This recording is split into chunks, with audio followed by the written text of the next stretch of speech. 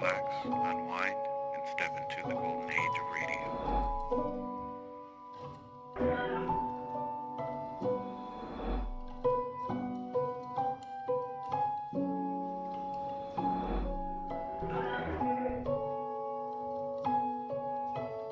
You're now listening to Golden Radio Hour.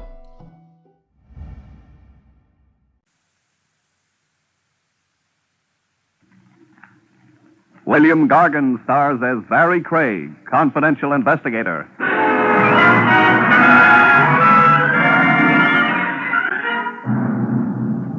The trouble with murder as an occupation, folks, is that it doesn't last very long. In no time at all, you come to a dead end.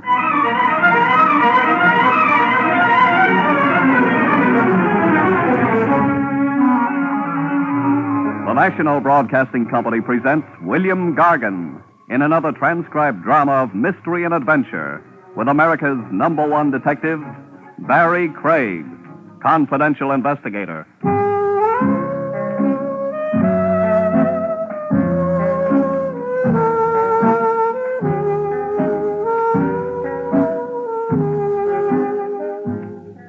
Barrie Craig speaking. An investigator's license costs only a few bucks. When you're starting in the business, you've got ambition. So you have the license put under glass and framed. You spend a couple of hours deciding on the best place to hang it. Then you find out all you've done is bought yourself a front seat for the back stairs. But you also find out an awful lot of people use the back stairs. It's open. Craig, Yeah, you alone? there are mice. They're tame, though. I wonder if you're the man I'm looking for, Craig.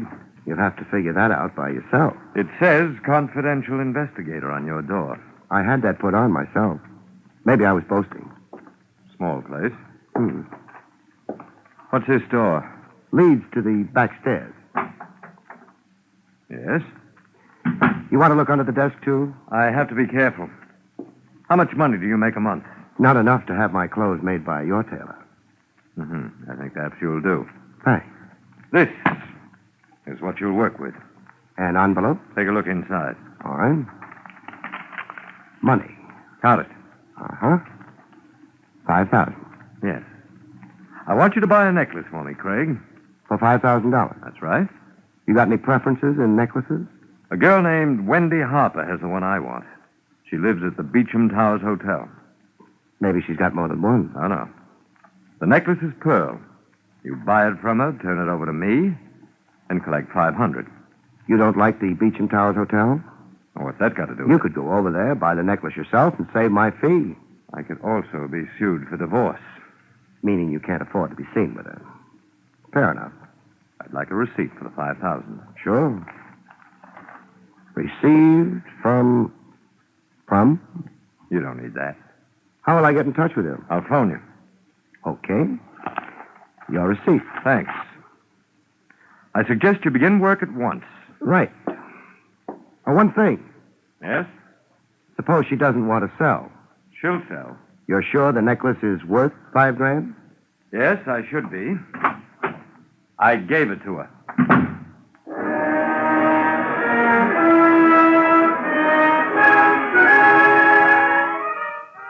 I congratulated myself cautiously. A case a week like this, and I could start getting my clothes tailored, too. I locked the office door. Who knows? Word might get around I was a man people handed $5,000 to. It would give the entire building, all three moldering stories of it, class. Burglars might start dropping in. Oh, hello, Jake. Hey, Mr. Craig. Oh, yeah, I forgot. I'm going down. Don't rush it. The elevator's got to have time to rest. After the long pull? Yeah. Got to rest your horse at the end of a furrow, you know. Jake, forget about that farm in Vermont, will you? You're in the big city now. I'd rather have a horse. If you was in such a hurry, why didn't you walk down? Too proud. I've just moved into the upper income brackets. That so? Thanks. By the way, Jake, did you notice the man you took down from my floor a couple of minutes ago? No. Had your nose buried in the farmer's almanac? I didn't take nobody down. Oh, well, that was my client. Who was? The man you didn't take down. I don't suppose you took him up either. No? Used the stairs both times. The back stairs, Jake, Yeah? when was the last time those back stairs were swept? I don't know. I only been here 6 months. Yeah. Mr. Craig, What? must get kind of lonely up there on the 3rd floor. Sort of. Why? Oh, just wondering. You sure you had a client?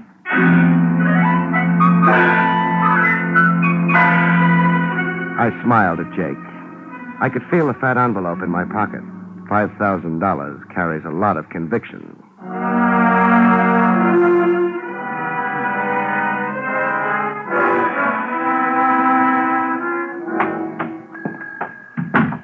Good afternoon, sir.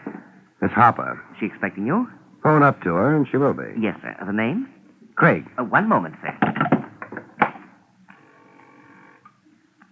Miss Harper, there's a gentleman here to see you, Mr. Craig. Yes, of course, Miss Harper. 407. Miss Harper's expecting you. Thanks.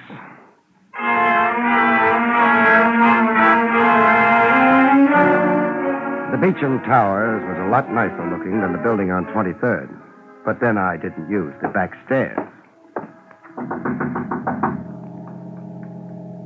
Miss Harper, I figured, was leaving it all up to me. 407 was a suite. You walk past the small foyer before you hit the living room. It was a nice living room. The furniture was modern and bright. There was a wrong note, though. Miss Wendy Harper. She was on the couch. She looked modern and bright, too. The wrong note? She happened to be dead.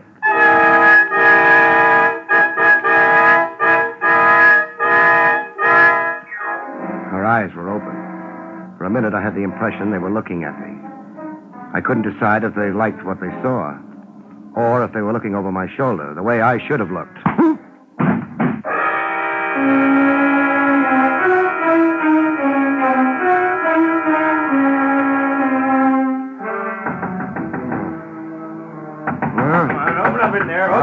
Yeah.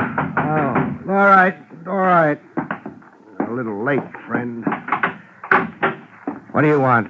I'm Clancy, the house detective. Good for you. Now, you're in my way. You're not coming in. Now, listen. The old lady in the next suite heard a woman screaming from here. When? A few minutes ago. She needs new batteries for a hearing aid. What time is it? 7:30. Nobody screamed in here for at least a couple of hours. Where's Miss Harper? She's in. I want to talk to her. You're going to be disappointed. Miss Harper's in no mood for conversation. I'd like her to tell me that. Lots of things we'd like just never happen. Hey, what's the idea? Hey, You want to get in here? Take my advice. Call a cop. Hey. I slammed the door shut in Clancy's face.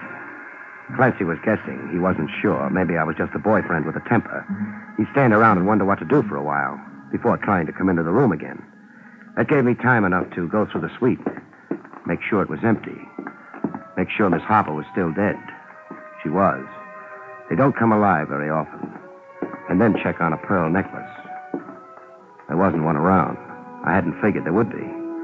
By that time, I was in a hurry. This time, I was the one for the back stairs.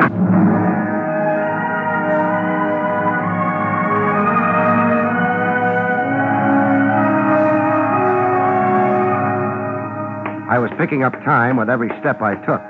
But time for what? The back door led to an alley. I had ash cans for company. A man named Nothing, whom no one had seen, for a client, and a crude frame-up for murder as a future. I had no optimism about my chances for playing tag with the homicide squad. The cops had a name for me. I had no name for the man who'd sent me to visit a dead girl. No name, no lead, nothing but a hope that whoever had set up the deal would be too impatient to wait for the morning papers. Up the street, the Marines were coming. I said goodbye to the alley before they could land, made the other side of the street, and waited. The hotel was on a quiet street. No crowds. Nobody watched the cops pour into the hotel. Nobody but me and a small man pretending he was part of a doorway down the street. The last cop went into the hotel, and the small man abandoned the doorway. He didn't know it, but he had me for company.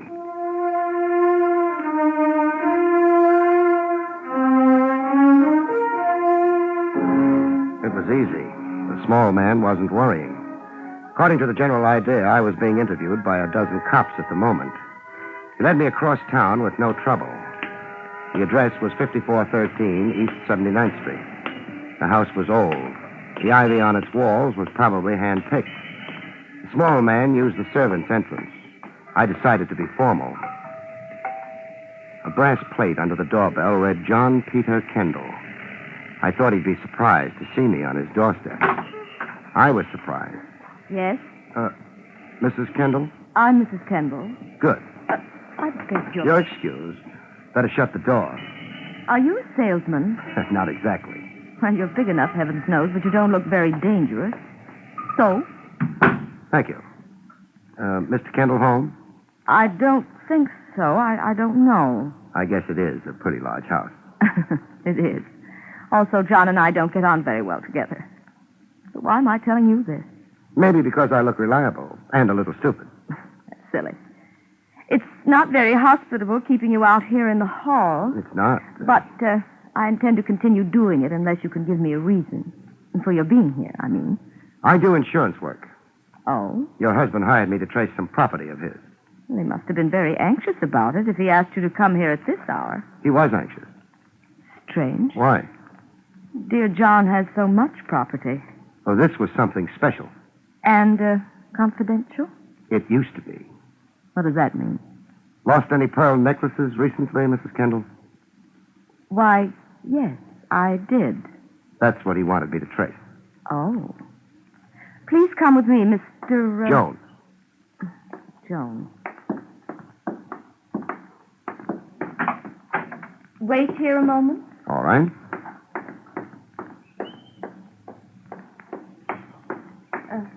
Mr. Jones, Yes? this is the necklace I lost. It looked like $5,000, too. Mrs. Kendall, her price tag wasn't showing.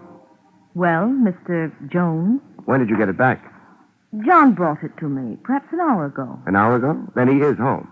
He said he might go out for a stroll. I didn't try to translate. A stroll in John's peculiar vocabulary could mean almost anything. You asked him where he got the necklace? No.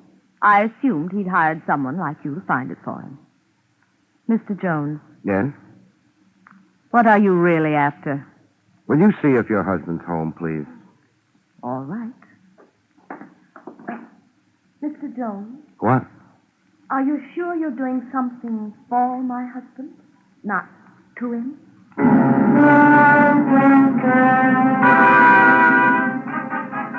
She didn't wait for an answer. It was very still in the Kendall home. I wondered how well Kendall had covered his relationship to Wendy Harper. Pretty well, I thought. There were no cops around. Mrs. Kendall was taking a long time. Too long a time. Mrs. Kendall! Mrs. Kendall! I'm here. Where's the light? No, he might shoot again. Never mind. It's gone. The light switch, the wall to your left. Okay. Oh, frightened. So frightened. Shh. What? I was talking to Max. He's our handyman. I'd asked him about John. That's Max over there? Yes. Max started to tell me something about... Oh, it's crazy. About a hotel. When John opened the door, he'd been listening. He had a gun. It was dreadful. Dreadful. Here, sit down. I'll have to take a look at Max. All right. I don't know. He'd been there or seen something. He was staring at me as though he were terrified. And then the door opened behind him. I could see John's face. And after that, the shots came. You'll have to phone the police. Yeah, I can't stay. I've got a date. Mrs. Kendall, where would your husband go if he didn't want to be found? John? I don't know. I don't know. You must know. A man as wealthy as he is. Well, he's got a place on the Sound. It's only a shack, sort of a boathouse. What's the address? Riverview Road, right off the parkway. I'll find it. You'll be all right. The police will... Mr. Jones, why was Max shot? Why? My benefit, mostly. Your benefit? Yeah, his death moves me right out of the chair. I don't understand. You don't have to, for right now. I've got an errand to run, to convey thanks and make a payment.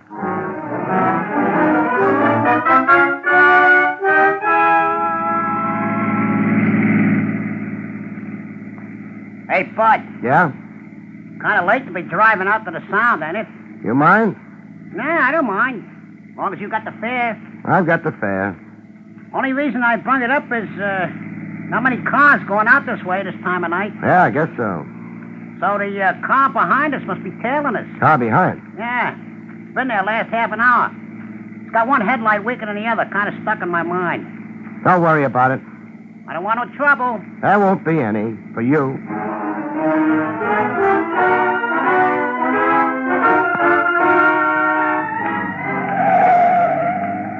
Riverview Road, Bud. That the shack up ahead? Yeah. The other car. Didn't swing around a bend. Was with us up until then. Nice. How much do I owe you? Couple of bucks. Here you are. Thanks. How about me hanging around for a while? No, it might discourage my friend. The guy on your tail? Uh-huh. Good night. Come on.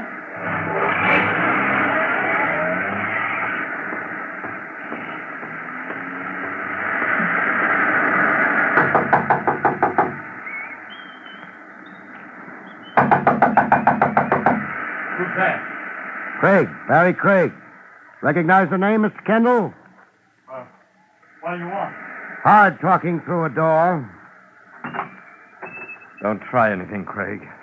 You don't need that gun. Let's not agree about that. It's cold out here. Come in. Slowly. Thanks.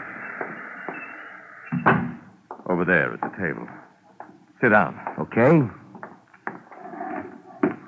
Put both hands on the table, please. Everybody knows all the angles nowadays, except maybe me. Why did you come out here? I had a report to make. Report? Sure, don't you remember? You hired me. Oh, well, Funny thing. 9 times out of 10, people who hire me don't expect me to believe them or to carry out their orders exactly the way they gave them. They're always working on an angle. Well, what's so funny about that? I always believe my clients. I do my best to carry out their orders the way they say they want them to be. That gets me into more trouble. You're wasting time. And you don't have much time left? You said you had a report to make. Sorry. That necklace you hired me to get. Well? It's back in your wife's possession. You gave it to her? No, you did. It's a little late for jokes. No jokes. You can check with your wife. Not only that, Mr. Kendall, the whole deal worked out a lot cheaper than you expected. What do you mean? $5,000 is a lot of money. One girl's life, a lot cheaper. You've still got the money? Yeah. Now, don't reach. Stop being so nervous. I was just getting this. $5,000. And Wendy? What do you think? Well, I don't understand what you mean. He's had time enough to get here, so I'd better get rid of this light. Your gun, Kendall. I'll need it. Don't move around, Kendall. It's dark in here. Our mystery man outside hasn't got artillery, only a revolver. We're safe for right now. Well, I don't know what's happening. Shut up. He's moving around, waiting. We can wait, too. Yes, but for what? He's got to make up his mind if we're dead or not. He'll have to check. Till then, let's chat, huh? A man comes into my office, hands me $5,000, instructs me to buy a pearl necklace from a girl in a hotel. I don't... It's my story. The guy uses the back stairs, doesn't leave his name. I take the dough, get to the hotel, walk into the girl's suite, and get knocked out. The girl is dead. Yes, but I You didn't... keep interrupting. I wake up to find the old lady next door has heard a woman scream and yelled for the house stick. He's at the door. He's supposed to walk in, find the dead girl, and me with $5,000 in cash on me. He calls homicide. I tell my story to them. How do you think they go for it? I don't know. I don't... Don't overdo it. It's plain enough. My client is a work of the imagination, they say. I knocked the girl off for a dough. Very simple and very pretty. Well, then who is that outside? When I got to the hotel, I had to be announced. The clerk called upstairs. He held a conversation with Miss Harper. He told me she said it was okay to go on up. But Wendy Harper was already dead. Well, then... Shh. Junior's making his bid. Okay, drop it. What? I said drop it, Junior. You got the moonlight behind you? No. I don't like it, but... Oh! Got a match, Kendall? Yes, I have. Let's have a light then, huh? Oh, all right. Over here. Yeah, the hotel clerk. He's registered his last guest, death.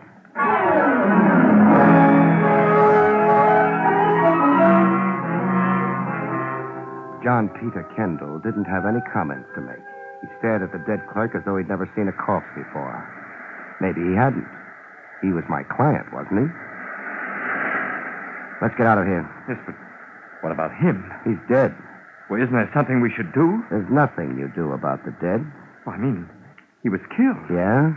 Well, the police? You're in the clear on this particular death. What are you worrying about? I suppose you know better than I. Also, I've got the gun, so... All right. Yeah. The clerk's car is out here. How about yours? I came here by cab. That can be checked. I still say I came here by cab. Okay, we'll borrow the car. Hold it. That's on this road. The police. Sounds like them. Of course, they could be on their way to a ball. Would you like to stay and chat with them? No. There are too many things, and I'm confused. Where's Riverview Road lead? To the city. I mean the other way. Well, it sort of peters out about a half mile from here. No good. We take one look at the corpse and come after us. With the road a dead end only a half mile away, we'd be finished. Come on.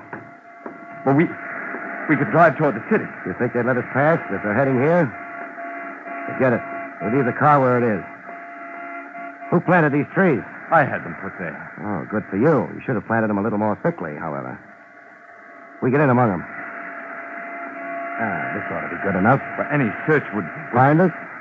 Sure. But maybe... Uh-oh, here they come. A squad car and a taxi. Yeah, the cab I came out in. The driver spotted the clerk tailing me. He must have hung around down the road and heard the shots, then went back to town and collected police. They've checked the car. Empty. Now for the house. In a half dozen seconds, they'll be popping out of there looking for us. Come on. Maybe we can make the cab. The driver left it out in the road proper. What good does that do? The squad car... Don't worry about that. Get into the cab and start it. All right. Me, I'm going to be nasty to a tire. Yeah. Get going.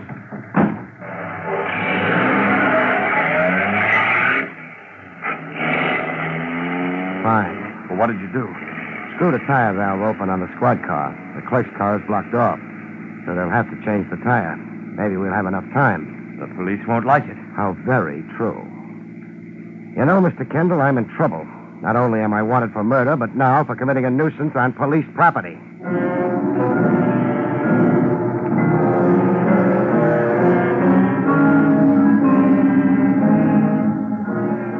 I was glad we weren't close enough to hear the cops discuss their flat tire.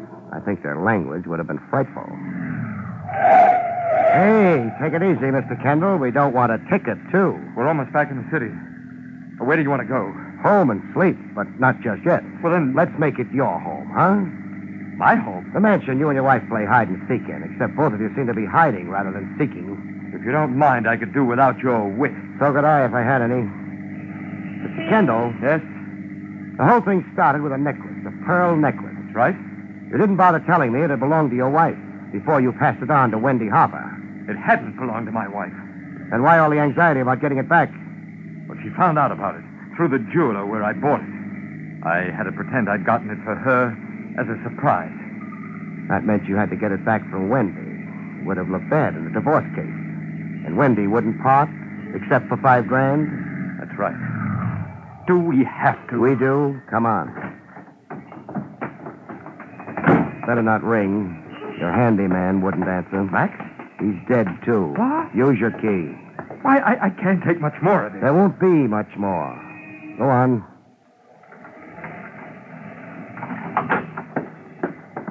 Hello, Mrs. Kendall.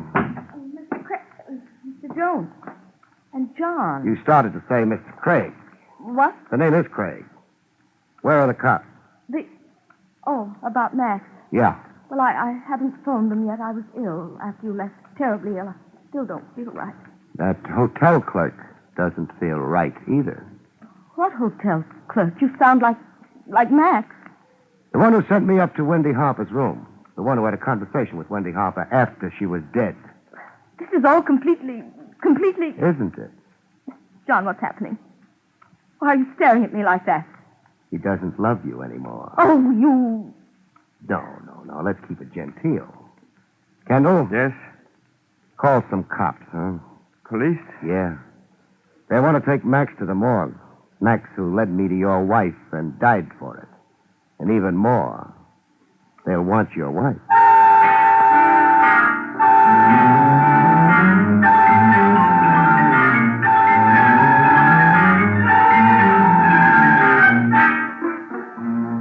It had been a long evening. I'd stayed ahead of Homicide for a while, but they always catch up. Craig, Lieutenant Trav Rogers. give me one good reason why your license shouldn't be revoked. Mrs. Joanne Kendall. I said a good reason. What else could I have done, Trav? You're not trying to tell me you were afraid of the frame. I never tried to tell a lieutenant of Homicide anything. No, I wasn't. But I had a job to do. I got it done, too. You could have been killed in the process. Oh, there's a law against that. Oh. Craig, we got the whole thing laid out. The Kendall woman moved in on what looked like a perfect opportunity to get rid of Wendy Harper, frame you for the killing, and have a club over her husband's head for the rest of his life. Because he'd hired you, all she had to do was threaten to tell us about that, and he'd be tied in. But where did you get the bright idea it was Mrs. Kendall who set you up and not her husband? Clancy, the house dick at the Beecham Towers. Huh? He came up and told me an old lady had heard a woman scream a couple of minutes before I regained consciousness. The Harper girl had been dead for hours then. So it had to be Mrs. Kendall screaming. To get Clancy up and you arrested. Mm-hmm. Come on. Buy me a beer. Well, we'll go out and have beers, but what makes you think it's going to be on me? You just made $500, remember? Holy smokes. What now? I forgot to collect. Good night, folks. See you next week.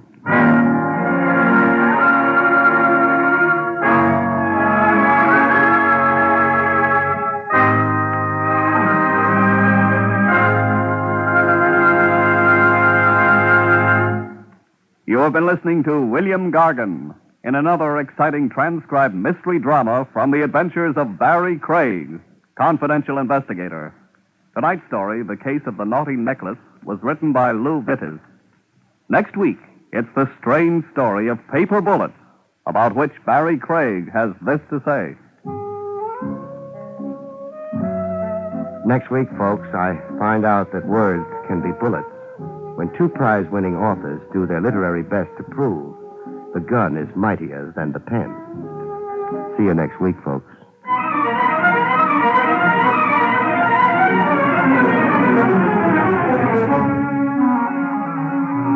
Featured in the role of Mrs. Kendall was Barbara Weeks.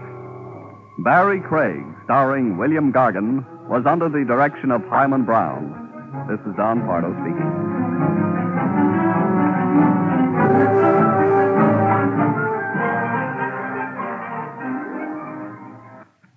Now enjoy Meredith Wilson's Music Room on NBC.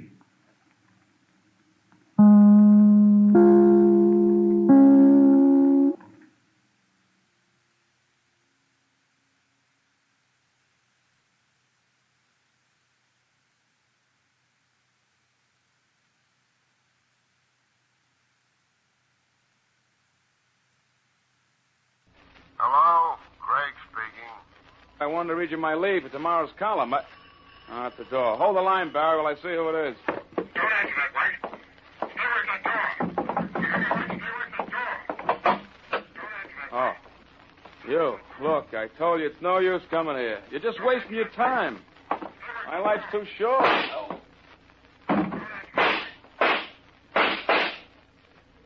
My transcription. Barrie Craig, confidential investigator, starring William Gargan.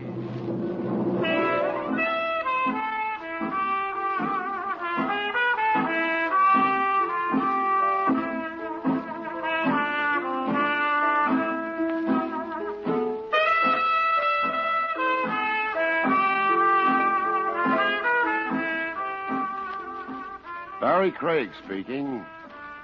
It was one of those nights. I was sitting in my office with my feet hooked on the corner of my desk, trying to whip up some enthusiasm over an assignment to bodyguard a couple of tin coffee pots at a Long Island wedding when the telephone rang. I let it ring a few times before I reached out and snagged it off its hook. After all, when they're that anxious, they can be mighty worthwhile. Yeah, who's this? Al White from the Chronicle. Remember me? Oh, Al White, sure. How's the gossip column racket these days? Warming up. I got a chore for you. I'll bet you have. Meaning what? I've been reading that column of yours. Those cracks you've been making about Larry Slade throwing the big fight, they can't have made him very happy. I hear he's looking for you. Yeah, so do I. I need a bodyguard. You keep printing that Slade took a dive, and you're more likely to need an undertaker. I was right about it, wasn't I? I even called around. Sometimes there's something better to be than right. Such as? Alive. Something you're not likely to be if you keep needling Slade. He's big and sensitive. My heart bleeds for him. Look, do you want this job or not? All right, Al. Where do I start guarding the body? The Casa Daily Bar. Midnight. It wasn't the kind of case I'd like, but a private detective is like a doctor or a lawyer. He can't always pick and choose. Anyway, a few minutes short of midnight, I parked the car outside the Casa Daily. It was an old white-frame building that Ace Daly had converted into a plush boob trap. One of those joints where if they don't get your roll with the fancy prices at the bar, they got back rooms all rigged up with roulette wheels and crap tables where they do. I was holding down the bar with an elbow, squinting through the fog of blue-gray smoke when my client, Al White, walked in. Waiting long? Not very. Seen Ace Daly? Yeah, he went in the game room a little while ago. Larry Slade with him? Champ? No, why? Just a hunch. He'll be here, too, before the night's over. Daly's in the game room now, huh? Hey, why the interest in Ace Daly? I thought you were after Slade's hide. Maybe I'm after both of them. You think Ace had a hand in fixing that fight? Yeah, and tonight I'm looking for proof. Any objection? Sure skin, if you like to wear it with holes in it. That's what I'm paying you to prevent. Maybe we better make this one cash in advance. Can't you trust me? Oh, sure. I just don't want to have to go to the trouble of suing your estate to get my money. Oh, very funny. Hey, wait a minute. You must read tea leaves. Huh? Don't look now, but your old friend, the ex-champ, just came in. Is he heading this way? No, he's going on through into the gaming room. Good. What's good about it? I had a tip Slade would be showing up for the payoff tonight. This settles it. He dumped the fight, and Daly paid him to do it. You still haven't got any proof of a payoff. With a little luck, we might even get that. What are you going to do, follow Slade in? Not yet. Give him a minute or two head start. He won't go direct to Daly's office. He'll probably waste a couple of minutes looking around in the gaming room, just to make sure he isn't being followed. Now, if we time it right, we may catch him in the act. And if we do, I'll have the biggest story of the year.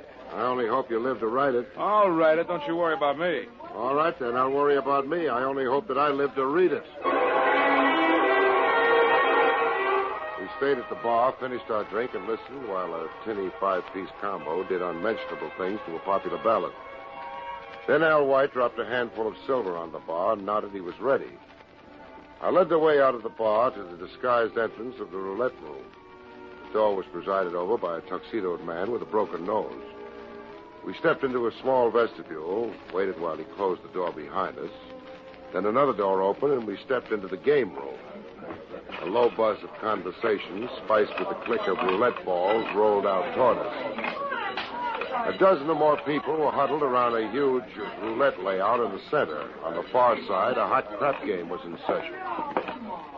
Either Ace or Slade was in sight, so we ambled past a bank of slot machines toward a door marked private. From behind it, we could hear the sound of someone laughing. Ready? All right, let's go. And may your marriage be as happy as you are beautiful, my dear. Hold it, Judge.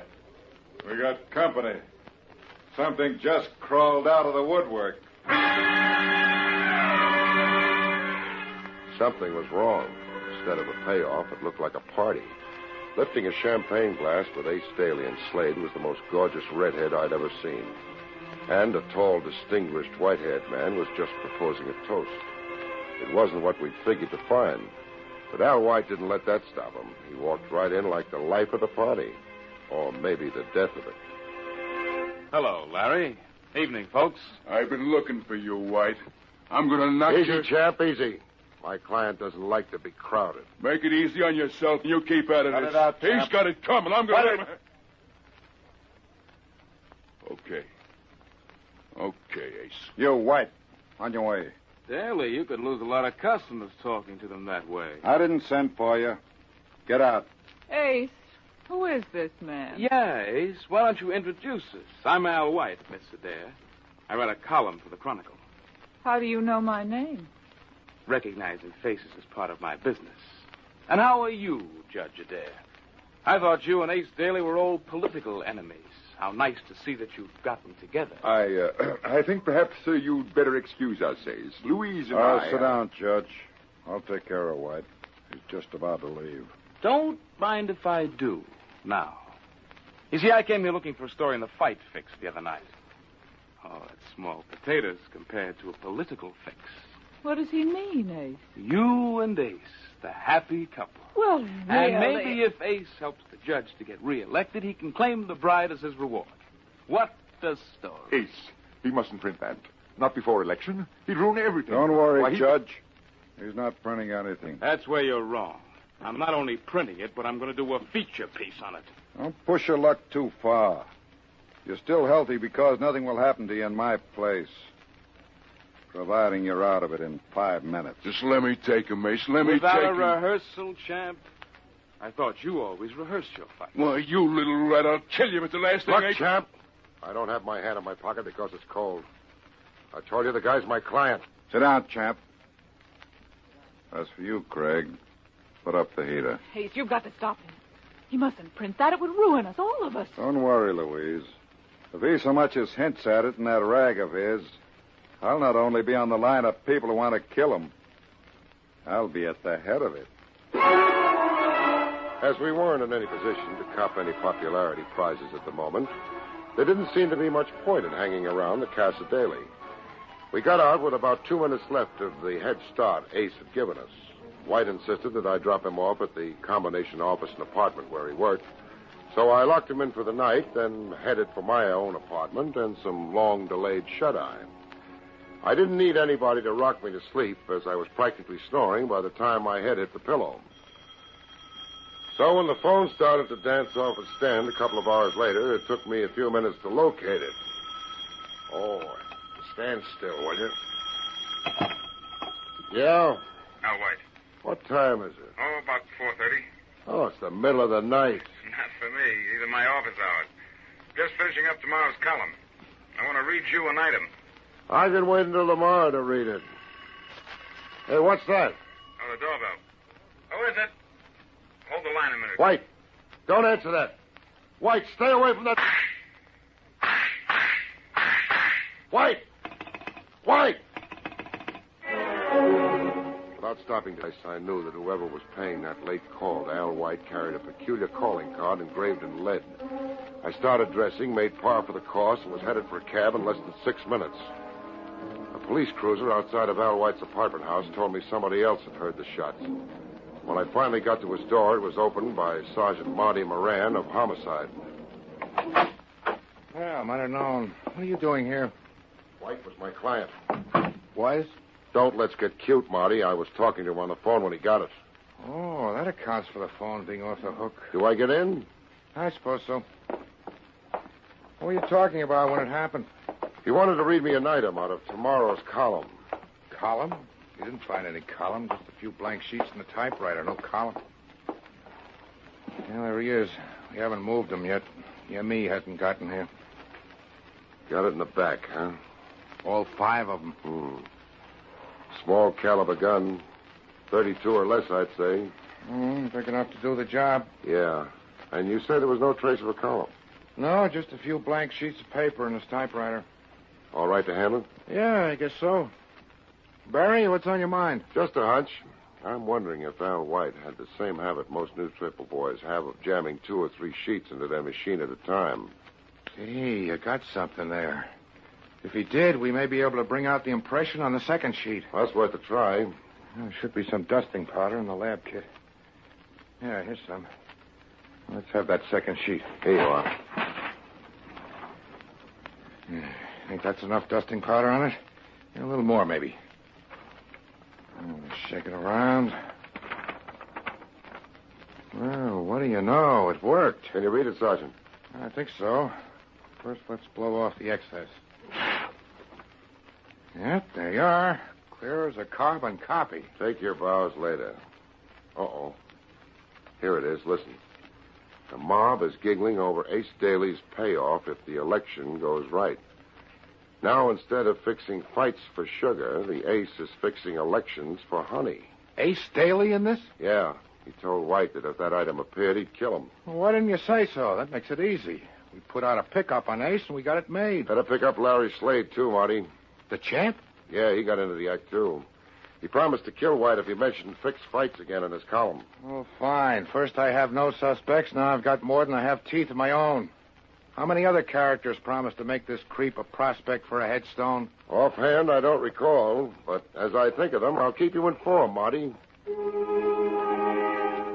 I got away from Sergeant Moran as soon as I could. He was yelling pickup orders into the phone as I closed the door behind me. On the street, I grabbed a cab, told the cabbie to double back up a couple of streets to make sure there was no police trail on me, then gave the driver the address of the Adair home. It was an old converted brownstone house with a large brass knocker. Through the glass door, I saw the commoded figure of Louise Adair. Over her shoulder on the stairway, I could see her father, his white hair shining in the gloom. What do you want? I'd like to see you for a few minutes, Miss Adair. Now? What about? Murder. Murder? Yes, Al White, the columnist, a few hours ago. I see. Perhaps you'd better come in. What is it, Louise? You go on to bed, Dad. This, gentleman wants to ask me a few questions. Maybe your father ought to sit in on this. Leave my father out of it. Nonsense, Louise. Now, what's this all about? Al White, the columnist you met last night at Ace Daly's, is dead. Murdered. And this, gentleman, being a detective, has it figured out that Ace did it? I didn't say that, Miss Adair. I said he had a motive. So did a lot of other people. You, for instance, or your father. Ah. Why not? If White printed that story about you and Ace, it might have cost your father the election. And it certainly wouldn't help your social standing. Why, that's absurd. Ace and I were merely waiting for the proper time to announce our engagement. After the election, I suppose, when it wouldn't be so embarrassing? I can't have you making insinuations like that. I must ask you to leave. Suit yourself, Judge. I was just trying to make it easy on you. White was my client. And he's dead now. Maybe so. But when a guy hires me to see that nothing happens to him and something does, I want the guy that made it happen. But don't you see, we'll get dragged into it. The scandal will ruin Dad's chances of re-election. That's unfair, Louise. How can we help? Well, you can give me a fill-in on the time set up last night. What time did you leave the Casa Daily? About 4. We came home and went right to bed. 4, huh? That would give Ace plenty of time to do the job. Was the champ there when you left? Mr. Slade? No, he left before we did. His lady friend dances in one of the clubs. Lily DeVore. If you can call it dancing. He saw her last night, huh? That might be his out.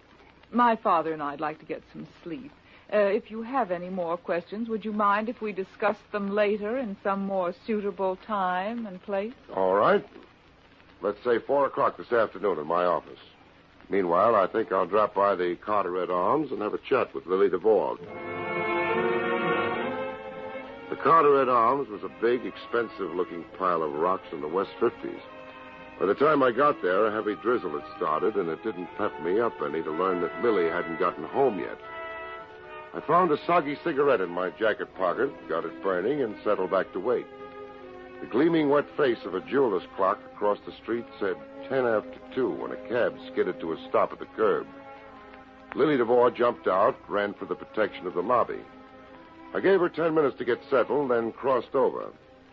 It took a 2-spot and a lot of fast talk to get by unannounced. The 2-spot was more effective than the talk. Anyway, I got up to 4D and knocked. Yeah? Message for Miss DeVore. Coming. Okay, Buster, let's have... Say, what is this? I want a little talk with you. Get your foot out of that door. Nice of you to ask me in. You mean I had a choice? Look, I don't know what's on your mind, but you don't... Don't be so modest, Lily. You know you're irresistible. Yeah.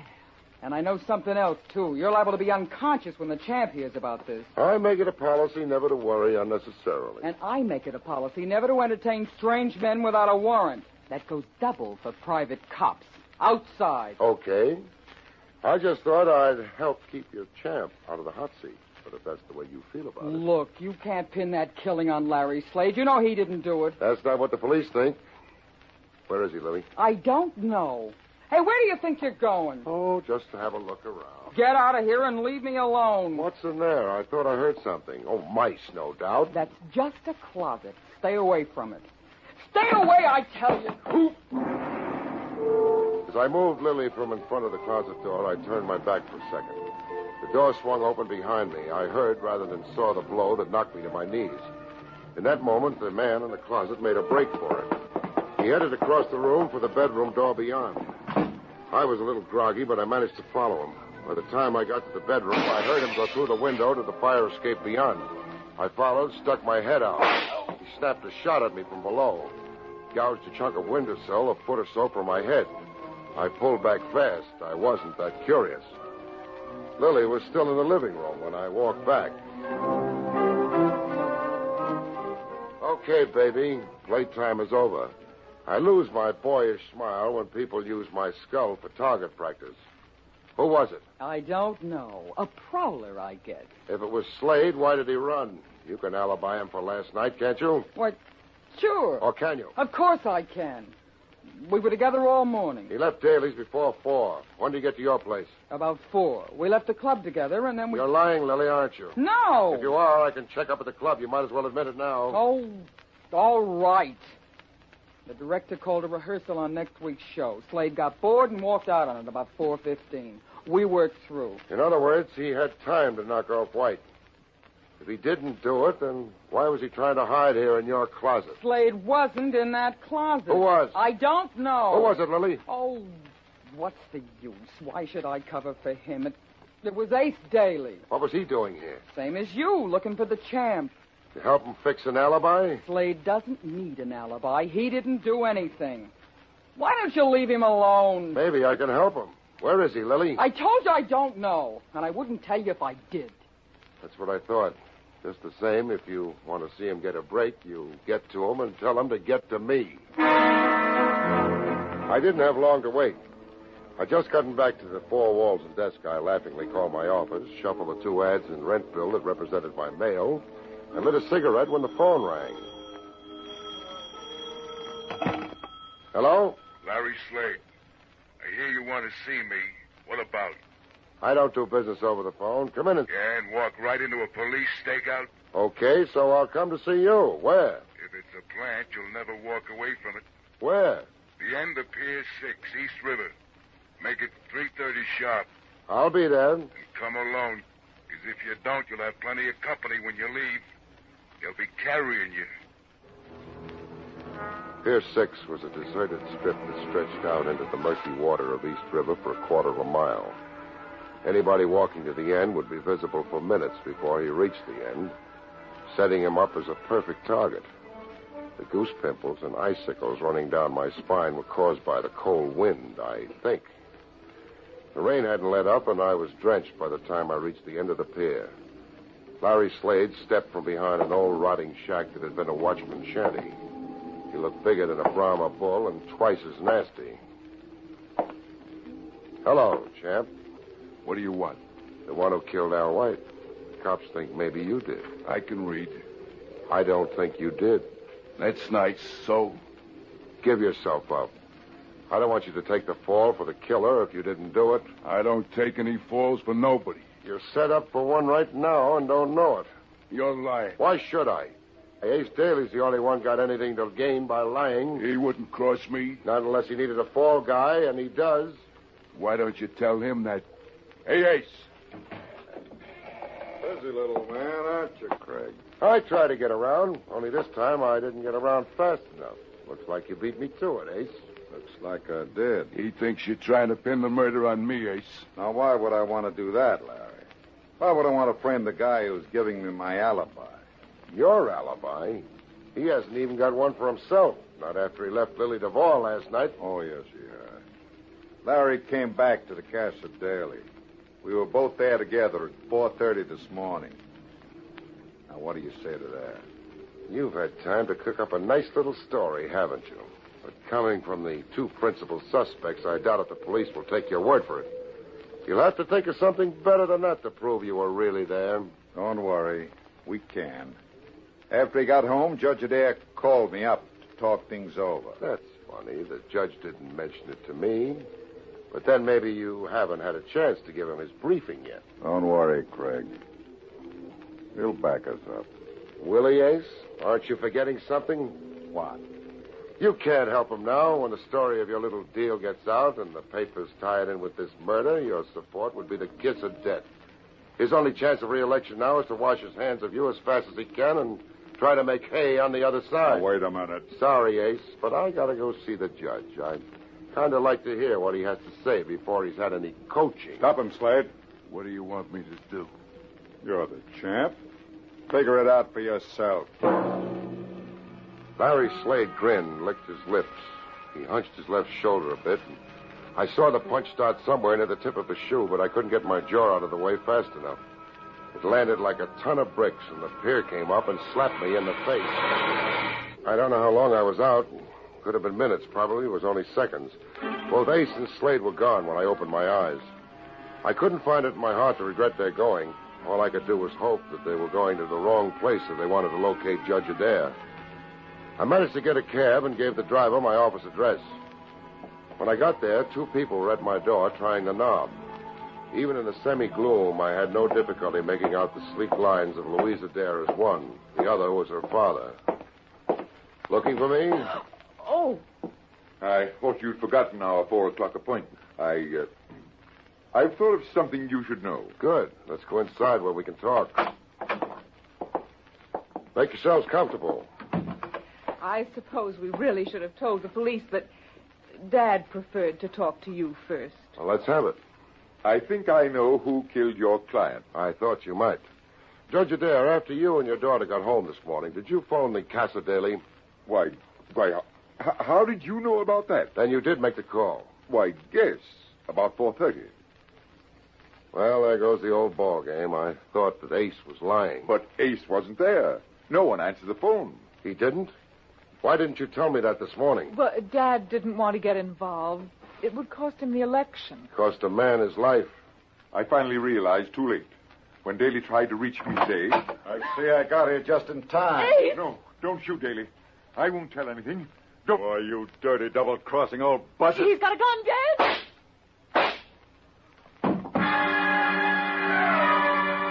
When the smoke cleared, Ace Daly was sprawled in my doorway.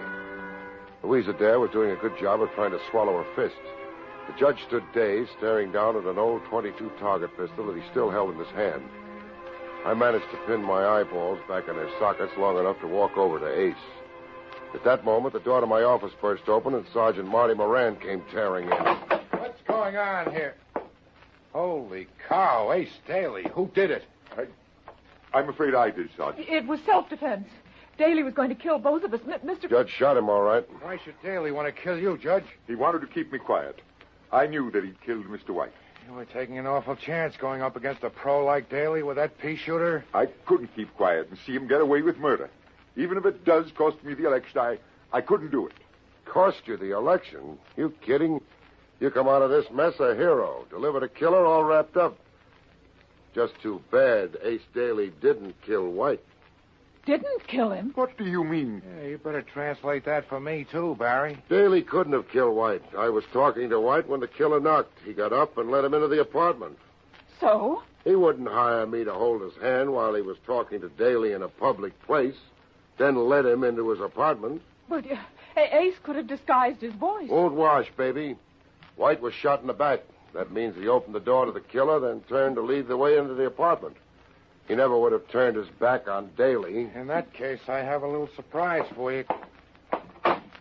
Ryan, bring Slade in. We picked up Slade waiting outside in Daly's car. Ace, who did it? I'm afraid I did, Mr. Slade. I thought he killed White. Which leaves us only one logical suspect. Oh, I get it. I'm supposed to be the fall guy, eh? Why, you two-bit Seamus, I'm going to let you have it. Right in the whiskers. You KO'd the champ. I owed him, that's it. Holy cow, so I did. Hey, he didn't throw that fight. He's got a glass jaw. Well, I'll get him out of here and booked. He didn't kill White either. He never would have used a gun. He'd get a bigger charge out of beating him to a pulp. Well, if neither of them did kill White, who... You did, Judge. What? And that wasn't self-defense when you shot Ace Daly in my office. It was murder. That's fantastic. Why should my father kill either of them? Because White was getting set to break a story that would have blasted your father's chances. Ace knew your father killed him and covered him for your sake. But your father knew when the heat was on, Daly would throw him to the wolves. But to go up against Daly with a .22... Ace was a sitting duck. The judge shot him before he knew he was being double-crossed, using me as a witness that it was self-defense. Now, see here. This is ridiculous. I was in bed when White was killed. Sorry, Judge. I went to your house an hour or more after the killing. You were supposed to be in bed, but your hair wasn't even mussed. Oh, I won't listen to these lies. Tell them, Dad. Tell them. What's the use, Louise? I took a long chance and lost. I killed them. Well, they can't prove a thing. Yes, they can, now that they know the story. I left too many traces. Why did you kill White, Judge? I had to. My only hope of escaping prosecution for malfeasance was to be re-elected to cover what I had done during my last term. I would have done anything to be re-elected. Even come to blows with a thug like Daly. Don't talk, Dad. They can't prove a thing. It's no use, my dear. I'm ready to make a full statement. Okay, boys, take the judge out. We'll book him later. For murder, I guess.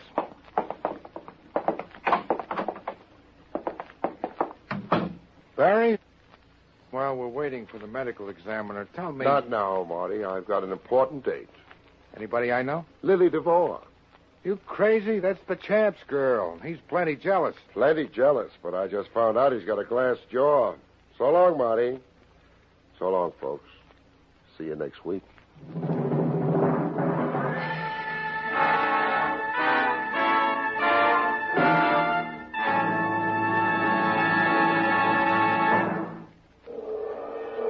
You have just heard Barrie Craig, Confidential Investigator, starring William Gargan.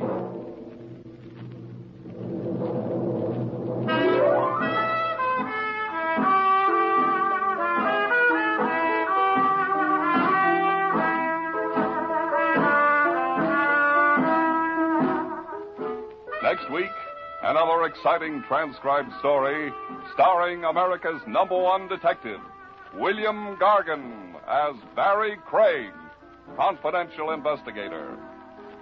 Tonight's script was written by Frank Kane and featured Santos Ortega as Ace Daly. Edward King directed. Your announcer is Don Pardo.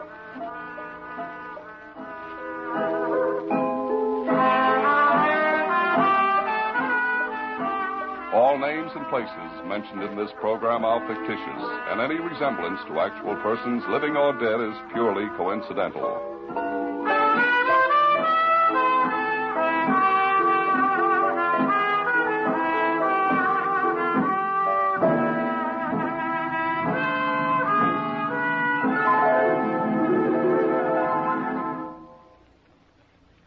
Three chimes mean good times on NBC. One thing about marriage, folks. Many are made in heaven, but there are others that are unmade by the fourth application of the vow, unto death do us part.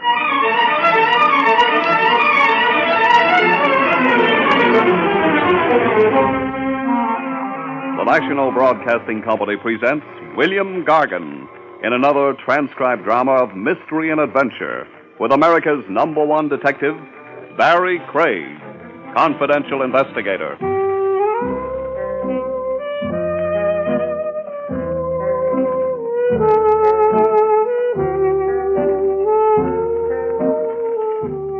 Barrie Craig speaking. That's the name, Barrie Craig. You rent an office on the 3rd floor of the old Mercantile building. You've got a city license which says you're a confidential investigator. So, most of your life, you sit around and wait. Some of the guys in the business hire blondes and call them secretaries. Others confide in cab drivers, bend bartenders' ears, even buy dictating machines. Maybe it helps them forget that they're the loneliest guys in the world, because nobody really talks to you. The suspicious wives, the frightened parents, the desperate kids who walk into your office never even see you. To them, you're a license, a pair of ears, and sometimes a gun. Nothing human. And after a while, maybe you're not. It's open. How do you lock this door? There's a thing underneath the doorknob there. You slide it over. Oh, yeah. You're Barrie Craig. Yeah. You're not doing very well, are you? I could write my name on the dust on your desk. What name would that be? Wilma Lord. How do you do, Miss Lord? Mr. Craig, have you ever killed anyone? Not for a fee. Will you answer a question about the weather? I don't know much about the weather. Well, why'd you lock the door behind you, Miss Lord? I can't have anybody see me here. There's a woman comes around a couple of times a week. I'll speak to her about the dust. Oh, that's not... I'm going to marry a man named John Waring. Uh-huh. He's older than I am, a lot older. It's a question of taste. He's rich. Sweetens the taste. We're going to be married in a few weeks. I want nothing to happen to that marriage. I'll hire you. Cupid Craig, with a $sign in front of the Cupid. What do you think might happen? Death. Something wrong with Waring's health? You've heard of murder, haven't you? I've heard of it. Whose murder, yours or Waring? The door's locked. Whose murder? I can't stay. Is there another way out? Back of the water cooler. Leads to the back hallway and the fire stairs. I'll phone you. Sure.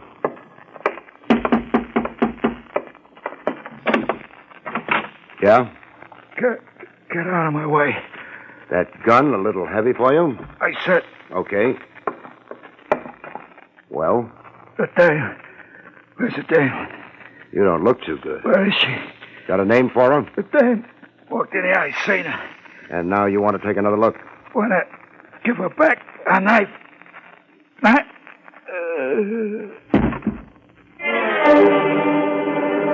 The floor stopped him. I kicked the door shut behind him. The knife he'd mentioned was angling out between his shoulder blades. I didn't want anybody to confuse him with a client.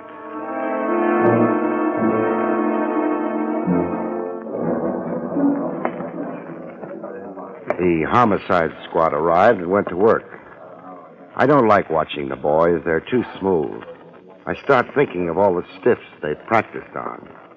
I shut my eyes. Are we boring you, Craig? Lieutenant Rogers, I've seen it all before. Too bad. If only we could work out an entirely new approach. Then perhaps you'd watch us, Stop being so tough, Trav. Everybody's forgiven you for having gone to college. Thanks. You're welcome. Craig, the story's no good. The only one I've got on hand. I'll tell you why it's no good. The punk there with a knife in his back was on the Harry Otis payroll. Oh? Wilma Lord is on the Otis payroll. Must be a large payroll. Among his varied and largely illegal activities, Otis also runs a supper club over on the east side. The Gilded Lily. Mm-hmm. You can have Wilma Lord for supper there 6 nights a week and twice on Sundays. It's too early for supper. The last couple of months, Otis has been very busy. Hovering up. The Crime Commission? The Crime Commission. Mr. Otis is a very large target for them. He's been doing his best to shrink recently.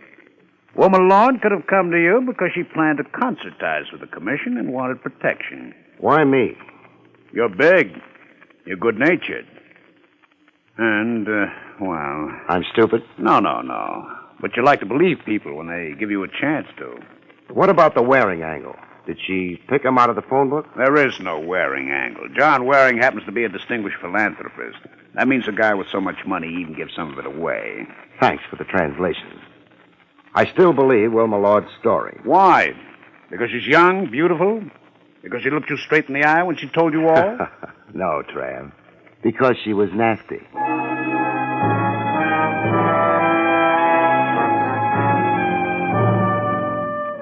Homicide wound up and went away. One nice thing about it, after they were through, the office no longer needed dusting. The clock in the church tower across the street made noises. So, after a while, did my stomach. But I was waiting for a phone call. Maybe the cops would get Wilma Lord before she could reach a phone. Maybe Wilma Lord had no intention of phoning me. I've been a sucker before. I prefer it to being a wise guy. So I listened to the bells, ignored my stomach, and was rewarded. Hello? Mr. Craig? Yeah, Late, I thought you might have gone home. I'm still here. You're alone? Yeah, I've got to see you. That is, if after what happened you want to. I want to. I always believe a client. I didn't know you'd taken the case. Where do we meet? Well, not here at my apartment. It's too dangerous. Wait a minute. Would there be a couple of cops sitting on your lap by any chance? No. Why not? They've got an alarm out for you. Well, the apartment isn't in my name. Look, let's make it park, the 67th Street entrance, in an hour. The park in an hour. Oh, Miss Lord. Yes. Don't bring a friend.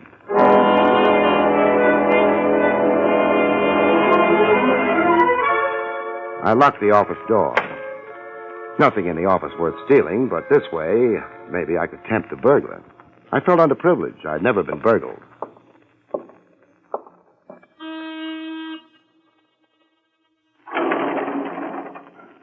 Hi, Mr. Craig. Never mind the glad greetings, Jake. Terrible tragedy you had, Mr. Craig. That's what I meant. Stop licking your chops and let's ride downstairs, huh? Terrible tragedy. Lieutenant Rogers says he didn't bleed much. You take the lieutenant's word for it. By the way, Jake, did the corpse come up in the elevator? Lieutenant asked me that. A coincidence. Did he? Yeah. Come up in the elevator. Didn't have that knife in his back at the time, though. Maybe the elevator was too crowded. Oh, I hadn't thought of that. How about the girl? She come up the same trip? Lieutenant asked me that, too. Whatever made you give up that farm in Vermont, Jake? Got tired of watching the Four Seasons.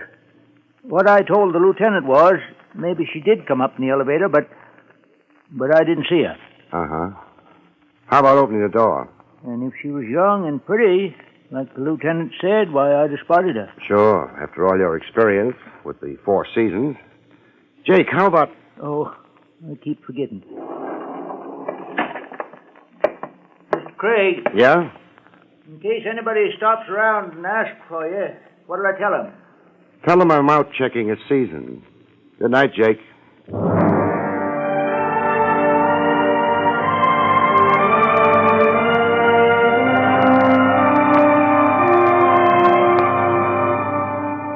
The park was close enough so I could take a couple of hamburgers aboard at Willie's wagon. A couple of hamburgers and a cup of the stuff Willie calls coffee.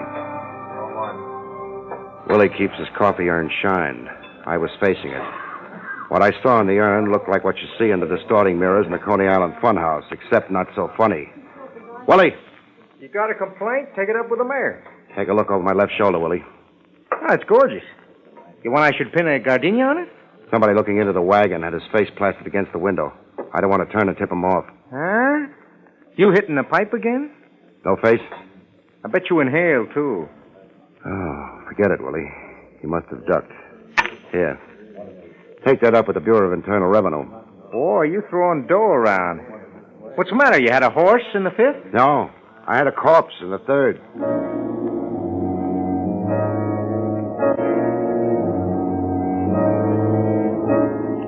The park was half a dozen blocks over and west. I couldn't spot a tail on me, which didn't mean a thing. Good tails don't get spotted, especially working on me. I'm easy to keep in sight from a long way off. Nobody had moved the park around. The 67th Street entrance looked cozy and dark. I tossed a mental coin, came up heads, which meant I should go home and spend a few hours asleep. Then I cheated. I went on into the park. An investigator's job is a funny one. Either you play it hard and believe nobody, which is fine. It's safe. You stay out of trouble. Maybe after 10 years, you're growing ulcers because nobody likes you, but an ulcer never killed anyone yet. Or else you believe people. Then you've got trouble. You're not smart. Except maybe it's not a choice. Kept getting darker. Not a choice because it depends on the way you're built. The way I'm built, you stick your neck out. I did. Only warning was a slide of feet on the gravel path.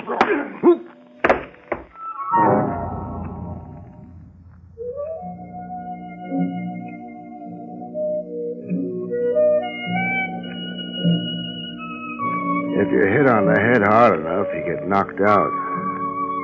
All you remember afterwards is getting up. It's a memory you're willing to trade cheap. The guy looks like he is returning to us, Mr. Otis. He might have fractured his skull, Beeper. Private eyes have got very thick skulls. All I know is I read about them all the time. Private eyes are always getting bopped on the skull. It don't bother him. It bothers me. Beeper, help the gentleman. Never mind. Mr. Craig. I've got a headache. I'm sorry Beeper is so enthusiastic. Send him over a little closer to me. I'll calm him down. I'm afraid not, Mr. Craig. Beeper is armed. He was acting on instructions from me. Was he supposed to bring me in alive? I'm not that funny. How did he find me in the park? He trailed you there from your office. Uh-huh. Rather a cold, unpleasant night, Mr. Craig. You often walk in the park. I managed to get there from time to time. You wouldn't have been meeting anyone there? I could use a couple of aspirins. Beeper was perhaps a little impatient. How was I supposed to know he had an appointment? Beeper. I beg your pardon, Mr. Otis. Well, Craig? I could still use those aspirins. I see.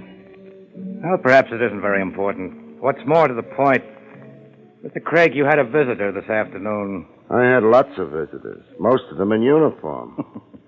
I'm referring to the gentleman who preceded the police. The gentleman whose untimely death was responsible for the visit. You didn't happen to kill him by any chance? The cops didn't think so. They might be prejudiced. Also, you may have pleaded self-defense. Otis, you know better than that. A man like you has pipelines to the department. Very well. A question, then. What was the gentleman... You mean the punk with the knife in his back? ...doing in your office? He was dying there. Hey, I'm hearing music. Ringing in my ears? A rather good little orchestra. They'd be insulted by your description. Don't tell them about it. This wouldn't happen to be the Gilded Lily, would it? You know the place? Sure. Some of my best friends have had supper in it. What was Jimmy doing in your office? A punk? He might have been looking for a confidential investigator. Oh? For what purpose? To help him find his lost innocence, maybe. Beeper. I'm not joking. What job was he doing for you? What makes you think he was doing anything at all for me? He was on your payroll? Indeed. The cops told me. They're blabbermouths. Pity about the civil service. Things would be so much easier otherwise. You could buy more for less, huh? You're not going to tell me why Jimmy came into your office? I didn't say that. I'll tell you why. He was looking for the owner of the knife in his back. Oh? He never got around to telling me who it was. Would you like some information? Very much. At what price? We'll discuss that later. The information goes like this. Your boy came up in the elevator. He didn't have the knife in him then. He did have when he got to my office. So... Someone presented him with a knife someplace between the elevator on your floor and your office. Yeah. One thing more. It wasn't right outside the office door. Oh? He got it near the elevator. He went down. There were a couple of bloodstains on the hall floor indicating that. He went down, stayed down for a while, pulled himself to his feet, and made it to me. Why? You didn't like my previous suggestion? No. Craig, whom did Jimmy follow to your office? It'd be nice to know, wouldn't it? I mean, for me. Because you know, don't you? You mentioned something about a price for the information. What price? What do you think about matrimony? I've no time to discuss philosophy at the moment. Or philanthropy? Beeper. Yeah, Mr. Otis. Up until this moment, I've been considering Mr. Craig an honest, if somewhat stupid man. Now I'm not so sure. Yeah? Either of his honesty or of his stupidity. I can get you references on both counts. I would like to be sure, Beeper. I take him apart? Unless Mr. Craig would like to tell us another story. I'm out of stories. You're in trouble, however. Beeper, we want Mr. Craig to explain his remarks about matrimony and philanthropy. Yeah, hold it, Craig. I wouldn't mind plugging you in a leg, say. Give me an excuse. You're gonna stand and take it nice? Okay. Take it. I hope the gun barrel don't scare you permanent. How about putting your arms behind your back, huh? It's gonna start getting painful soon. Thanks. Now, hey, who? Opportunity knocks. No, Otis. I've just inherited a gun. Beepers. You weren't expecting company. Mr. Otis, I've been knocked unconscious. I've been pistol whipped. Maybe I'm sore. I wasn't expecting company. Yeah, that's the reason Beeper was startled. All right, open the door. Let's see who it is. Hello, Mr. Otis. The Marine. Hello, Trav. Hi, Craig. Mind if I come in? The office belongs to Otis. You're holding the gun. That belongs to Beeper. Beeper? He's lying down. Tired? He ran into a doorknob. Have a gun on him. Thanks. Who knows? Maybe he has a license for it. We'll see. Exactly what do you want here, Lieutenant? We've had the place staked out. Nobody we were interested in showed up. I got the report that a big man was carried in. Turns out it was Mr. Craig. That's how it turns out. The place staked out? Then you're looking for... If nobody minds, I'll get out. In a hurry, Barry? I'm late. For what? A date. Now, wait a minute. Way it looks, you were slugged and brought here. I guess it does look that way. You could prefer charges.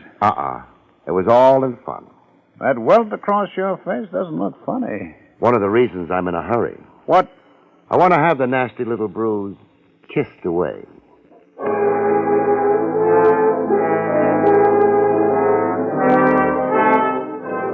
Lieutenant Rogers didn't argue with me. He wanted conversation with Otis and Beeper. Nobody had mentioned Wilma Lord yet. Not Otis, not Trav. But they were thinking of her. So was I.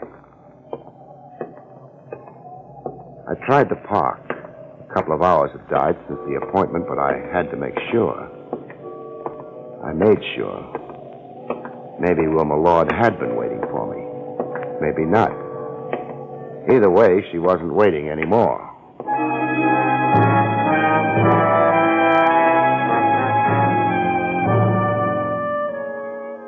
Trav would annoy Otis for a while. He had nothing to hold him on. He had nothing to hold Beeper on. For a while, Otis and Beeper would be busy with the lieutenant. After that, they might be busy about something else. I remembered Trav's definition of a philanthropist. I could use some money.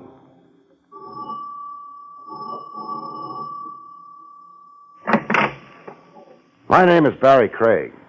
Yes? You're John Waring? I am. Mind if I come in? It's rather late. So late you sent the butler to bed, huh? Well, that is hardly... Who did you say you were? Barrie Craig. Should I know you? Yes. Why? Because you're a philanthropist. Good night. I didn't finish. Because you're a philanthropist about to get married. Come in. Thanks. In here, if you please.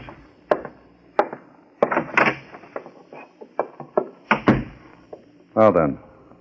Your name is Barrie Craig. You're a reporter, perhaps? Not exactly. Then why your interest in my... Marriage? I've been hired to make sure it goes through on schedule. Hired? By whom? Your fiancée. My... Didn't I use the right word? You mean Miss Lord? How many girls were you planning to marry? Craig, I permitted you to enter my home because you seem to know about my marriage. I didn't expect you to insult me. I'm sorry. Blood gets on my nerves. Blood? A man was murdered in my office today. And that's why... That's why what? Nothing. This man who was murdered, had he any connection with... Your marriage? Yes. What do you think? I can't think anything about it.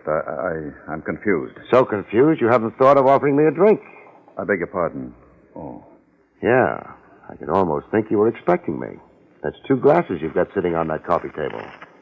With the drinks in them. One's rye by the color. The other? Mr. Craig, you're in my home. Looks like creme de menthe. A girl's drink. I suppose it's too much to expect the behavior of a gentleman from a confidential investigator. Yeah. We're the sorted type. I had an appointment with Miss Lord.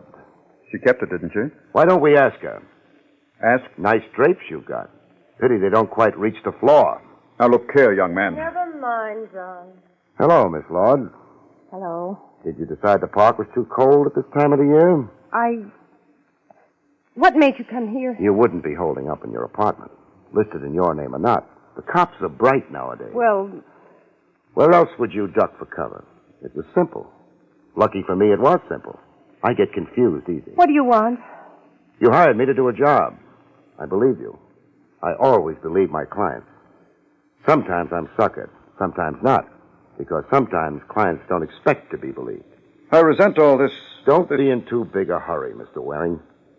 Miss Lord was afraid that the marriage was going to be interrupted by murder. Murder? She didn't get around to telling me whose murder, yours or hers. Because another murder happened to somebody else. I didn't... Somebody on Harry Otis's payroll. Whose idea was this marriage? I asked Miss Lord to be my wife. And she said yes. Why? I love... You don't have to laugh at me. Harry Otis. You were on his payroll, too, Miss Lord. The Crime Commission was getting ready to ask him questions about his business, his tie-ins with officials, his, backers. I must ask you... You were going to say leave. Let's pretend it was explained. Wilma Lord's young. She's beautiful. Maybe she could have wrangled a marriage offer out of you anyway. But her working for Otis can't be a coincidence. Sure, you asked her to marry you. After she told you she knew about your connection with Otis. My connection? Financial. Dollar bills don't have pedigrees on them. That's a shame. How many of the dollar bills making up your bank account came out of Harry Otis's dirty enterprises? This is absolutely unwarranted. No. Up until 5 minutes ago, it was a guess. A stupid guess. Because I couldn't figure any other reason for the whole deal. Now it's not a guess anymore. It's not a guess anymore. Hello, Otis. I've been expecting you. And the gun. That's nice. Beeper's outside with a gun, too. And the car? With the motor idling? Another stupid guess? Sure. The stupid ones give the most trouble. If you'd had brains enough, Craig, you'd have stayed out of this. I couldn't. I was hired. By Miss Lord. I had to, Harry. I was I afraid. had you set up. Waring was going to marry you, so you couldn't testify against him.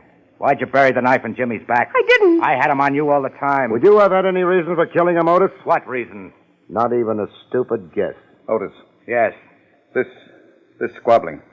It's unpleasant. And a waste of time. Meaning what?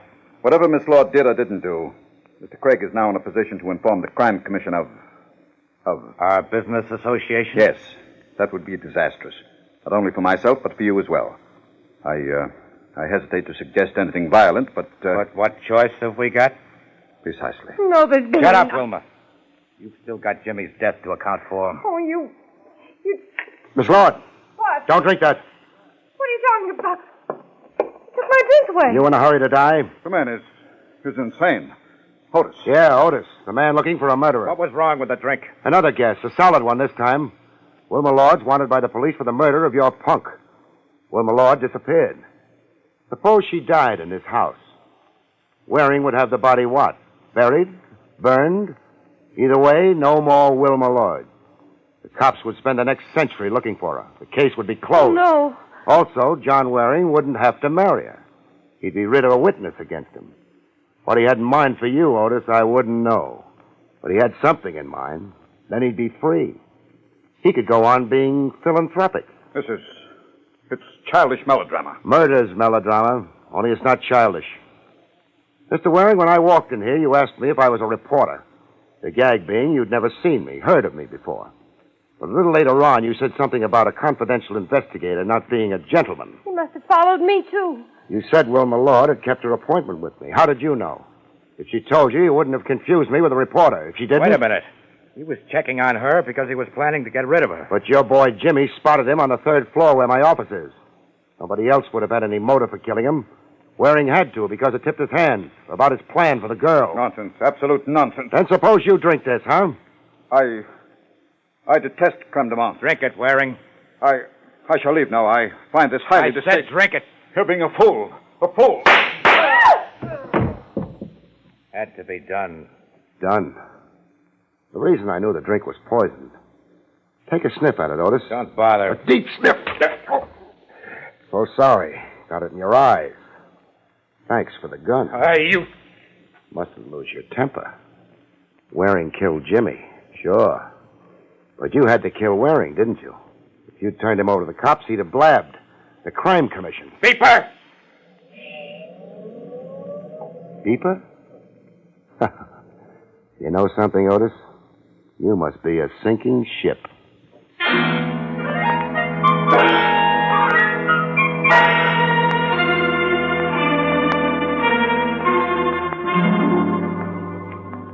That was it.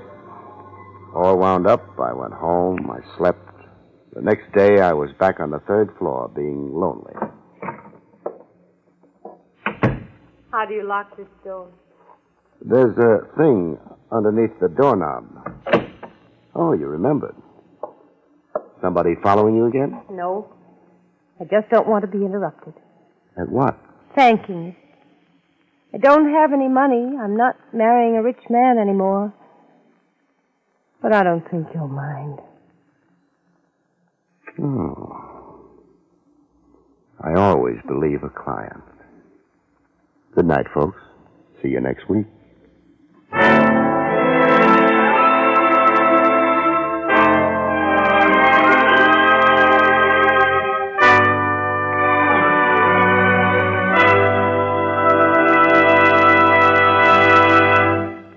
You have been listening to William Gargan in another exciting transcribed mystery drama from the adventures of Barrie Craig, confidential investigator. Tonight's story, The Case of the Borrowed Knife, was written by Lou Vitez.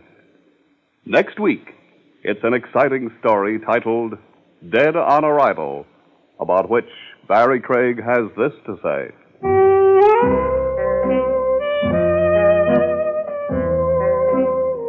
Next week, I devote my time to a bashful blonde, an escaped lunatic, and a stone-cold corpse. And, brother, is it murder? See you next week, folks.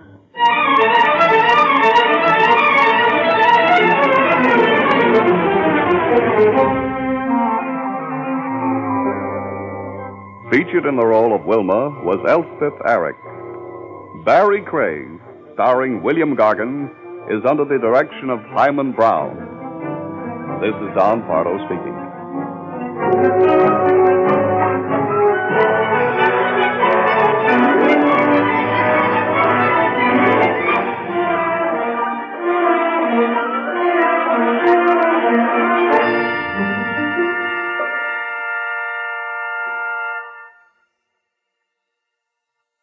It's the Silver Jubilee on NBC. This Sunday night, be sure to hear The Big Show with a full 90 minutes of outstanding entertainment. This Sunday, The Big Show will present such stars as Sophie Tucker, Morton Downey, Ann Sheridan, Jerry Lester, and your glamorous, unpredictable hostess, Tallulah Bankhead. The Big Show brings you a sparkling program presenting drama, comedy, music, everything to provide you with the biggest show in radio. Yes, for people in the know, Sunday means The Big Show on NBC. Then later Sunday night, Theater Guild on the Air presents Age of Innocence by Edith Wharton, starring lovely Claudette Colbert and MacDonald Carey. Yes, there's 60 minutes of top-flight drama coming your way this Sunday as Theater Guild on the Air brings you Age of Innocence. And for photos as well as feature articles on your favorite NBC stars, be sure to buy the current NBC Silver Jubilee issue of Radio TV Mirror magazine. This Sunday, hear the best, hear The Big Show, and Theater Guild on the Air, both on this, your NBC station.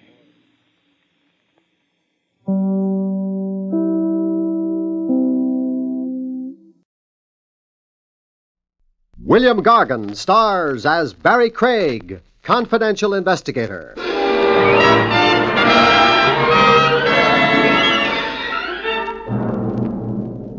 Murderers are human, just like anybody else. Every once in a while, their work begins to tire them. They need a vacation, which isn't too much of a change for them. They kill time instead of people.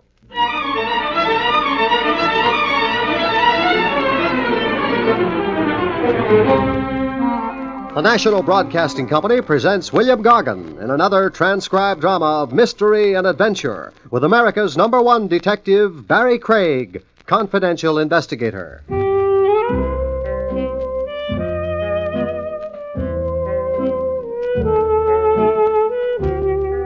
Barrie Craig speaking. The office where my license as a confidential investigator hangs is on Madison Avenue. Madison Avenue is in New York City. New York City in the summertime is a good place to go away from. I was going away from it, in the general direction of the Adirondacks and a week's fishing. I rarely catch any fish, which makes two parties in the deal very happy, the fish and me. And I hate fish.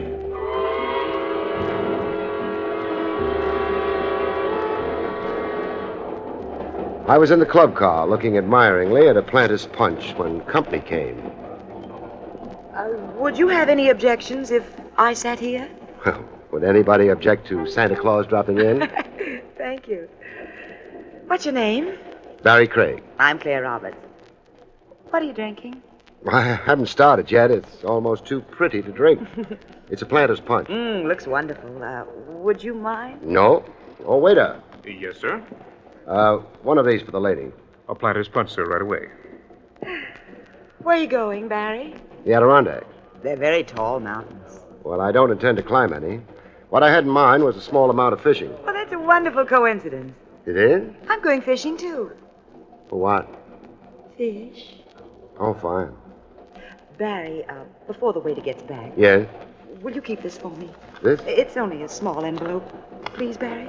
Well, why do you... You'll give it back to me when... Oh. Your drink, madam. Thank you. Will there be anything else, sir? Not right now. Thank you, sir. What did you do with the envelope? My breast pocket. You're very sweet. And now let's drink to... but Barry, watch out. Well, you knocked the glass out of my hand. Yeah. Well, I suppose accidents will happen. No accident. What? I spotted the waiter dropping something into your drink when he was bringing it. Oh, no. Hold it. A little accident, sir? That's the way it looks. I'll get the lady another drink. Don't bother. The lady isn't thirsty anymore. Thank you, sir. Come on, Claire. I did want that drink. Even if it was poisoned?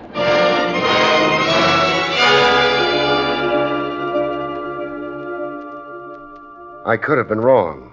Maybe all the waiter dumped into the drink was a pinch of nutmeg or something. I didn't think so, though.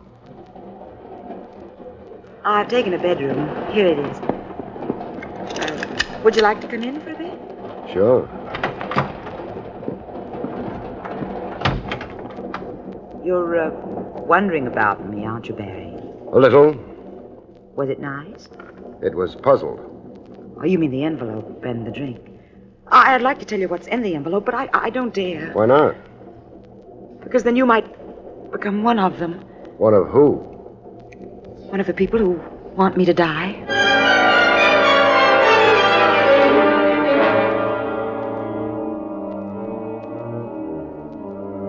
She didn't go on to explain. There wasn't much conversation after that. She said she was tired. I said goodnight and went on to my bedroom. I've been careless and left the lights on. But you didn't leave the lights on. I didn't, huh? I put them on. Why? I'm afraid of the dark, shall we say? If you like.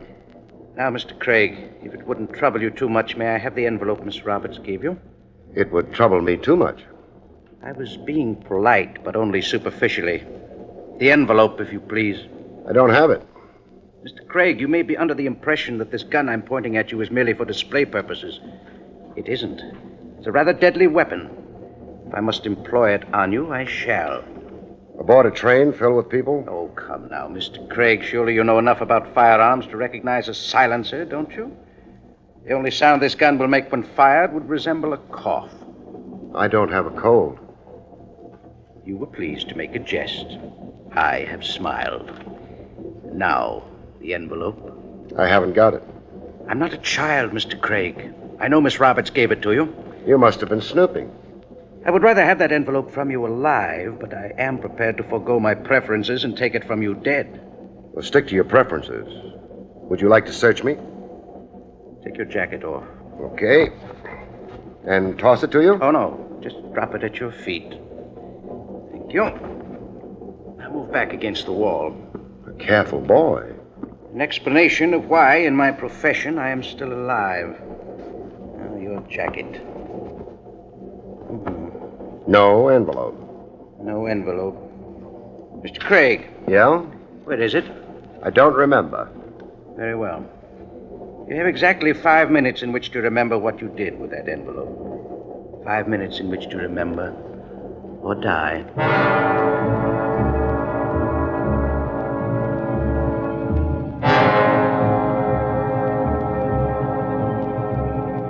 The gentleman with the silencer on his revolver was a tired-looking man, beautifully dressed right down to the gloves he wore. It occurred to me they'd never find his prints on the gun he was getting ready to use on me. I felt bitter about that.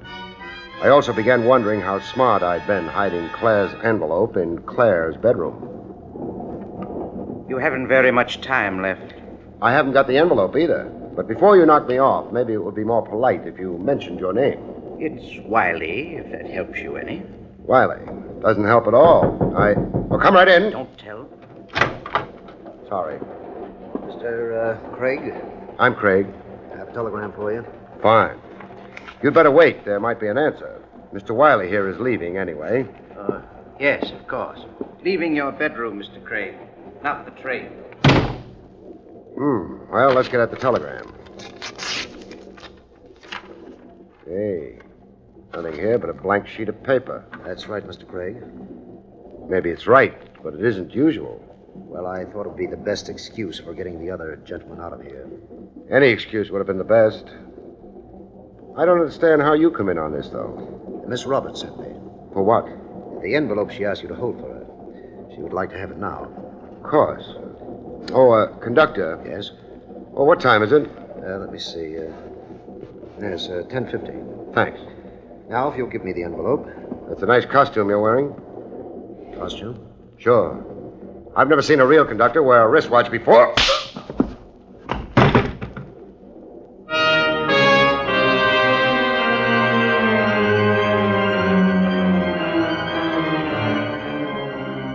He must have had a glass jaw. He went down and out quietly and quickly. I worried for a couple of seconds. Maybe conductors have started wearing wristwatches. But then I stopped worrying. Because after I went through his pockets, I found out his name was James Bryan. His shoulder holster told me he preferred a .32 caliber revolver with its serial number filed off. And the haircut under the borrowed conductor's cap said that Mr. Bryan had very recently been a guest at a penitentiary.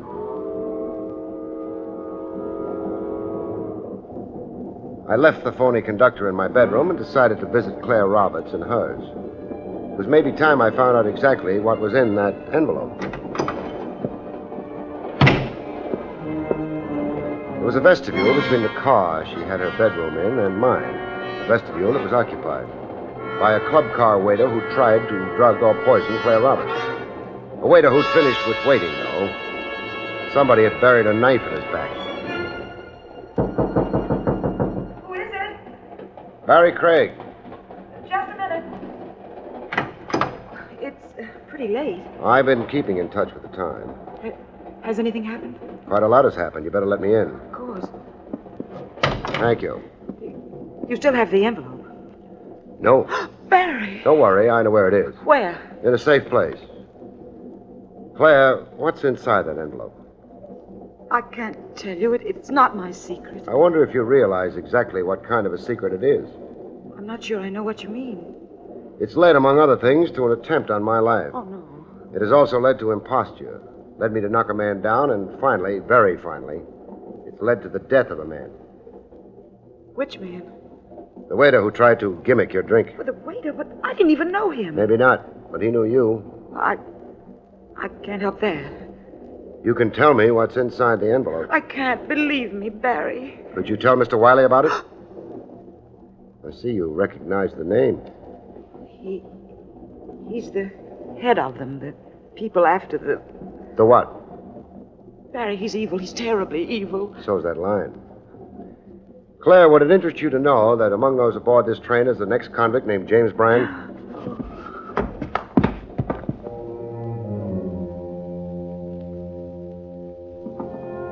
I didn't catch her as she fell. I let her fall. She hit pretty hard, which told me at least one thing. The feint was genuine. I didn't rush to revive her. There were things to be done first. One of them was to get her suitcase open. I did. Yeah, there were clothes in it. Maybe I was a cad for intruding on a beautiful girl's privacy. Any thoughts I might have had about that didn't last long. For a girl who was going fishing, Claire Roberts had packed the wrong thing. A couple of silk dresses, sweaters, odds and ends of nylon, and a number of high-heeled shoes. So I shut the suitcase. It would have been fun thinking of how Claire would look in the various clothes she was carrying, but I didn't have time for fun. One thing was pretty obvious. With the clothes she'd brought, whatever she was going fishing for, it wasn't fish. Barrie? Yeah? I'm must have fainted. You did. Here, I'll give you a hand up. Thanks. It was silly, fainting like that. It was genuine.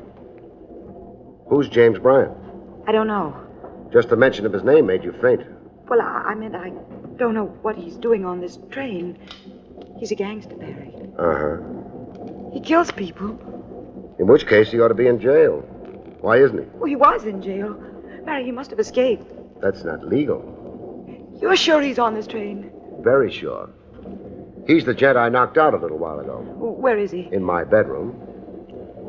You're about to suggest I get a half a dozen conductors together and arrest Brian? No. No. Well, I mean, well, of course he's an escaped convict and all that, but... Barry, the door. Somebody's opening it, Barry. That light, put it out quick.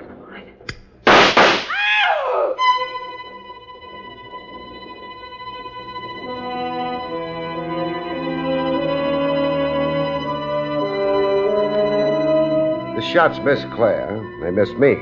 They were, after all, shots in the dark. They did wake a lot of conductors, though. These were genuine conductors. They all carried nice, big watches, which made them helpful so far as giving us the right time. But beyond that, they didn't have any good ideas. So they left. Barry, Yes? you didn't tell them about the envelope I gave you. Neither did you. You didn't tell them about the dead waiter either. Waste of time. They all came through the vestibule where I'd seen him. But they didn't mention anything about Our dead waiter? No. Which means he isn't with us anymore. Somebody threw him off the train? Has to be. Brian? Well, that's a question Brian could answer better than I think I'll go look him up. I don't want you to leave me. There's a conductor on watch outside this bedroom. You'll be safe enough. Maybe. But will you?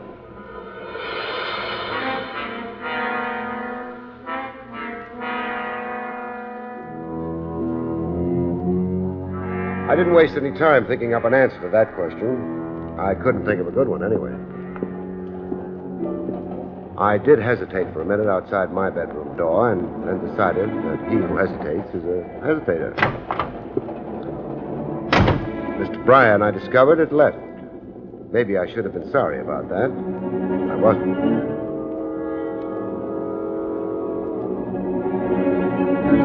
Time was 20 past midnight. In a few hours, we'd be reaching the Adirondacks and the fishing lakes that Claire was heading for, according to her. I wondered if going to sleep was the smart thing to do. Well, I could brush my teeth anyway, I decided. It's good for your teeth. By the time I got my toothbrush out, though, I changed my mind.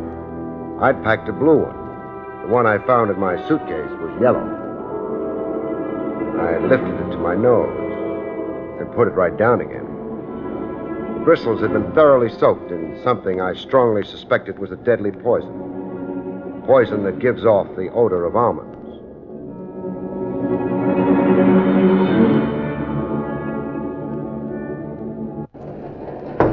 Come in. I'm sorry I have to barge in on you so late, but... Well, that's all right, Mr. Craig. As head conductor on this train, you might be able to help.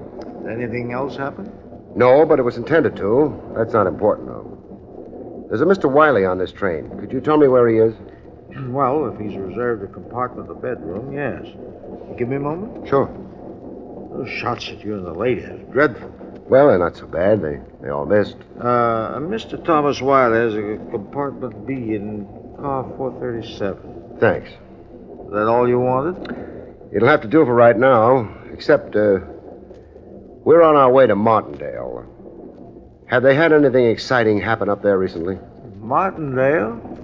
Well, it seems that the postmaster's wife and the grocery clerk... Oh, I didn't exactly mean along those lines. I meant any crimes, holdups, or... Oh, I see. Well, yes, there was something. It happened several weeks ago. Well, what was it? The payroll robber, it seems to me. A man killed, too, the watchman. And the criminal? Well, the police are still looking for them, as far as I know. They worked pretty quick. The reason I remember about it is the train was held up for a couple of hours while the police went through it, looking for the payroll money. Will they find it? No, they didn't. They couldn't hold anybody either. There was no proof, you see. Large payroll? Well, it's for one of the lumber concerns back in the mountains. Pretty large, I'd say. Too large to get into a small envelope, huh? Oh, yes, yes. Well, thanks a lot. Well, I've been glad to answer your questions, Mr. Craig. I wonder if Mr. Wiley will be.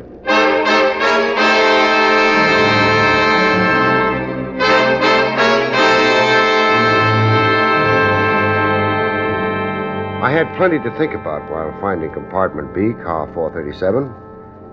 By the time I found it, I stopped thinking. Who's there? Barrie Craig.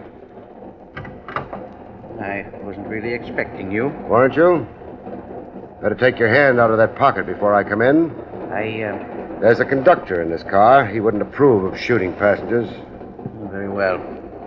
I'll disarm for the moment. There, gun's out of the way. Come in. Thanks. Now, to what do I owe this visit? The fact that I didn't brush my teeth. You're being obscure. Blunt. Someone tampered with your toothbrush? You did. You have proof of that? Enough to satisfy me. Among other things, how did you know it was the toothbrush and not the toothpaste that had been tampered with? Lucky guess. Maybe not so lucky. Wiley, did you know that James Bryan is on this train? He is. I find that of no interest. You're a liar. Have you seen that waiter recently? The one you bribed to drug Claire Roberts' drink? You're making quite a number of unfounded assumptions. No assumptions, not unfounded. Have you? I don't choose to spend my time with waiters. Too bad you didn't spend more time with this one. Oh, why? You might have talked him out of testifying against you. You're lying. You really think so? I don't know what the waiter may have told you, but whatever it was, it's not true. He's a blackmailer. That could be. Miss Roberts and I were shot at less than an hour ago. Well, I've been in this bedroom for the last 2 hours. Got any witnesses to prove that? No, you could hardly expect. True enough. Mr. Wiley, how do you feel about payrolls? I've no particular feelings about them. We're reaching Martindale in a few hours. You're getting off there? Why should I be traveling there otherwise? For the same reason that Claire Roberts is, or James Bryan is. And that reason being? The payoff.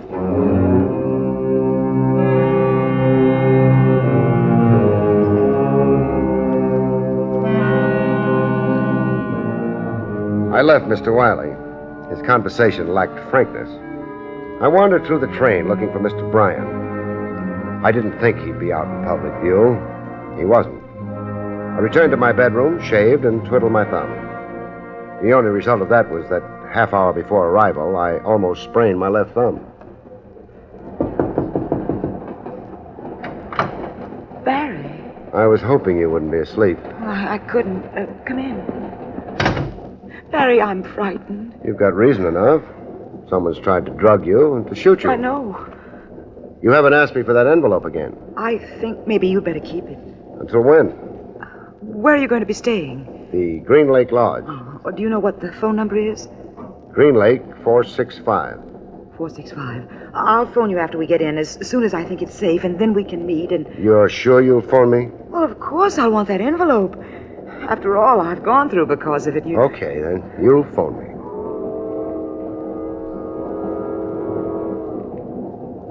Well, looks like we've arrived.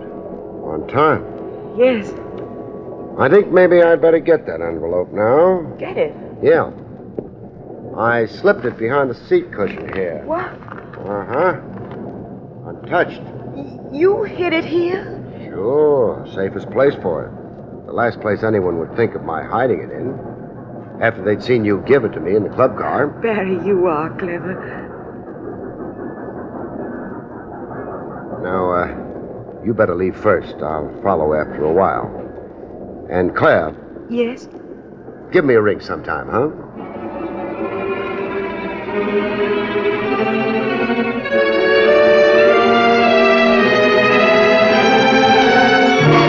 Claire got off the train, and I watched her. Wiley got off immediately after she did. He didn't follow her. Bryan also must have left the train, but he didn't show in the open. However, he didn't follow Claire either. Nobody, it was seen, was interested in where she was going. But when I got into a cab, it was a different proposition. Mister? Yeah? Ain't none of my business, but There's a cab following us. There is? Yeah, you're right.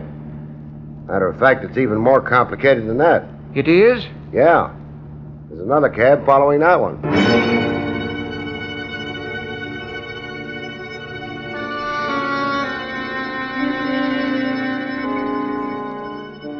It added up neatly enough. Wiley was trailing me. Brian was trailing Wiley. I didn't think the hotel management would care for either of them. Therefore, cabby. Yep. Pull over to the curb. Okay. Wait for me, huh? Okay.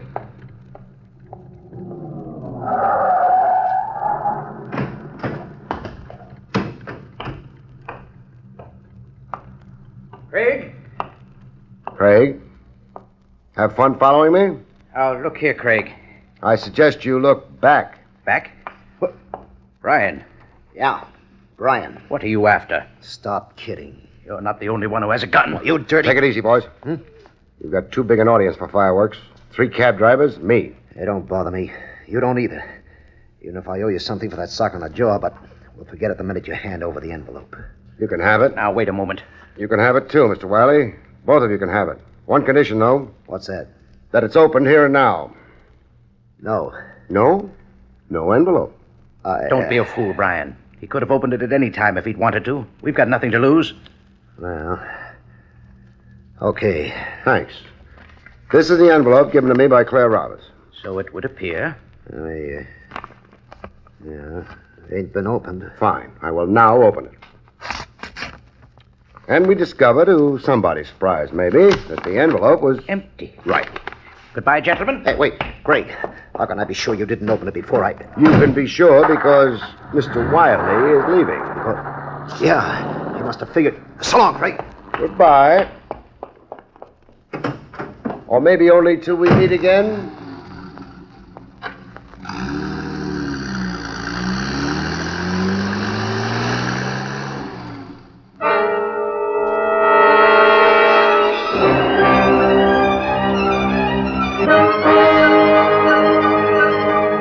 I went on to the hotel, checked in, looked at the lake, and went to sleep. I slept for quite a while.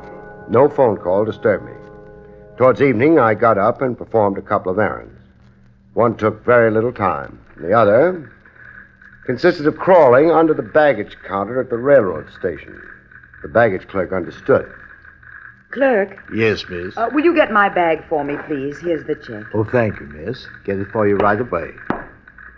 They ought to build higher counters. Barry! Hello, Claire. What are you doing here? Waiting for you to phone me about the envelope. Oh, I did phone several times. The line was busy. Funny, because there's no such number. Oh. You still have the envelope? No, I turned it over to Wiley and Brian. Oh. Don't look so hopeful. They opened it right away. The baggage check you just handed the clerk wasn't in it, as Wiley and Brian had thought. I admit I hoped they'd go after you for the empty envelope. They did. I'm a fair-sized decoy, Claire, but not made out of wood. I realized the envelope you gave me was empty. I also realized after I had had a look at your suitcase that you weren't coming up here for the fishing. You were carrying the suitcase as a blind. You came here for only one thing. Here's your bag, miss. For that. You know what's in it? Sure. A payroll, Claire. Okay, baby, hand it over. Brian! You didn't think I was so dumb I couldn't figure you held out on a baggage check. No, I... Give me that bag. I already killed a couple of guys for it. The waiter on the train among them? I had to make sure Claire didn't pass the baggage check to him. Don't worry, this confession ain't going to do you much good. It's a large gun you have there. Large enough to take care of you and the clerk. Now hand over that bag, Claire. Once I was dope enough to pass you the baggage check when the cops was after me. Not anymore. Oh, all right. I don't think so. My hands are below the level of the counter, Brian. What do you think I was doing while I was waiting for Claire and you to show up? What? Practicing this. Funny they never realize that the guns they use on other people can be used on them. Oh, don't go away, Claire. You've got a date.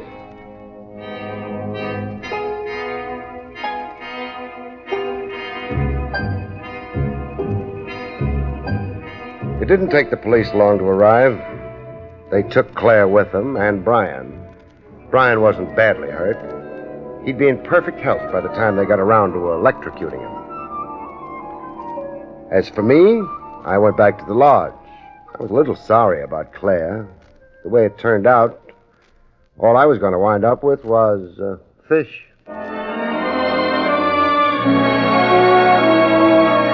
The next week's story, For Love of Murder, a jail cell built for two becomes a honeymooners' cottage. When a prisoner of love squares a triangle by simply eliminating the competition. Good night, folks. See you next week. You have been listening to William Gargan in another exciting transcribed mystery drama from the adventures of Barrie Craig, confidential investigator. Tonight's story, Death Buys a Bedroom, was written by John Robert.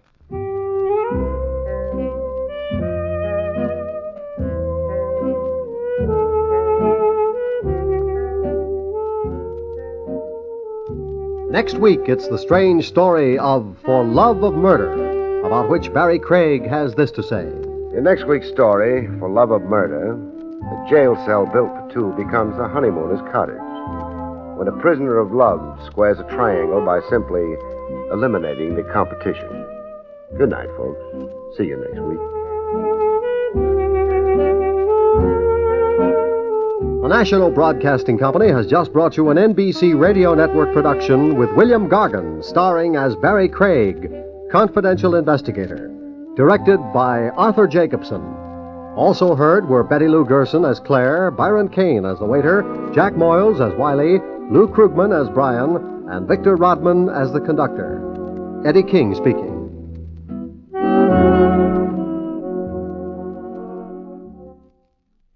Here's a word about the daytime listening NBC has in store for you Monday through Friday. It's a refreshing schedule with quiz, music, news, and heartwarming drama. A well-balanced lineup for your summer day. For quiz fun, there's Strike It Rich, the quiz show with a heart, and The Phrase That Pays, a program that can mean prizes for listeners at home as well as the studio audience. For music, there's The Bob Smith Show with plenty of laughs blended in with a melody. The drama is supplied by a series of longtime favorites. Programs like Stella Dallas, Young Widder Brown, The Woman in My House, and many more. And for news, NBC is your best bet all through the day for keeping well informed. You'll hear commentators and reports like Alex Dreyer, Pauline Frederick, Morgan Beatty, Ray Henley, and many others who bring you the latest news as it happens and take you behind the scenes for the inside stories. For the very best in daytime radio entertainment, stay with NBC. There's another exciting Dragnet adventure tonight on the NBC Radio Network.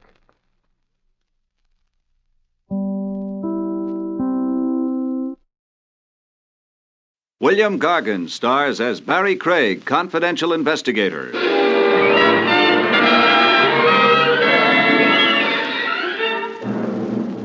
Murderers, by and large, probably lead very dull lives.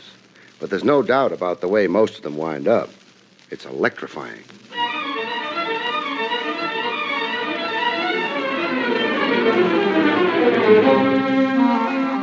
The National Broadcasting Company presents William Gargan in another transcribed drama of mystery and adventure with America's #1 detective, Barrie Craig, confidential investigator.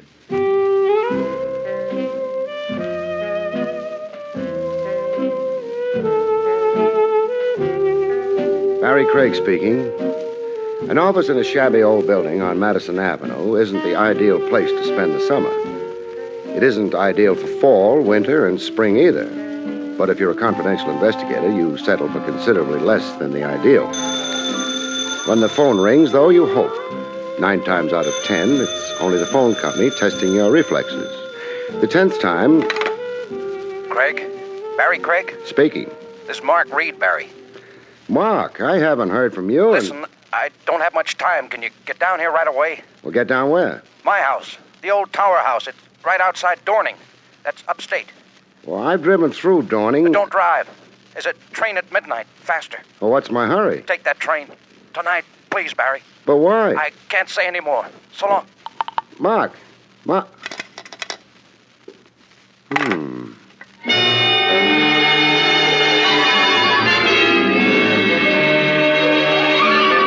I'd known Marguerite for quite a few years. Nothing special. We knocked over a few beers from time to time, discussed the state of the nation, admired sports cars.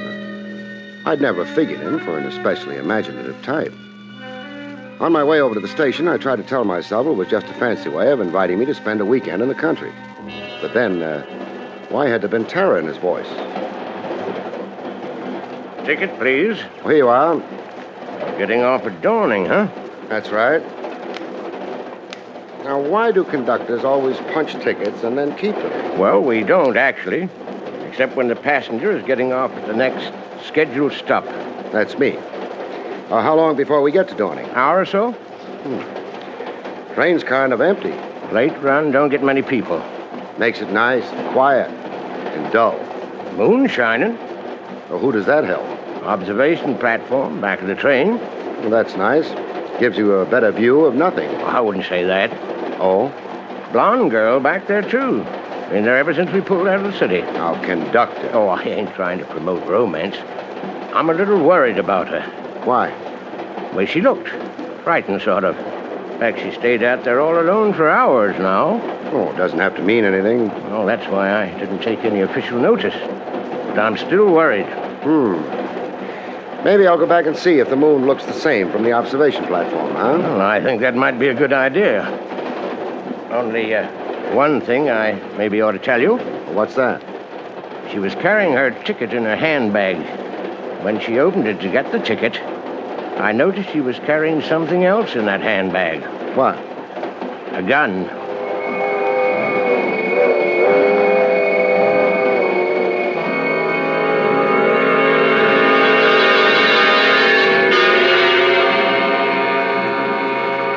A blonde and an observation platform sort of go together, especially when there's a moon around. A blonde and a gun or something else again. Something not nearly so nice. Oh, I'm sorry. Don't move. Don't come any closer to me. Okay. You don't need a gun to keep me off. It's pointing right at you. I know how to use it. You might try using your brains instead. Don't try. I'm not trying anything. All I am is a passenger on this train. Sure, you'd have to say that. I never saw you before. I'm sure you never saw me before. I never saw the man who tried to kill me before either. Tried to kill you where? Back in town? But you did see him.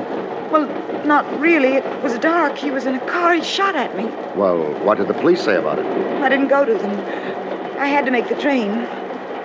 Why am I telling you this? I inspire confidence in small children. I'm not a small child. You're acting like one. If you let me reach into my breast pocket, I'll show you my credentials. Credentials? Yeah, my name's Craig. I'm a confidential investigator. You get your credentials, but you be careful. Oh, I'll be very careful. Nothing lethal about a card case, wallet. I'll dump them on the chair here, and then I'll move away.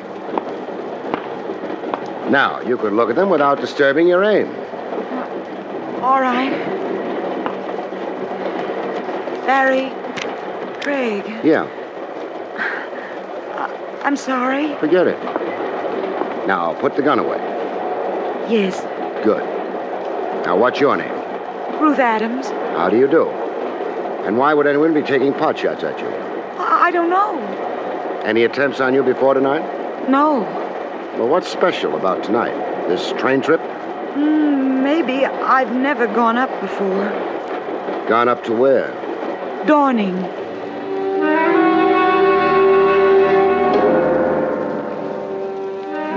The girl was small, but not skimped. She was pleasant to look at. Or would have been had she not been suffering from complete panic. The fact that she was getting off at Dawning might have been a coincidence. I found out back in the club car. Another drink? No, thanks. I feel a lot better already. Fine. Now, you're getting off at Dawning. Yes. And then you're going on to the Tower House. Oh. Well, don't freeze up. My knowledge isn't necessarily guilty knowledge. Or why the old Tower House? My uncle lives there. It's his house. Mark Reed? You know him? Well, he's the reason I'm on this train. He phoned me, wanted me to come out immediately. Well, I got a telegram from him. It was surprising because I haven't seen him since I was a baby. He had a fight with my father. And your mother was his sister? Yes. Is she alive? No, she died years ago. And your father? He's dead, too. Don't think I'm just being nosy. I'm trying to find a pattern in... you know if your uncle has any other relatives besides yourself? Alive? No. Uh-huh. Well, have you found that pattern? The beginnings of one, maybe. The rest will have to wait until we get to the house, which won't be long now.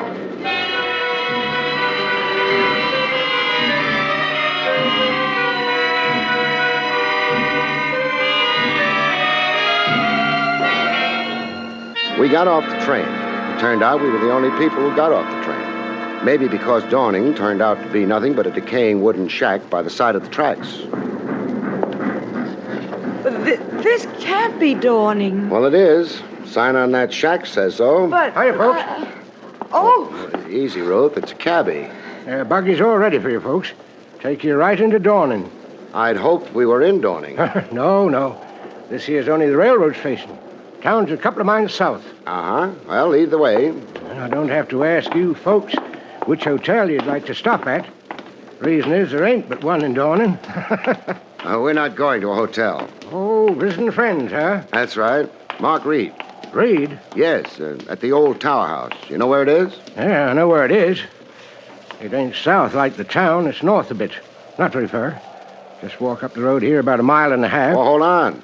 We're hiring you to take us there. No, you ain't. Why not? Well, the further I stay away from that place, the happier I am.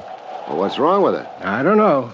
I never investigated. Well, you could be wrong. Well, I don't want to find out, mister. Would you and the young lady like some good advice? Train's back to the city coming through in an hour. Stay here and get on it. Well, I'm not that crazy about trains. Well, you'll thank me for that advice someday. Well, I'll thank you right now. We're still going to the Tower House tonight. If you're afraid to drive us there, take us into Dawning. We can get another cab there or maybe rent a car. Okay, mister. Get in. Ruth? Uh-huh. I'll take you to the Tower House. Thank you. Didn't have to make no crack about my being afraid. But you are. Well, maybe I am. Maybe the reason you're so brave is because you don't know what you're getting into.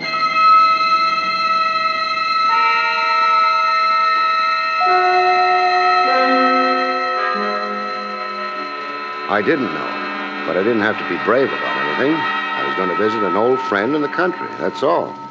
Or was it? Barry, I don't like this. Well, I've been in better cabs. Well, there's a feeling about this trip. In the middle of the night to an old house. I love lights and people, Barry. Now, take it easy. Once we get to the house, it ought to be comfortable enough. Mark's a wonderful host. And it looks like we're practically there. Well, high stone wall, gate. This is it, folks.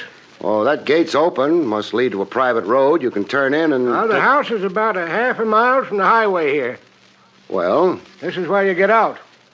You were hired to take us to the house. This is as far as I go. I could make you change your mind. Please, Barry, don't. Okay, let's go. How much? $2. Uh-huh. $2. You can keep the change. What change? The tip is for your courtesy and cooperation. Think you're smart. Get out of the cab and we'll discuss it. You think you're smart? Somebody must love him, but it must be uphill work. Barry, I'm terrified. Oh, come on. There's nothing to be afraid of. No, nothing that we can see.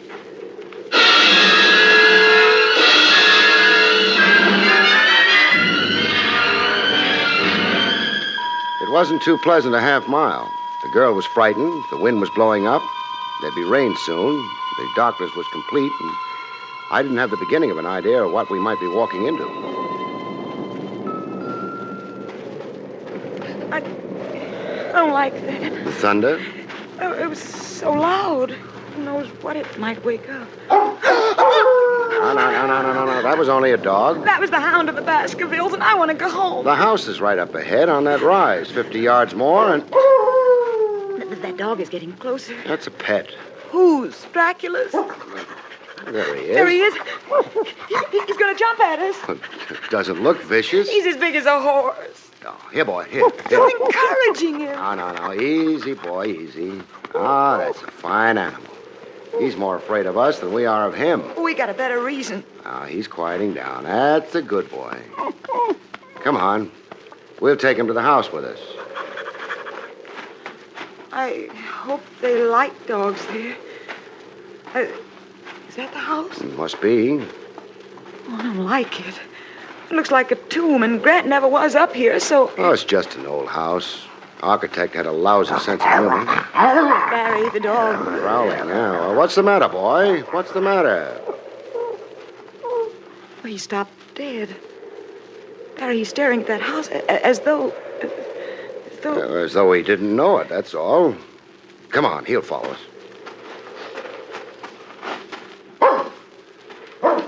He's not following us. Well, he's running away, Barry, in panic. Well, he's a neurotic hound, that's all. Let's stop worrying about him. Your uncle asked us to come down. The house maybe isn't pretty, but so far we haven't seen anything wrong. I'm sorry. Go ahead, Barry, knock. Well, there's a bell pull here. Oh. Not exactly a happy tinkle, but... I'm not sure for whom that bell's tolling, but I hope it's not for us. I hope somebody answers it soon. Somebody dressed in the latest in shrouds. I know I'm being silly, but if I weren't, I'd be screaming. Now, you stick to being silly, while I stick to... And maybe everybody went to the movies, huh? Oh, what do you want? Hello, I hope we haven't What do you waked you, but, well, I'm Barrie Craig, and this is Miss Ruth Adams. What about it? Mr. Reed asked us down. Who? Mr. Reed, Mark Reed. No, Mr. Reed here. You better go. Here, now, wait a minute. This is the old tower house, isn't it? It is. Then Mark Reed's here. You're insane. Now, that's my foot blocking your doorway. Now, Mark Reed's here. He owns the house. He phoned me earlier tonight, and he sent Miss Adams a telegram asking us both to come down here. He didn't phone. He didn't send a telegram. He doesn't live here. Well, maybe you don't know him. How long have you been? I've been a housekeeper here for 20 years. Never heard of any Mr. Reed. There's no Mr. Reed here. Go away. You could be making an honest mistake. You better step away from the door, though. We're coming in. I wouldn't be so sure of that. Oh, reinforcements? Got a gun, Barry? The complete householder. I have a gun, and I'm prepared to use it. Mrs. Dunn, what is all this? A story about a Mr. Reed. Reed? I'll spell it for you. That won't be needed. Why are you trying to force your way into my house? We were invited here. By whom? Reed. Oh, maybe I'm getting monotonous, but it's still Reed. That doesn't explain your presence on my doorstep. This is his home. Fiddlesticks. I purchased this house 21 years ago. It is mine. My name is Loomis. Barry? I don't know. My head's starting to spin. Mr. Loomis, has this house always been known as the old tower house? It is known by that name now. Always is a long time. It has been called the old tower house ever since I have lived here. Well, for a lead nickel, I'd buy the theory that Reed was a ghost. But ghosts don't make phone calls. They don't send telegrams. I'm not very well acquainted with the habits of ghosts. I suggest you carry on your investigation into their customs elsewhere. I should like to shut the door. Oh, sorry, but that rain's pretty strong now. Our cab's gone back to town. Mind our coming in and phoning for another one? We have no phone. Well, in that case, we'll accept your hospitality. I haven't offered it. You're not going to send a lady out in that rain. Well, come in, please. Thanks. Mrs. Dunn, will you prepare a couple of the guest rooms for Miss... Adams. For Miss Adams and Mr. Craig. Yes, Mr. Loomis. You can wait here in this room. We'll wait. I don't care for guests in my house. Under the circumstances, I cannot help myself. I hope you will find your rooms comfortable, but I do not greatly care. Good night. He's been taking lessons in how to become the perfect host. Thanks for trying to cheer me up. But it's all so strange. Barry, where is my uncle? I don't know. Do you have the telegram with you, the one he sent? Well, I think... no, not with me. It would be in my bag in another purse. Oh, your bag. That reminds me, I left it outside on the doorstep. I better go get it before it gets drenched to the pigskin. Come back quick. Now, don't worry. Now, where did I put... For the second time that night, I was out on Mr. Loomis's doorstep. I began to feel like little Eva heading the wrong way. Well, that didn't work. It would have to be the bells again.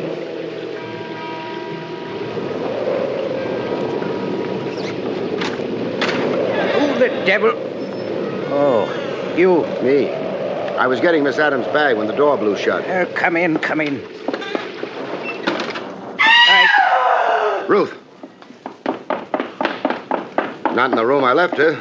That scream must have come from farther down the hallway. Now, what's this room? Yes, the library. Ruth. Ruth.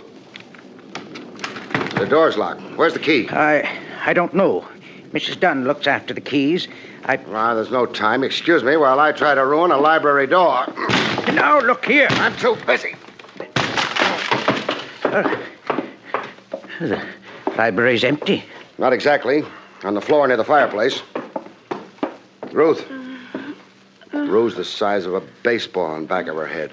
She may have fallen. Or been struck. Ruth. There. Take it easy. It hurts. It should.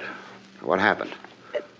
Someone hit me from behind. I didn't see. What made you come to this room? I heard groans, and then the door was open. Groans? From him. From who? The man in the chair near the desk. I can't look at him. He was grinning at me. Yeah, let's get you up now. Come on. There. How's that? I'm all right. Fine. Now, which man in what chair? Well, right there in that... There's nobody in that chair. Your rooms are ready. But there was someone. A man, a middle-aged man. His eyes were staring straight ahead, and there was blood on his shirt, a lot of blood. Now, take a deep breath. There's no hurry. He died as I came in. I could feel the cold air of death on my skin. He grinned at me, and he died. Oh, this girl is hysterical. This room's always kept shut. Well, the windows? Boarded up. Only one door. Maybe it was your imagination, Ruth. No. She did see something. What? I've lived in this part of the country all my life. That's how I know. The man she saw was the former owner of this house. He died with a bullet through his heart. In this room.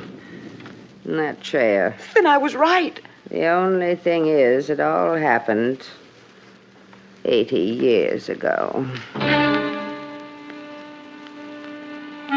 That slowed conversation down to nothing.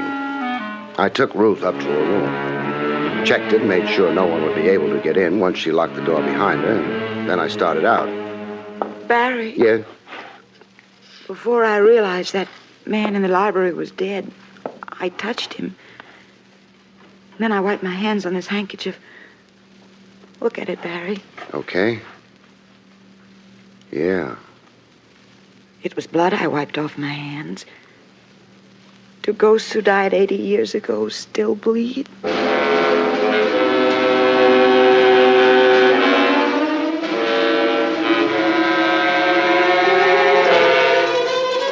didn't have a good answer for that. I just made sure she locked her door, and I went off to my room and tried to sleep. I had my troubles. I was glad when morning arrived, along with the eggs, bacon, and coffee. Well, it's a nice breakfast, Mrs. Dunn. Yes, sir. I trust you slept well, Miss Adams? Yes, I slept well. Yeah, good. That will be your taxi, Mr. Craig. Well, right on time. Glad he let us finish breakfast. You ready, Ruth? I'm ready. All right. Thanks for your hospitality, Mr. Loomis. Not at all. We'll find our own way out.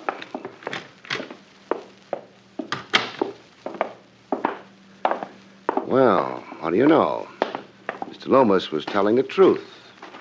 Let's take a taxi, huh?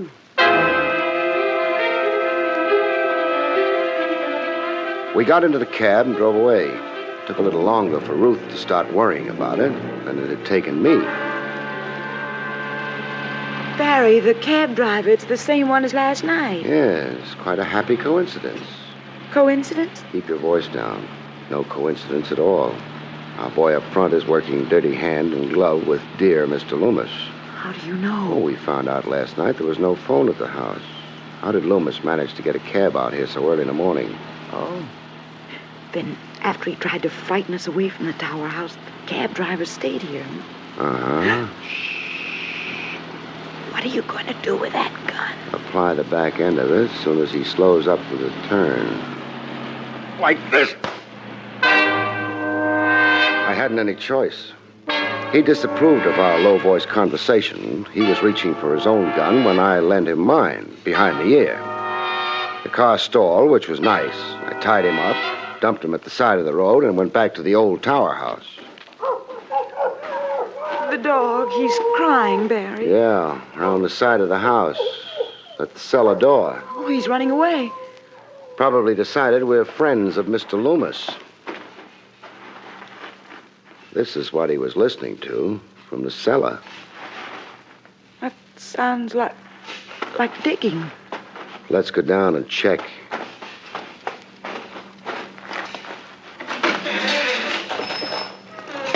Barry, it's Mr. Loomis. He's digging a hole. That body. The ghost you saw last night. That's Mark Reed, Ruth. And what Mr. Loomis is digging is a grave. Isn't it, Mr. Loomis? What? No comments. Or have you been working too hard? Get out of here. I don't think so. Why did you murder Reed? I didn't. He shot himself. And you're trying to protect his good name? Very well. I did murder Mr. Reed. A gentleman with a great deal of cash on hand. Cash he was going to leave to your charming companion. You reel it off so well, keep going. I have better ideas for that money. Mark Reed became frightened of Mrs. Dunn and myself, who'd worked for him for so long. He sent for you. I tried to have the cabbie keep you from coming here, but... Well, such frankness on your part wouldn't be wise, would it? Unless something's changed. Your voice changed quality a few moments ago. Lots of changes. What happened? Mrs. Dunn show up at the head of the stairs with a gun in her hand? Quick, shoot! She wasn't quick enough. Amateurs never are. They don't realize how heavy a pull you need on a trigger. Don't worry about her, Mr. Loomis. I just winged her shoulder. I'm not worrying about it. I should have realized that. Courtesy stops outside the death cells, doesn't it? We got them all into the cab and drove to Dorning. It had a nice jail. They're glad to welcome Mr. Loomis, Mrs. Dunn, and the cab driver. Mark Reed went elsewhere. I wish he'd asked you to come to him earlier. You'd have liked him, but forget it if you can. I'll try. Barry, when we were in the cellar, Mrs. Dunn came in, but not from the outside. From a fake door in the library is where she came. I expected her. But how did... You yourself told me when you went into the library, you felt a breath of cold air on your skin. But the windows were all boarded up, as I mentioned, so... You knew there had to be another door to the cellar, as it turned out. You know, this is a much nicer trip than the one yesterday. Mrs. Dunn had just tried to kill you then. You were traveling deeper into danger. Now, about the only danger you're in, unless you get to the other side of the car... Is, danger of this, sir? Hmm? Uh-huh. Barry. Yeah? I got a secret. What?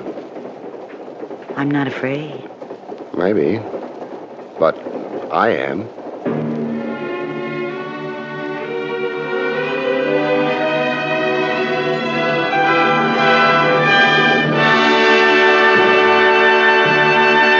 Next week's story is called The Corpse That Couldn't Swim. Of course, we didn't really know whether he could swim or not. You have been listening to William Gargan. He was in dead another when we met. exciting transcribed mystery drama from the adventures of Barrie Craig, confidential investigator. Tonight's story, Ghosts Don't Die in Bed was written by Louis Vittes.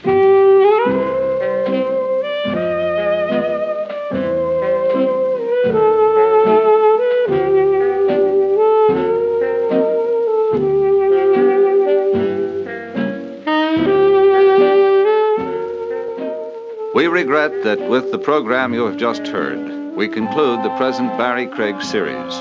We hope you have enjoyed them, and we look forward to bringing them to you again sometime in the not-too-distant future.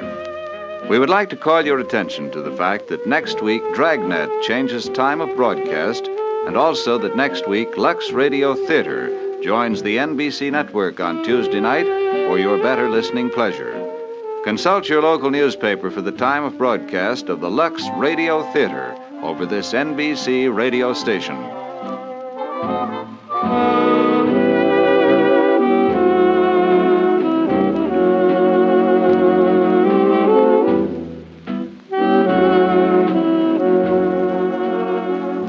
The National Broadcasting Company has brought you an NBC Radio Network production with William Gargan, starring as Barrie Craig, confidential investigator, directed by Arthur Jacobson. Also heard were Jack Moyles, Charles Lung, Betty Lou Gerson, and Virginia Gregg. This is John Lang speaking. Here is some information that will help you to know more about CARE, C-A-R-E. The letters stand for Cooperative for American Remittances Everywhere, Incorporated. It is a non-profit organization specifically set up by America's mass relief agencies to provide an effective, economical way for Americans to send food and other essentials to needy persons overseas on person-to-person basis. CARE is approved by the United States government and works under favorable agreements with countries abroad. You may send a CARE package to a specific person or group. Simply give your name and address and the name and address of the recipient, and you will receive a signed receipt upon delivery. If you do not know someone abroad you want to help, one of CARE's member agencies will choose a needy family for you. $5 delivers the new basic CARE food package containing 26 pounds of meat, beans, sugar, and milk powder. $10 will send the larger standard package. Remember, freedom is threatened when starvation and suffering persist. Food will help whip communism in economically weak countries. Send your contribution today to CARE, C-A-R-E, New York. This is the NBC Radio Network. William Gargan stars as Barrie Craig, confidential investigator.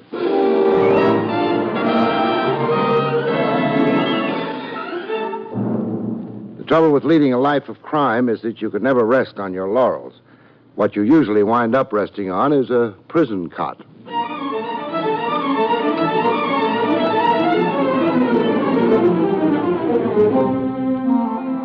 The National Broadcasting Company presents William Gargan in another transcribed drama of mystery and adventure with America's #1 detective, Barrie Craig, confidential investigator.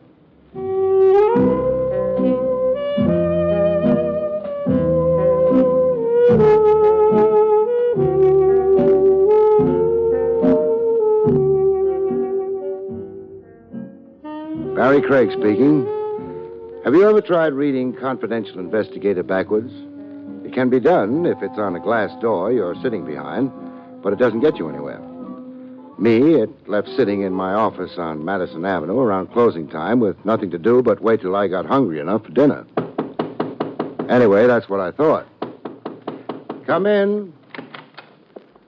Until they and it arrive. All right, take it easy, fellas. Take it real easy. That's it. Now, put it down. Easy. Yeah, that's it, fellas. Yeah. Now, wait downstairs till I get this guy's signature, huh? There we are. Okay, mister, right on this line. Well, wait a minute. What is it? What's what?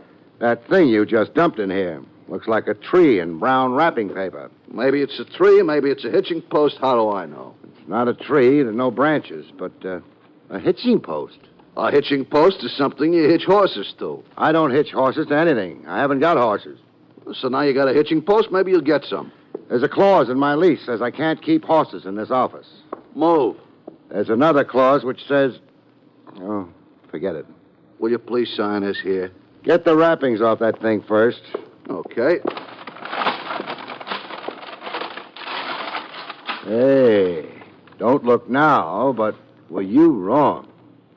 This here came addressed to Barrie Craig. That's you? That's me, but that's not a hitching post. Who cares? It happens to be a mummy. Lay off the baby talk. Mummy, as in embalmed. Okay. So now you won't have to buy a horse. I wasn't planning on... You won't even have to move. But what could I use a mummy for? A hat rack? No knobs. So give it away for Christmas. Mister, would you please sign this? Who sent it to me? Mister, I'm just a trucker. Nobody tells me the little secrets. You don't want to sign? How hard is it to forge an X? Goodbye. Hey, come back here.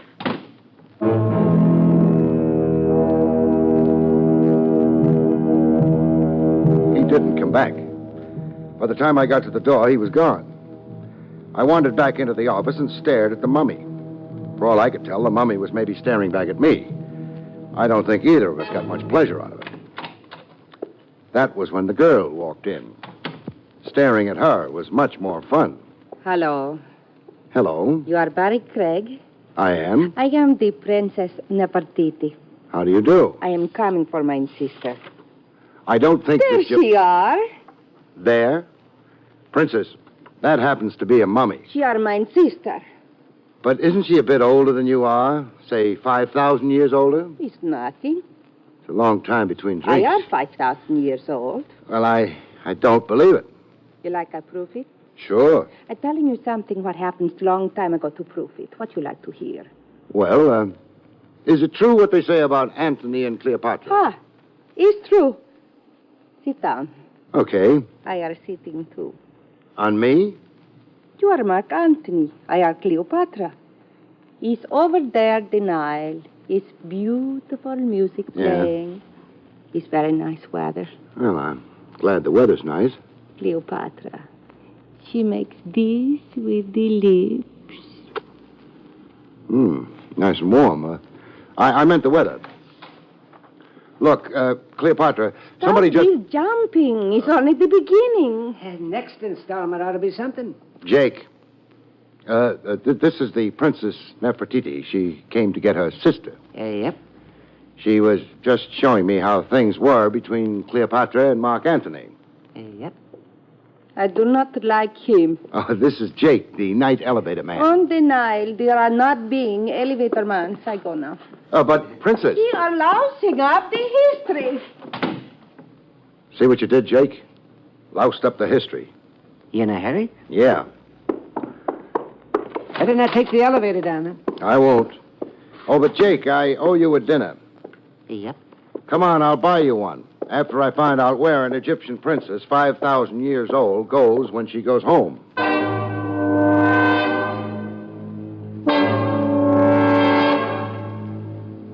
She wasn't, of course, a princess, Egyptian or otherwise.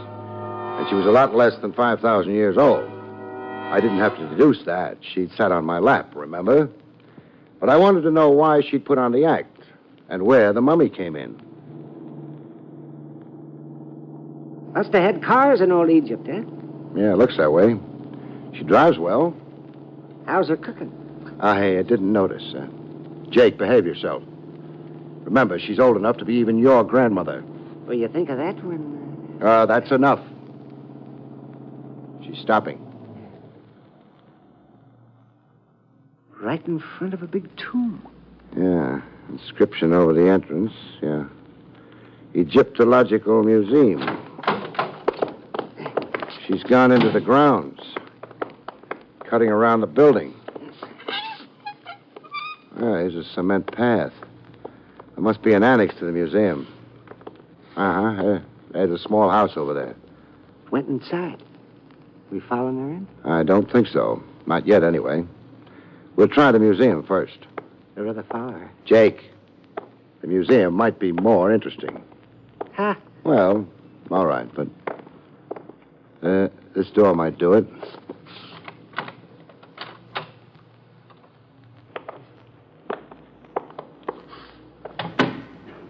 If somebody was careless, leaving doors open. Just as well. The place is filled with Egyptian relics. And Egyptians. Mummy cases all around. Well, let's try this one. Now, mummy case and mummy inside. What'd you expect? Daddy? Well, there's another one.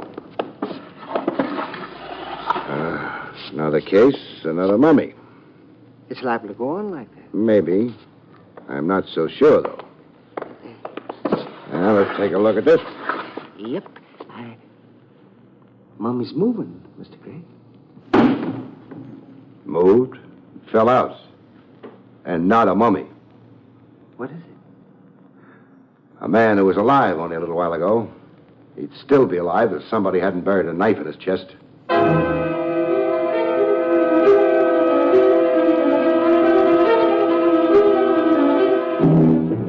There was no knife around, proving pretty definitely the man in the mummy case had been murdered. Suicides rarely dispose of their weapons after death. He'd been murdered and stuffed into a mummy case. Nice place to hide a corpse if you like hiding corpses. He had papers on him. Alive, he'd been a wealthy man named Osgood. I remembered the name. He'd financed archaeologists all over the world. Dead, he was just a man to whom nothing mattered. Jake, unless I'm wrong, this museum was one of Osgood's endowments, which makes it a more or less natural place for him to wind up dead. Makes it a natural place for us to get out of. Whoever killed him took the mummy out of that case and put Osgood inside. And then maybe shipped that mummy to me. Why? I don't know. Here, give me a hand. What? Well, I want to get him back inside the mummy case. There. He's back. Yeah. Body temperature. The fact that rigor's only starting to set in indicates he died around 6 hours ago. No hurry about informing the police. Let's talk to the princess about it instead. She knows the mummy out of that case is in my office. It's possible she knows more than that. From what I seen when I come into your office, she knows more than that. Think she's a real princess? No, but she's real. I tell you, Oscar, That's the annex, curator's house, I guess. Windows open. I don't know how it would go with your Vermont upbringing, but we're going to do some eavesdropping. Favorite winter sport up in Vermont. Shh. 3 people in the room. Girl, little mouse of a man, and something that could be a football player. Ted, don't be an idiot. Football player's name is Ted. I'm not an idiot. I tell you, I had an appointment with Mr. Osgood here. But Lester said... Lester! Mr. Osgood hasn't been here, Ted. Believe me, not for days. Listen, Lester, Mr. Osgood told me to meet him here this evening, hours ago. Now, where is he? He couldn't have asked you to meet him here. Are you calling me a liar? Oh dear, no, No, but... for heaven's sake, Lester, stop crawling. Try to act like a man or something. I'm sorry, Wendy. The princess' name is Wendy, it seems, and the mouse is Lester. I want to know why you're so sure he didn't ask me to meet him here, Lester. We quarreled violently. You quarreled with Mr. Osgood? You? He wanted me to put those Indonesian masks in the museum. They were fakes, and I told him so. Good for you, darling. There is something you'll fight for. Maybe it escaped your notice that Mr. Osgood owns the museum. He doesn't own me.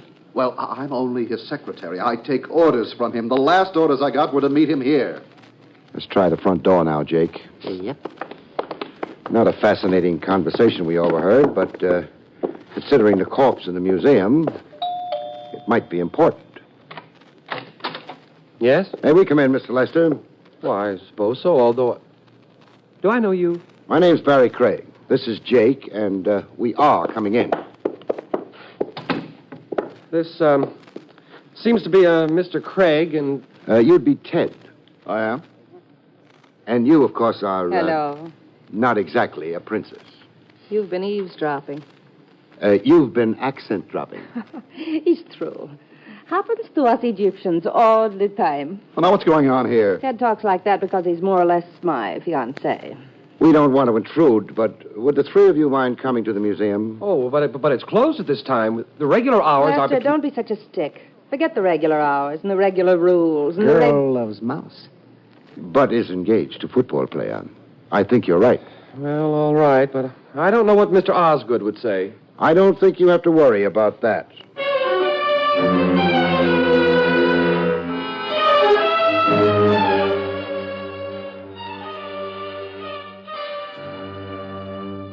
I had inside information on that. From inside a mummy case. Now, let's see. Yeah, this one right here. Well, this mummy case? Yes, that's what I wanted to show you. Open it, Lester. No, Why shouldn't he open it, Wendy? because there's blood on the floor. Girl's right. Since when have mummies started bleeding? They don't. Open the case, Lester. Very well. It's a trick. It won't prove anything. Anyone could have stabbed him. Stabbed who? I don't know. Whoever's in there. Lester. My dear, in spite of the fact that I've never before dared to mention it, I happen to love you very much. But that doesn't blind me to the fact that you're frequently a fool. Now, shut up. Don't talk that way to Wendy. Are you objecting to my telling her I love her or that she's a fool? I object to both. But she is a fool. Otherwise, she'd realize the only reason you're marrying her is the money she expects to get from Mr. Osgood. Lester, you're a worm. I probably am. I hate to interrupt all this good, clean fun, but you still haven't opened the case, Lester. I'm sorry. I'll do it at once.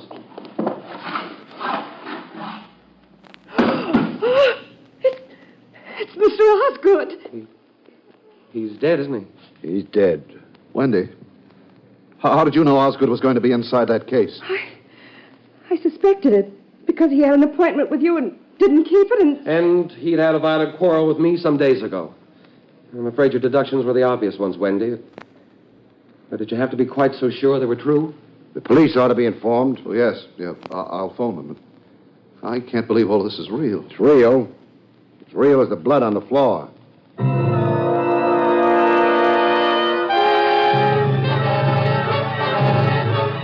Police came, saw, and went. But before they went, they arrested Mr. Lester. So he went with them. Jake and I returned to my office. I thought perhaps the mummy might be getting lonely. That didn't turn out to be the case.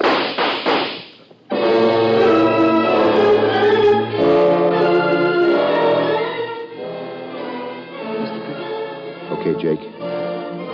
Whoever took those pot shots at us is gone. And so is the mummy.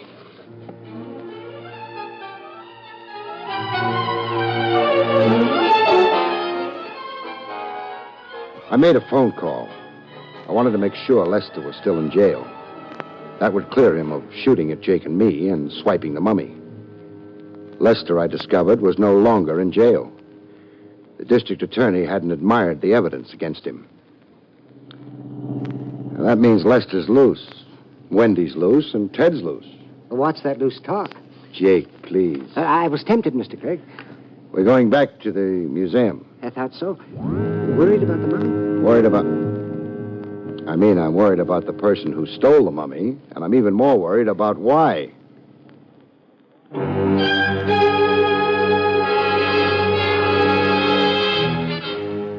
I had an idea why. I didn't linger with it. I was pretty sure I'd never get fond of it. I hoped I'd turn out to be wrong about it. Well, the museum's dark. So is the curator's house. Yep. So we'll go to the museum first. Figures? Oh. Don't hit below the belt. Sorry. I want to check that empty mummy case. What for? Make sure it's empty. Uh-huh. Empty mummy case is always empty. Except when it isn't. Taint. The mummy's back inside. That good? That's bad. Wrong mummy? Wrong something. I'm not sure what.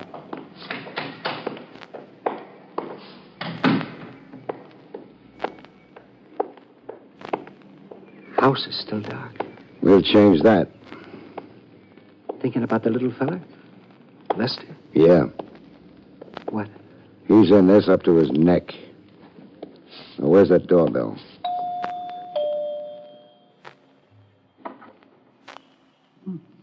Could be asleep. You'll have to wake up. Ain't waking up. We won't wait for him, then. Door's locked and solid. We'd better try the windows. One to the living room we looked through before. It's around the side here. It was ground level, which ought to help. Yeah.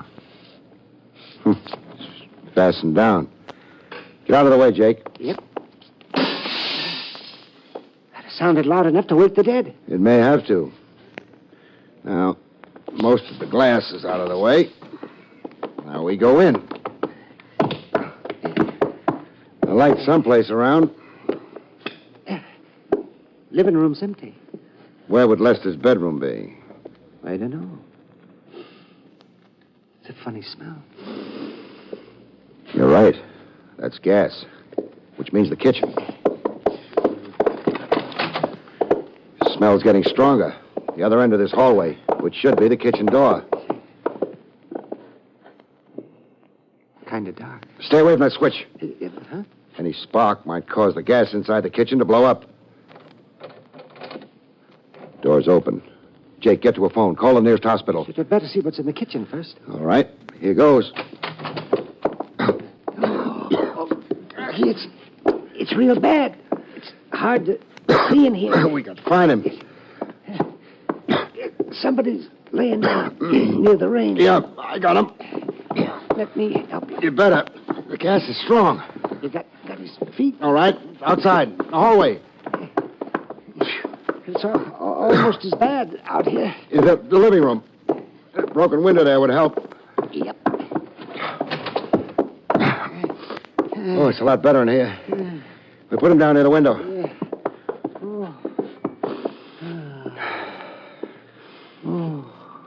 He don't look so good. He's still alive, though. Get on that phone. We need an ambulance fast to get to him before death does.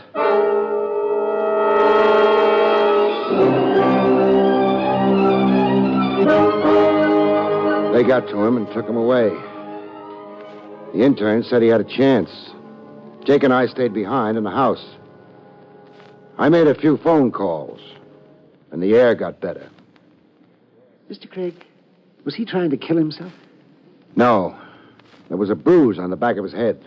Well, then it was the same one who killed Osgood. Yeah. Hoped to close the case by making it look as though Lester had committed suicide because of guilt. Uh-oh. Company. Oh, look here, Craig. I don't like being dragged down here in the middle of the night. You want Osgood's murderer caught? Sure, but there's a peculiar odor. Where's Lester? Out for the moment. That ought to be Wendy. I phoned her, too. Mr. Craig and Ted. Well, apparently they're cleaning up Osgood's murder, Wendy. Suppose they needed us here for something or other. But I thought the police decided it was Lester who... They didn't like the evidence too much, and they turned him loose. Where is he? The Samaritan Hospital. Condition critical. Jake and I found him in the kitchen, breathing gas. He tried to kill himself. You'd like that? It would close the case. Final proof against Lester. The only thing, Wendy, you knew about Osgood's death before you should have. You warned Lester not to open the mummy case in the museum. But that was because there was blood on the floor. You didn't explain how you knew he was stabbed, not shot. Oh, Wendy, they're right. I remember it explained to them. I can't. But that could mean... Wendy... Oh, shut up, Ted.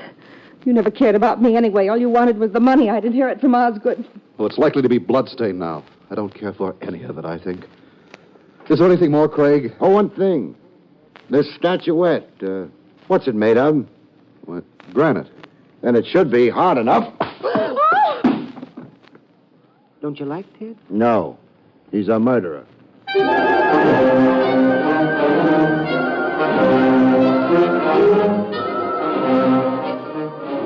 A murderer who'd been fingering the gun in his pocket while I talked.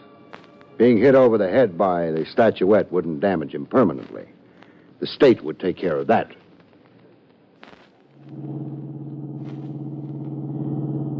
Girl was in a real hurry to get to the hospital. Yeah, I know. What can she see in a mouse like Lester? Catnip? No argument. Jake, Ted's motive was the money Wendy was getting from Osgood. He killed Osgood shortly after Osgood had quarreled with Lester. He figured Lester would be the obvious suspect. Anybody ask you to explain? No. Now, why was the mummy delivered to me? Simple. Ted wouldn't have. He'd framed Lester and would have left things the way he'd set them up. So it had to be Lester himself. He wanted me to help him. He gained a little time. Thought you said nobody asked? Nobody did, but I'm telling you. Now, Wendy had seen Lester, so she came to my office to try to get the mummy back. Proof she was innocent. But if nobody asked you, why are you explaining? I'm not. I'm just dropping you off at the building. Oh. Well, thanks.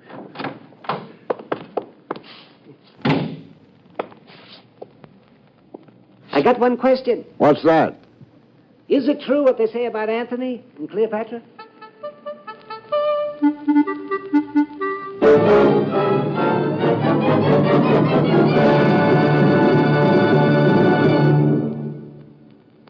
You've been listening to William Gargan in another exciting transcribed mystery drama from the adventures of Barrie Craig, confidential investigator. Tonight's story, Never Murder a Mummy, was written by Louis Vites.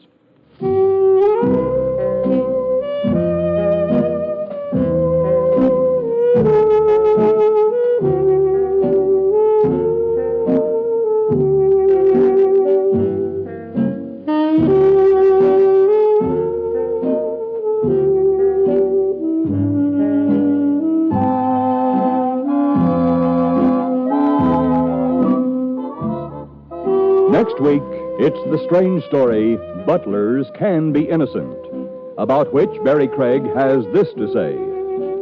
Butlers can be innocent. Maybe this is a little hard to believe, but the butler in question proves it the hard way.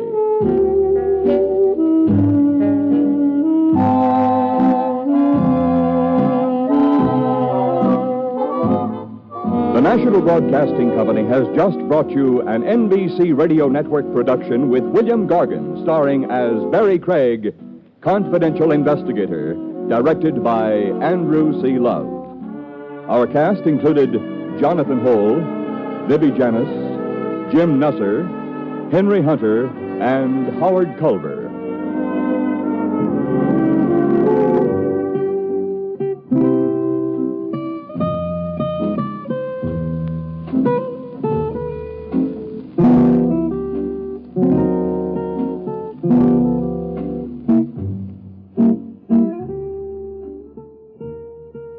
Join Groucho Marx for You Bet Your Life tonight on the NBC Radio Network.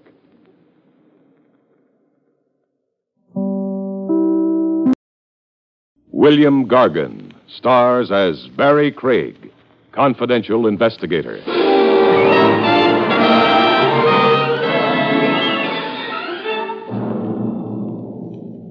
A tempestuous blonde wants a carefree Romeo to slow up and settle down. It isn't always sweet surrender. Not if she emphasizes her demands with hot lead.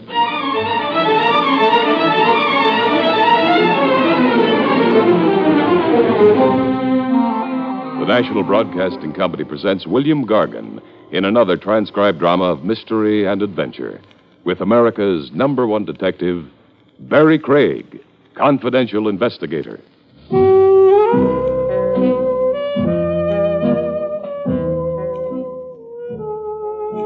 Barrie Craig speaking. In any national poll where voters were asked to elect the prize chump of 1955, I know one candidate who'd walk away with the title. Mr. Fenley, Bertram Fenley, to give the champion sap of our time his full name. I first met Fenley on the docks, Pier 82. He'd phoned me very hush-hush to please meet him there. I found him on the pier, squatting on 2 beat-up valises, looking like he'd just come off the banana boat docked right behind him. He had, it turned out. I was on that boat, Mr. Craig, the Hilda May. I was in Honduras. That's in the Orient. Honduras is in Central America, Mr. Fenley. Oh, yes. Well, I mean Central America. A middle-aged man with fat cheeks and a mild look. So, what's your trouble, Mr. Fenley? Oh, my trouble is just the right word. I don't know how to begin to tell you. Well, there's a coffee pot across the street. Let's talk in there, huh?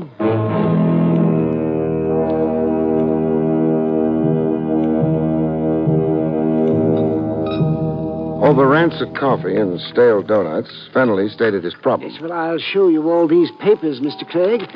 You would like to look them over? The Anzio Calhoun Hotel Land Development Corporation. The big print says. That's my employer. I was sent overseas to make diagrams of land space for building modern hotels. Well, I see you did a cost analysis. Oh, yes. That one file of papers in your hand represents 3 months' work. Meaning there are other files of paper? Yes, I've been abroad 3 times now. I've completed reports on Honduras, Siam, the Belgian Congo, and in a little village called Kukasanka. Kukasanka? I never heard of it. Well, nobody has. It doesn't appear on the map. It took me 27 days to find it. Kukasanka is mainly 12 straw huts located 270 miles due east of Rangoon. And your company is scouting it as a modern hotel site? Well, that was my understanding. Now, you've been traveling here and there for how long? 8 months. All expenses paid? Yes. My expenses to date have been $7,000. Why did you contact me to meet you secretly at the dock? Well, in Honduras, I received a telegram. And not to come home, but to proceed on to Borneo. And prepare more papers? Yes. But you hopped aboard a banana boat instead and came home? Yes. You see, I had begun to suspect. Oh, at long last. What else has fired your suspicions? Well, mysterious incidents overseas. Like unexplainable accidents, huh? You almost lost a leg or an arm? Yes, and even my life. Once in a village named Terabumba on the African coast, I was arrested as an enemy spy. Somebody planted documents in your luggage? Yes, and I was thrown into a dungeon without trial. So how come you're here today? The merciful heavens intervened. A tidal wave overran the village. It washed every building off its foundation. And washed you into the open? I fled by ox cart. Enough. I've had it up to my ears. Now, where will you be staying? The Yankee Doodle Hotel on the Lower Bowery. No one will think to look. Okay, fine. Now, I'll come see you after I've talked to your so-called employer.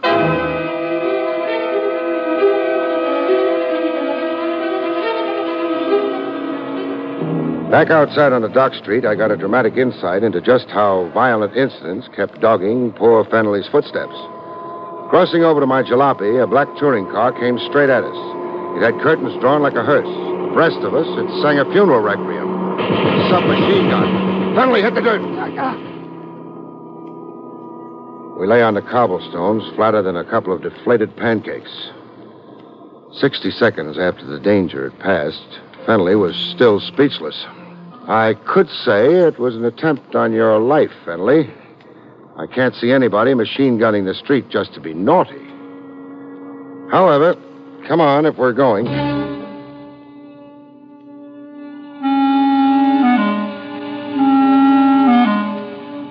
The Anzio Calhoun Hotel Land, etc., occupied a 6-room suite just off Park Row. Well furnished, but deserted. No sign of business activity. In the last room of the joint, I found a live tenant. A guy in a silk suit with the glue loose on his toupee. It flapped over his brow. He was fast asleep. I gave up the notion of giving him a hot tub. I just settled for a shove. Hey, rise and shine. Hey, what's the idea? Now, put the gun away. Gun? Oh, force a habit, friend. I'm sure. Yeah, what do you want? Well, I've got a chain of hotels to sell. There's a television set in every broom closet. Oh, you're a comic, huh? Don't audition for me, huh? I don't like funny men.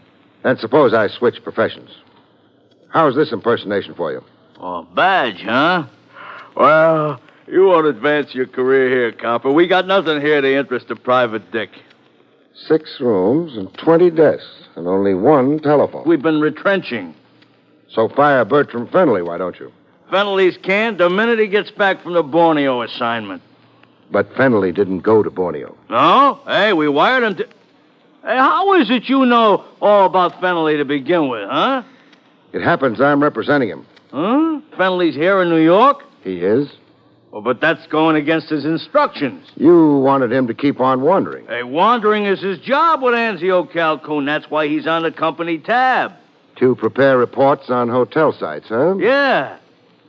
Now, Where in creation to date has your company built a hotel? One hotel. Hey, now look, guy, we're set up legal. We're incorporated. Read that certificate on the wall. We got stock floating. 300,000 shares at $1 a throw. And that's only the first issue. We got big plans. So wipe that grin off your kisser, huh? Just what are the big plans? Hotels in out-of-the-way places and landing strips to every unit. No competition across the street like down in Miami. Now, you know our idea. Sounds screwy.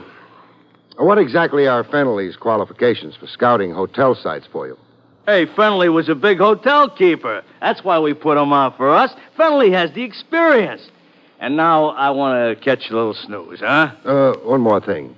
Your name? It's printed on the door. Cupie Marino.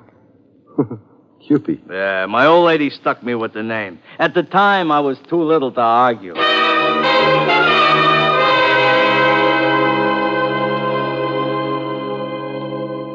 Every guy has his racket, but Marino's had me mystified. So far, anyhow. Why anybody would squander $7,000 in travel expenses on a screwball like Fennelly. The evening papers added to the general confusion. There was a scare headline in it. Rampaging college students tour town firing toy submachine gun. Police threaten harsh measures. College pranksters. That could account for what had looked like an attempt on Fennelly's life earlier.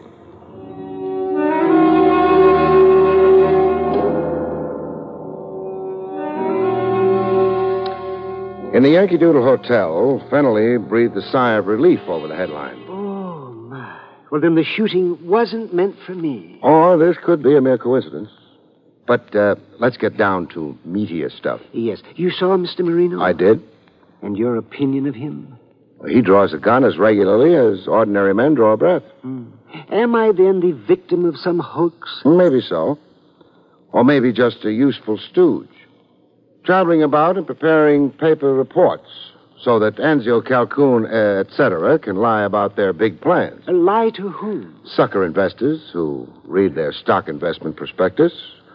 Big talk about their preliminary field operations. That's you, Fennelly.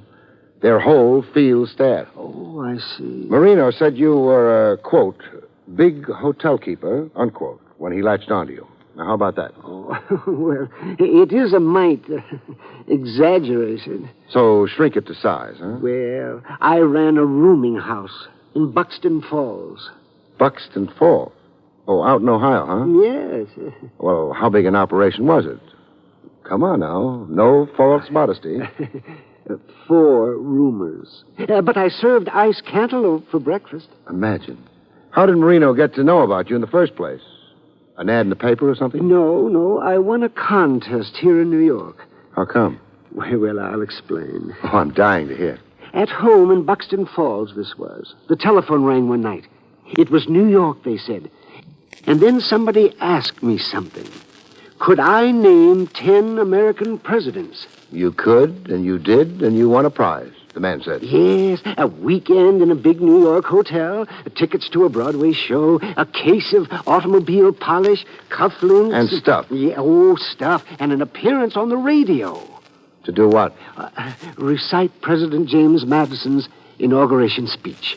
Which leads us to Marino. Yes, he telephoned me at the hotel where I was staying. Oh, he'd been much impressed with me on the radio, Mr. Marino said. And as a mighty hotel keeper, plus brain, did you want a job with Anzio, Calhoun, etc.? That's right, and I accepted at once. Oh, you would. Who produced the so-called show that changed the course of your previously humdrum existence? Why, Mr. Adrian Borislav. Located where? Well, the Advanced Theatrical Enterprises on Broadway, uptown. The Advanced Theatrical Enterprises, huh? What do you bet I find 6 deserted rooms and a hood snoozing on a sofa?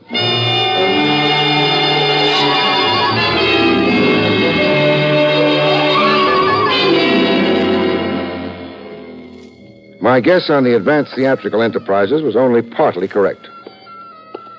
There were only 5 offices in this suite, and nobody in them. Hello, anybody? Not even my echo. In the last room of the suite, I found my sleeper. Oh, Nick. No hood this time out. A doll. A pretty face. More rouge than mouth. 3 shades of hair and her shoes off. I woke her up gently. Rise and shine, gorgeous. Who are you? Barrie Craig, a detective. And you? Margie. I dreamed somebody was... Tickling your feet? Yeah. I was. With this. My pencil. Oh, I just returned it. Now, a gent named Borislav. Where do I find him? Ha ha! Did I just crack a joke? I'll say you did. Well, enlighten me. Who doesn't want to find Adrian Borislav? Oh, he's that popular? He's that much of a skunk. You sound like you were left holding a bag. Holding it for $500, 10 weeks' salary. You were Borislav's secretary? I was. Now I'm in here every day for a week, just waiting for that creep to show up. Characterize Adrian Borislav for me. With pleasure. He's a petty promoter, a deadbeat. He bought radio time on small stations just to publicize himself as Mr. Big, to attract attention to himself. He ran cheesy little nothing contests. Mind you, they were all on the level. After all, it only amounted to cheap advertising. Well, what was his real pitch here in the actual offices? Vanity publications for composers and poets, writers, models. He'd skin 'em, but good. I see. And now Borislav of Advanced Theatricals has flown the coop. Go look at the unpaid bills on his desk. Deadbeat. My flesh is beginning to crawl, hanging around here. You got any more questions you'd like to ask me? I have. Then do it over a drink. Heavens to Hannah, do I need a drink.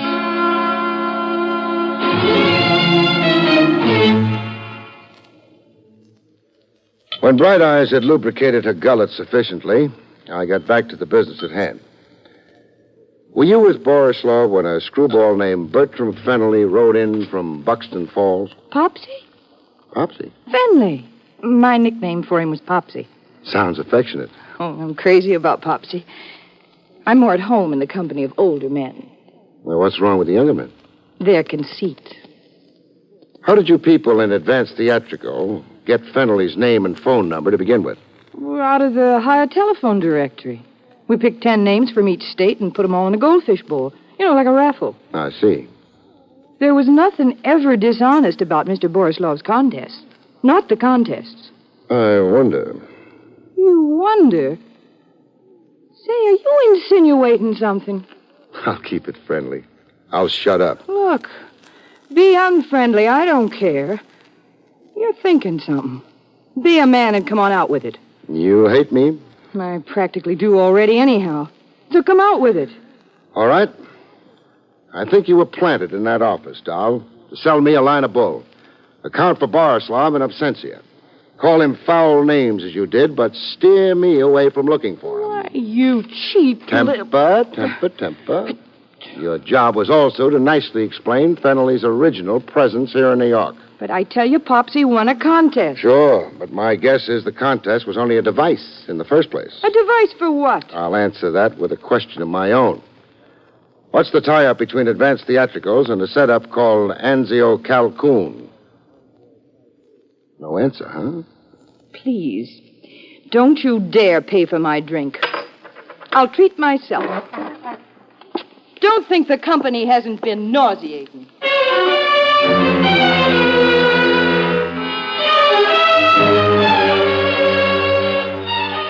Any blonde with saucer eyes and 3 lovely shades of hair who can't snare her man is a dead blonde awaiting burial. But Margie was alive, and Fennelly was willing. All of which led to new complications. Well, I've come to say goodbye, Mr. Craig. Where are you going? Well, frankly, I feel like such a fool. So talk like one. I'm going to Borneo. After all? But I'm afraid my misapprehensions about the Anzio Calhoun Hotel land development... were all imaginary. Yes. Marino's been in touch with you, huh? Yes, he offered me a substantial increase in salary. And you snapped it up? Well, the fact is, I have personal reasons for going abroad this time. It promises to be very enjoyable. I can see. You can see? And smell. That cologne on you. Oh, a phantom lover. It's a toilet water. The axle grease in your hair. The snazzy new suit and the yellow pointed shoes. And that tea rose in your buttonhole. Why, Fennelly, you're a regular Beau Brummel. Well, thank you. And it all spells blonde to me. Margie, huh? The fact is, yes, we're engaged. To be married where? In Borneo. And why in Borneo? Margie, that's my fiancée, is rather incredibly romantic. Yes, I see. She wants to be married by a tribal chief. A tribe? Why, how did you guess? Oh, I took 9 easy lessons in mysticism. Now, how did you fall for it? Well, I'm not sure I shouldn't resent it. Fennelly, how dumb can you be?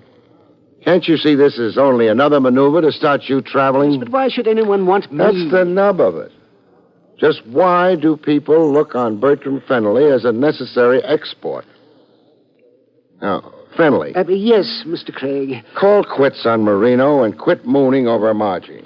Margie's jackassing you. She, the disappeared Borislav, and Marino are all working together. Against you. Against me, but why? But why? And why is what we don't know yet. Go back to your hotel, Fennelly, and stay there. Incommunicado. You're a fish who snaps up at any bait. So don't see or talk to anybody. But I'm not going back to the Yankee Doodle Hotel, Mr. Craig. Why not? Because I'm going home. To human Buxton Falls, Mr. Craig. I have absolutely had more than I can stand.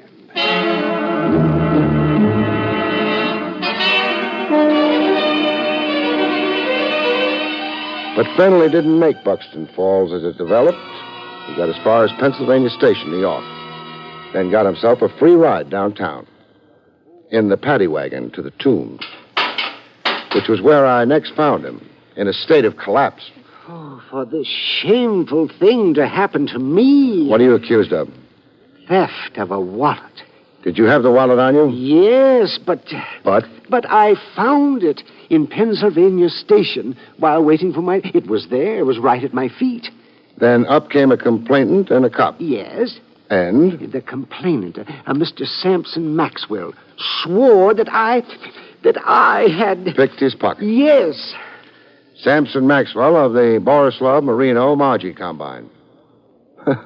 Fennelly, your middle name is Trouble. Oh, but it's an infamous lie. This tactic of the wallet adds a new wrinkle to the older pattern. Yes, well, I don't understand.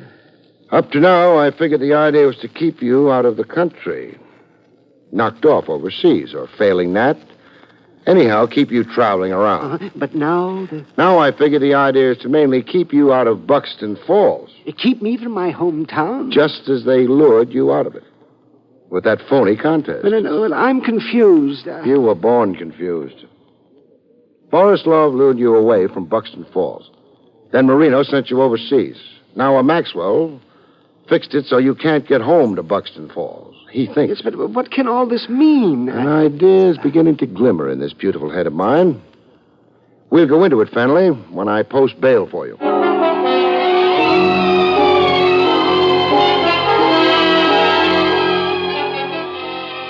I posted bail for Fennelly. $50 by special courtesy of the DA's office. Then I grabbed Margie from under a hair-drying machine in Madame Zelda's beauty parlor and waltzed her through the streets. At the Times Square out-of-town newsstand, Fennelly joined us, as prearranged, for a look at the front page of the Buxton Falls Bugle. Murder trial nearing close. Why, there's a murder trial going on back home. Defense bases case on alibi for New York mobster Stitch Latimer. Stitch... Yeah. Oh, no? Mr. Craig, what does it say there? Well, the gist of it is... Stitch Latimer is charged with killing a guard in a factory payroll robbery. 8 months ago, this was, Fennelly. About the time you began traveling. Mm-hmm. Latimer's defense is that it's all mistaken identity. That he never set foot in Buxton Falls in his life. Oh, Fennelly. Yes. Here's an inside picture of Latimer. You ever see him before? Let me see. Ever see? Why, yes, he roomed with me once. Overnight. He said he was a traveling salesman. Well, there's the why of your travels. You're the only man who can place Latimer in Buxton Falls at the time he was there. Probably casing the job he finally pulled. Oh, and the others? Marino, Borislov, and Maxwell? Latimer's boys, trying to get him out from under by keeping you out of Buxton Falls until the trial is over. Right, Margie? My mouth is sealed. Oh, that's too bad. What's too bad? Talk freely and you could cop a plea. Why take those rosy lips out of circulation for years? How bad is it for a girl in jail? No jukeboxes, tall drinks. Who cares? No hairdryers. I can live without. No, wolf whistles. As bad as that, huh? Mm-hmm. So who do I talk to? Where?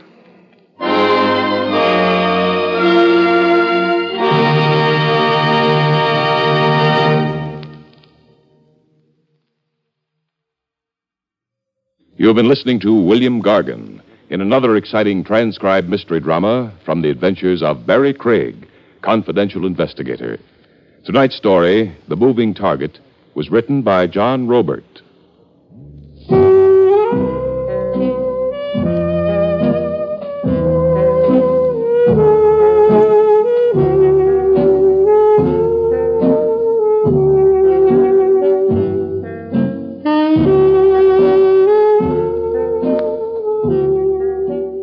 Next week, it's the strange story, Hour of Reckoning, about which Barrie Craig has this to say.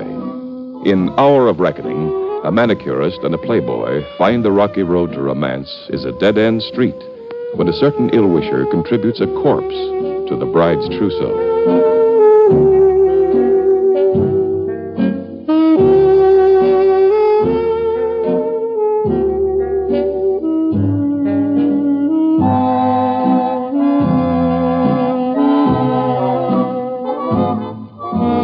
The National Broadcasting Company has just brought you an NBC Radio Network production with William Gargan, starring as Barrie Craig, confidential investigator.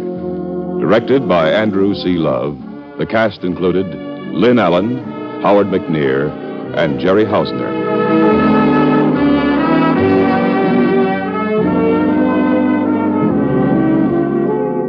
Join Groucho Marx for You Bet Your Life tonight on the NBC Radio Network.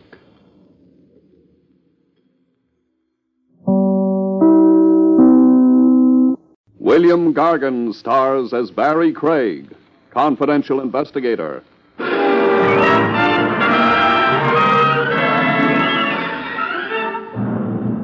Spotting a murderer isn't easy. They don't help.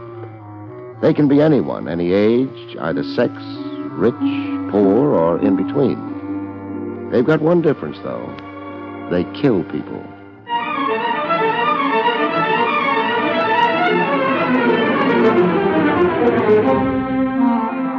The National Broadcasting Company presents William Gargan in another transcribed drama of mystery and adventure with America's #1 detective, Barrie Craig, confidential investigator.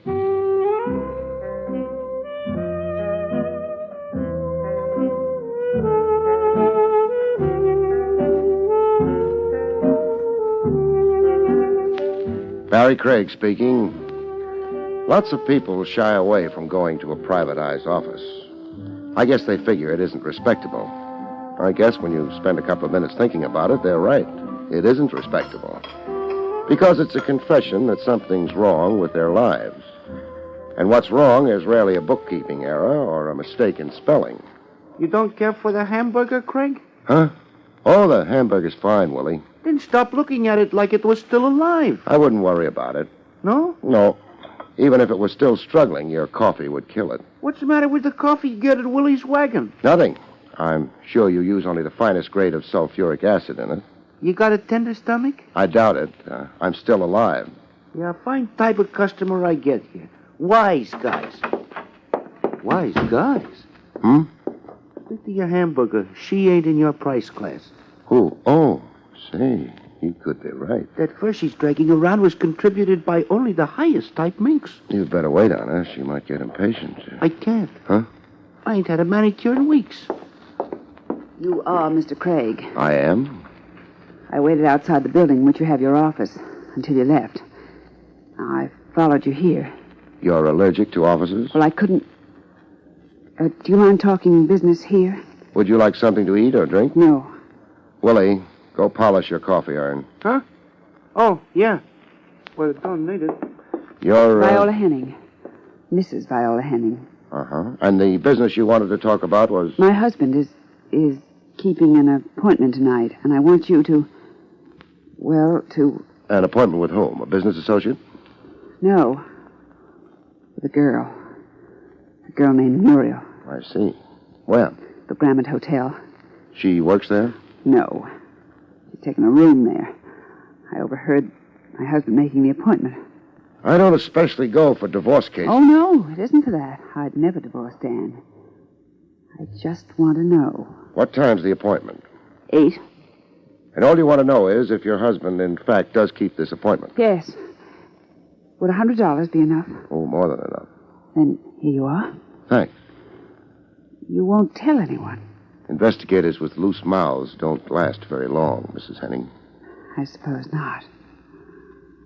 I'll phone you in the morning. Fine. Good night. Good night. Yeah. For that, you need a license? Huh?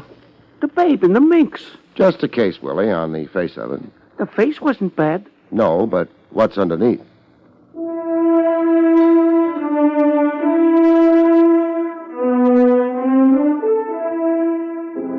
I killed some time with Willie. His feeling is he's a very good gin player. I won enough hamburger for half a dozen cases of acute indigestion and then went on to the Hotel Grammont. I let the clerk in on my little secret. I told him I was looking for a maiden aunt. For $5, he believed me. I found a Muriel who'd booked a room at 8 o'clock. The full name was Muriel Jones. Jones.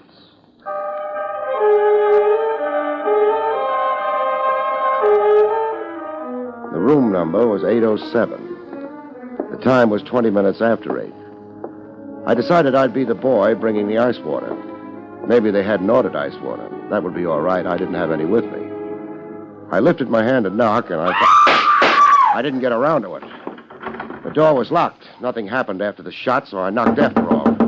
Maybe I was naive, but kicking the door in didn't seem practical. I turned out to be right. Mr. Craig! Hello, Mrs. Henning. Mind if I come in? No. There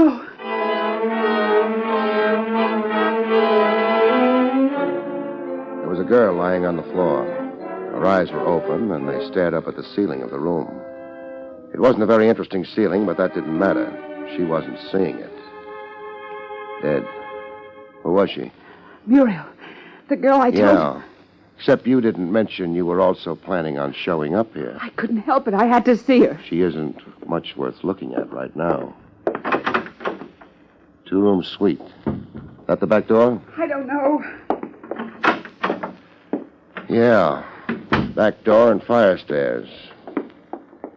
What else couldn't you help, Mrs. Henning?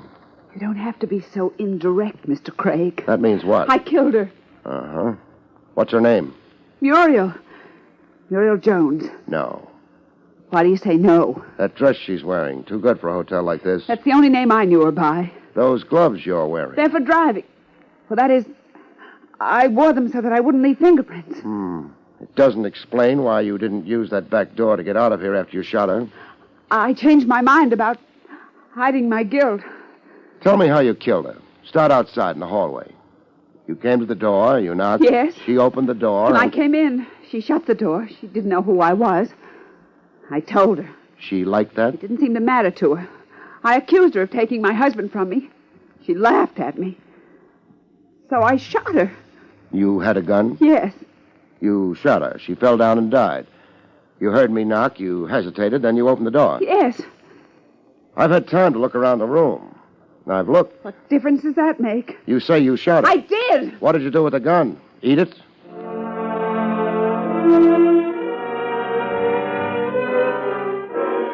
Mrs. Henning didn't have any answers. I found a phone and let her notify Homicide that she'd been out hunting. I left her in that hotel room with the dead girl. Both of them would wait.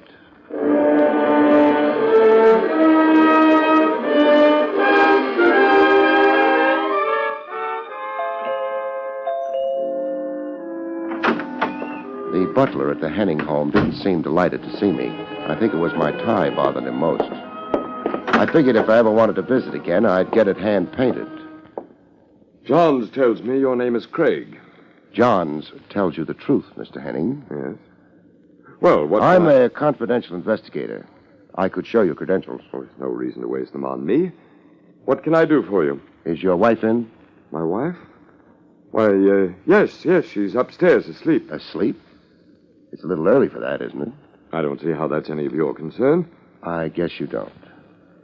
Would you mind asking her to come downstairs? I most certainly would. I'm afraid you'll have to anyway.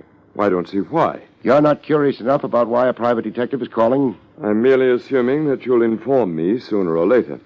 Let's say for the time being that it's because your wife hired me to do a job for her. What job? The information is confidential. I refuse to believe That's silly. All you have to do is ask your wife. Well, yes, but... Or are you afraid to?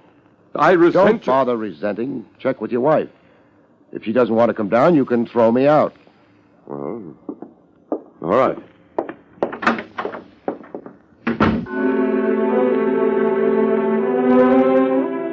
I didn't know exactly what made him go through with it. Maybe it was because his tie was already hand-painted. Mr. Craig? Yeah? My wife isn't feeling very well. She can't come down. Uh-huh. When did you see Muriel Jones last? Jones? Let's just leave it at Muriel. We'll discuss last name some other time. We won't discuss it at all. You're not very big. I could push you aside and go upstairs. You wouldn't do that. Oh, you're not sure of that. So when did you see Muriel last? Well, why not ask the lady? Oh, there's a technical difficulty. She's dead. She's what? Dead. You're quite serious? It's not a good subject to joke about. Well, how did she... She was murdered. Oh. Well, who would want to kill her? That might depend on who she really was. Her name was Muriel Carter. She sang at the Bright Star. Her voice was very beautiful. She's still dead. I find that hard to believe. She had such a rare quality. It didn't stop the murderer. She was, in her way and in our time, a lovely princess. I've heard of the Bright Star. It's run by a man named Thompson. He's short, fat, and greedy. As far as I know, he doesn't hire princesses. Now, what do you mean by that? She sang for Thompson, that's all. And what did she do for you? I think you'd better get out. I'd like to, except I've got a client.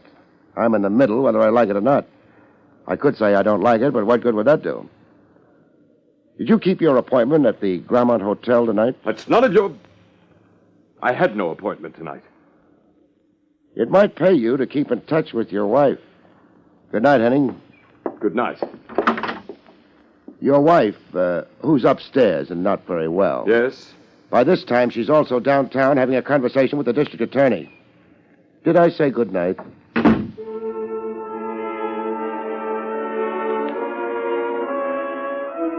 Mr. Henning's face over the hand-painted tie wasn't very nice to look at. I stopped looking at it, climbed into my car, and got away from there. It took me a while to notice the black coupe on my tail. When I did, I decided I didn't like it. Halfway down a block, I swung my car across the road and got out. The car tailing me burned brake lining and managed to pull up. Hey, get that car out of my way. What was that? I said get that car out of my way. Maybe you'd better help me. Get out. You're a wise guy something, you're blocking traffic. What traffic? Okay, wise guy, I'll get out.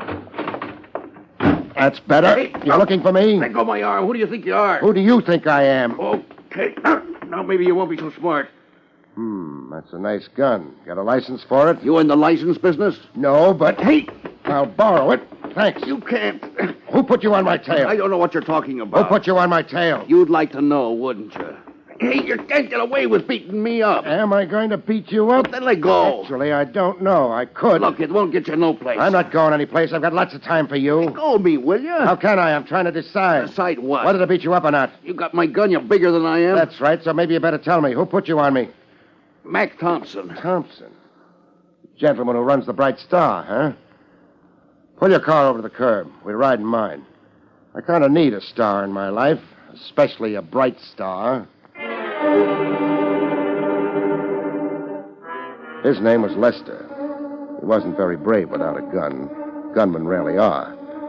He pulled his car over to the curb, got into mine, and we went to the Bright Star. We didn't disturb the customers. We used a back entrance, the kind of entrance I was accustomed to. Private investigators don't rate socially. This here's Mr. Thompson's office. Don't knock. Mr. Thompson. Lester, what are you doing here? He's trailing me. He trailed me right into your office, Thompson. I had a little trouble with him. He's got my gun. Indeed. And you'd be, Craig. Barrie Craig. Oh, a boy with a license. I might mention that Lester has a license for that gun of his, too.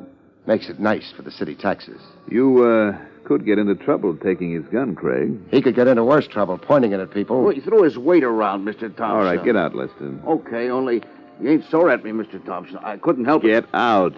Yeah, Mr. Thompson. Yeah. Lester isn't a very strong character.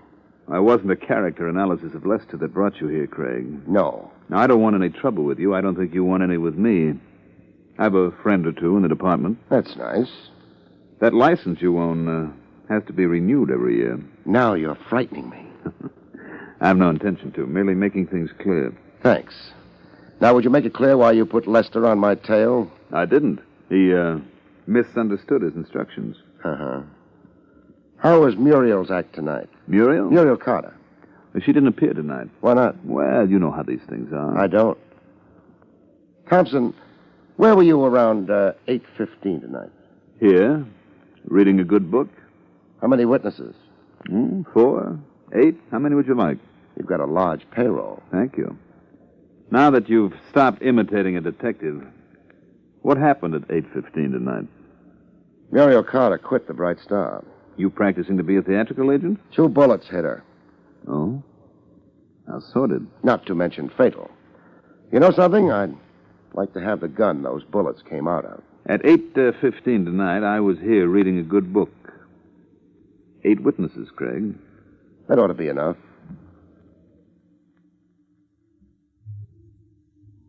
Thompson. Yes?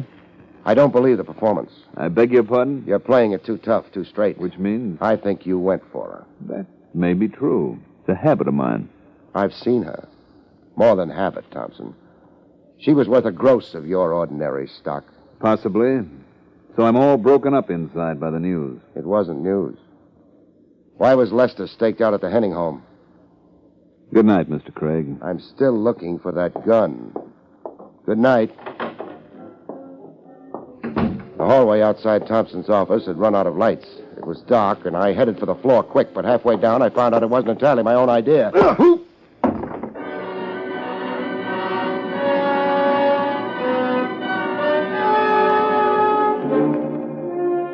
You get knocked unconscious, and it's dull for a while. Because you're unconscious. But after a while, things change. Something began to pound.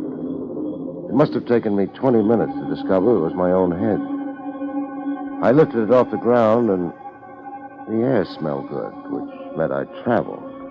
There were trees around and a sky. From which handful of facts I deduced I was out in the country.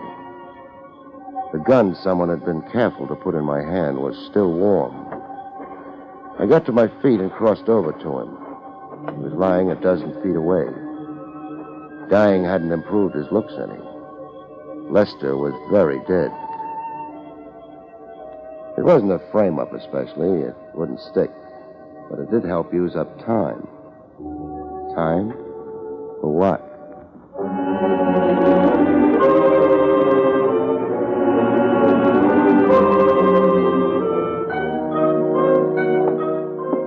Headquarters had a nice green lamp burning outside. The trouble with hanging around police headquarters is you can't ever lock the front door. Hello, Lieutenant Rogers. Anybody comes in. Even... Hold on a minute while I look around and whisper. Even private detectives. Some fun. Barrie, you're not your usual blithe and buxom self. No background. If you start dragging in my college degree... Hide your Phi Beta Kappa key and send a couple of your boys out to my car. There's something different about your car tonight? Yeah. I've got a corpse in it. Oh, how ducky. Anybody I know? I wouldn't be surprised. Oh, say, Trav, I'd like to talk to Mrs. Henning. Mm-hmm. I've seen her. I'd like to talk to her, too. What? The district attorney didn't care for her confession. She didn't have a gun to go with it. So he threw her out. How long ago? An hour, maybe. Why? I want to talk to her. You're keeping it on a very high moral plane. Barry, why do you think she confessed to the killing? Maybe because she loved her husband. I understand it happened. It must be something special. Sure. Wears hand-painted ties. So long, Trav. Would you like company? I talk very politely. Forget it. I'll be back later. Maybe I'll even tell you about the corpse you've got.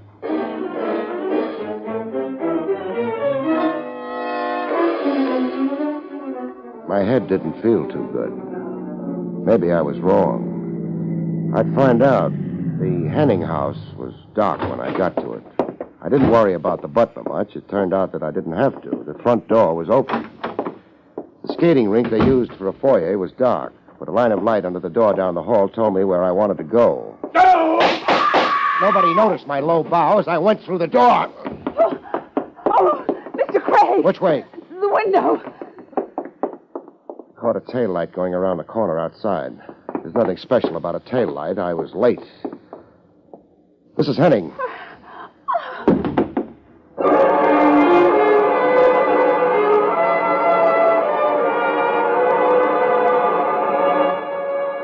She fainted. It was a break for her. She could stop looking at her husband. As for him, maybe he was looking at something, but it wasn't anything a pair of living eyes could see.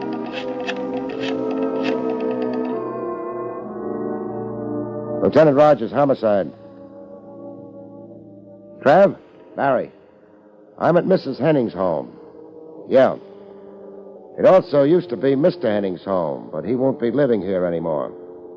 He's moving into smaller quarters. Underground.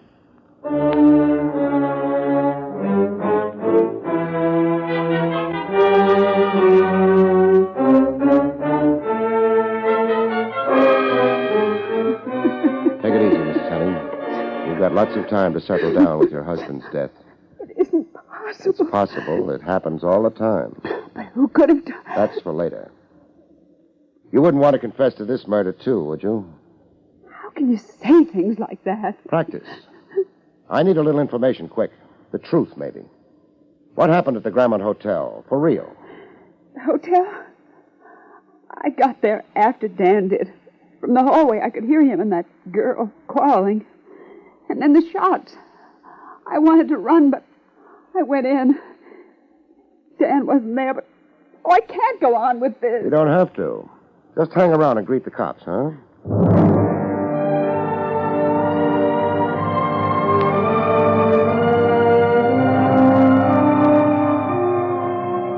No matter how many times you've seen the dead, they still don't appeal to you, even with hand-painted ties. I concentrated on the furnishings. They were nice. They weren't the kind of stuff you buy if you're a private investigator. I stopped being morbid and just waited for the cops. They came.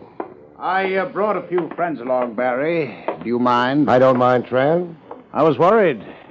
Where's the object of our affections? Over near the window. I hope he hasn't left.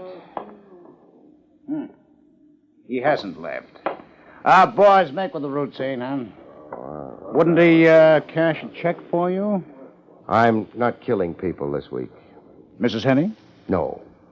Henning was shot from outside the window. Mrs. Henning was in the room when I arrived and heard the shots. That's nice.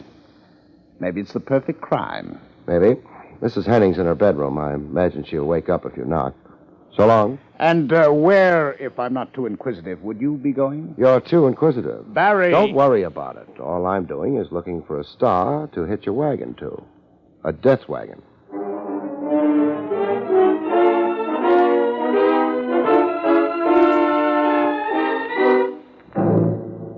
I figured Mr. Thompson wouldn't be expecting action very quick.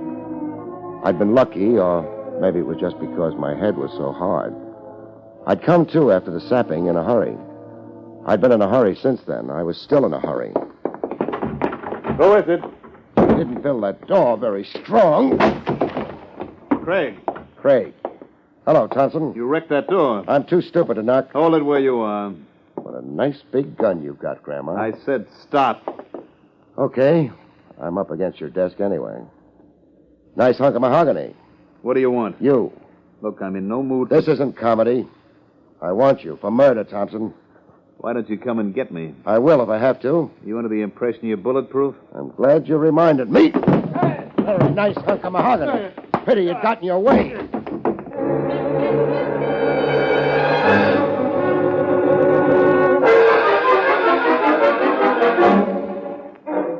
I hadn't hit him very hard. He came to after a while, and we went down to headquarters. Barrie, where? Did I go after Henning died? I went to collect Mr. Thompson here. He's going to stay for a while. You might mention a few charges. Sure. Murder. Murder of a man named Lester. Murder of a man named Dan Henning. Good enough? Very good. Any objections, Thompson? No objections. I killed Lester. He was a weak character. Craig made a point of it. He was tying me in too tightly. The boy's got good grammar. I'm appreciating it. How about Henning? Why kill him? Because he murdered Muriel. You didn't know her, did you? He murdered Muriel. And even now, with me where I am, I can almost figure it's worth it. You see, I did know her.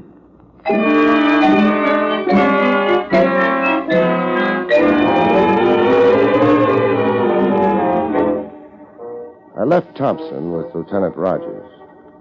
Maybe, according to his own bookkeeping, he'd been right. I'd seen Muriel Carter and was willing to give him an outside doubt. My job wasn't finished, though. I had a final report to make to my client.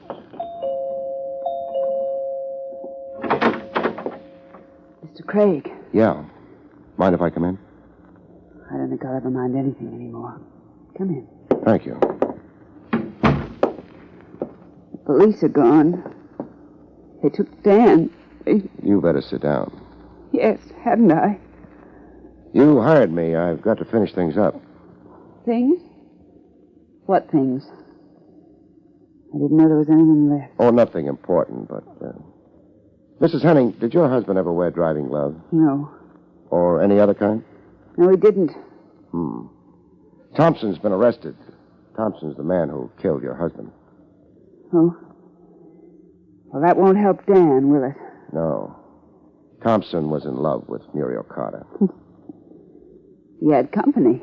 The only thing is, Thompson wasn't the one who killed Muriel. I know. What does it matter? That confession you handed me at the hotel didn't make very much sense without the gun. That's what the district attorney said. The cops found the gun. Did they? It belonged to your husband. They found his prints on it. Very clear prints. Why bother? Too clear. Too clear, Mr. Craig? That's right. But... A man fires a gun, the prints tend to be smudged a bit from handling. But suppose a gun is wiped clean. Then the man's fingers are carefully pressed on the handle. Then you'd have his prints. But they'd be too clear. I never knew that. I guess you didn't. Why are you telling all this to me? You're my client. Your husband didn't wear gloves. The police give a murder suspect the paraffin test. Matter of routine. You see, when a man fires a gun, small powder particles are embedded in the skin. Oh? Your husband hadn't fired a gun recently. Well, but... Look, I'm tired. I'm not sure what you're trying to say. With Dan dead, they've got his murderer. Why did they make all these tests? Well, I suggested it. Because Muriel Carter was registered at the Grammont Hotel as Muriel Jones. She was ashamed. A club singer? Working for a man like Thompson? She was going to meet Dan. No. She didn't take that room for romance. She took it for a meeting with you. This is so confusing. You were jealous. You hated Muriel Carter. You arranged that meeting at the Grammont Hotel. You suggested she register under an assumed name. It would look shadier that way. Shadier? To whom? Me, the private detective you hired in good faith. Oh. You let your husband know about the meeting. That's why he was there. That's why he took the gun away with him. That's why he lied to me later, said you were upstairs sleeping. That isn't why Excuse me, I should have said how. The why was because he may have loved you once. You made your confession, nobody believed. Thompson figured your husband for the killer and killed him in turn. But there was something wrong. The paraffin test showed your husband hadn't killed Muriel Carter. Then who did? I'm a funny kind of investigator, Mrs. Henning. Most guys in my business get cynical. They wouldn't believe you if you told them the time, unless you had 39 witnesses and a testimonial from your neighborhood church. And you? Oh, I'm different. I always believe a client. That's why we better get started, Mrs. Henning. We're going downtown, headquarters, where they'll put you under arrest for murder. One way or another, the evidence is all there. You see, when you made that confession in the hotel room, I believed you. Good night, folks. See you next week.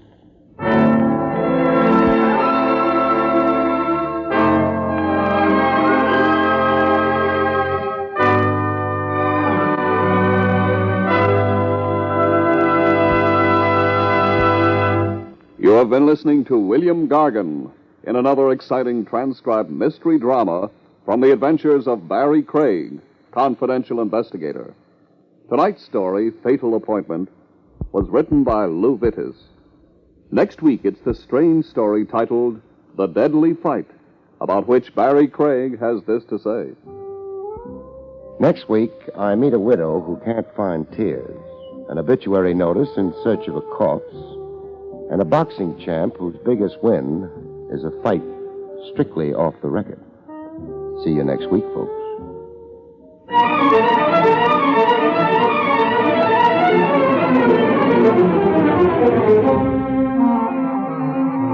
Featured in the role of Viola was Joan Alexander. Barrie Craig, starring William Gargan, was under the direction of Hyman Brown. This is Don Pardo speaking.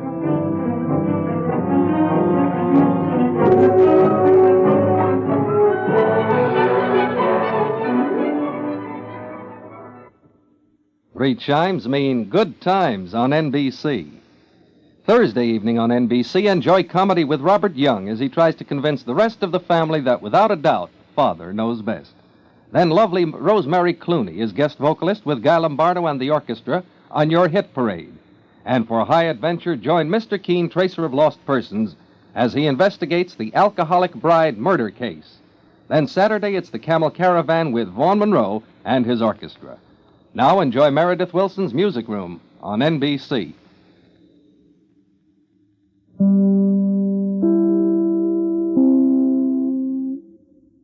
William Gargan stars as Barrie Craig, confidential investigator.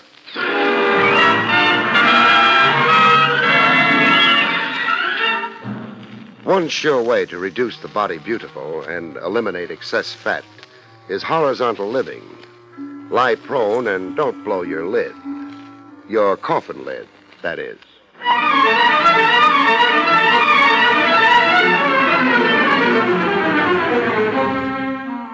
The National Broadcasting Company presents William Gargan in another transcribed drama of mystery and adventure with America's #1 detective, Barrie Craig, confidential investigator.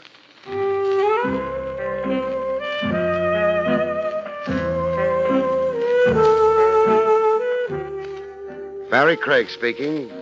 A smart confidential cop keeps a straitjacket handy as standard office equipment. The time has to come when you want to rush a prospective client to Bellevue for observation. What else can you do when a guy pops in, tells you his name is Julius Caesar, and then without any further explanation starts bawling like a baby? Julius Caesar, right out of Runyon. Pants under his hip line like a Burlicue comic. A checkered vest with egg stains. And a face that could only advertise a meat grinder. Here, my handkerchief. Dry your eyes.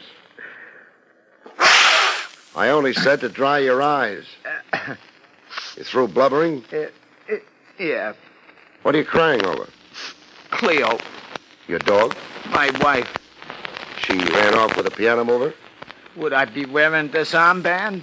Oh, black armband. I'm sorry. You're a widower. No. You said she was your wife. Is my wife. She died and came back? Cleo never died. Then why the mourning band? Cleo is gonna die, for sure. Some incurable disease? You and me put together, Cleo is healthier. Now I'm in utter confusion. I was to a tea room. No, I didn't know they had pool tables and tea rooms. Look, I'm in there getting my fortune told. I'm gonna lose Cleo, it says in the tea leaves. Cleo has got to go. What's going to kill her? Not what. Who? That is what I want to know. You, maybe? Chop off my arm, I wouldn't hurt Cleo. I love this doll. That's the whole basis of your fears? Cleo didn't make out in the tea leaves? Let alone that, someone has tried to get to her already. Clear up get to her for me. Rub her out. Depart Cleo from my midst.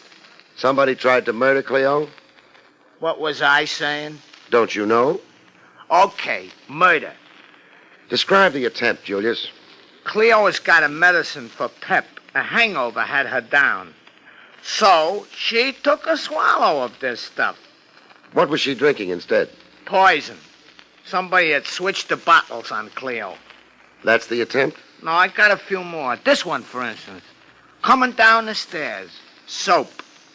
Now her spine is out of whack. Cleo leans a little. To the right or left? Left. No, right. No. Oh, I give up. Who's behind all the mayhem? I wouldn't be here if I knew. Here. 3 C's on account. I took a mortgage on a shop. Shop? Flowers. I run a flower shop over at Prince and Fort. For free, any time, I'll make you up a wreath. Oh, no, thanks. Save it for Cleo. The biggest in town. When Cleo goes, it'll need a Mack truck to haul it. Here, I'll show you a picture of Cleo. In a bathing suit. Where's the bathing suit? Bikini. That's a type suit. In the picture there, Cleo's in the contest. Contest? Yeah, Mrs. Apple Pie, 1952. This is a contest for married queens who can bake. A gent who manufactures the stuff, the pies, that is, Mr. Willoughby. He's sponsoring the contest. 20 grand. 20 grand? That's the first prize.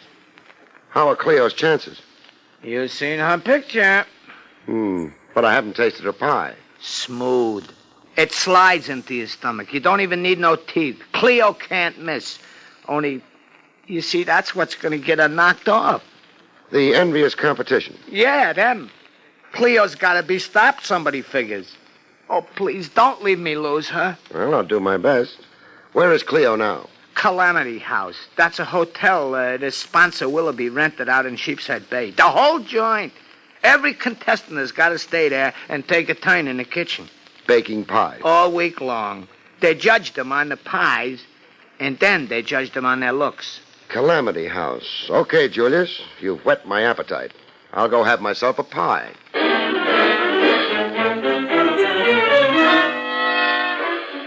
As it so happened, I ran into Cleo before I got to Calamity House and Apple Pie Heaven on the highway, going up an incline where a sign warned Horseshoe Curve. Coincidence or destiny? I made a note to look up a mystic and ask him sometime. Anyhow, I hadn't made the top of the hill when a car flung around the upper level curve coming down toward me. A car out of control, it looked like. I braked to a dead stop. The runaway car whizzed past me.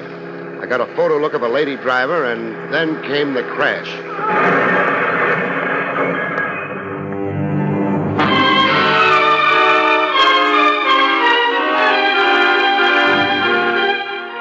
A car crash creates employment. Specialists pile in like grips at a sideshow.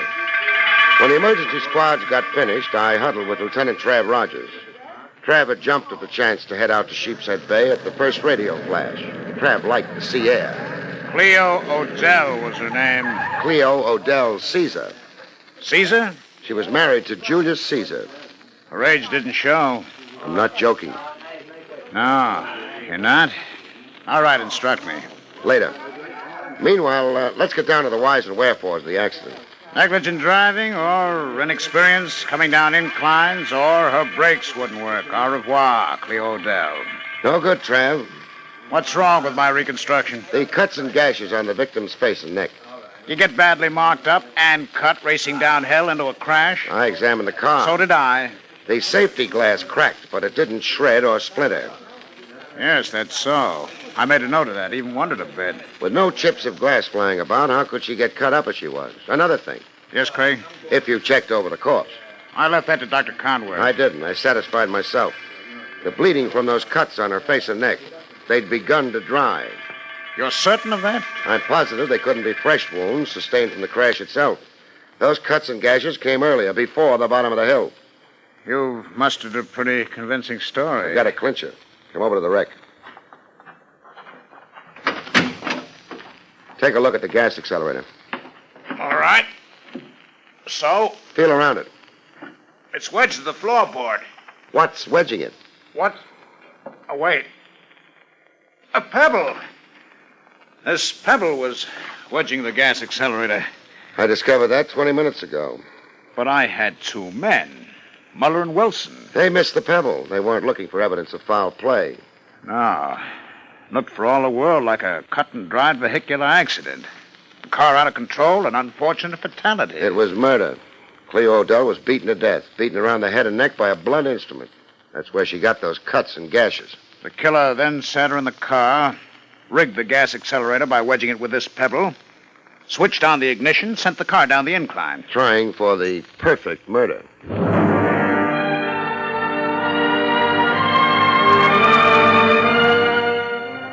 In Calamity House, pattering about the main suite like a Maharaja, I found the contest sponsor and pie manufacturer, Mr. Willoughby. His Highness was wearing a scarlet lounging robe with a golden dragon growling across it. This tragedy, Mr. Craig, it casts a damper. Murder does that, Willoughby. Murder?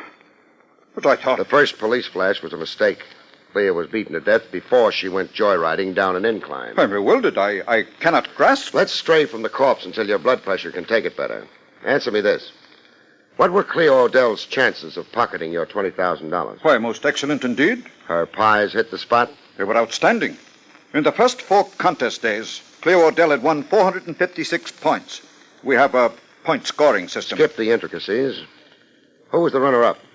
The missus closest to Cleo's 456. The contestant most likely to win, if not for Cleo. Why, Lois LaRue. Her point score so far, I believe, is 372. Yes, 372. And the rest of the field? Oh, below 200. Their chances of forging ahead to victory are quite doubtful. Okay, then. Lois LaRue. Cleo alive could cost Lois $20,000. Well, surely you don't think... I'm only asking. Now, about looks, shapes, how much rides with that? Physical beauty determines the winner only in the event that there is a close race between 2 or 3 contestants. If the spread in points between contestant 1 and 2, or 1 and 2 and 3, is less than 50... Less than 50? Well, that ends that. Cleo was a mile ahead of everybody. Her runner-up and survivor, this Lois LaRue, is also miles ahead of the field. Yes.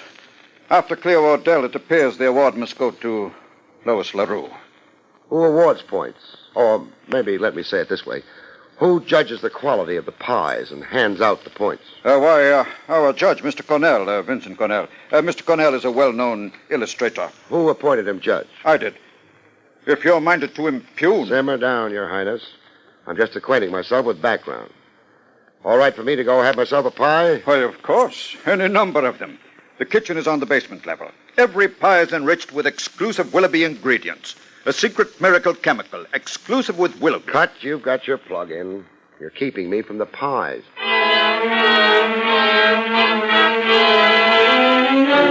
I loaded up on pies, and then I let Lois LaRue feed me vital statistics about herself. A brunette with hair of midnight black, and a cute nose that tilted at the tip like a ski jump. Her bathing suit made me feel overdressed. Lois looked like she'd been tipped off to my coming. She had soft lights and softer music going. A drink, Mr. Craig? No, thanks. And, let's switch off the music, huh? Romance and murder mix badly. Oh, it was a terrible thing. Cleo had so much to live for. There was a neat $20,000 in her future. But you can't say that with certainty. The contest hasn't finished. It was in the bag for Cleo. She was a mile ahead on points. Ahead of you. There are 9 contestants here in Calamity House. The other 7 are hanging on for the exercise. All right, I won't argue it. Except to say that I felt I could win somehow. And somehow you're going to. That's for sure. I don't know how to take that. Resent it if you can muster outraged innocence. If I can... Why, of all the gold... No throwing things. And don't throw music and curves at me, beautiful. I look at that utter torso of yours, and all I can see is a corpse. The corpse of Cleo Odell. Now, let's get businesslike. Well, what do you expect of me? Some insight into you. You're right up front in my gallery of suspects. Merely because I was closest to winning after Cleo? Because 20 grand is bait, and you look to me like hunger. Like you'd die if you lost the contest. All right. I admit it. I am intense about winning. I don't dare lose. This contest isn't my gamble alone. They're investors. It's their gamble, too. Investors, meaning? Backers. My family and friends. They've shelled out every penny they could raise to dress me, pay for my photographs, publicity, miscellaneous expenses. I'm a corporate body. I've been cut into percentages, into pieces. Familiar stuff, speaking of contests. How does your husband fit into the situation? My husband? This is a contest for married women only. Oh, yes, my husband, Zach. Zach? Zach Foster. He manages me, too, represents me. Where is he? Why, around. Zach floats around. What is he, a balloon? Oh, well, I mean, Zach can't be pinned down to a place, so to speak. He's on the move, making arrangements, contacts. Sometimes he's here at the hotel, other times somewhere else. I see. Next time you see Zach, tell him to stay put long enough to exchange introductions with me. Tell him Barrie Craig wants to talk to him.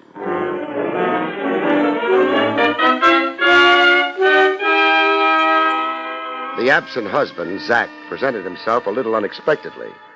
I was down in the kitchen again, sinking my overjoyed molars into more pies. You Barrie Craig? Wait till I check my driver's license. Put your hands up. Must I? Then don't put your hands up. See if I can.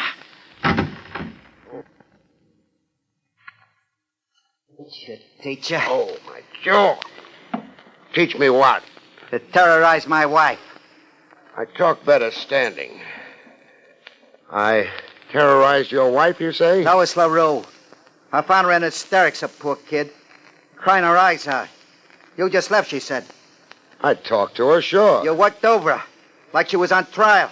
She must feel awfully guilty to have reacted like that. Watch your tongue, Craig. You can't throw murder accusations around and get away with it. Not with Zach Foster around, huh? Lois is sensitive. Like a cigar store Indian. She goes off her feet. She can't bake. She thins down because she can't eat or sleep.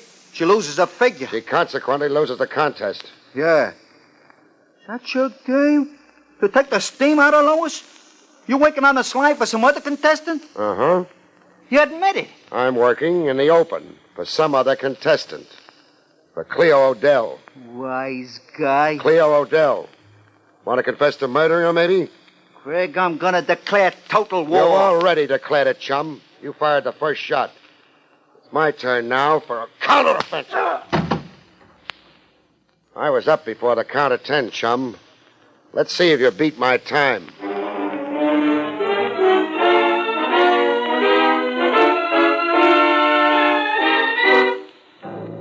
One thing about a contest judge, he doesn't ever look the part. He looks nervous, like he's only doing the job because somebody's got a gun at his head. The illustrator, Vincent Cornell, gave the standard impression. Oh, how I ever got into this thing. How did you?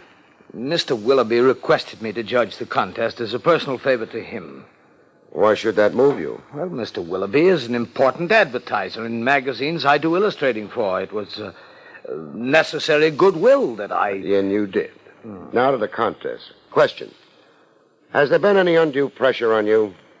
Undue pressure? To influence you, get you to vote points. Favor some one contestant. What makes you think to ask that? Since I don't see you blow an immediate fuse, it looks like my question is very much in order. I have no answer for you. Don't make me coax too hard. We're not just passing the time, Cornell. Yes, I know the seriousness, the enormity. Miss Odell. The recent Miss Odell. I can't afford to get involved and get mixed up. A scandal could be troublesome to me professionally. Pursue your investigation in some other manner. Interrogate the others, and good luck to you. I simply will not be involved, and I'll say nothing. In fact, I'm resigning as judge at once. Come off it, Cornell. You can resign all over the lot, but you're still going to find things troublesome. What do you mean? Late hours in a certain room in police headquarters. There'll be 20 guys packed around, with you the center of attraction. How do you sleep sitting up in a straight chair? Mr. Craig, I'm confused. Tell what you know and watch the confusion evaporate. Undue influence. What about it? Well, I found myself pressed to favor Cleo Odell. Cleo Odell?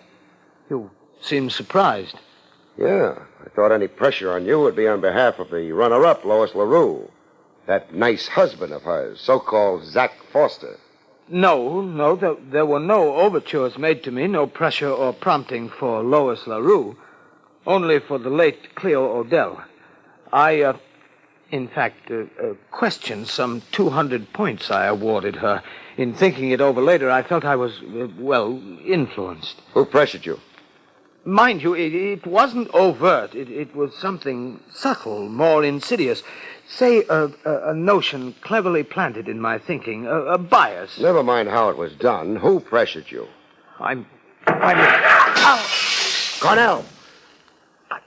I've been shot. Yeah. Someone outside your window aiming a rifle. How bad is it? It hurts. Go seize... Can't. I've got to lie here, flat beside you, and keep my fingers crossed. There's a second shot coming. That was for me. Insurance in case I'd gotten the whole story out of you. Name who pressured you for Cleo. Cornell. Cornell. Not much point questioning a corpse.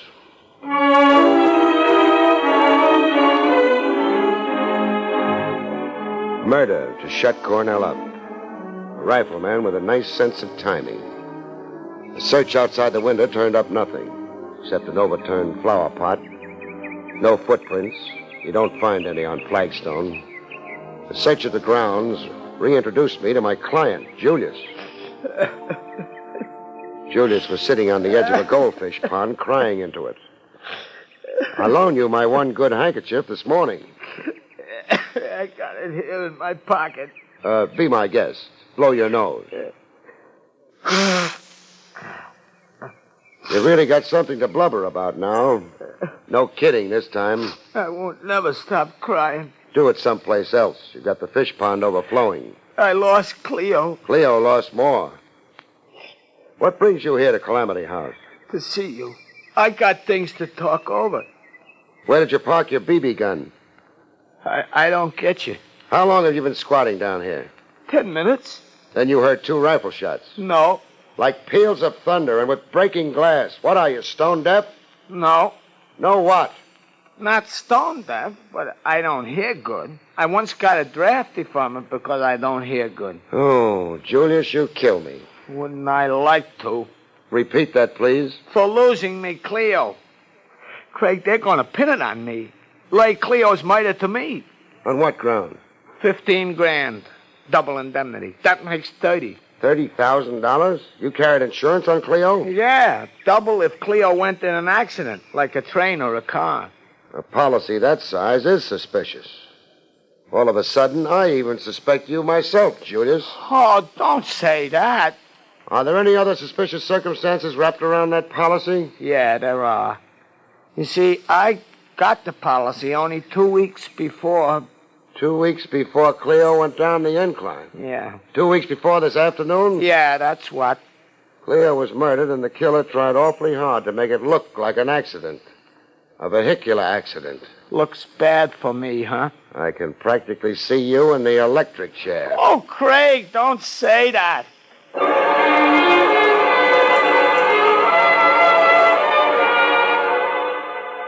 Get him like Julius and get your funny bone tickled. While the client maybe fits you for a pair of horns. A comic character, friend Julius, weak in the head. But what was so dumb about 15 grand? Double indemnity equals 30. To me, it qualified Julius as a genius, and maybe even a murderer. When a confidential cop's stuck for an answer, he reaches into his bag for a trick, like I did. My trick was to conceal evidence of murder. The illustrator and recent contest judge, Cornell.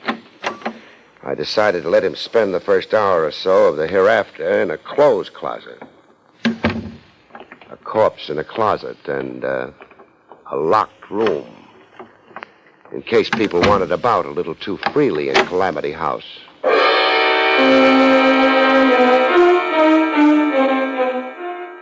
I made myself conspicuously available in Calamity House, the main lobby. I couldn't be missed by anybody. Even a blind man could reach me by the odor of my cigar. The first gent to buttonhole me was Zach Foster, looking as if it was quite an effort to come up and talk to me. Craig? Zach. Okay to talk to you? Is it round two? No. War's over as far as I'm concerned. Anyhow, Peace. It's wonderful. Frankly, I'm frightened stiff. Of what? Well, you mainly. The way you go about things. And the slant you're working on. How Cleo Odell died, who killed her, and why. Did you? No. But it might fit. You might make it fit. That's why I'm scared. For me and a kid. Who's the kid? Lois. You see... You're about to make a confession. Yeah. A confession is something I think you've already guessed. That you're not married to Lois. And you did guess. No. We're in a contest on false pretenses. We don't qualify. Lois is single. I promoted her into the lie. I got her to go along with the swindle, make out she was a Mrs. Zach Foster. You just talked yourself out of 20 grand. Yeah, I know. I'm scared off. I don't want a rap we don't rate. The murder of Cleo Odell can't be laid to us. Now what, Zach? I'm going to locate the contest judge, Cornell, and make a clean breast. Tell him what I just told you. Why Lois LaRue should be disqualified. Then I'm going to clear out. I mean, if it's okay with you. It's okay with me. You just cleared yourself, all right, in a bigger way than you suspect. But stick around a while anyhow.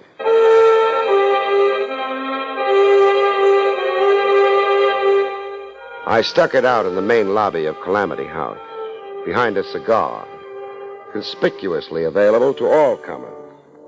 The next arrival to claim my ear was the Maharaja himself, the contest sponsor, Willoughby. No purple dressing gown this time. The only thing purple on him was his face. Craig.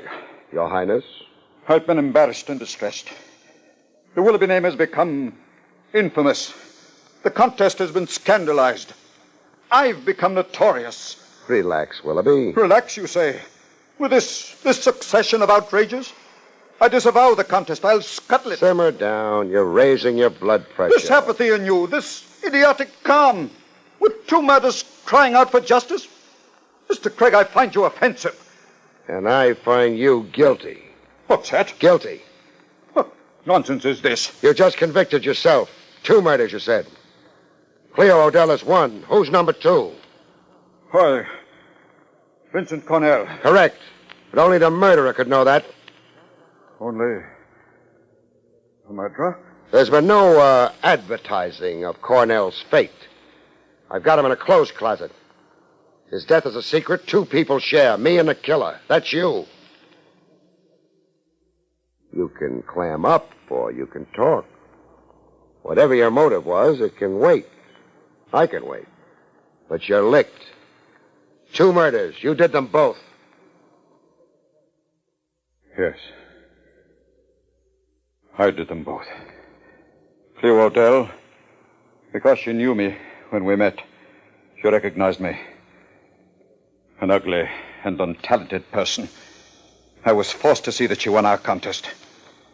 And after victory, I knew there'd be other blackmail, other tribute to pay, if I didn't dispose of her first. What did Cleo have on you? An unsolved murder. In the long ago past, 17 years ago, my wife, I'd struck her fatally in the heat of a quarrel. I'd fled, left town, and later resumed my life elsewhere. Here in New York with a new name. Cleo Waddell was a Janet Tyler, in her teens then. The daughter of an next-door neighbor in our town. Ironic twist. Cleo showing up in your contest 17 years later. You're escaping the police in all that time, but running afoul of Cleo. A retribution. I'd have to pay for my crime sometime, I knew. I always knew. Cornell. Why did he have to die? Cornell could tell you that I had influenced him to favor Cleo. You see, I'd agreed to blackmail before. Before you decided that the only good blackmailer was a dead blackmailer. Yes.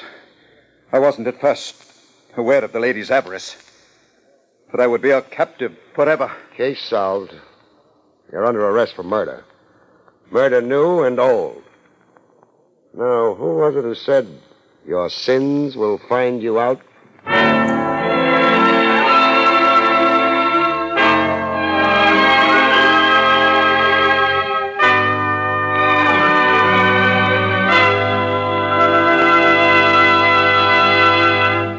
You've been listening to William Gargan in another exciting transcribed mystery drama from the adventures of Barrie Craig, confidential investigator.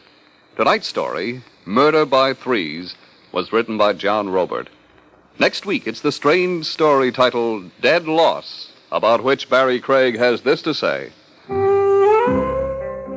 Next week, a man comes to visit me 6 months after he's buried. A lady dies long after she's dead. And a beautiful young girl does what? Good night, folks. See you next week.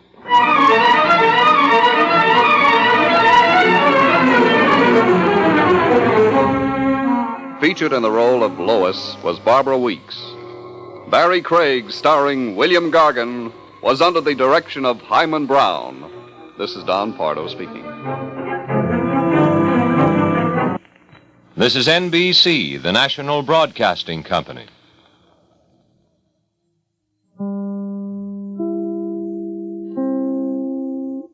William Gargan stars as Barrie Craig, confidential investigator.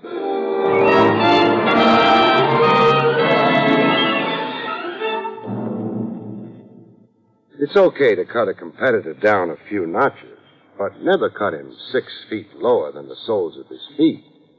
That's no longer fair competition, folks. That's murder.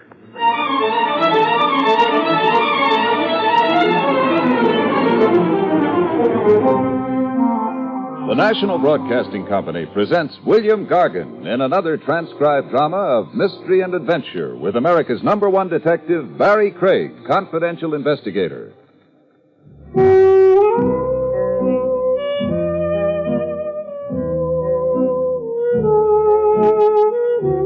Barrie Craig speaking. One way of landing a client is to fish him out of the river, which is exactly how I commenced my confidential file in a character named Richie Stimson.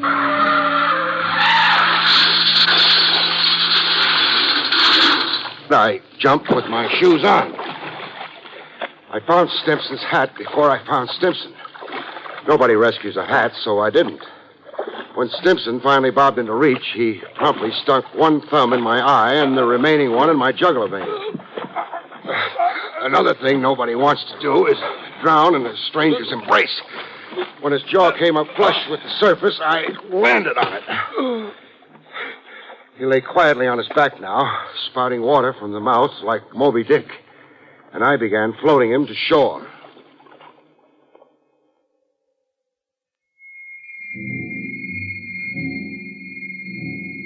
On shore, the closest shelter we could find was a junk dealer's basement store. I stuck Moby Dick right up against the stove so he could dry out. Stand there till the icicles melt, Buster. Then I got my shoes off. Oh, squish. I'd been really walking in canal boats.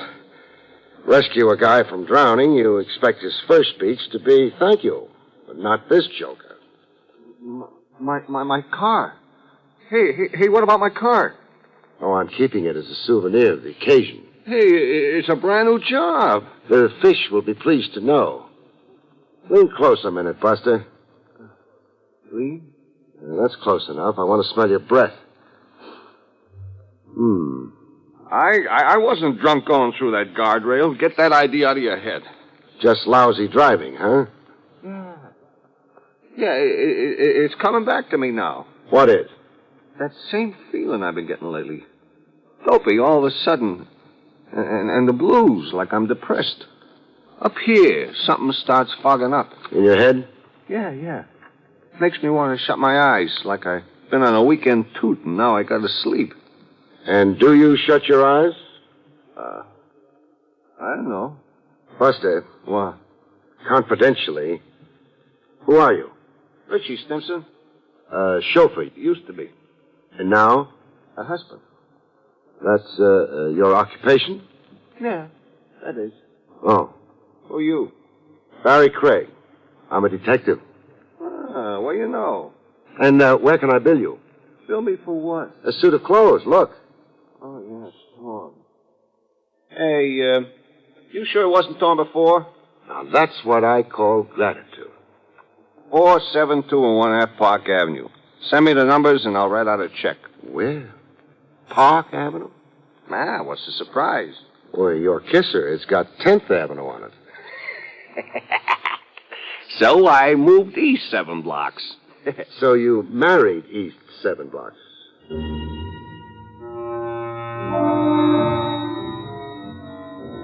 I mailed Stimson my bill for suit of clothes and a new pair of shoes. And surprise of surprises, I got a prompt reply in the return mail. Addressee's name on it, Stimson, with the Park Avenue address. Oh, there was a check in it, but not exactly for $100 I had politely requested. The check had an extra zero on it, $1,000. Check signed, Natalie Stimson. I read the short note that came with it.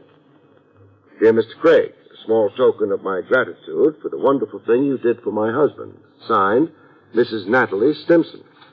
And there was a postscript. I would very much like to meet you at your convenience. $1,000 was the most elegant persuasion I knew.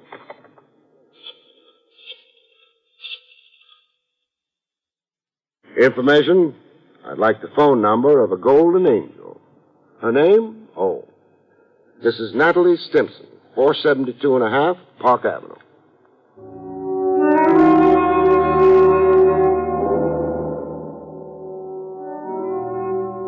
We met at a rendezvous at the lady's insistence, not mine. An out-of-the-way private for members only joint called the Club Socrates, where people dined lying down on couches like the old Roman nobility. The maitre of the hotel wore a toga, and the slant-eyed waitresses were all made up to resemble Cleopatra. Natalie tried to clear up my confusion. It's a revival of old Roman dining habits, Barry. It's the newest fad. Imagine. It restores eating to what it should be. And what's that? Well, life's most gratifying experience. A sheerly exotic... Enough said. So, kick your shoes off, lie back on the couch, and luxuriate. Really enjoy it, Barry. So tell me. Can you? Why we're wallowing here. Oh, I want to talk to you about Richie. Oh, your ex-chauffeur and present husband. It's his unaccountable depressions. You worry over them. Richie's told you about them? You sound surprised. Well, I am, for Richie to confide so quickly. Well, I'm a guy people right away confide in. He says he gets, quote, dopey all of a sudden. Gets the blues. Becomes depressed. And then up here in the beans, something starts fogging up, unquote. His reflexes go awry. He loses sense and coordination. I've seen it happen time and again. Well, give me an example. What? Well, in entering my dad's brokerage office some weeks ago, Richie burst through the door but continued going across the room. He didn't stop at Dad's desk. And where did he continue on to? Right through the window. How far did he fall? 2 stories. The miracle was he landed on a terrace on the 26th story. Otherwise, 28 floors to the sidewalk. Otherwise, a horrible death. What do you make of it? Well, I could go medical and call it an unconscious suicide wish, but I won't say it. Then what do you say? I say hand Richie over to a doctor. But he's been to doctors. Doctors in the plural? 6 doctors this year. What did the last chap say? That Richie's a normal neurotic. Yet he's accident-prone. Accident-prone. Those are exactly the words the other fellow, the lay analyst, used. So keep him under glass. Don't let him roam around. Now, is that practical advice? Maybe not. Now, besides sympathy, what do you want of me? I want you to be Richie's man friend. Come again? You see, I've got my own theory about Richie.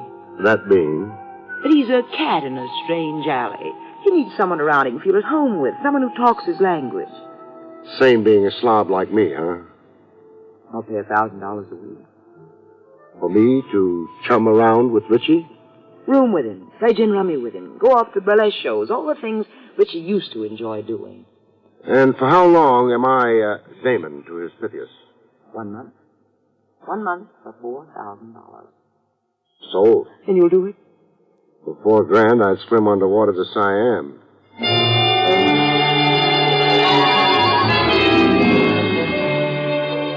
And that's how I came to move over to Park Avenue. But not without protests from my newfound buddy. Get your hat and scram out of here. I do that, I'm unemployed. Hey, who's paying you? My father-in-law? I haven't met him yet. Natalie? Natalie. So, Natalie hires you to watch over me, huh? Oh, you got that wife in a million. Hey, what's Natalie paying you? Oh, a mere 1,000 a week. 500. What happened to my other 5? I just cut in for it. You did? Yeah. I could use more dough. They're keeping me on short rations. And if I get stubborn about my whole 1,000? We're not best friends no more. You run out of here like a thief. You're unemployed. Bum. Okay? Okay, partner. I'll give you a horse. You run your 5 back to $1,000. Decent of you. Hey, what do we do today? Anybody for the zoo? Zoo, my eye. Hey, I know what. So do I. Oh, hey, you're not a mind reader. Your mind reads easy. The Crescent Burlesque House over in Hoboken. What do you know? You are a mind reader at that.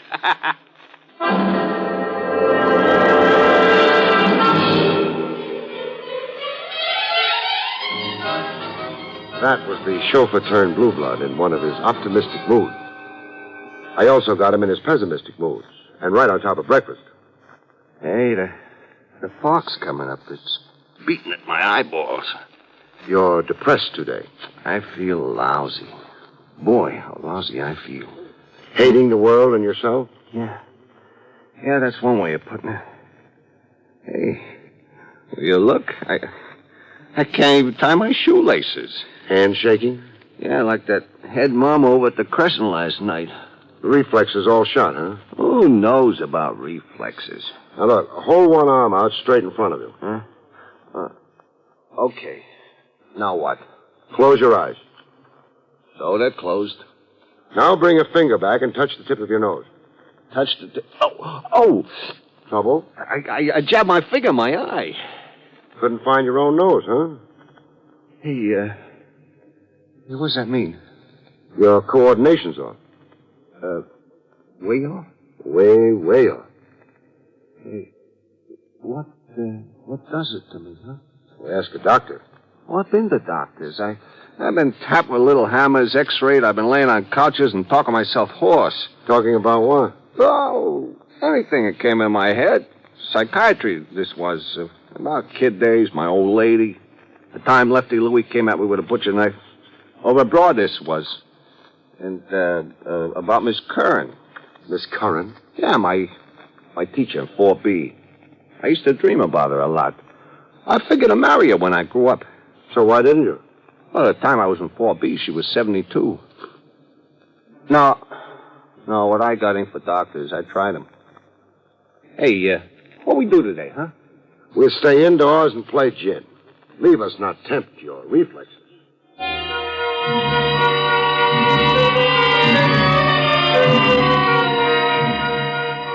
Richie had been to doctors, but I hadn't. So I tried one, an old friend. He'd room with my aunt once while serving his internship. Dr. Dinglespieler. A nice little guy who kept his beard buttoned in his vest. You say he has been to doctors? 6. He's run the gamut, from cardiography to psychoanalysis. Well, It is very strange that there was no recommended therapy. The symptology seems to be clear. Meaning? The disorientation. The damage to the nervous system. Talk to me in English, not Greek. Either the man has a detectable nervous disorder or he is in a psychosis. As simple as that. I mean, medically speaking. A good physician should see what bothers Richie Stimson by eye. A head doctor could do it by ear. Yeah, that's right. Absolutely apple pie for a doctor to diagnose. Now, look, apple pie is for the cook and the kitchen. Okay, then say easy to diagnose. There is perhaps one simple conclusion to come to. Speaking for the doctors, I mean. And that is?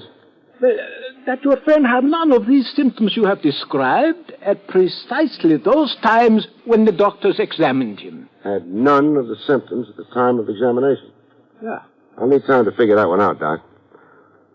Tell me, which branch of medicine is more apt to be mistaken? The nerve specialist can be sure. Meaning the head doctor has a bigger margin of error. Well, psychic sickness is a more experimental medicine. It is, shall we say, in a stage of development. And Richie Stimson is in a stage of disintegration. Well, thanks for your time, Doc. If I said I wasn't twice as confused as when I came in, I'd be lying. Well, so long.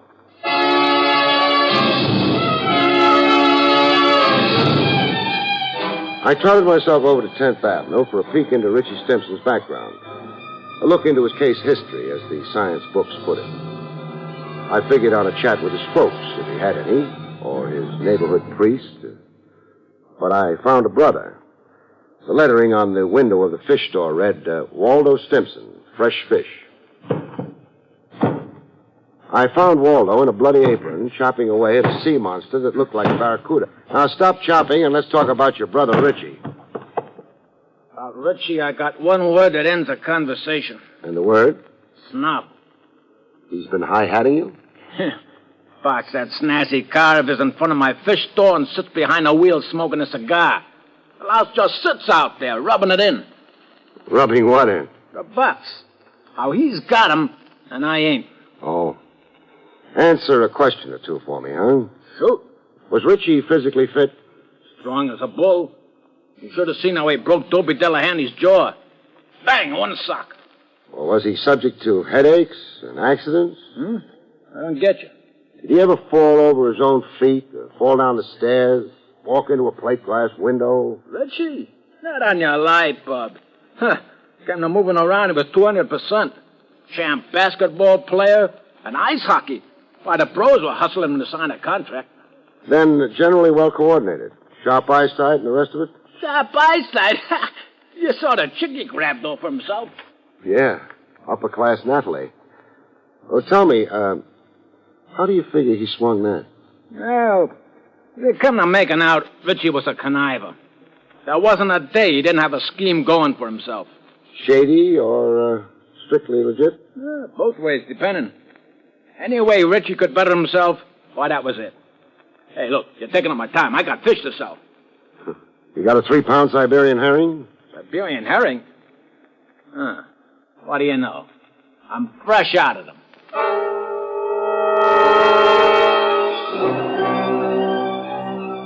That led me to the father-in-law, C. Lindsay Bernard, broker. I wanted to know how come the uppercase Bernard had sanctioned his daughter's marriage to the family chauffeur. I found Bernard, Sr., behind a mahogany desk the size of a tennis court. The cigar in his mouth almost reached out into the hall to the elevator. Yes, your question, Craig, has definite point. But not with me. Well, why not? There's no snobbery in the veins of C. Lindsay Bernard. Not a drop of it, sir. We're a tribe of great commoners. Why, my father cleaned sewers, and his father sold pots and pans along the great American highway. Then you approved of Richie Stimson? Oh, heartily, sir. You might say I cheered him up that middle aisle to the marriage altar. I favored Richie over Byron Follansbee. Yes, sir, a red-blooded young man like Richie. Why, I abetted his cause with Natalie. I am against the rich inbreeding with the rich. Very bad for progeny. Transmits white blood cells. Offsprings are anemic. Cut. My ears are bent. While we're on this high-level talk, a quotation comes to my head. Something we used to recite in school, Mr. Bernard, from Shakespeare. Oh, always a pleasure to hear Shakespeare quoted. The quotations, huh? Methinks you plead too hard. Is that a sneer at my veracity? It could be. Why, you foul-mouthed, low-born peasant. And a minute ago, you were the guy advertising himself as the great commoner.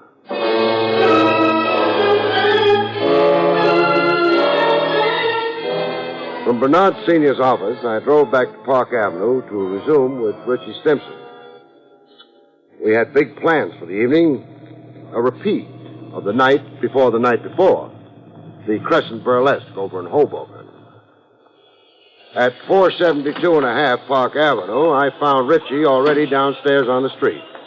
On the sidewalk a few feet away from the big front door canopy. Top hat on him and tails as if he couldn't wait to get going to Hoboken.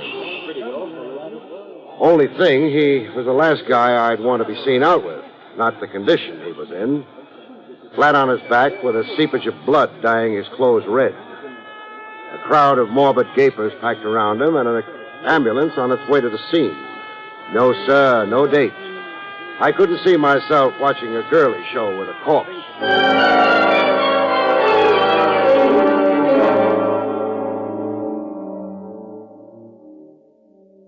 One byproduct of death you can be absolutely sure of is a widow's tears. Richie. Oh, And Natalie sure wept. Tears cascading down her until the little chiffon item she was wearing clung to her like a bathing suit after a dip in the ocean. The show of grief in a bereaved father-in-law comes harder. Either it's unmanly to cry, or C. Lindsay Bernard was a Phi Beta Kappa in the art of self-control. The only thing that occurred to him to do was abuse me. Richie died because of your negligence, Craig. Your default of duty. You weren't hired to gad about making ridiculous inquiries. You had explicit duties.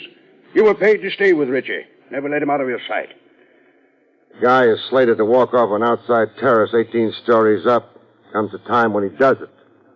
There's only one chap really watching him 24 hours a day. One chap? The angel of death.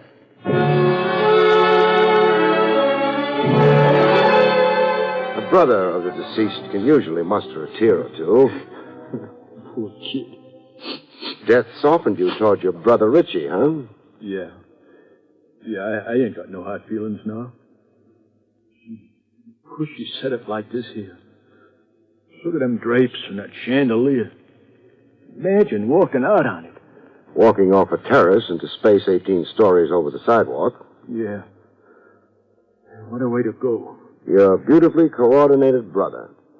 The kid with sharp eyesight and trained reflexes. Oh, about that, No, I didn't exactly feature the right dope on Richie that time we talked. I sort of left something out.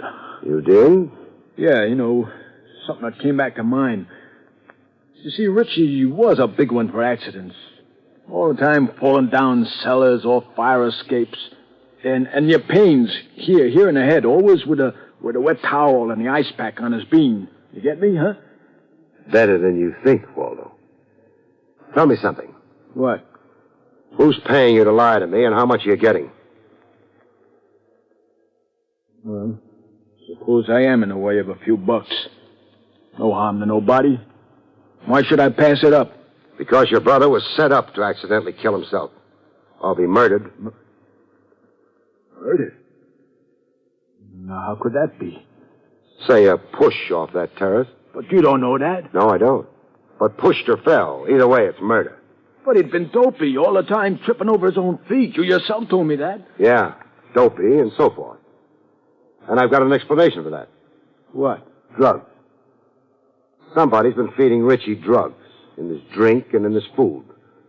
Drugs that work havoc on his reflexes for a time, then dissipate into the bloodstream. So that he seems okay during medical examinations. Yeah, but who be feeding him drugs? Who offered you a bribe to suddenly remember that Richie was accident-prone? Two of them did. Natalie and her old man. I only got a piece of the truth from Natalie. I didn't marry Richie. He married me. What was the blackmail threat that got you to say yes? As my father's chauffeur, he... Got something on your father? Some business irregularity your father could be liable to prosecution for? That it? Okay. Clam up pending advice of counsel. I'm content to let the whole story wait on the autopsy. The autopsy? The one I'm ordering to be done immediately. To determine the nature of the drug that got Richie drowsy and dopey enough to walk off that terrace into cold space. This one hasn't had time yet to really dissipate into the bloodstream, beautiful. I will never hire you. People are all the time hiring me as a cover for their cute operations. I can be hired, baby, but not bought. Hired, but not bought. I'm sure you understand the difference. You've been to college.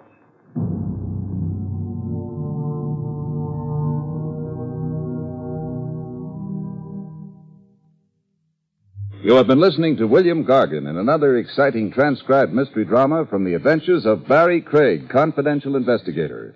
Tonight's story, Angel of Death, was written by John Robert. Next week, it's the strange story of the man who died by himself, about which Barrie Craig has this to say. We call next week's story The Man Who Died by Himself. Among other things and corpses, it deals with a fortune teller, a fortune, and a beautiful girl. And, of course, the man who died by himself, except he wasn't entirely alone. He had a killer for company.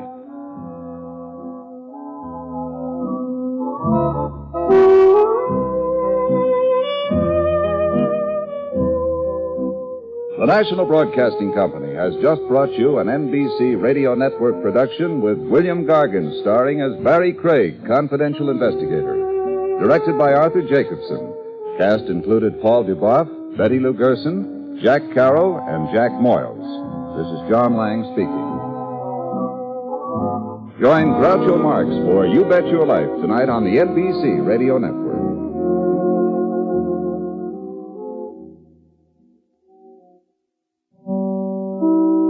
William Gargan stars as Barrie Craig, confidential investigator.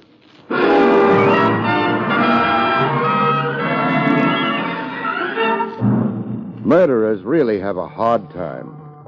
In other fields, if a man's work is properly appreciated, he gets higher pay.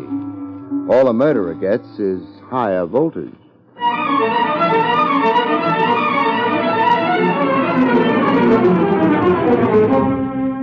The National Broadcasting Company presents William Gargan in another transcribed drama of mystery and adventure with America's #1 detective, Barrie Craig, confidential investigator.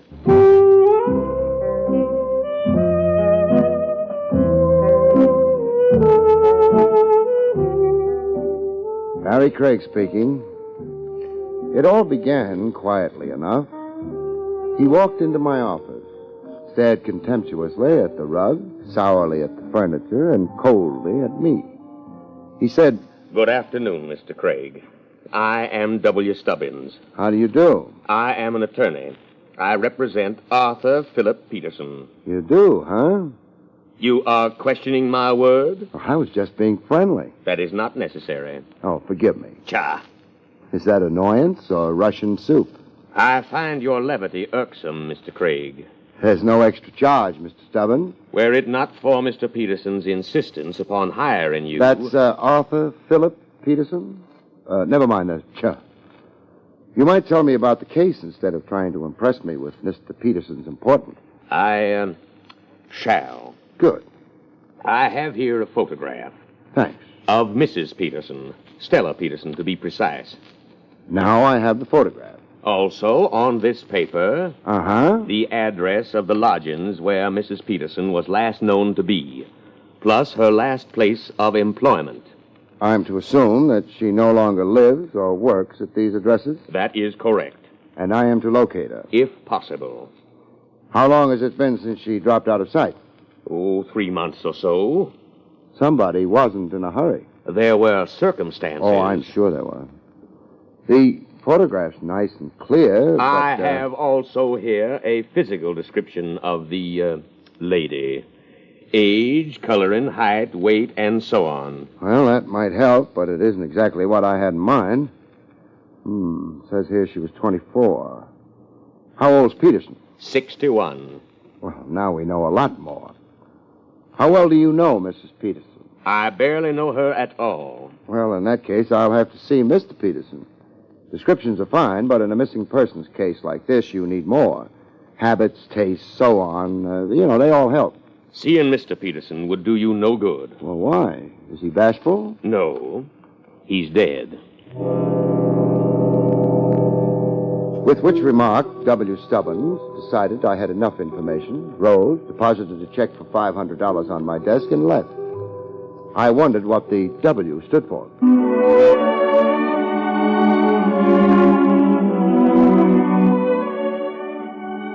The address of Stella Peterson's last known lodging was 1217 West 29th Street. The neighborhood wasn't nice.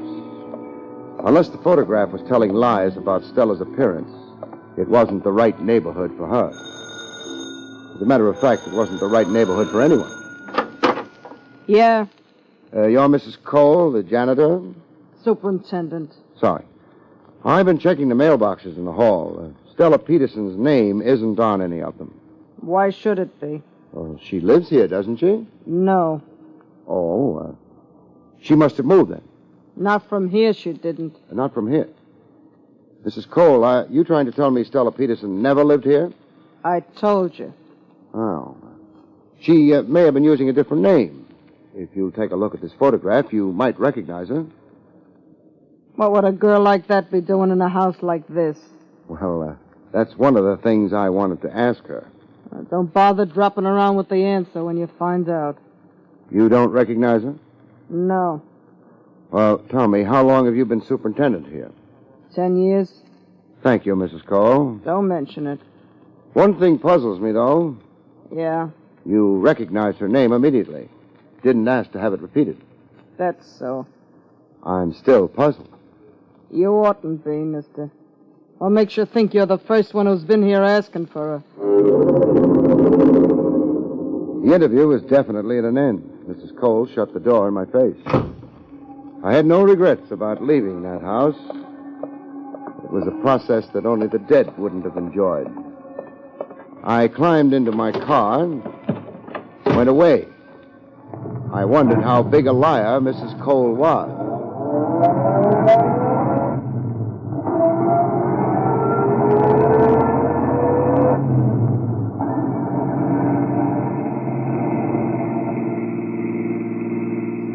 It took 10 minutes for me to be sure I was being followed by someone in a green car. I decided it was too early in the case to get drastic about it. I let him follow.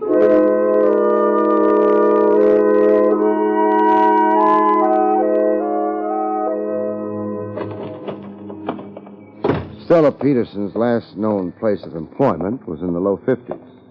It was also something that called itself the 1020 Club. I had the feeling that the only qualifications for joining consisted of being alive and foolish. Hey, you're a little early, pal. If you was a bird, you'd get the worm. And if I were a worm, the bird would get me. I'm looking for Stella Peterson. It so happens I ain't got her on me. Maybe I left her in my other suit. Does the name mean anything to you? It's a girl's name. Well, she may have worked here under another name. Take a look at her picture. Oh, let's you and me both go look for her. Then we'll toss a coin. Why don't you save it for the customers? No sense of humor. Recognize this? That there is a beautiful shade of green. I like the way they engrave those 20s in the corner. Let me have a closer look, huh? Thanks. Huh. Where do I go to find Stella Peterson? You tried the Lost and Found department at Grand Central? Hey! You want to be careful snatching a bill like that. You could tear it. I'll be careful. You're not letting me keep it? It's not a sample. Well, like the guy said, easy come, easy go. Which guy? I never heard of him. Well, it's been fun.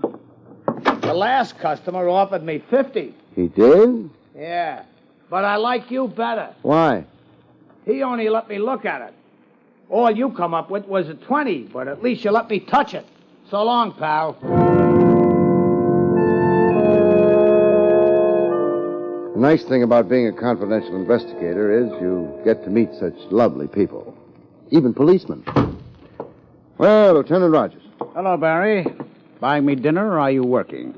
Well, maybe we can combine the best features of both, Trav. Name one good feature of working. Well, you get paid for it. I keep forgetting that.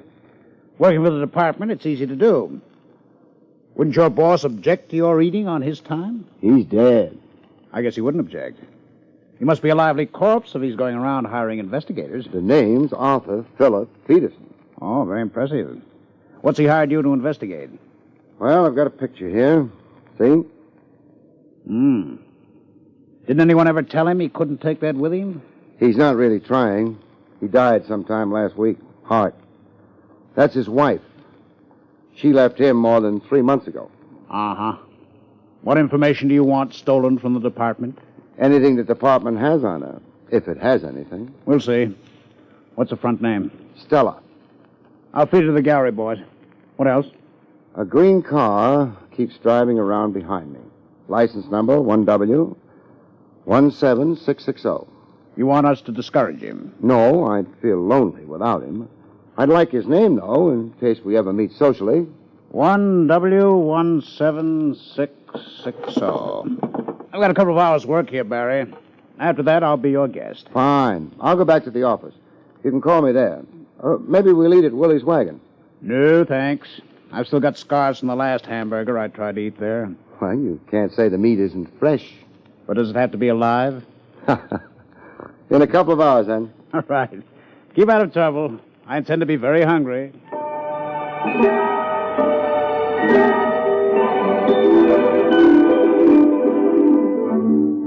I headed back for the office. The green car was still behind me. I couldn't make up my mind whether or not to worry about it. I decided to postpone the decision. But I didn't use the front entrance to the building. The back door and the stairs up would be smarter under the circumstances. Every once in a while, I do the smart thing. It always leads to trouble.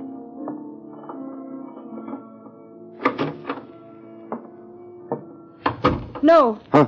Don't put the light on. Why not? I'll shoot you if you do. How good a shot are you? Pretty good. You're a big man. I'm not very far away from you. Meaning anybody who could hit the side of a barn door? All right. I'm willing to discuss the matter. We're not going to discuss the matter. Get away from the light switch. Want me to leave? No. Go to your desk. What am I supposed to use instead of vision? Radar? Your eyes must be getting accustomed to the dark. Just walk straight forward. Straight forward. Women and cats are much better at this kind of thing. Look out! Oh! That was a chair you ran into. Thanks for telling me. I tried to warn you. If you really cared, you'd let me put the light on. No. Sit down. You mean I happen to be directly above a chair right now? The one you knocked over. Pick it up. Oh, okay. If I knew exactly where you were, I could throw this chair at you. That wouldn't be nice. It might be. The only trouble is I don't know you well enough yet to decide whether you deserve being thrown chairs at. Well, thanks for asking me to sit. Mr. Craig. Yeah? Why are you looking for Stella Peterson? What makes you think I am? But you are, aren't you?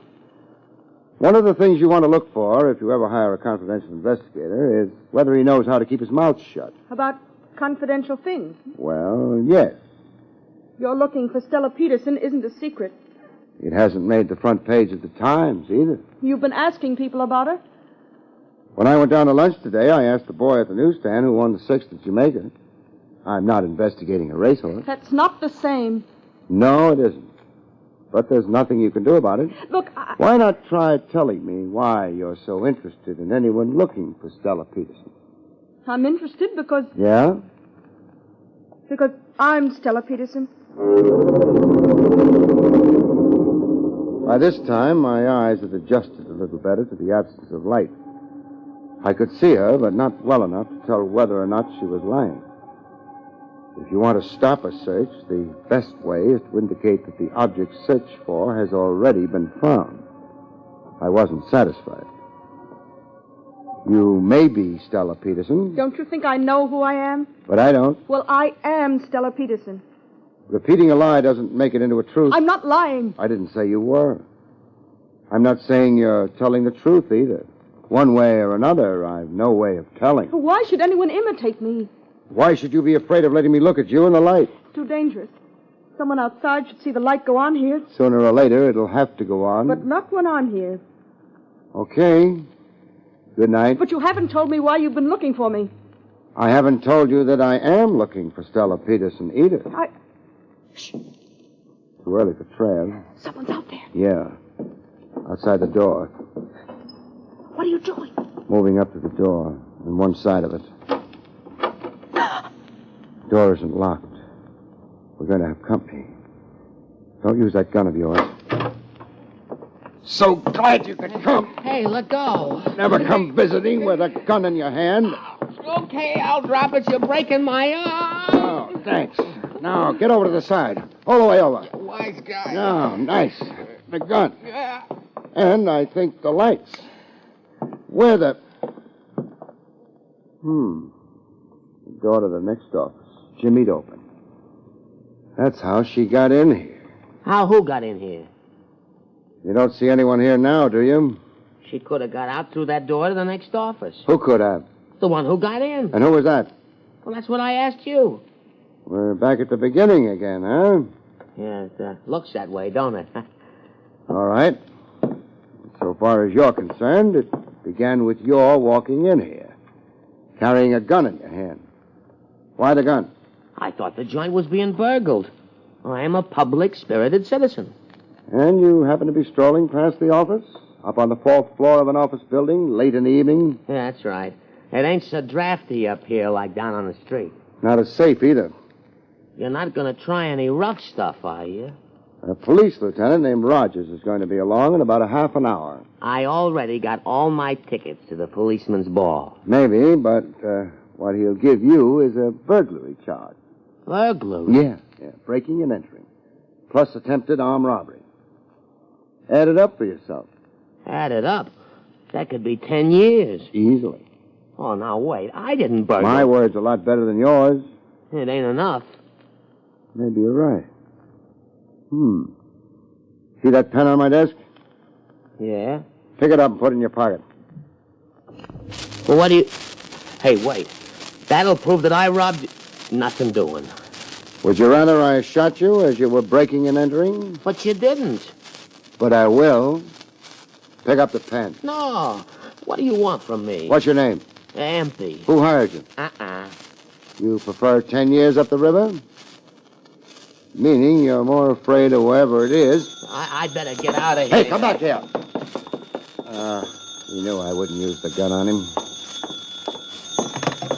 Barrie Craig here. Barrie. I won't be able to make that dinner date. Why not? A homicide was just phoned in. Woman named Cole, over on... On 29th Street? Yeah. Hey, how did you know? 1217 West 29th Street? She was the janitor? The superintendent there? That's right. I'll meet you there. All right. By the way, before I forget, we checked the license on the green car that was trailing you. Yeah? It belonged to a woman named Stella Peterson. So long.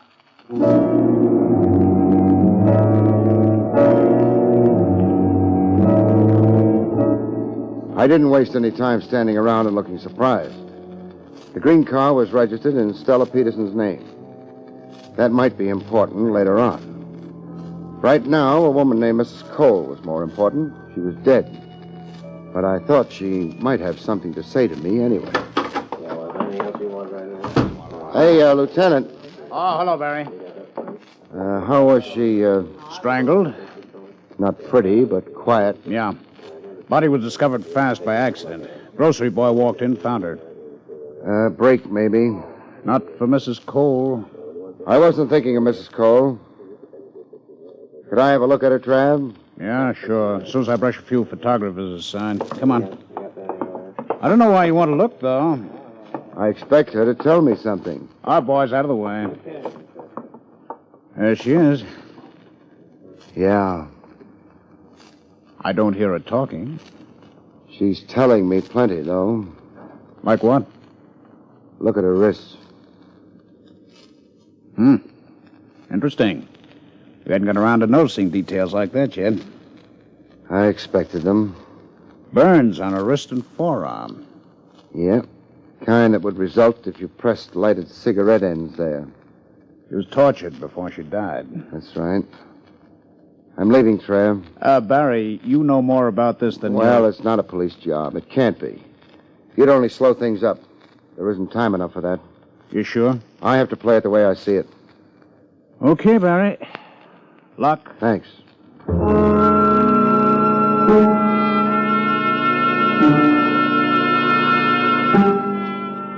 The thing was forming into a pattern. I didn't feel bright realizing it because the pattern was backwards. And I was a step behind, as I'd been since the beginning of the case. Maybe a fatal step.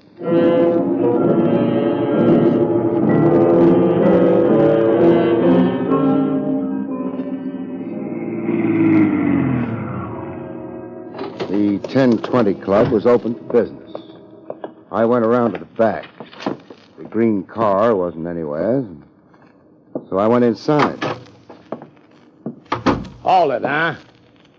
Hey, it's the pal with the $20. You still got it?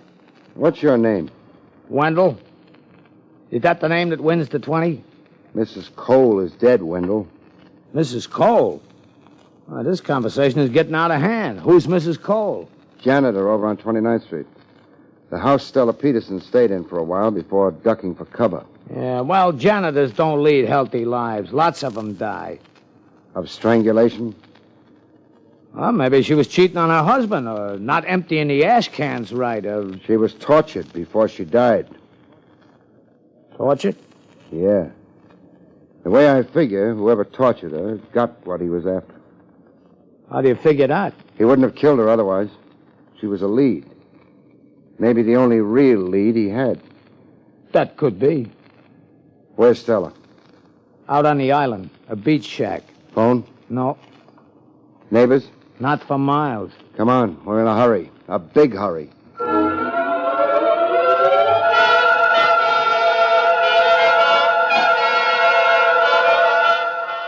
We made time. I didn't break too many traffic laws. Only one. The one that keeps your speed down. We were lucky. We didn't pick up any traffic cops on the way. Or were we lucky? How much further? Oh, maybe another 10 minutes at this rate. You carry a gun? No. Then don't try being a hero when we get there. You ain't expecting anything good, are you? No.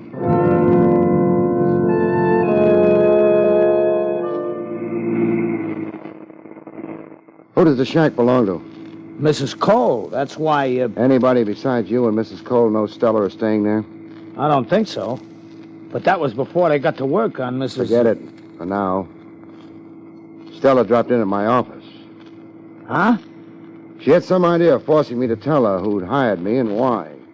Once she found out I was looking for her. I know. Sure. You were driving the green car. The one that was tailing me. Yeah. Stella took it to drive out to the shack? Yeah, after she ducked out of your place. Too bad you didn't know about Mrs. Cole then. Yeah, too bad.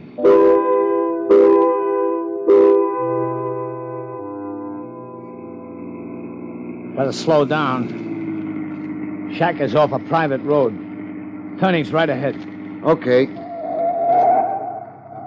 You run out of road another 100 feet. Uh-huh.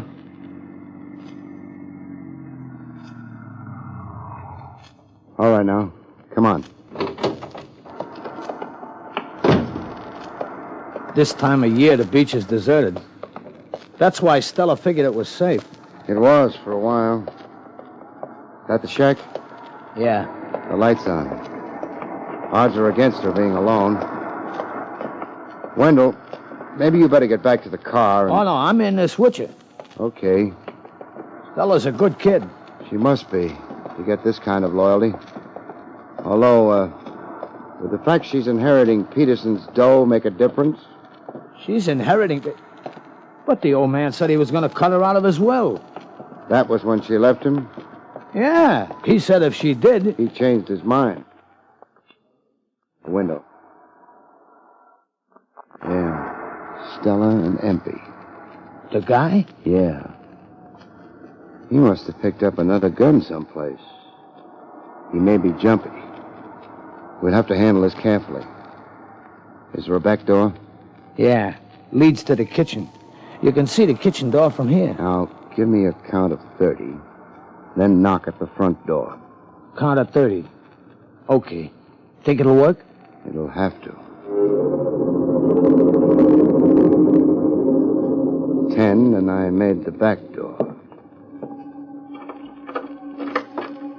5, and I had it open. Crossing the kitchen without knocking over the pots and pans took 8. That gave me 7 seconds. I used them in getting the door to the living room open a crack, and then I waited. Wendell knocked on cue, and I moved fast. Empey had turned to the door. He heard me coming, but before he could get around, Mr. Craig! Yeah. That's Wendell at the door. Open it for him, huh? Yeah, all right. That was when I heard the sound of the car. I didn't hang around. I ducked into the kitchen. Hiya, Stella. Wendell. Mr. Craig knocked the man out, the one who... Mr. Craig? What happened to him? I don't know. He was just here. He must have gone out the back way. Oh, I better get this boy's pop gun. He's coming, too. I got it. He'll be all right. He'll be fine. Mr. Stubbins. Mr. Stubbins. Drop the gun, you. Me? Yes. Oh, I didn't know you meant me. Yeah, better. Empey? He don't feel good. The idiot. How he ever let you get the best of him, well, never mind. Mr. Stubbins, what are you going to do? What do you think? But why? What have I done to you? It wasn't you, my dear. It was that blithering husband of yours. I don't understand. You left him justifiably enough. He was turning into a senile idiot. You left him, and he threatened to disinherit you.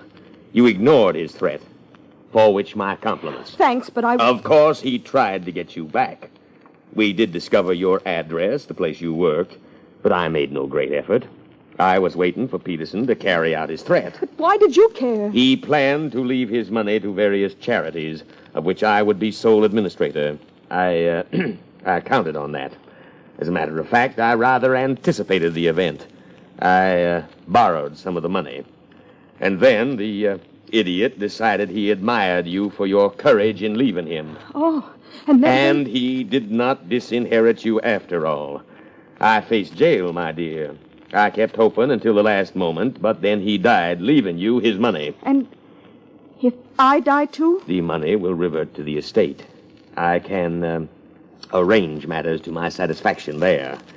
That is why I persuaded Mrs. Cole to give me this address, why I sent Empey on ahead to hold you, and why I shall now... Oh, no! Sorry, my dear, but it's oh, yes. Wonderful kitchen you've got back there. Mr. Stubbins is all right. He'll live to die.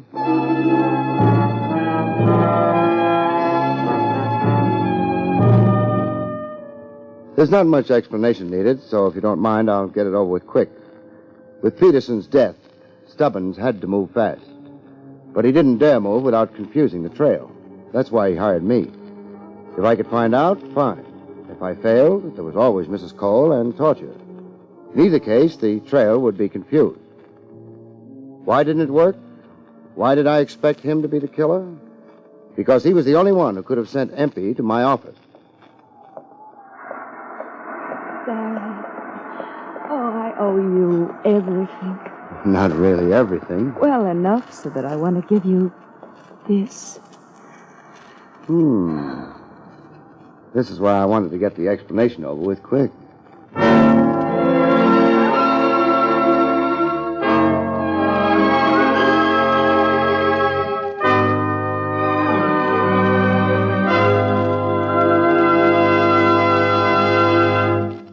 You've been listening to William Gargan in another exciting transcribed mystery drama from the adventures of Barrie Craig, confidential investigator. Tonight's story, The Corpse Who Was Wrong, was written by Lou Vittis.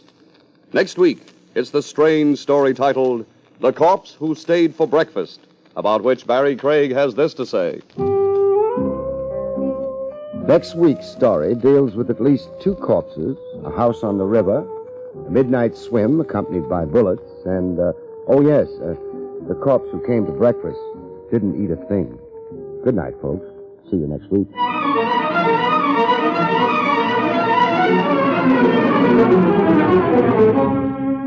The National Broadcasting Company has just brought you William Gargan, starring as Barrie Craig, confidential investigator. Featured in the role of Mrs. Cole was Bryna Rayburn. Don Pardo speaking.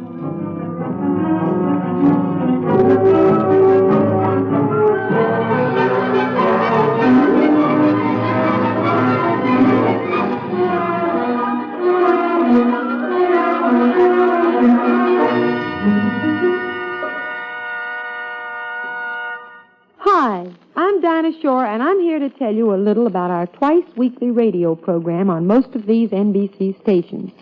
We're on every Tuesday and Friday evening, and we do our best to crowd each of our 15-minute programs with real entertainment. Why not make it a regular date to listen to our Dinah Shore show every Tuesday and Friday evening on the NBC Radio Network? It's another exciting Dragnet adventure tonight on the NBC Radio Network.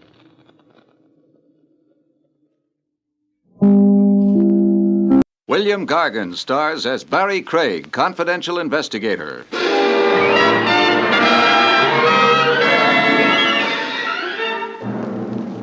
Someone once said that murder is a fine art. There's a catch, though. If you're a successful artist, they hang your paintings. If you're a successful murderer, they hang you.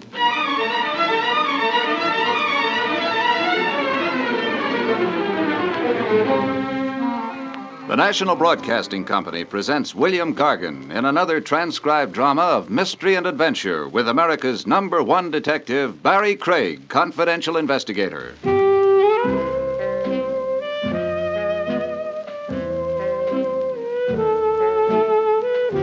Barrie Craig speaking. Even confidential investigators need a vacation. Sometimes they've been known to take one. The place I'd chosen was Vermont. The main reason for that was Jake. He was on vacation, too. He decided to come home and see if he'd been smart in abandoning Vermont to run an elevator on Madison Avenue. Say, Jake. Yeah? What's the verdict? Madison Avenue. Why? Is Madison Avenue dark and quiet like this? Nope. Is Madison Avenue surrounded by tall trees, cooled by gentle breezes, filled with the fragrance of unspoiled nature? Nope. Now, what's Madison Avenue got that this place hasn't? Girls. Well, you may be right, or you may be wrong. That came from directly up the road. Nice night for a hayride. Is it? Yep. Could have been a giggle. A rather loud giggle. Girls got very loud giggles sometimes, especially on a hayride. Oh, Jake, stop pulling my leg. Hey, wait a minute. What's that in the road up ahead of us? Hay wagon. I refuse to believe it, but it is filled with hay. Usually are. There's a horse out in front of it, but where's the driver? Say, Jake, would he have gone off and left the wagon out in the middle of the road? It ain't too likely. Oh. I'm coming up on that wagon. That girl, if it was a girl, didn't giggle. She screamed. I'd better take a look around in the hay. What for? Anything larger than a needle. Yeah, there's plenty of hay up here. Anything else? No, Mr. Craig? I was rushing things. There is something else up here. What? A man. A very pale man. What's he doing up there? Nothing. Just being dead.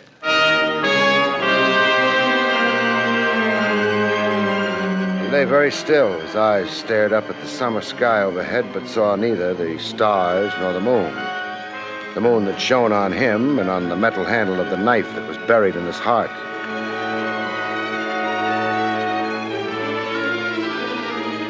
He was wearing overalls and a work shirt. His short hair outlined clearly the skull beneath. There was nothing I nor anyone could do for him.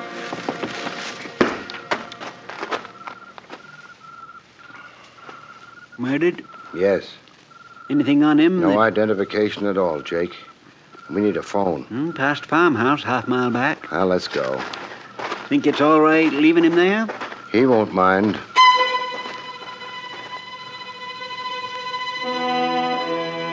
The Vermont night was as quiet and peaceful as it had been before I heard the scream and a man died of a knife wound lying on a mound of hay. Nature doesn't concern herself too much about us and our doings, which is very bright of nature. Got to turn off the road to get to that farmhouse. Yeah. Well, somebody ought to oil that gate. Yeah. Whole house is pretty run down. Jake, get down. Ain't necessary. Those shots. Over our heads.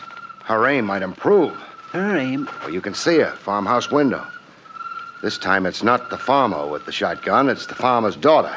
Spoil a lot of stories that way. She's left the window. Yeah. She knows she didn't hit either of us. Those shots were either a warning or possibly a yell for help. How are you going to decide? Well, if it was a warning, I don't think she'd have left the window. So it must be a call for help. Come on. That was real logical, Mr. Craig. Thanks. Let's hope it turns out to be true.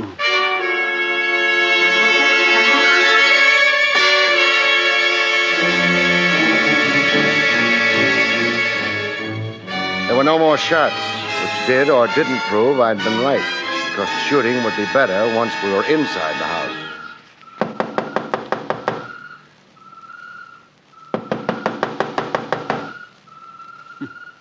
First time I ever heard of targets knocking on the door. The lady may have had all the target shooting she wants. Who's there? Barrie Craig and Jake. Hello? Barrie Craig Yeah.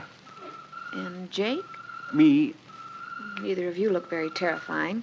Is that bad? Oh, no, it's nice. Please come in. Thanks. Please, make yourselves comfortable. Nice room. Rustic, perhaps, but I like it. Do you like being a farmer? Or maybe I should say... Farmer's daughter? Very much. Almost as much as you like firing guns at strangers? Oh, but I didn't know whether you were strangers or Or what? dead men.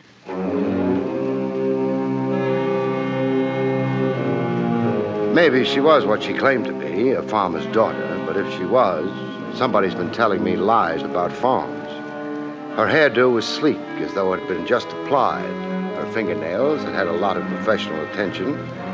Her dress was so simple it practically yelled Paris at you. And she didn't need any of these beauty aids. She would have been beautiful without them, but not nearly so expensive. You did say dead men. Yes. You often run across dead men walking around? Yes. Uh-huh. You think I'm crazy, don't you? I don't think you're crazy at all. You've just got a peculiar vision. I'm not sure I ought to be grateful for that. Oh, forget I said it. My name is Millie George. How do you do? This is, or was, my father's farm. He was very happy here until the dead men started walking. And then? He became one of them himself. Your father's dead? Over a year now. You live here alone? Well, I don't really live here at all. I have an apartment and a job in town. But I come here often as I dare.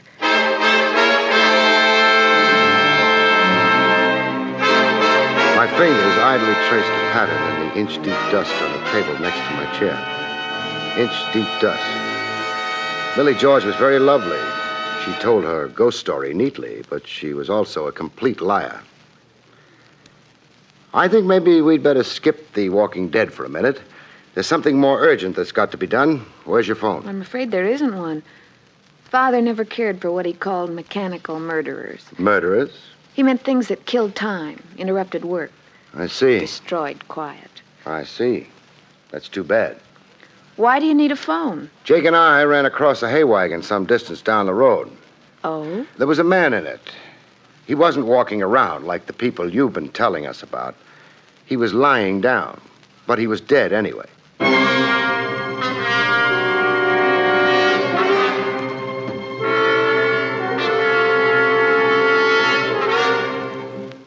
If I'd been looking for a reaction to my words, I would have been disappointed.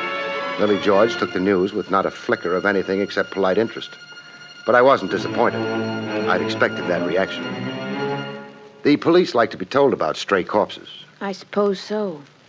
I think the Gardners have a phone. Where would I find them? Well, their house is about a quarter of a mile further down the road.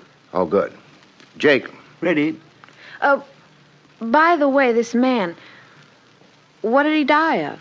A knife in his heart. Oh. Suicide? The angle of the knife's entrance wouldn't be right for suicide. Oh, then it was... Murder. How dreadful. Yes, terribly dreadful. So long.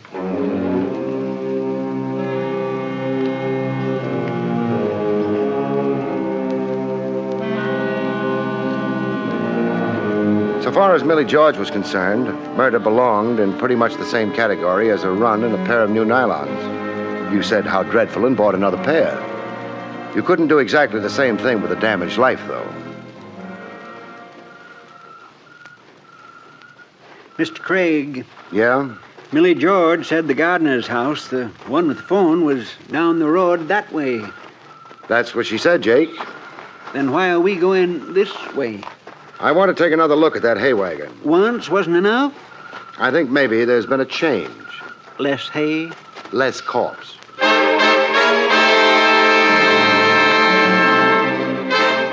It was a nice road to be taking a stroll on in the cool evening. It would have been an even nicer road if there hadn't been a hay wagon in the middle of it. Still there? Yeah. The horse must be getting lonely. Being a farmer, you get a wrong angle on a horse. You don't think being a horse's chum is romantic. I'll never say hello to a horse again. Excuse me. You're getting pretty spry at climbing hay wagons, Mr. Craig. Just practice, that's all. Mr. Craig. Counting the hay up there? No, just confirming a guess. Less corpse? No corpse.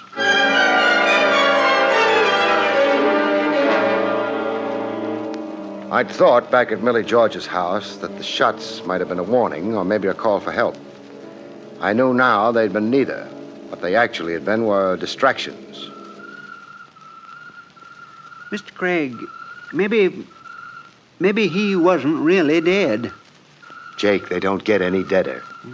Ain't likely you'd be fooled. Somebody moved him out of there. Yeah. Well, what for? Can't be many folks enjoy dragging corpses around. Whoever dragged this one maybe didn't enjoy it at all. Well, what was he trying to do? Save undertaker's expenses? Maybe he was trying to save his neck. I got down out of the hay wagon and said goodbye to it. We wouldn't be coming back that way. Mr. Craig. What is it, Jake? Funny thing about city people, they like to walk. Oh? They do it deliberate, even when they don't have to. Well, Country people hate to walk. But, Jake, we've got to get back to that farmhouse. With the girl in it? Yeah, Millie George. We're hoping that this time maybe she won't shoot over our heads. We're hoping that this time she won't shoot at us at all. And for this, we're wearing our feet down clear at the ankle. Oh, it's not as bad as that. It's worse. I got short ankles. Oh. Mr. Craig, I can tell you right now, she don't have a phone. I know, but by this time, she may have something else. Do I want to know what it might be? Not in your condition, you don't. Thanks.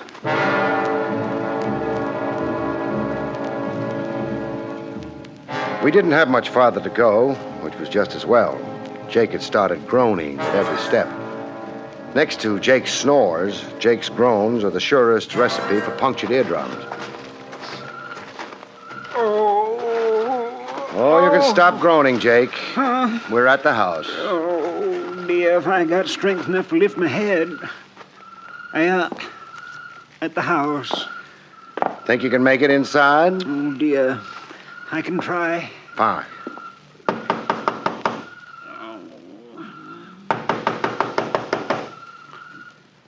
Jake. It doesn't look as if anyone's going to invite us in. This don't make me feel bad. We'll go in without an invitation. Now I don't know how I feel. Find out later. Well, somebody left the lights on. Wasn't a Vermont man. Quiet. Yeah, let's try the parlor. Oh, anything for an excuse to keep a walk in. I suppose this is the parlor. Nobody in here. It's the parlor. I don't like this much. But the only thing left for us to do now is sit down. Excuse me while I cheer. Well, what are you waiting for? Go ahead, Grandpa. Cheer. Company. So I notice. Kind of thing you're liable to run into in old houses. They come out of the woodwork, I think. Don't try to insult me, mister. Why not? Anything you're liable to say is liable to be true. Don't be foolish. I don't use that kind of language. You also ain't using the kind of language I would like to hear. What language would that be?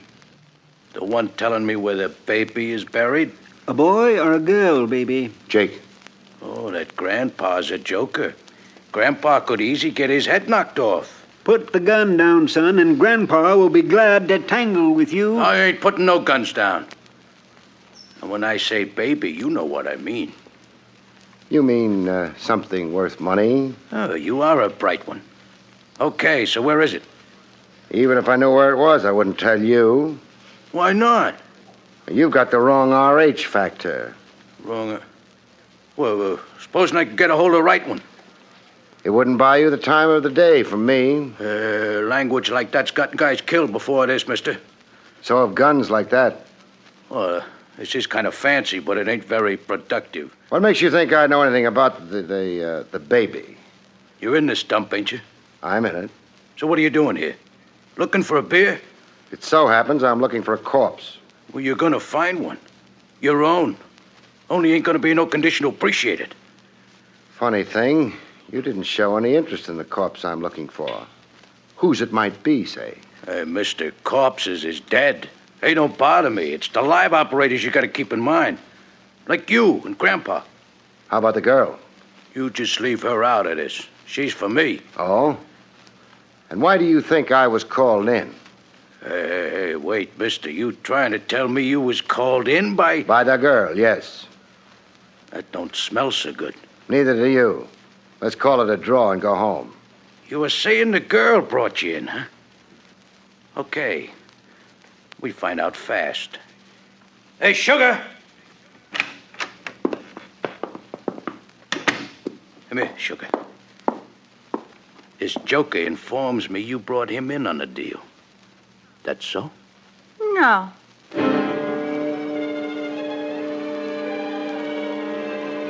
I had a long look at the girl who'd come into the room. It was fun while it lasted. She was worth looking at. She was beautiful, non-rural, undoubtedly expensive, and she was not Millie George. Well? Call it mistaken identity. Oh, cut it out, Dina. I don't know what you think he said, but it wasn't very funny. It wasn't? It wasn't. Oh. This girl probably is on your side. She's not the one I was talking about. You mean there's been another babe around? Oh, honey, he must mean Joey's wife. Why don't you forget you ever learned to talk, Dina? That ain't a friendly attitude. I ain't feeling friendly. Joey makes it out of the pen, ducks for cover here, on account of here is where he buried the baby. Banks wouldn't like you calling their money baby. Well, I don't like banks. So it was bank money. Thanks for telling me. Who told you? Never mind. To resume. Joey gets here, and the first thing anybody knows, he winds up with a knife and a ticker. This is bad. Tain't good. Shut up. You can't say that to a Vermont man. Why not? I don't rightly remember. Well, get in touch with me when you do. What cell? Now, will you lay off? You guys trying to confuse me or something? Joey winds up with a knife and a ticker and no dough. Look, ain't you forgetting Joey's wife? Hey, yeah.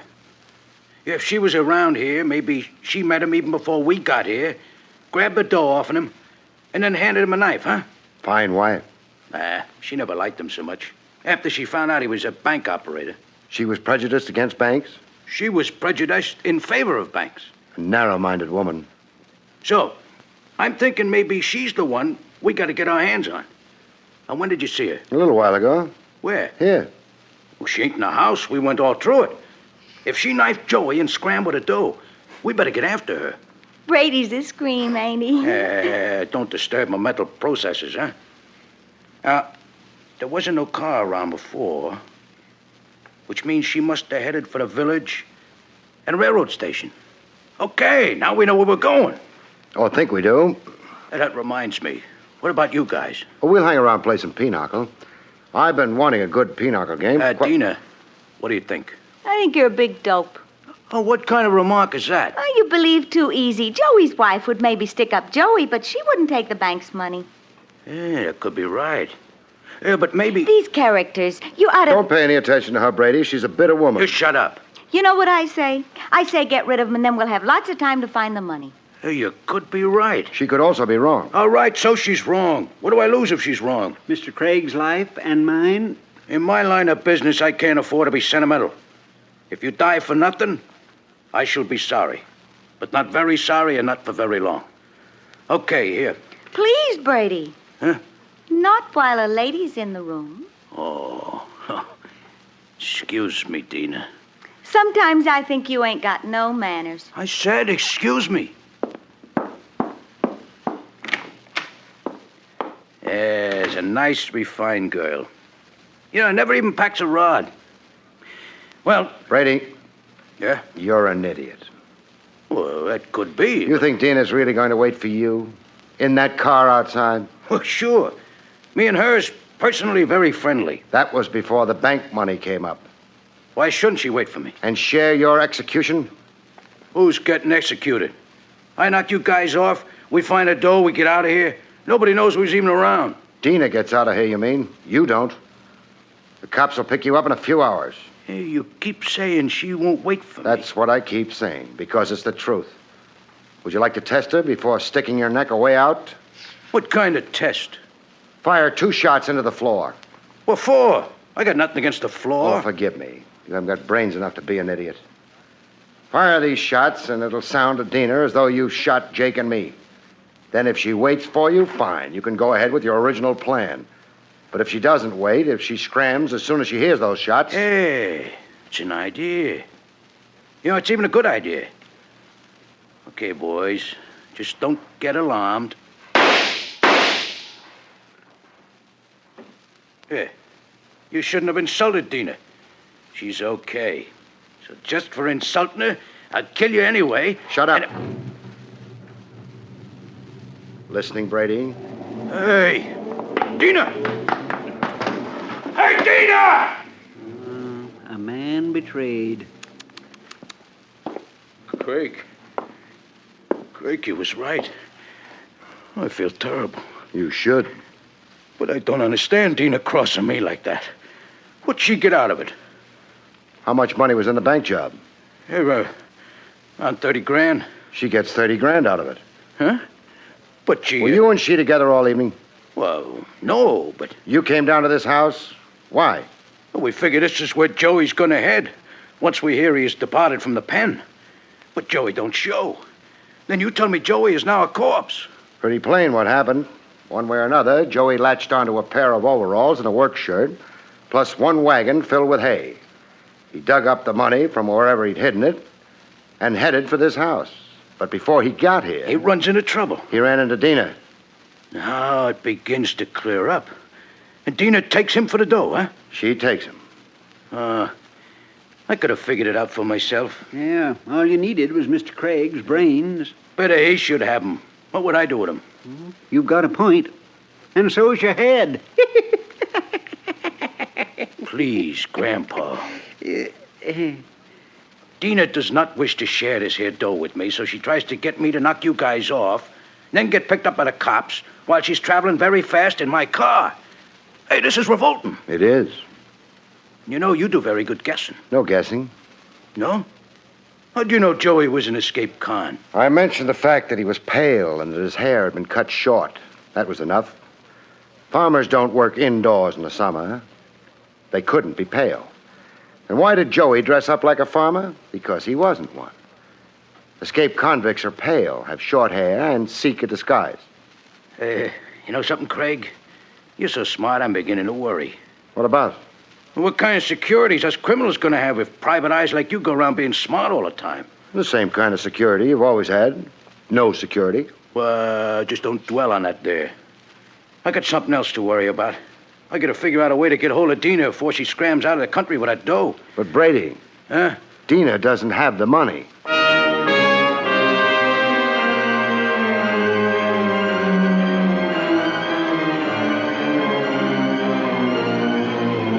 Brady had a little trouble with this.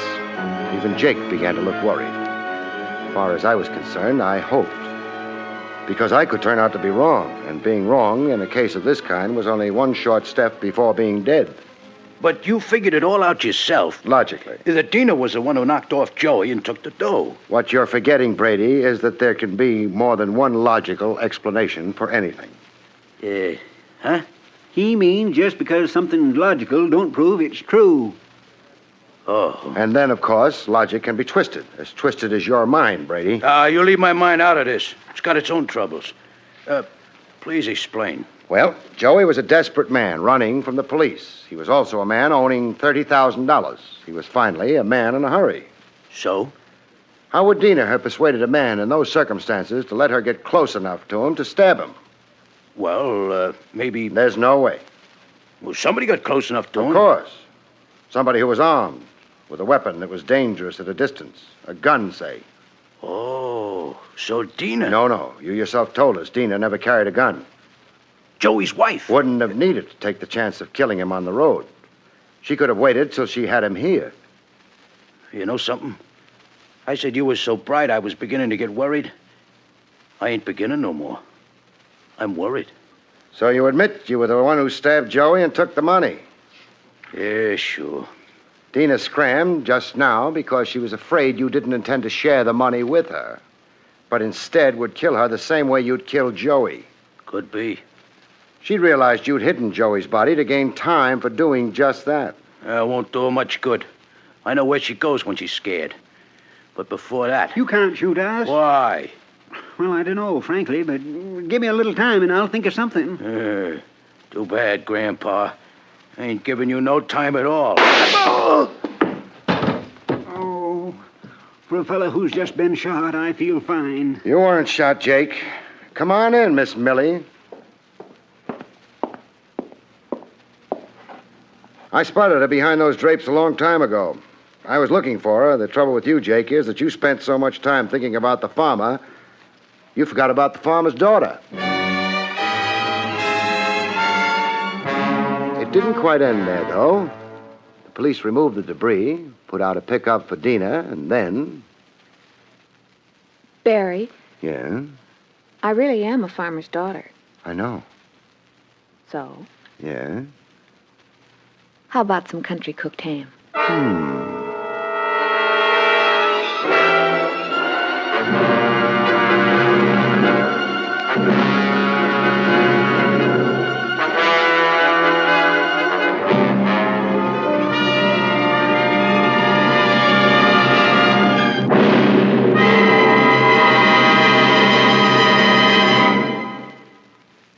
You have been listening to William Gargan in another exciting transcribed mystery drama from the adventures of Barrie Craig, confidential investigator. Tonight's story, Hay is for Homicide, was written by Louis Vittes.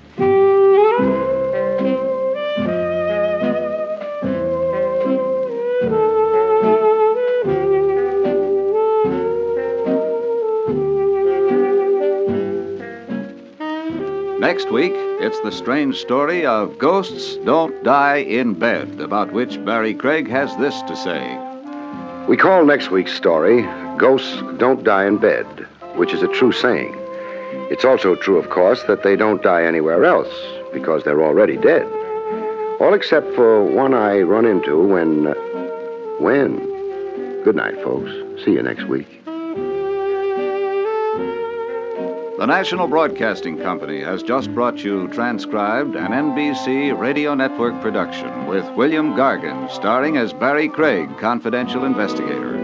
Directed by Arthur Jacobson. Also heard Parley Bear, Joyce McCluskey, Jack Moyles, and Bibi Janis. John Lang speaking.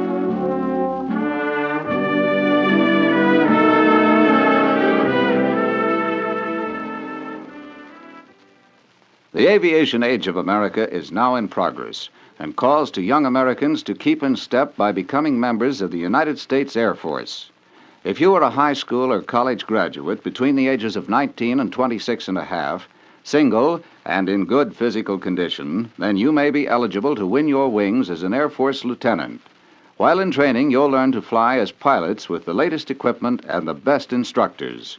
Investigate now. Visit your Air Force recruiting station for additional information. There's another exciting dragnet adventure tonight on most NBC radio stations.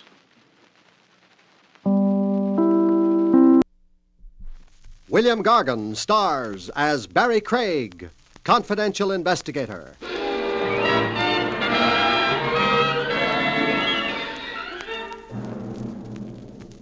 Distemper is a human failing, but don't ever try blowing the lid of your coffin. You'll only frustrate yourself.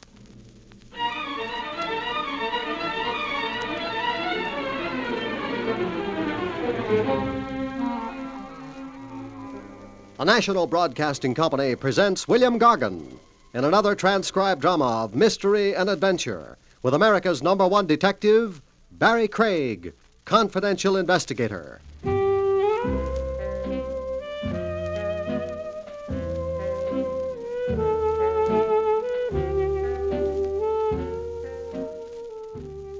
Barrie Craig speaking. A long-legged blonde follows you to the ends of the earth. Don't always feel flattered, friend. She might only be tailing you.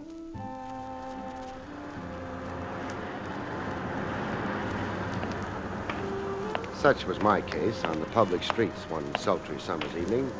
A doll panting after me, but keeping a discreet 50 or so yards between us. I got a look at her face without turning around. How? A gimmick standard with cops. A pocket mirror held in front of me.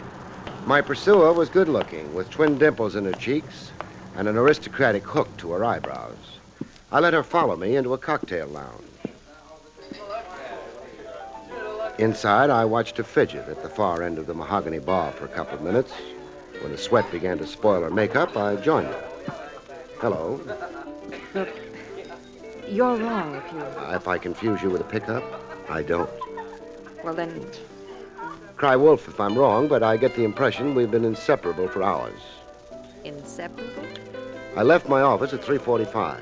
I've been east, north, south, and west, and now it's 5:15. In all that time, the shadow I threw was you. Well? No, you're right. I'm sorry, I couldn't help but follow you. I'm your dream man? I meant nothing personal. Oh, that deflates me. If I can explain. Do. At 3:45 outside your office building, I didn't dare come up. Why not? I discovered that I myself was being followed. Oh? You were strongly recommended to me. As a confidential investigator, I could trust implicitly. To whom do I owe that bouquet? Never mind. I followed you, hoping we could eventually talk somewhere without being observed. Like this. What makes you think we're alone with each other now? What makes... You mean the person following me? I do mean. I haven't seen him for the last hour. Shadows don't generally quit, any more than you did. Now, look around. He's not in here. Describe him. Oh. Unusually small man with an enormous head, totally bald. He wore an odd candy-striped suit. You're describing a freak. He did look freakish, yes. Tell me, lady, how do you feel generally? I'm quite sane, believe me. Which brings us to your problem. Well, it's more precisely my husband's problem. Well, introduce yourself. Vera Baxter. My husband is J.C. Baxter. You say that like J.C. Baxter is a muckamuck. My husband is someone substantial. Rich, upper class, a figure in the business world? All of those things, yes. He hasn't been himself for months. He's morose, secretive. He can't eat, he can't sleep. I believe my husband is submitting to blackmail. Does J.C. know you're aware of his situation? No, he doesn't know. He's always been violent on the subject of his own privacy, his own private affairs. Mr. Craig, I'm frightened for him. And for myself. Then you want me to pinpoint what it is that has your husband in the toils? Yes, watch him. Follow him if need be. See who the persons are who telephone and molest him And? If humanly possible, help my husband out of his predicament. Don't you maybe mean if morally possible? A fellow yielding to blackmail, he's generally a little dirty himself. I played tail on the monkey to J.C. Baxter for 36 hours, on foot and by automobile. J.C. leading the parade in an expensive custom job hardtop. And me rattling behind him in a jalopy no self-respecting junkie would even buy for salvage. I knew the trip wasn't just a waste of gas by the route J.C. was taking. All back roads in the fringe areas where the city began to look like the Sahara Desert. I watched him slow up, crossing a small bridge. I could guess what J.C. was up to on the bridge even before I saw the parcel go sailing over the bridge rail. I let him speed off before I stopped. A familiar payoff pattern. Money thrown into a specified area. A blackmailer wanted dough but didn't want to be identified taking it.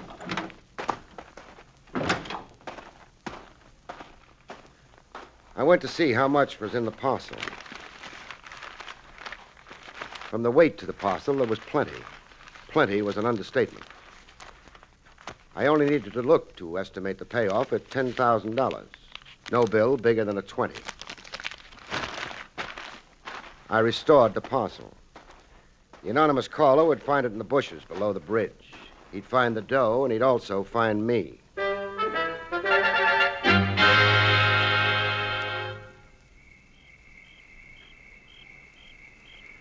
The moon was out, and the cricket serenade was going full key when somebody came looking for the money.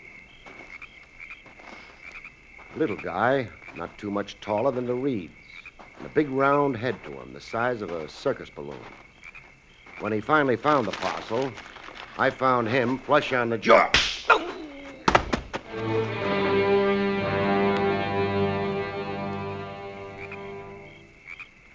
He came to with his balloon head noticeably deflated.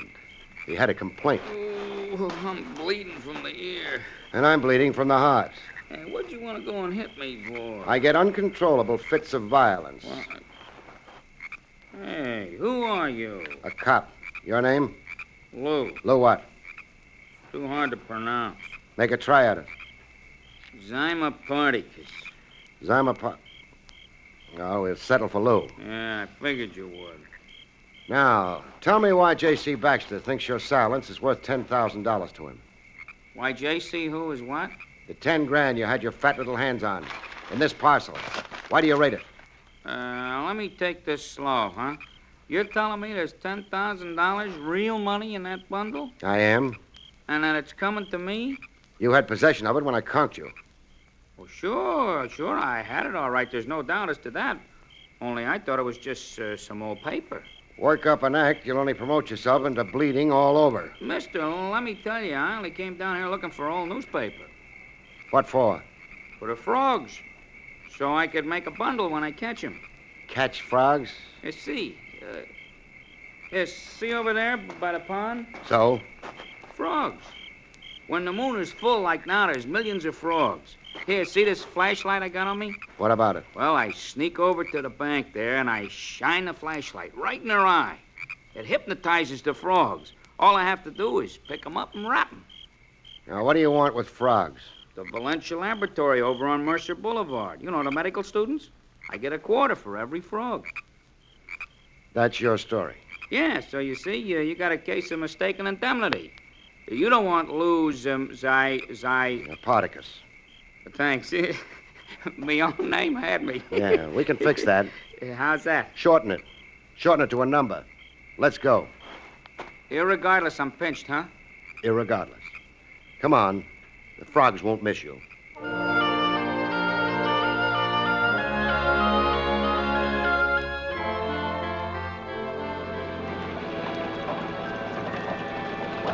Riding back to town with my frogman in custody, my jalopy began to shake as if age and abuse had finally gotten her. Hey, the heap shimmying from side to side. Yeah, the wheels are wobbling front and rear, like, Old age. like all the bolts have worked loose. Hey, come on, stop before we turn over. You said arrest me. You didn't say kill me.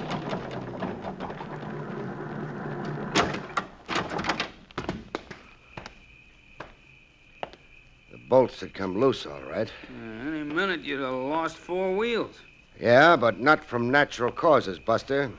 Not? Human hands did this, while I was down in the reeds pollywogging with you. Or, hey, why would somebody The want... answer to that's in the car now approaching. You want to bet? The guy behind the wheel with a big beak pushing through a handkerchief he wore as a mask.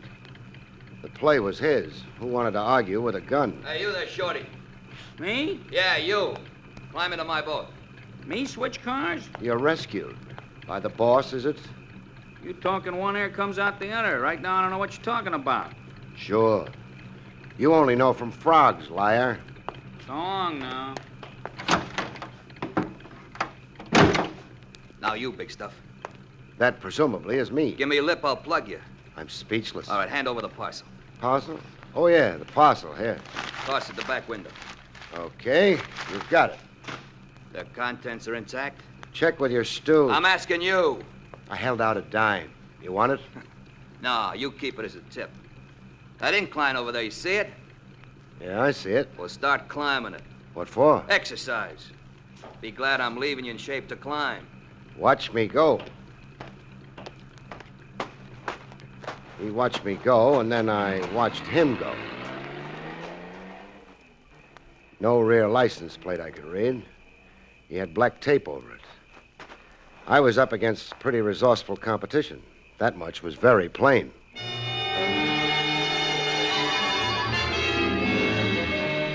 When I finally escaped from my country exile, I organized a progress chat with my client, Mrs. Vera Baxter, in an apple orchard. They lived like that, the Lucky Baxters. A big house and an apple orchard where the goldfish pond left off. Then it's true. My husband is being blackmailed. He's dancing to a handsome tune. 10,000 so far, I can vouch for him. It's my nightmare realized. The leg man in the situation is a midget with a watermelon for a dome. The man I saw following me. The same, undoubtedly. The gent ordering him around is self-conscious about his kisser. Covers it up with a handkerchief. But I caught one facial detail. His nose. It's a pelican beak. That mean anything? No, nothing. I've never seen anyone my husband's in negotiation with. Just what I told you. Just letters, whispering telephone calls, and mysterious conferences in the garage. Yes, that's right. Mrs. Baxter. Yes, Mr. Craig? I'm stymied. I've only got one next approach. What? Your husband, J.C. himself. Grab the dog by the tail. I've got to talk directly at him. Oh, no, please. Oh, without involving you. He won't know you brought me into it. What will you say? One artful dodge or another. I've got a lot of experience at being noncommittal. Well? All right, if you think you must. I have to get back to the house now. I'll wait 10 minutes and then ring the doorbell.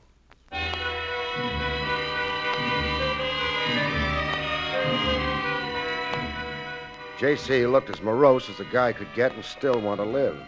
Face tight, every muscle in place. Very close to the screaming Mimis. I find your visit a little fantastic, Mr. Craig.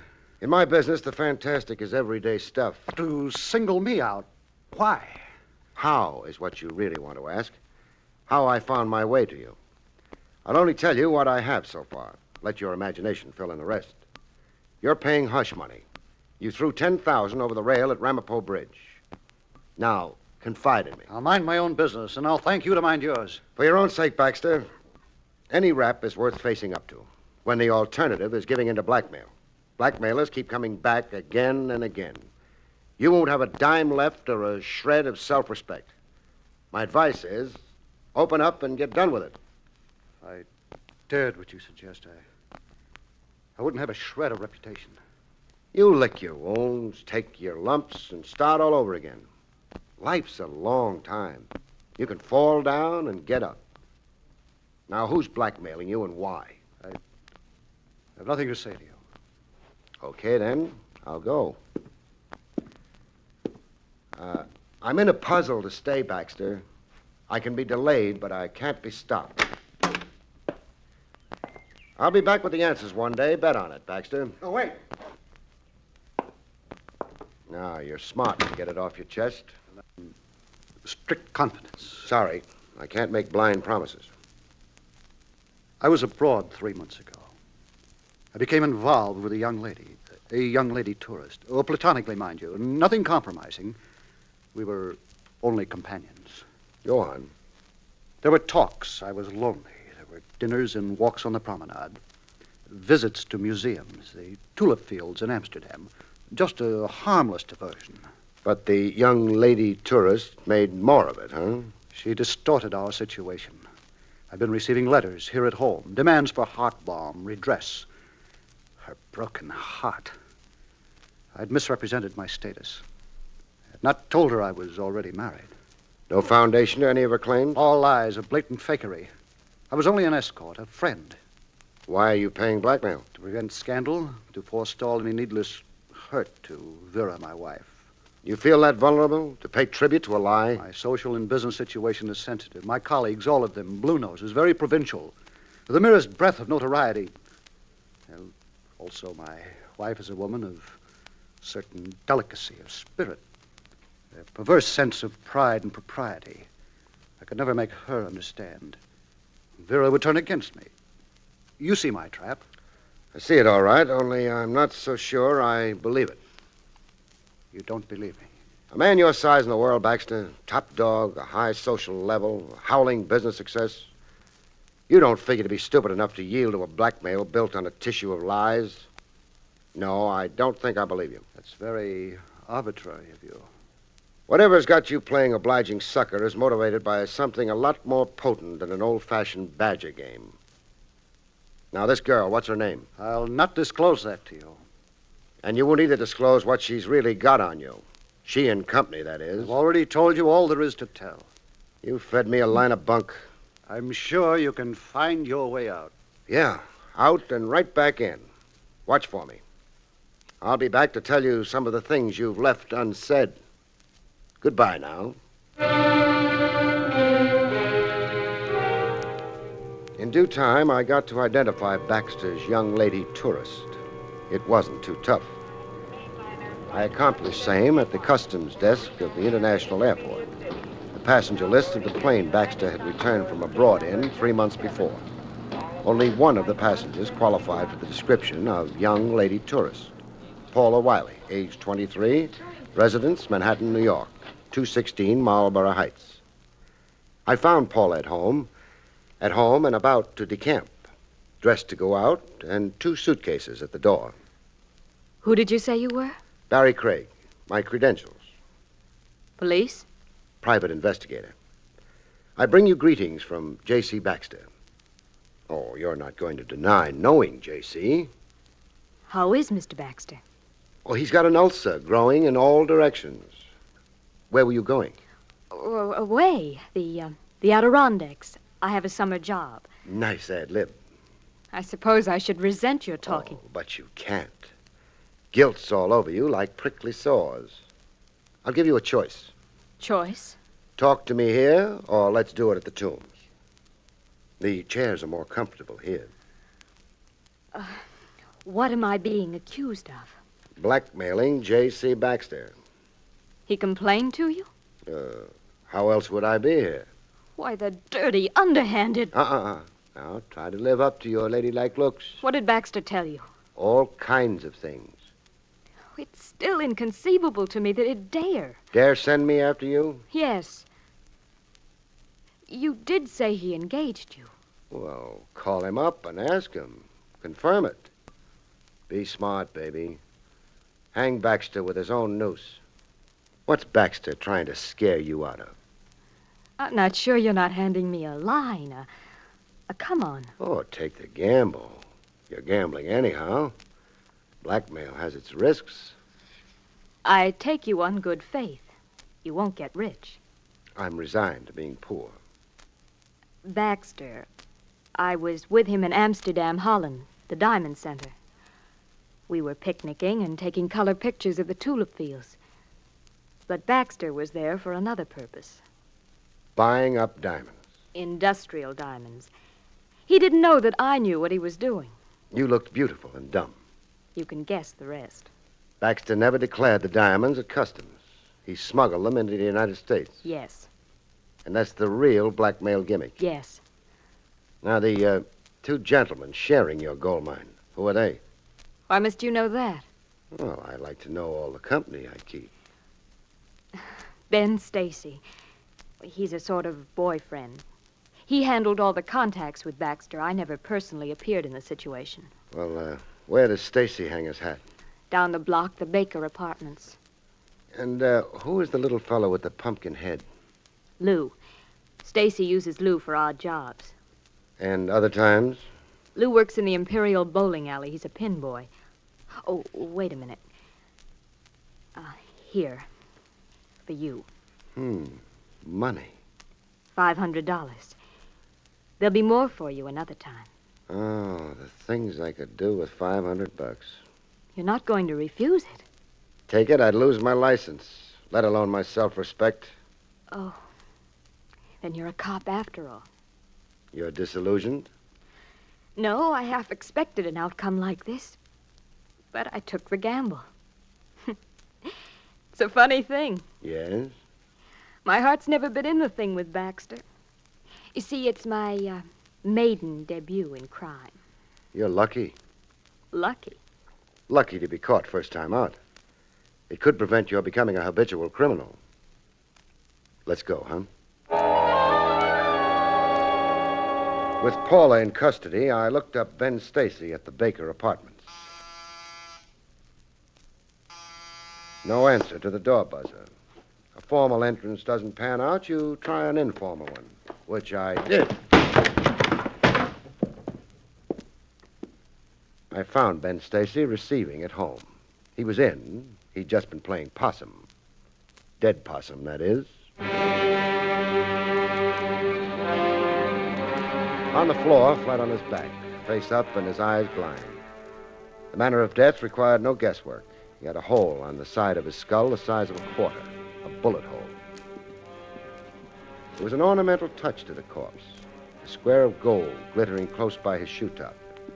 A gold cufflink. Not Stacy's. Stacy wasn't wearing French cuffs.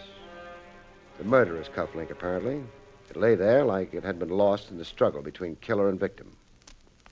It took less than 60 seconds to find the $10,000 Stacy had relieved me of on the highway. It lay on a bureau top, exposed to the casual eye. I had 2 brief calls to make, out of respect to the dead. The morgue and homicide. In the tombs, Paula wept for the dead. I got Stacy into this. It's my fault he's dead. You cry like he meant something to you. I was, in a way, in love with him. Did you maybe, in a way, kill him? Kill? What possible reason? Eliminate a partner. It happens, doll, among the best of thieves. You were going away when I caught you. Get out of here. You get out of here.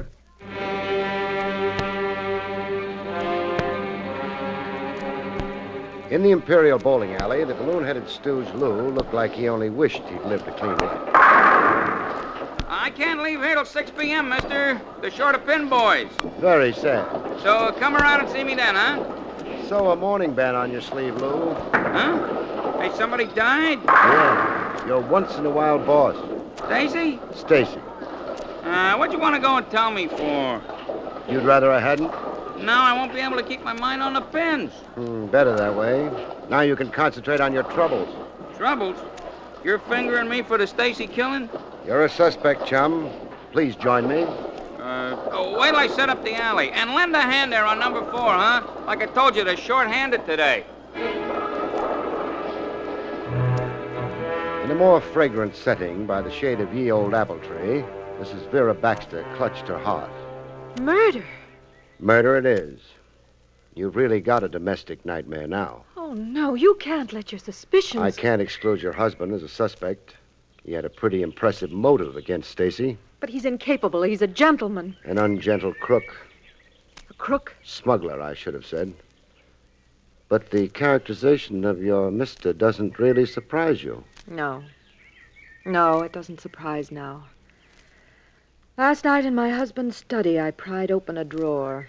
What did you find? Diamonds. A bag full of diamonds. Diamonds he bought in Amsterdam and smuggled across. Your husband had a little racket going for himself. It's incredible to think that he'd stoop to... profit? The truth out in the open, that's what you hired me for. Yes, the truth. I don't know how to live in fear. I now show you a gold cufflink, this one. Can you identify it? Well? I'm not sure. Your eyes tell me you are sure. No good trying to evade, Mrs. Baxter. It's a link to a set I gave my husband. I had them specially designed at our jeweler's. I feel faint. Yeah, who wouldn't feel? What does the cufflink mean, Mr. Craig? I can't say positively, but it could mean the chair for J.C. Baxter. Oh, no.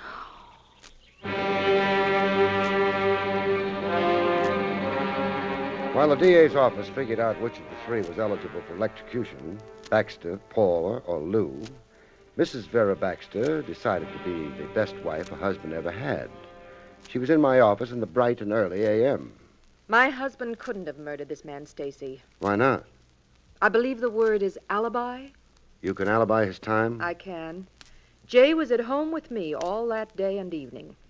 Well, that's a sudden thought. I was too upset to even think yesterday. You wouldn't be telling a big lie. I'll swear to what I say. Jay couldn't have done this murder. Funny thing, I'm inclined to agree with you. I've been doing some clear thinking myself. You don't need to alibi him to save him. A nice try and a nice lie, but unnecessary as it happens. No, your husband couldn't have done the murder. Neither could the other pair. Not the other pair? Paula or Lou. You see, while the corpse lay on the floor, the $10,000 lay on the bureau, where I found it. I don't follow your reasoning. Neither Paula or Lou would eliminate Stacy and overlook the loot. Only the loot could be their motive to kill. Cut Stacy out, grab everything.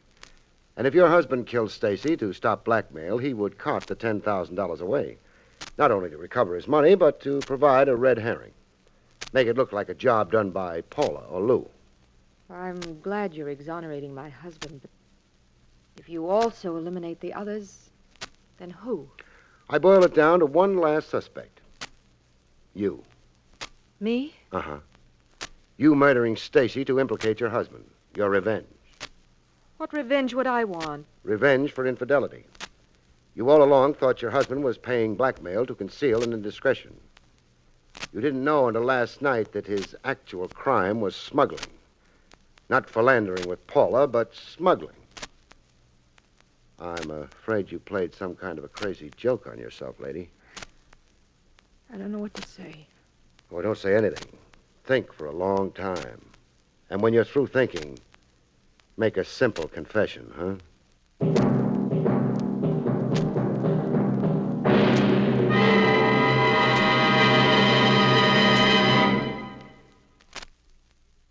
You have been listening to William Gargan in another exciting transcribed mystery drama from the adventures of Barrie Craig, confidential investigator.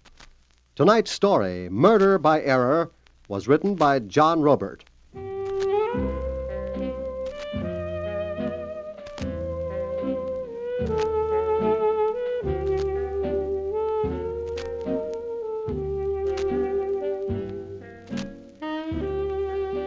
Next week, it's the strange story of Death's Little Helper, about which Barrie Craig has this to say. We call next week's story Death's Little Helper. It deals with a beautiful girl and a couple of highly unbeautiful corpses, and winds up when a killer realizes that death doesn't need any help. Good night, folks. See you next week.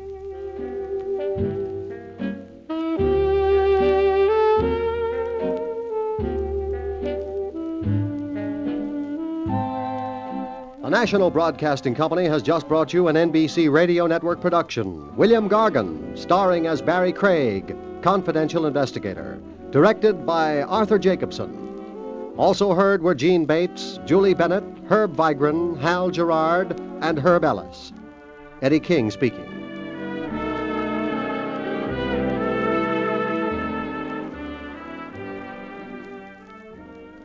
Hear tonight's exciting Dragnet adventure on the NBC Radio Network.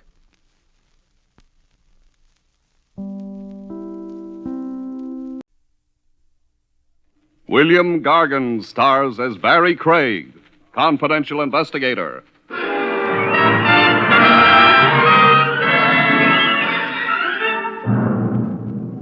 I knew a murderer once who was planning to get married. So he killed a man for money enough to furnish a house. It didn't work out, though. All he got was the chair.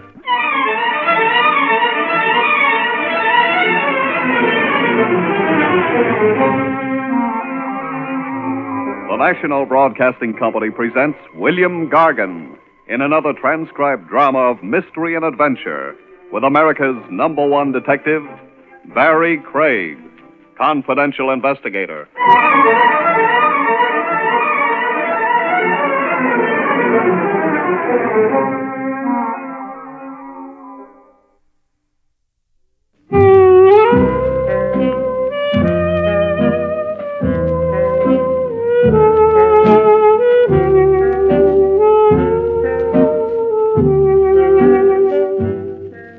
Barrie Craig speaking. It gets dark early these days. It's always cold, and a confidential investigator's business dies a slow death. Maybe it's because the weather discourages romance. Wives stay home knitting. Husbands decide the blonde wasn't born who's worth a trip through the icy city. So I'm in the office pretending to go through the files, trying to keep the corpse warm. The buzzer buzzes, and I look up. Maybe I think it'll be a fireman. It's open. If it is, he forgot to bring the fire with him. You Craig? I'm Craig. Sit down. Yeah. Kinda cold out. That's why I'm still here, Mr. Hearn's the name. Joe Hearn. How do you do? Are you in a position to take on a job? A job for when? Tonight. Oh, you're lucky. It so happens I'm free tonight. Now, if you'd wanted me to go to work tomorrow, you'd still be lucky.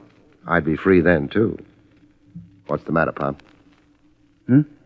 Oh, nothing, just cold. I ain't so young anymore. Who is? This job for tonight, what's it about? It's just that I want you to go along with me to pay a visit. Sounds easy enough. Yeah, I used to have one of those. What? Oh, investigator's license? Yeah. Nothing but night watchman now, though. Job won't take more than a couple of hours. Would $25 be enough? Sure. Here, I got the dough with me. It's out on Staten Island. Ouch. It ain't too bad. You can stay inside on the ferry. You better meet me around 8:30, hmm? Okay. Down in the Bay Drive corner, Western, 8:30. Place we're going to is maybe a 5-minute walk from there. Bay Drive and Western, 8:30. Yeah. Well, I guess I'll see you later, huh? Oh, Mr. Hearn. Yeah? $25 for company on a visit is a little on the rich side for you, isn't it? Yeah, but on this visit, Yeah? I want to make sure I don't get killed.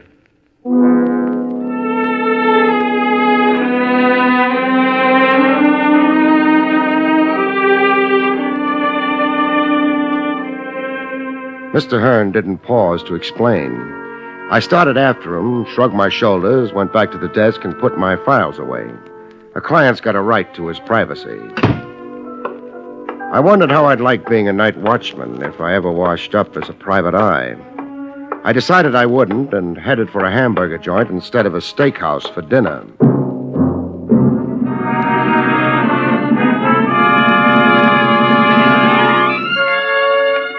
The ferry had been fine, but Bay Drive turned out to be right on the bay. I didn't care for the result. I was maybe 3/4 of a block away from the intersection of Bay Drive and Western when the car passed me. The street didn't run to many lampposts, and the pedestrians were all home.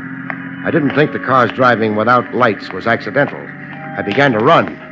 I could see Joe Hearn shuffling his feet, trying to keep warm on the corner. The car moved in fast, and... Then it went away. No license plates. I got to where Hearn was hugging the pavement and bent over him. He'd given up trying to keep warm. He'd never be warm again.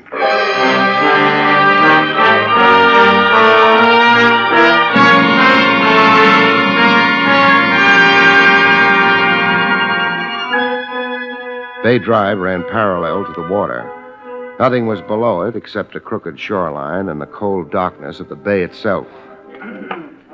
I'd flagged a passing car and had the news phoned in. After a while, Joe Hearn had a spotlight on him, the undivided attention of a half a dozen cops and a nervous intern. Joe Hearn wasn't particularly interested. Barry? Welcome to Staten Island, Lieutenant Rogers. Thanks. I could use a red carpet for a windbreak. Hearn hired you to help him pay a visit. To whom? Me, I would have said to who. That's an interesting sidelight on your grammar. Doesn't tell me anything, though. That's because I don't know anything. Hearn wasn't giving out information. Hearn was a night watchman for the coastlines. He worked in one of their warehouses. Near here? Half an hour's walk. No help there. His date was closer. His date has been canceled. Nobody spotted the car, Barry. Probably put the lights on again once it got a few blocks away. Trav, were your men able to dig up anything on Hearn's actions just before he wound up here? Landlady at his boarding house said he had dinner there. He stopped off at a place called Old Tyrol for a beer. I spoke to the manager, a man named Grunner. Wound up with nothing. Hearn always had a beer there on his way to work. That's it? Yeah, I hope he enjoyed his beer.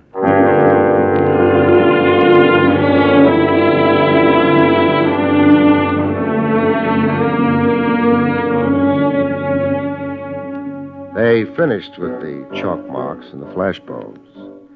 Hearn wasn't a heavy man. They had no trouble rolling him onto a stretcher and taking him away.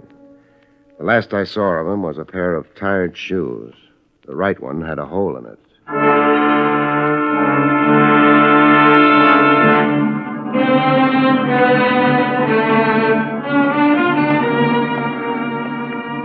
I thought maybe I'd try the beer at the Old Tyrol. I wasn't fooling anybody. The $25 in my pocket was bothering me. I hadn't earned it.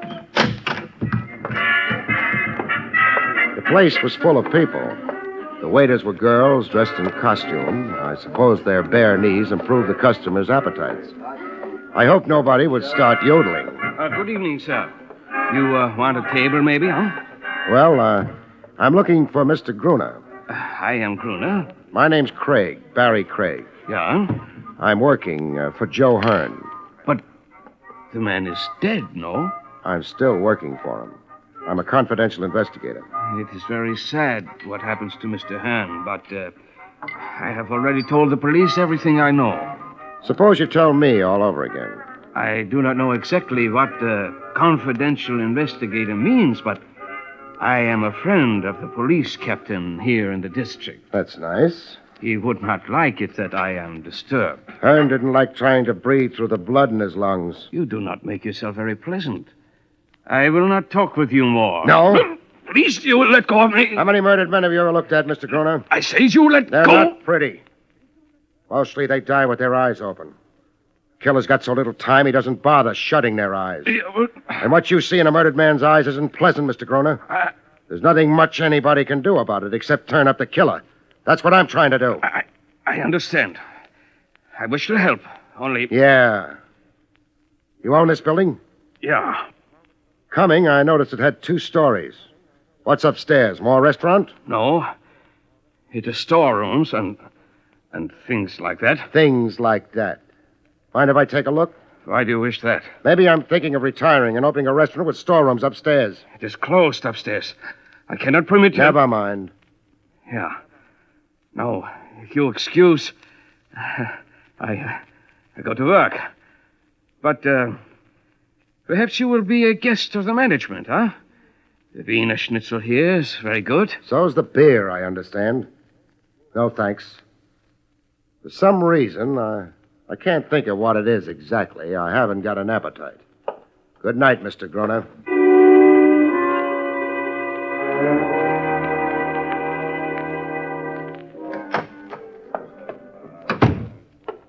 Welcome to the Bay Drive precinct, Barry. Hello, Trav.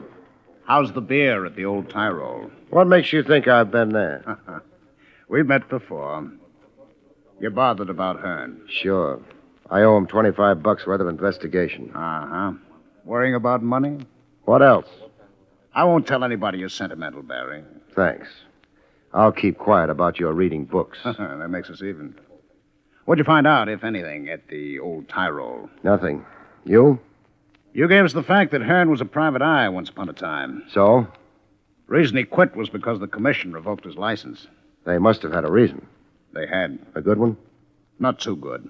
But they couldn't help themselves. Happened around 10 years ago. You going to talk without prompting? The way it went was Joe Hearn had an office downtown, on the waterfront. Had a lot of jobs for shipping outfits. Was doing pretty well.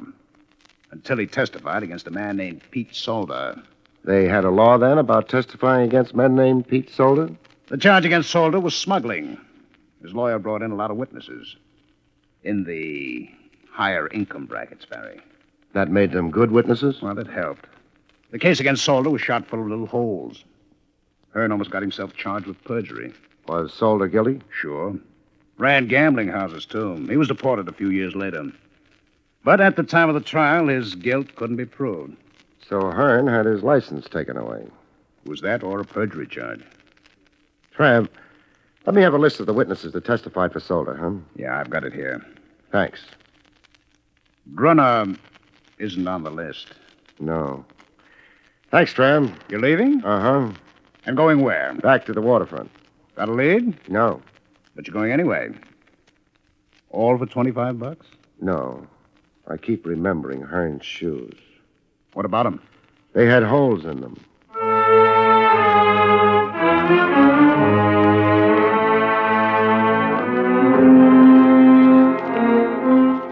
I went back to the corner of Bay Drive and Western. The cops were gone. Hearn was gone. The only thing left was a blood stain on the pavement. Not much to show for a lifetime. I remembered what Hearn had told me. His visit was to a place 5 minutes from Bay and Western. It wouldn't have been back along the way I'd come. It couldn't be down Western to the water. It might have been up Western going inland. It might have been along Bay Drive where it hugged the shore. I'd invest 5 minutes along the shore. Hearn's life had been played near water and it ended there. 5 minutes was a small investment. But Bay Drive died on me. In 5 minutes, a high brick wall stared at me. I backed up away from it, and there was a house rising above the wall, set deep behind it. Maybe it was the wind that lifted the small hairs out of the back of my neck. I found a gate in the wall. There were lights in the house. Who's there? Open the gate. Sure, I'll open. Now what? I'm paying a visit to the house. What time do you think it is? 2:30 in the morning. It's no time for visiting. Everybody's asleep. The lights are on. They're nervous up at the house. They sleep with the lights on. Now. No. Listen, I don't want to get rough. I'm visiting. Oh, you're on your way out now. Hey. You nearly broke my arm. Keep your hands out of your pockets. I'm not interested in your gun. I wasn't. You mean you're not? The house, huh? Okay. I don't know what you think you're doing. Paying a visit. You announced me as Craig. Craig? Yeah, Barrie Craig. Hey, you're a private eye. Confidential investigator sounds more expensive. What are you so kind of edgy tonight? Maybe I'm always edgy. Dodging in on Mrs. Warren like this won't do you any good, though. I'm not looking for any good. What's your name? Dolan. Got a license for that gun you're carrying? What's the matter? You got a license complex or something? Forget it. That gun been used recently? You keep popping on my gun. Lay off. They've been out the grounds all night. I didn't ask you. Mrs. Warren run to a butler? He goes to bed early. All right. Get back to the gatehouse. Oh, wait. I said get back. You like to throw your weight around, don't you? I've got plenty of it. Yeah. Only one thing. There's just so much I'll take, and then... And then? Nothing. Dolan, what? I'm not Dolan. So I see. The name's Barrie Craig. Mind if I come in? That might depend on just who Barrie Craig is.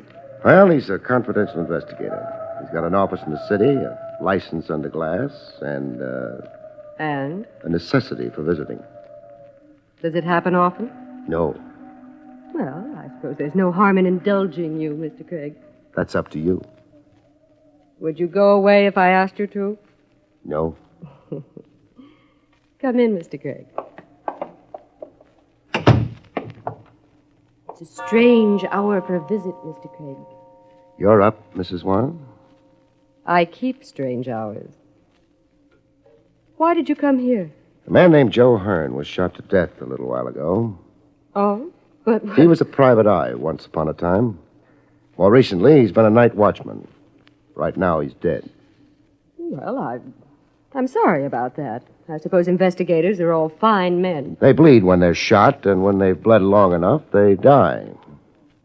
That was hardly necessary. People don't always realize. Big house you've got here. Yes. Around 8:30 tonight, you were where? I don't really see why I should answer your questions. Do you mind answering? Of course not. Then, 8:30, I was here. I may have been reading. alone? My husband's dead. Oh. The butler goes to bed very early. But of course, there's Dolan. There's always Dolan. The grounds run right down to the water's edge, don't they? They do. You're a beautiful woman, Mrs. Warren. Right. Thank you. Beautiful and rich. Why did you let me walk through your front door? Meaning that I didn't have to? I'd put it that way. But perhaps I wanted to. Was it my hand-tailored suit or my polished manners? Your polished manners. Or perhaps the hat you're wearing. It's still on your head. In the trial of a man named Pete Solder a number of years ago, another man named Thomas Warren testified on Solder's behalf. Thomas Warren was my husband. I know.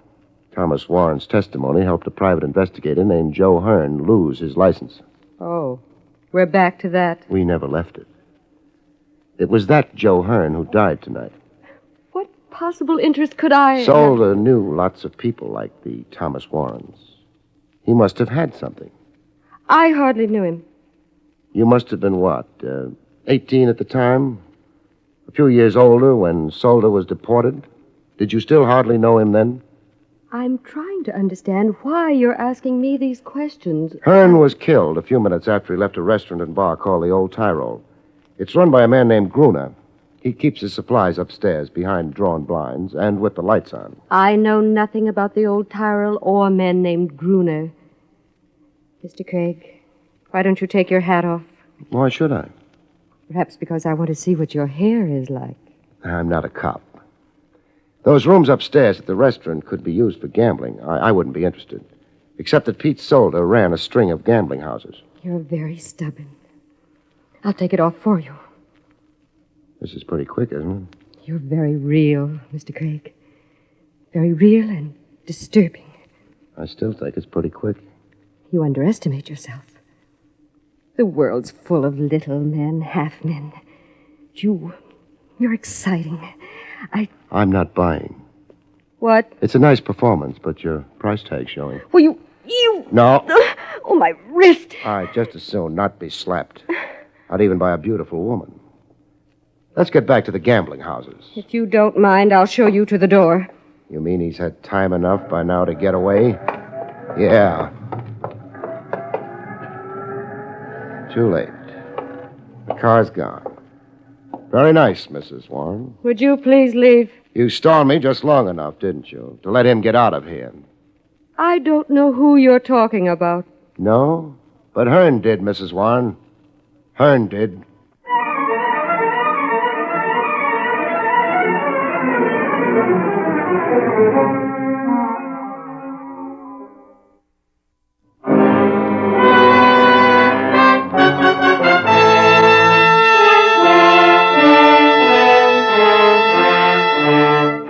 I left. Dolan didn't try to stop me. I hadn't expected him to. Out in the bay, the boats lay at anchor, rocking with the tide. The old Tyrol was still open for business. I gave it mine. Out in the restaurant, a handful of people made tired passes at food. The bar was doing better. The bartender had a very high-class assistant. Hey. Yes, sir. What will it... Mr. Craig. Hello, Mr. Groner. You are back again. Huh? Yeah. Surprised? What is it you want now? Let's not disturb the bartender. Let's go where we can talk. I do not wish to go... Sure you do. Only you don't realize it yet. I still say... Groner, you know where I've been? It is not my business. I've been visiting Mrs. Warren. That means nothing to me. Who is Mrs. Warren? A lady with a lawn sloping right down to the shore of the bay. So? Yeah. We, go to my office. Fine. He's upstairs. No objection. Right up among the storerooms, huh? Store? Oh. Yeah. You didn't hit those yeahs hard enough. What you really mean is that you're closed up for the night. Upstairs. You say things which I do not understand. Never mind. My, office is here. Very pretty. You do not come to admire my office. Mr. Craig, what is it you wish to say to me? How well did you know Joe Hearn? I hardly knew him at all. He stopped in every night for his beer. It must have been more than a casual thing. No. The cops know better. Well, what I meant is that, of course, I knew Mr. Hearn, but not very personal, you understand. I understand. You served him his beer tonight? Yeah, an old customer. And while he was drinking that beer, what did he tell you? Nothing, except how the weather is and... Yeah? And that is all. A couple of boys chatting about the weather. No, Groner. What do you mean, no? I don't like your answer. Please. I'm not being brutal, just making sure you stay with me. Groner, what did Hearn tell you tonight? I'm not well. Please. You're just beginning to feel sick. It'll get worse, Groner. I am not concerned. I'll tell you what you and Hearn talked about. Hearn mentioned the fact that on his way to work, he always passed the Warren estate. He told you that when he passed it last night, he saw someone go in that estate. Someone whose face he had a very good reason to remember. Isn't that what he told you? No, I swear to you. No? Why deny it with such excitement, Groner? Why swear to me? Because you know what it means, don't you?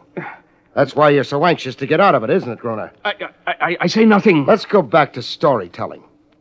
Hearn told you that. He also told you he was going to pay a visit with a private eye. Me.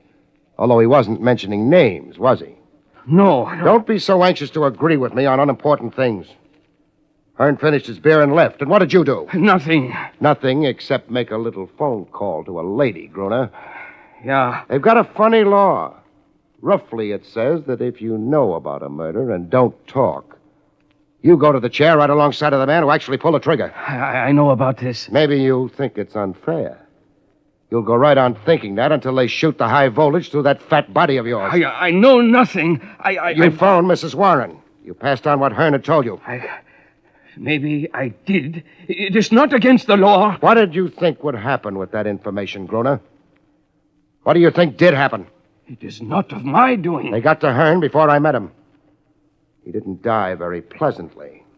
I'm angry about that. Please, Mr. Craig, you are hurting it. Try breathing with lungs full of blood sometimes. That hurts more. Who did Hearn tell you he saw entering Mrs. Warren's estate last night? You let go of me, and I tell you. Thanks. I wish that it is on the record that I did not know what will happen. It'll be on the record.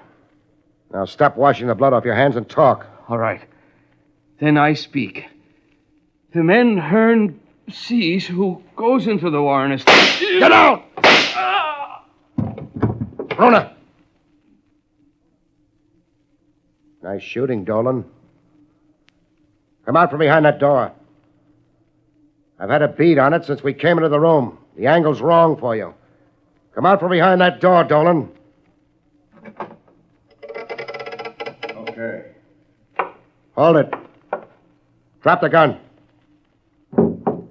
Now, keep coming. Hey, what? I said keep coming to me. Or do you want to find out if I shoot straight? Oh. I'll keep walking. That's fine. Now stop. Turn around. Back to me.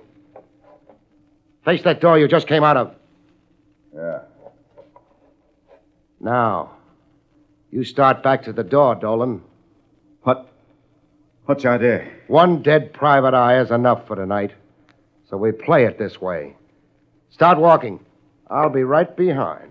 So if anybody gets nervous and starts shooting, I'll see to it that you don't fall down when you get shot. You can't do this to I'm me. doing it. Keep walking. But he'll shoot. The boy in the room you came out of?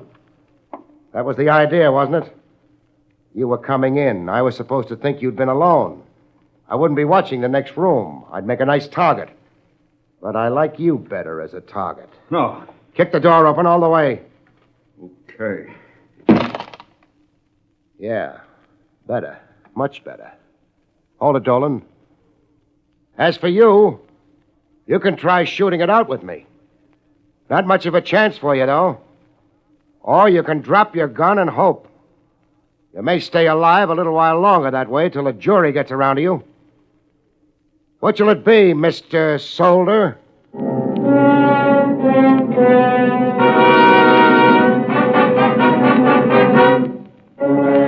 Mr. Solder, Mr. Pete Solder, dropped his gun and surrendered to the authorities. I dropped him in Lieutenant Rogers' lap. The lieutenant dumped him in a cell, and then... He'll keep for a while. Not too long. He's turning spoiled right now. But Pete Solder, after all these years... Yeah. Funny, he sneaked back into the country and might have got away with it. But the place he picks out turns out to be the one place he should have stayed away from. He had no way of knowing Joe Hearn's route to his job took him past Mrs. Warren's estate. No. So Hearn saw him and what? I'm not sure. He wanted me to come with him when he visited the Warren estate. He wouldn't tell me why. If he'd come to us, he'd be alive now. Yeah, but he was too bitter, I guess. He wanted to make a citizen's arrest himself. Get back to Solder for all the years, the worn-out shoes, the tiredness. It might have worked out if he hadn't talked to Gruner. Gruner, who ran a gambling dump upstairs in his restaurant, who had a tie-in with Solder. And that was it. But, what led you to it? Little things, mostly.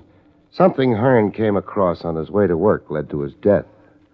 The Warrens had figured in the reports on Solder's trial. A small boat could land on the estate without being seen. And Dolan said something about this being a night where a private eye would be edgy. But he had no way of knowing about Hearn unless he'd had a hand in his death. Well, it's all washed up. What are you doing the rest of the night, Barry? Go home and... No. I earned my $25. I'm going out and spend it. On what? A steak. Good night, folks. See you next week.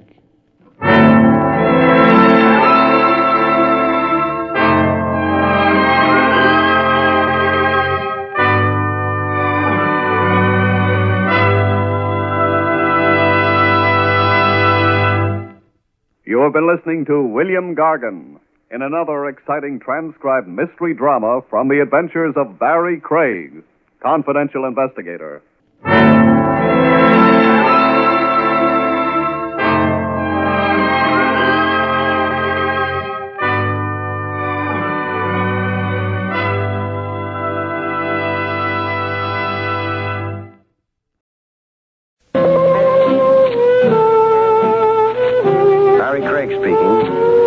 Some cases don't show at all in your monthly cash receipt. Your only compensation is the warm feeling you get deep inside. A case that would be, say, in the public good and welfare. The first nudge it gave me was in Dolan's coffee pot. I was having a steak burger, free on Dolan. Dolan was paying off a World Series bet. His team had lost. The nudge came from a girl, 20 maybe, give or take a year. In a cloth coat with a babushka around her head. A scared look to her, like she just dried her tears. Mr. Craig, if you'll excuse me. Oh, I do. Be my guest. No, thanks. Oh, the food's good here. Sanitary kitchen. Well, it's awfully nice of you, but I... Coffee, then. Hey, Dolan. One Java, piping hot. Now, no need looking so scared, miss. People come up to me all the time. Then it's not unusual for me to... Oh, not one bit. The day my private life gets too private, friend, make room on that breadline. My name is Norma, Mr. Craig. Well, stretch it. Norma Barron. Your own crisis or a borrowed one? I'm here on behalf of my boyfriend, Chris Chakowski. Here with his consent and blessing? No. Oh, he'd be furious if he... Enough said. Hand me a napkin. Napkin? For my steak burger. I'll wrap it up and finish it under the stars. My guess is that you'd feel freer without so many ears around. Well, it is awfully crowded here. Everybody's staring at me.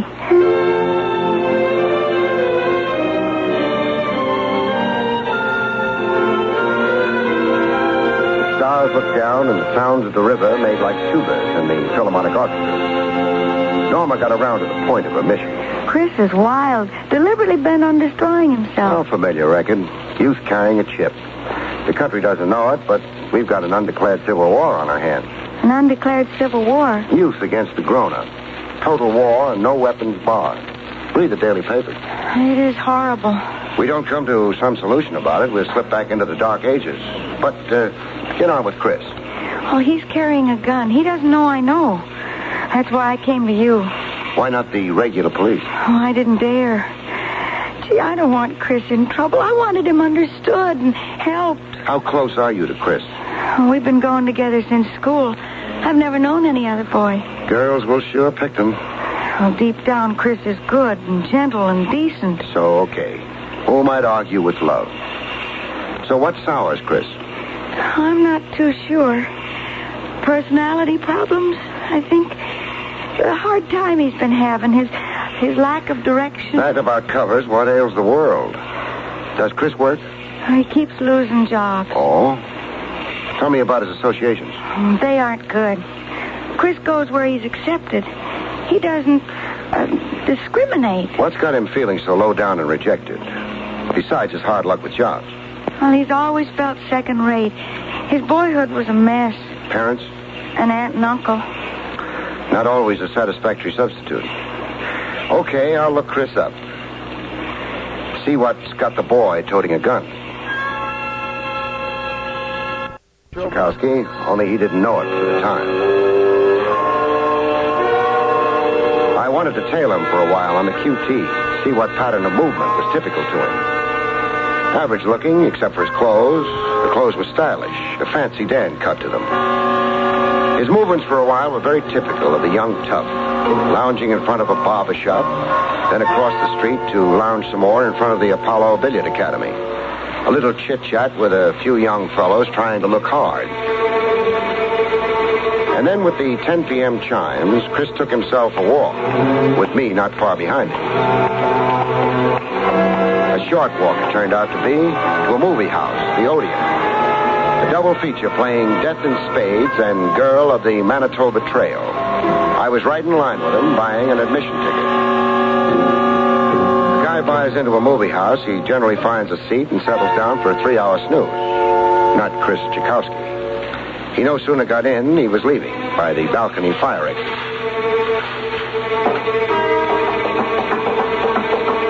Follow a guy down an iron staircase, you can't always be the quiet man who isn't there. The staircase underfoot sets up a whine, loud enough for Chris to hear. I saw him waiting for me in the alley, looking very suspicious and hostile. Hold on a minute there, mister. Holding on. Yes? 2 of us on that staircase. How come? The picture was from hunger. Like you, I decided to leave. Why the fire exit? Oh, the fastest out. No pushing past people in the lobby. I got my cue from you, Sonny. So what's bothering you? I don't like strangers behind me. Nice persecution complex? No? Nothing. Fancy talk. All right for me to keep going? I guess. All right, sure. Yeah, you read about muggers all the time, mister. Sure. Always suspect a guy creeping behind you. That way you grow up to be a grandfather someday. So scram already. Let's don't make it a coffee clutch. Sure, let's don't. But before I bow out, I've got something for your nervous system. For my nervous system? Now what? A jolt. A real one this time. Hey, you got a run on me. Haven't I, though? You ain't gonna make out. All I got is $1 and a pack of smokes. And a gun? Come again? I said you've got a gun.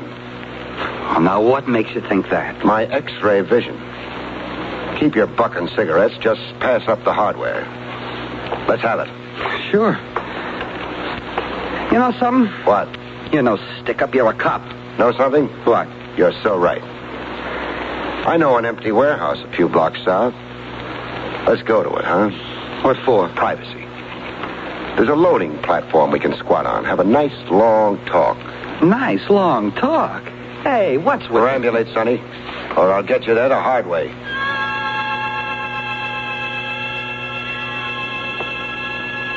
The only company we had around the warehouse loading platform was a family of cats. I pulled out all the stops in talking to Chris Tchaikovsky. You were in and out of the Odeon Theater to establish a time alibi covering 3 hours in case of a pinch. You're crazy. You made sure the cashier and the ticket taker saw you. You went out of your way to greet both of them. They both know me since I was a kid. Maisie and Sam Guinness. How long don't I know them? Some cop asked you about where you were tonight. You show them the ticket stub. Yeah. Then they asked me about the pitches, wise guy. I can't answer that. You saw me leave right away. You saw the movies last night. You got in somehow without being noticed by the cashier or the ticket taker. Either that or somebody briefed you on the pictures. You know them by heart. Go on. Make a federal case out of nothing. Packing a gun isn't nothing, Sonny. There's a law against it. I found the gun over on a lot in the weeds. Even at that, granting the lie, the law is still against it. I didn't know how to dump it. There's the police station house. For the cops to push me around? Oh, wouldn't I be nuts? There's a sewer on every block. The sewer, yeah. Yeah, I should have thrown it down the sewer. You should have. Only thing, you had a robbery all set up. And the gun figured in it. Say what you like. Go ahead. You got nothing on me. The gun? Okay, the gun. So pull me in. You could come clean with me. You could take a... Wash your tongue. So you're sticking to the cartoon, huh? Tough Chris Tchaikovsky. Don't you go making fun of me. Like others have, huh? What do you mean by that? The laughs at your expense. The laughs that soured you on people in society. And even on yourself. Ain't nobody been laughing at me. I know. Not lately. Not since you've become a sinister figure. You're crazy. And you're as self-conscious and unsure as anybody I've ever met. Now, why do you say that? I'm looking squarely at you. Oh. You're another one like that. That disfigurement in your face, your right cheek. How did it happen? Fire. I was a kid. We lived 5 flights up over on Leonard Street. I got burned bad. One profile, you're fine. A handsome gent. But on the other side, you're a scarecrow. Mr. Gun or no gun, I'll break your head. Sorry. I just wanted to see how deeply you felt about your looks. I don't think about it until a wise guy reminds me. But you do think about it, Chris. It's on your mind and in your eyes and heavy on your soul. It's got you toting a gun and planning robberies. I'll ask you again. Come clean. Come clean about what? The robbery scheduled for tonight. Where? Who? And the fellas in it with you. Their names. I got nothing to tell you, nothing. The code, huh? The phony code of honor. Don't squeal. Don't even let out a peep in the electric chair. Where do you live? That's for you to find out. I don't think I'll try. Good night. Good night? You letting me go? For now. Oh. You're gonna keep hounding me? Yeah. From here in, I'm the angel over your shoulder. You'll never walk alone. You think. I'll get even with you. You watch. You dirty no good copy, you just watch. I didn't bother answering that. I let the family of cats do it for me. In the morning, I had eggs and coffee, still free on Dolan. Meals for a month on the house. That had been my winning World Series bet with Dolan. The morning papers told me what Chris Tchaikovsky wouldn't talk about the night before. Masked gunman shoot hotel cashier and holdup. Escape with $6,000 in cash. The Eberly Hotel, 9 blocks from the warehouse where I'd sat out the evening with Chris Tchaikovsky. 9 blocks. A 10-minute stroll for Chris from the alleyway of the Odeon Theater. I'd sure gummed up his plan. Not being able to find Chris Tchaikovsky, I found his girl Norma Barron instead. She was busy at work in a glove factory, a piece worker. Norma ran up the side seams on the machine. So fast, I could swear the lady had 8 hands. I can't talk to you now. It's important. Please, Mr. Minton, he's the foreman. He's got a production schedule. He's a fanatic. Lincoln freed the slaves. Craig can do no less. Jokes aside, I'll be laid off. Please, you'll only free me to be unemployed. When's lunch hour? 12 o'clock. I got a box lunch here. Well, quit now. I'll get you another job. What at? I can't keep yelling over your sewing machine. What at? Now, let me see. Yeah, receptionist. At my dentist, Doc Friedman. 40 per and all the National Geographics you can read from 10 to 5. Yeah, I've been dying to get paid for doing nothing. So? Hasn't he already got a receptionist? Yeah. But Hannah's getting married over the weekend. Fell in love at a roller skating rink. Well, you quit now? Do I? Oh, just give me 2 minutes. For what? A choice word I've been saving up for the foreman, Mr. Minton. Have I been dreaming of this day? Norma was just too nice a girl to be making 2 hands do the work of 8. I asked her help in finding Chris. I'm afraid Chris has gone away. Why do you think that? His room. He wasn't in it this morning. His room? Furnished room at Mrs. Bester's. I ring Chris's bell mornings and we eat breakfast together and then he walks me to work. Did you go up to his room? Yeah, It looked like Chris had vacated it.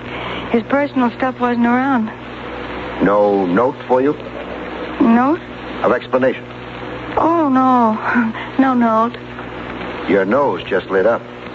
My nose just... It always does when a nice girl stoops to falsehood. Now, let me have the note. I was always a poor liar. Here. Norma, going out of town for a while. Maloney's, first chance I get. Chris. What does Maloney's first chance I get mean in lover's code? Where Chris will telephone me. Maloney runs the barber shop. Hey, what trouble is Chris in? I'm not sure. The morning papers, however, are full of a hotel shooting and stick-up. Chris? No. So happens I'm his alibi for last night, thanks to you. Thanks to me? If you hadn't sent me after him, it's my notion Chris would have been one of the masked gunmen last night. Oh, I'm so relieved. Now, don't be too relieved. He's on the lam, voluntarily or by force. Force? Chris didn't show up with his gun last night. His friends want to know why not. They had a job blueprinted with Chris fully informed. That makes Chris a possessor of dangerous knowledge. Yeah, Chris might have lammed voluntarily or by persuasion. You said before a hold-up and a shooting. A shooting? The night cashier in the Hotel Eberly. Oh. He's got a bullet in him, pierced the lung. First surgery was successful, but a second might not be. It could be murder. If the cashier dies. A man of 65, Norma. Shock alone can kill him. Oh, what a lucky thing that Chris was... Pause in your prayers and write out a list of Chris's so-called friends, huh? All of them you know.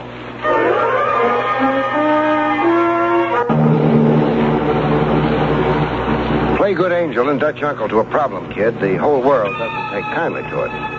Sometimes there's a sharp protest from persons known and unknown. In this case, persons unknown. Some belligerent shooting up street lamps. Correction, shooting up confidential investigators.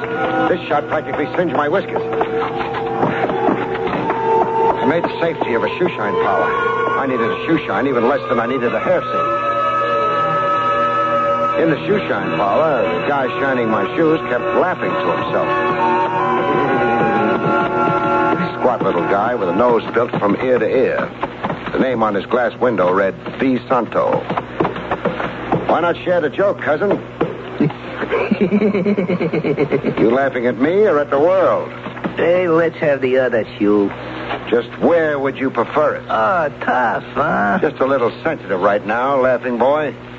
I'm laughing about what went on. Went on where? The street out there. You not knowing where all the shots were coming from. Oh, but you knew, huh? Yeah, I knew. Now I'm going to let you hear what's been breaking me up like this. The joke you asked about. So tell me. It so happens I know where your next shot's coming from. You do? Yeah. See? My, it's small. The size of my hand. Don't tell me the gun's been in your palm all the time you've been flipping the shine ray. It has. Look, I'll show you how the tricks work. See, I'm shining them up. All the time I got the gun palmed. Well, what do you know? Cute, huh? Very. Well, I ran right into the spider's web. Right straight in. Don't suppose we'll get to the other shoe now. Nah, I'm off that. Don't suppose you want payment for half a job. It's on the house. Thanks. Well? Well, what? What now? You come down off that chair. Yeah. Off the chair. First things first. Sure. Okay. Coming down to your left. Ow! You dropped something, cousin? Oh, my hand. Hey, very foolish reaching to get your gun. I said very foolish. I only fire one warning shot. That's all that's required of any cop. You're not too bright, cousin. Ordering me down off a high perch, you should have backed out of range of my feet. Oh, my thumb's busted. Nothing fatal. A busted thumb, how do I make a living? Which raises the question, just how do you make a living? I'll answer that for you. You do odd jobs from Maloney to Barber. Maloney to Bob? Who's he? I like my guess. From that surprised look on your face, I like my guess very much. Mess with Maloney, you're a dope. Maloney's the dope. A rifle isn't standard tonsorial equipment for a hair singe. Park your shine rag, Junior, and grab your hat. You're locking me up? I'm turning you over to a chap named Trav Rogers, Lieutenant Trav Rogers. He's locking you up. What charge? Concealed weapons for a starter. Let's go. Hey, that's the yard out there. I know. The temperature in the street's too sizzling for comfort. What with Maloney doing his barbering with a rifle, we'll catch ourselves a nice breeze, going out the yard and over a few fences. Lead us in our journey, Santo. Neighborhood hoods organized into a stick-up gang, like a respectable cover. To be able to point to, quote, legitimate gainful employment, unquote, when the heat is on. I let Maloney the barber trim my hair. There you are, friend. All cut. Hold the mirror to the back of my head, huh? Yeah, sure. Nice, huh?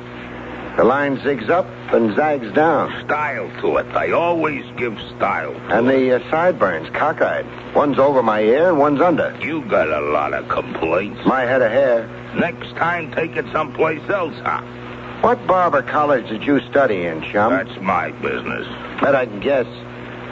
Sing Sing. I take so much needling and then... I beg your pardon? What did you do that for? Oh, it's an accident. I was getting off the chair. I didn't see your big fat stomach in the way. I gotta sit. You knocked the wind out of me. Yeah, let me help you sit.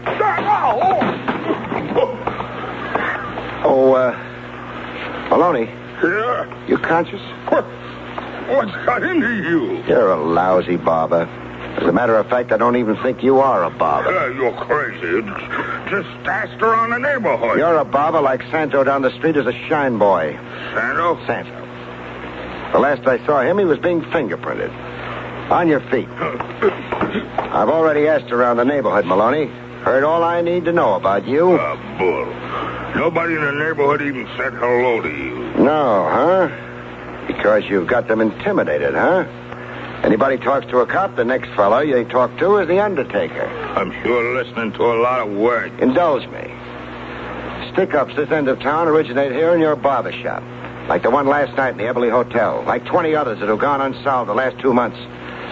Young men in here get a lousy haircut and a big education in crime. Words. Words to dress up an indictment. I've got a list of names with me. Skinny Morrow, Buck Edwards, Pinky Dodge, Dutch O'Melveny, Red North. You've been copying names out of a telephone book. Names of young fellas ruined by Maloney. Gun toters and stick-up artists. Ask me where the fellas I read off are right now. Your talk. Being rounded up by the police. What are the odds that one of them spills the Maloney story? I want to call my lawyer. Soon as the show is over. Show? For what show?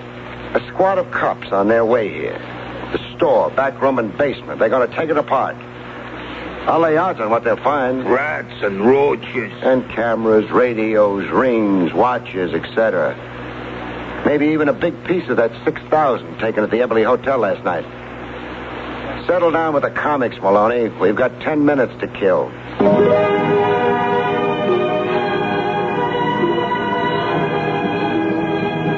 I bagged a lot of wild game. I had the standing room only sign out at the local clink. But I still had the problem of Chris Chikowski on my hands. I thought that one over, and then I took my thoughts to a fellow uptown. A fellow with an odd name who wore a short white coat with the pomp of a Maharaja in his ceremonial robe. His name, Igor von Strater. Dr. Igor von Strater. I had Norma Barron along with me to solemnify the occasion. I'll be pleased to do what you ask, Mr. Craig. Great. And I can't tell you how much I appreciate it. Medicine has a soul, too, Mr. Craig.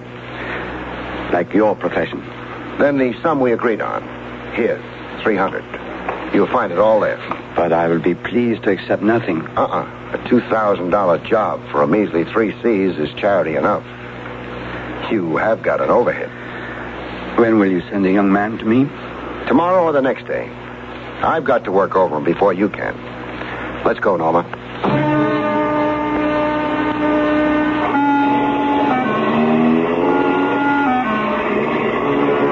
Driving away, Norma could no longer contain herself. A plastic surgeon. The best man in New York. You heard his usual fees. Yeah, $2,000. The only permanent cure I know for your guy. Fix that cheek of his and you fix his morals. His inferiority feelings began when the fire mutilated his face. Yeah. In my heart, I've always known that about Chris, but... But? Well, gee, $300 of your own money, it's not fair to you. It's not my own money. It's Maloney, the barber's contribution. Maloney? I don't know. I scooped up the contents of his cash register before the police raid began. I found $298 net. I added $2 of my own. Maloney's dough, so what? For the fellows he's ruined, I say let Maloney's money do one fellow some good. Call it poetic justice. Oh, gee. I don't know what to say. Say this. When Chris Chikowski finally rings you on that telephone. Come home, Chris. Come back to the old block. Use every feminine persuasion you know. You make it sound extra important. It sure is. I'm putting on a show for Chris, sister. A show with fireworks he'll never forget. He's got to do some suffering before the magic rainbow appears. For the good of his immortal soul. When I'm done with Chris, he'll be very happy to live. Happily ever after. The phone call to Norma came through, and soon enough. I watched Chris Chikowski take a quiet evening stroll down the old block on his way to meet Norma. I let him cross from Santos Shine Parlor to Maloney's barber shop before I opened fire. When he fell face down in the gutter, I gave him a couple of extra shots. I watched him roll over, face upward to the sky, then go rigid as the angel of death tapped him on the brow. A hysteria reaction. All pure shock. Chris's death was grossly exaggerated. After all, how could he be dead when I'd been using blank bullets? Soon, I listened to Chris Chikowski talk to himself. Miracle I wasn't killed. Maloney had a rig for me to be killed. Miracle, the bullets passed all around me. Still feel you owe loyalty to rats? I learned my lesson. I learned it. Ready to get it all off your chest now? Yeah, sure. Anything I know to tell. You'll feel better for it. The Underworld Code is for suckers, son. The rat you're protecting is generally aiming a knife at your back. Yeah, a gun, you mean? Yeah, I know that now. And how I know that. While Chris Tchaikovsky was getting it all down on police record, I had a few private words with Norma. You faked the attempt on Chris's life. Yes. Show a man the face of death and he develops a love of life. The good, clean life. Sorry the shock therapy had to be so, melodramatic. Oh, I fainted dead away when I heard the shots. When Chris gets through with his statement, ride him uptown to Dr. Van Strater for that operation. Yes, I will. At once. And, Norma. Yes, Mr. Craig? My trick with Chris. Is it, our secret? Oh, yes, Mr. Craig. I promise you it will always be our secret. And thanks. Thanks so much for everything. William Gargan stars as Barrie Craig, confidential investigator.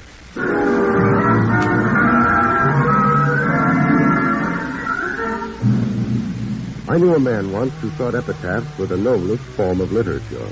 I like them, too. It's the one place where they say only nice things about you. The only trouble is you don't hear them until you're dead.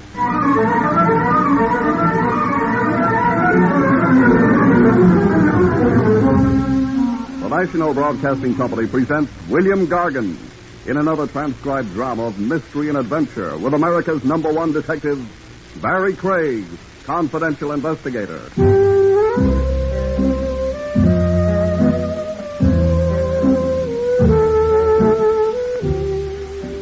Barrie Craig speaking. I spent most of the afternoon composing a snide letter in my mind to the management of the office building where I rent an office. Although I had no fundamental objections to a little dust here and there, I felt nevertheless that it ought to be disturbed from time to time. The old lady picked by the management to do the cleaning apparently had other ideas. They consisted mostly of rearranging the furniture in the office. This was a small laugh because the furniture consisted of one desk and 2 chairs. By the time I got the letter all finished, I was too tired to write it. I decided to let it go till the next morning. That way I'd be employed for another day. Hey, this was no hour to acquire a client.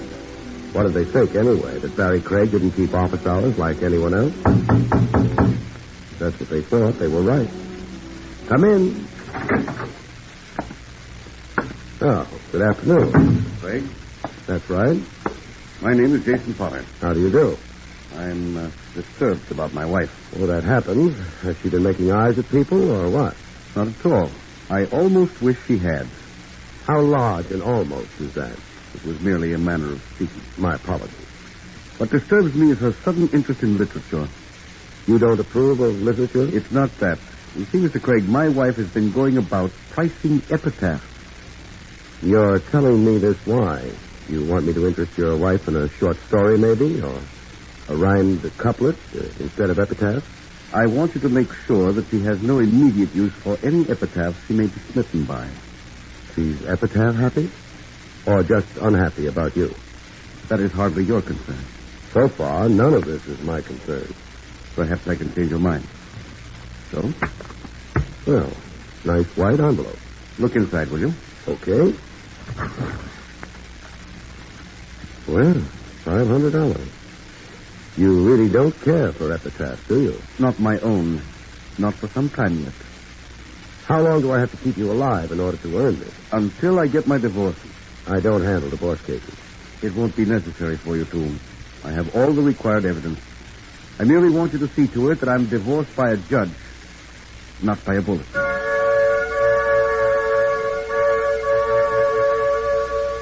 Mr. Potter stared at me for a moment out of very cold blue eyes, turned, and left. His tailoring impressed me from the rear as strongly as it had from the front. He shut the door quietly behind him, proving he was a gentleman. I counted the bills that had been in the white envelope all over again. This proved I wasn't a gentleman. It still came out to $500, so I went to work.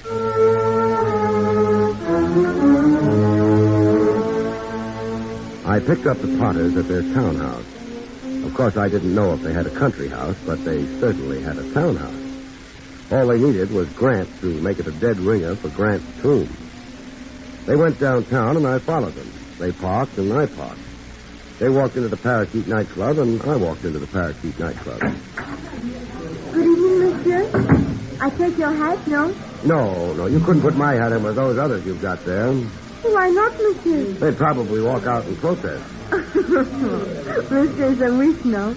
Monsieur is no wit at all. Not only that, but he remembers you from Brooklyn. Oh, monsieur makes the best. Barrie Craig. Hi, Marge. Not Marge, Mr. Craig. I'm Cece. The management decided they needed a French hat check girl. I guess they kind of figured it was sexier or something. I'm sure the hat's appreciated. So I'm Cece. You make a very nice Cece. That couple that just walked in, the Potters, do you know anything about them? Oh, no, not a thing, Mr. Craig. Of course, Mrs. Potter's name used to be Gloria Blair. Her father used to be a millionaire, only recently he wasn't a millionaire anymore. She's 27 years old. Her hair used to be 3 shades lighter, and she's got a small mole under her left shoulder blade. She hates pajamas. Gosh, I wish I could help you out. But you don't know a thing about her. That's right, Mr. Craig. What was she doing before she married Potter? For fun or to eat? To eat. She didn't eat much. Oh. But for a while she tried to make a buck as a singer. Here. Potter struck me as being a very cautious cookie. How did she manage to land him? It's a laugh. Fifi, I'd like to laugh, too. Oh. Well, I think they incorporated her. They incorporated? Fifi, how would you like to be strangled? Gosh, I don't know. I guess the fellas I've been out with were too bashful to try. Who incorporated Gloria Potter? Mr. Jones, mostly. You see, Mr. Potter was always scared some girl would marry him for his money. He was silly. What else does a girl get married for? Well, I'll check, and if I find out, I'll let you know. But seeing Mr. Potter was so prejudiced, this Mr. Jones gave Gloria a lot of money so she could pretend she was still rich. And she did, and Mr. Potter married her, and it was very romantic. Yeah, I can see that. Where could I find this Mr. Jones if I wanted to? You want him to incorporate you, too? No, I'm not planning on getting married. Well, Mr. Jones, his first name is Oswald, but he doesn't like people to know that. And he's got a very beautiful apartment over at the Barham Towers. It's kind of a hunting lodge. It's on the 11th floor. A hunting lodge on the 11th floor? What does he hunt? Well, never mind. I'd better get back to work. So long, Fifi. Gosh, I wish there was something I could have told you about Gloria Potter. It had been an interesting interlude along the sidelines, but it was time for me to get back into the main arena. The Parakeet was a very handsome and expensive nightclub filled with handsome and expensive people. I waved off a head waiter and stared myself a table a couple of feet from the one occupied by the Potters. I had my first chance to take a good look at Mrs. Potter. I took a very good look. Mrs. Potter was worth it. At which point, somebody may have noticed my staring and decided to make it hard. They put the lights out. I made a dash for Potter's table, and Potter. I got a hold of him. He objected, but I didn't treat him gently. Maybe the shots hadn't been fired at Potter. It would have been a coincidence. I felt just as happy I hadn't tried to prove it. The lights went on after a while. How do you do, Mrs. Potter? Who are you? What have you done to my husband? My name is Barrie Craig, and I think I've knocked him out. What on earth? I had to get him out of that chair. Dad! Mrs. Potter, who do you think those shots were fired at? About this time, we got lots of company. Head waiters, managers, newspaper columnists, and stuff. We should have got the police, too, but the kind of people who go to nightclubs like the Parakeet can afford not to be public. The police were kept out. Potter began to revive after a while, and the incident could be considered closed. But before it was quite closed, Mrs. Potter and I had a snatch of dialogue. You must have been expecting an attempt on my husband's life. I had it in mind. Are you going to talk to the police? I've got no objections to talking to the police. As a matter of fact, some of my best friends are policemen. I wish you wouldn't. I don't suppose there'd be any use. No, but people try, though. Mr. Craig, what are you doing later tonight? I might try sleeping. Before you do that, and before you talk to the police, please come to my house. Any particular reason? My husband doesn't understand me. That isn't a very particular reason, is it? What he doesn't understand has nothing to do with romance, Mr. Craig. Oh, then it's a switch. What does it have to do with? Murder. At which point, Mr. Potter regained what was consciousness for him, and they left. I tried to leave right after them, but ran into a little trouble. The shooting had leaked somehow, and a few cops dropped in. They were too late for the Potters, but they were in time to hold me up. Not very long, but sometimes a half hour can be much too long. I was a little worried by the time I got to the Potters' front door. I didn't want Gloria to think that I turned her invitation down. Not so much because I was afraid of hurting her feelings, but because I had a notion that things were happening too fast. I was right. It was a solid door. It had been built well. Nothing happened except I got a bruised shoulder out of the effort. Barrie Craig, Mrs. Potter, excuse me. You came. I came, only I think I was a little late, wasn't I? Those shots. They came from my husband's study. Let's go ask your husband what he thought of them. All right. Anyone else in the house except your husband and you? Not so far as I know. The servants are away. That makes it convenient. Makes what convenient? Cuts the list of suspects down. Suspects? Yeah, in case those shots were aimed any better than the ones back at the club. That's the door. Your husband's room? Yes. I used a handkerchief on the doorknob. If you don't mind, I wouldn't want to disturb any fingerprints, either if they happen to be yours. Well, Well, it's open, but... But it was closed when you tried it? It was. At least that's the way you're telling it. Let's go in. Yeah, Mr. Potter. If you're trying to be delicate about whether or not he's alive, you don't have to be. He can't hear you. Then he is dead.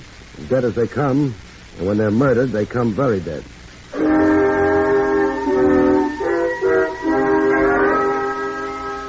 Gloria Potter went to her room in order to grieve, exult.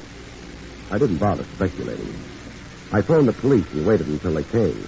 Barry? Yes, Lieutenant Rogers? Stop being so formal. I got the report of the business back at the Parakeet Club. I imagined you would. You were there too, Barry. Uh-huh. And then you show up here. It looks suspicious as anything.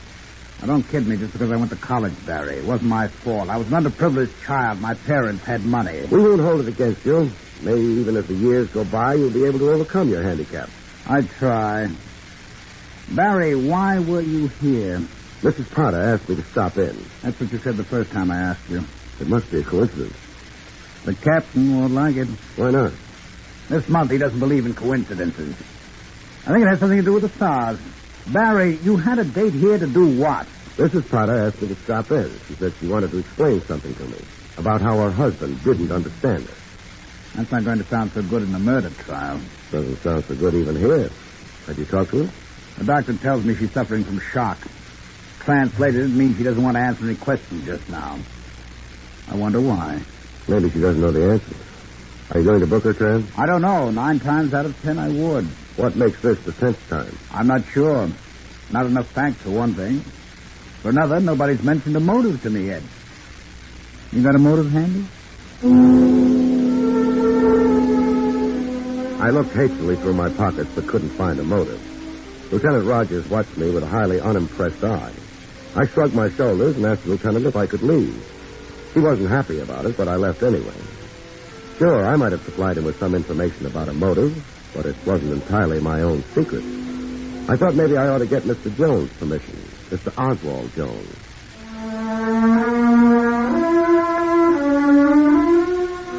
It wasn't hard to find the barn towers.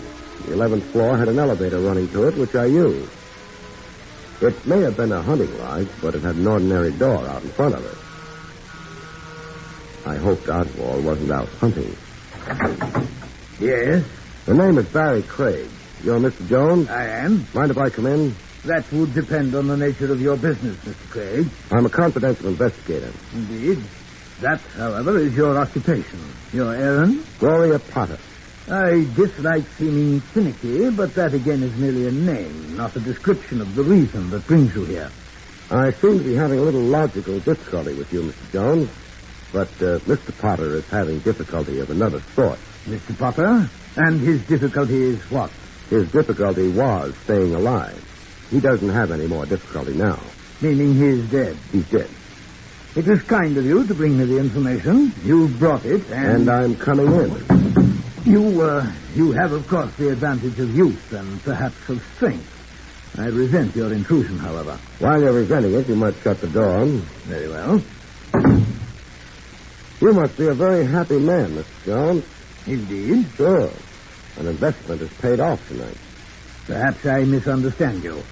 I thought you were a confidential investigator, not a broker's agent. The investment I'm talking about doesn't have very much to do with the stock market, I don't think. It has to do with Gloria Potter. A lovely lady, but hardly... Hardly a dividend? She's returning dividends, though, or she will shortly be in a position to, anyway. You had better make yourself clearer. I'll try. You staked Gloria Potter so she could marry a millionaire who was afraid that women were after him for his money. I may have lent Mrs. Potter some money in the days before she was married. At what interest? Look here, young man. I think we have done enough fencing. I've already told you I did lend Gloria Potter some money. I expect to have it returned. Whether with interest or not is no concern of yours. It might be a concern of the police. The police? Where do they come in? You do it very well. If it's an act, that is. Mr. Potter not only died, he was murdered. How distressing. You should practice expressions of distress. You didn't do that very convincingly. I'm not trying to convince anyone of anything. You lent Gloria money. You expected a return on it. That would have been fine. She did succeed in getting Potter to marry her, but Mr. Jones, Potter was preparing to divorce her. Such, alas, are the vicissitudes of matrimony. One can never be certain, can one? You can spare me the philosophical remarks about matrimony. If Potter had lived long enough to divorce Gloria, you'd never have got your investment back, or the profit on it. Then I suppose I must be mildly pleased that Mr. Potter did not succeed in divorcing Gloria. Sure, you must be pleased. What I'm curious about is, how much of an effort did you make to guarantee your investment? Are you implying that I had anything to do with Mr. Potter's unhappy decease? I'm asking you if you had anything to do with murdering him. That seems to me rather naive, Mr. Craig. Assuming that I may have had a hand in his untimely taking off, would I be likely to tell you about it? I don't know. There are no witnesses present. You could tell me in perfect safety. Perhaps. But why on earth should I? It might satisfy your ego. Mr. Craig, I am no longer a young man. I was never a handsome one. I perforce learned a great many years ago to abjure ego satisfactions, at least of the more obvious sort. I think the hour is late. I think your visit here an impertinence. Good night. Okay. Good night. Mr. Craig, that is not the direction of the front door. I know it isn't. Hey, let go, may you? Sure, but join us, won't you? I'm sorry, Mr. Jones. It doesn't matter, Baker. How do you do, Baker? Are you having fun listening in? Mr. Jones. Mr. Craig, this is my home. If I choose to have Baker stand by in case I should need protection against intruders like you... I just wanted to find out exactly what Mr. Baker's job was. You found out. And now... And now I leave. Mr. Jones. Yes? Has Baker got a license for that gun he's carrying?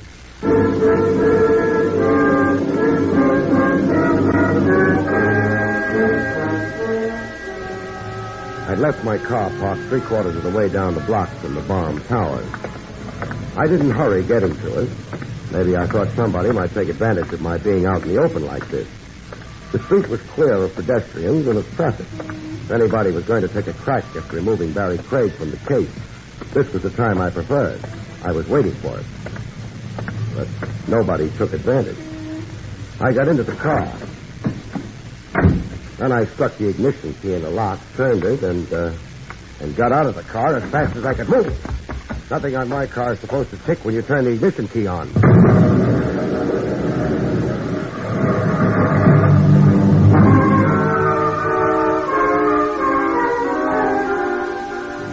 It was pretty obvious the engine would need an overhaul. I didn't stay around to admire the wreckage. I thought that anyone who had gone to all that trouble of depositing an explosive in my car and hooking it up with ignition deserved to think that I'd been blown up with it, for a while at least. Besides, I had a phone call to make. Homicide, Lieutenant Rogers speaking. Hello, Trav. Found any motives yet? No, but I found something else. What? A wrecked car. Whose wrecked car? Mine. We don't issue traffic tickets in Homicide. This particular car is in your jurisdiction, though. Or would have been if I hadn't got out of it fast enough. Somebody arranged to have it wrecked? Somebody arranged to have it blow up with me in it. Where are you? Now, that's not important at the moment. Trav, You got a handful of uniformed men hanging around the late Mr. Potter's residence? Sure. Take them away. Are you losing your mind? No, I'm trying to find the killer.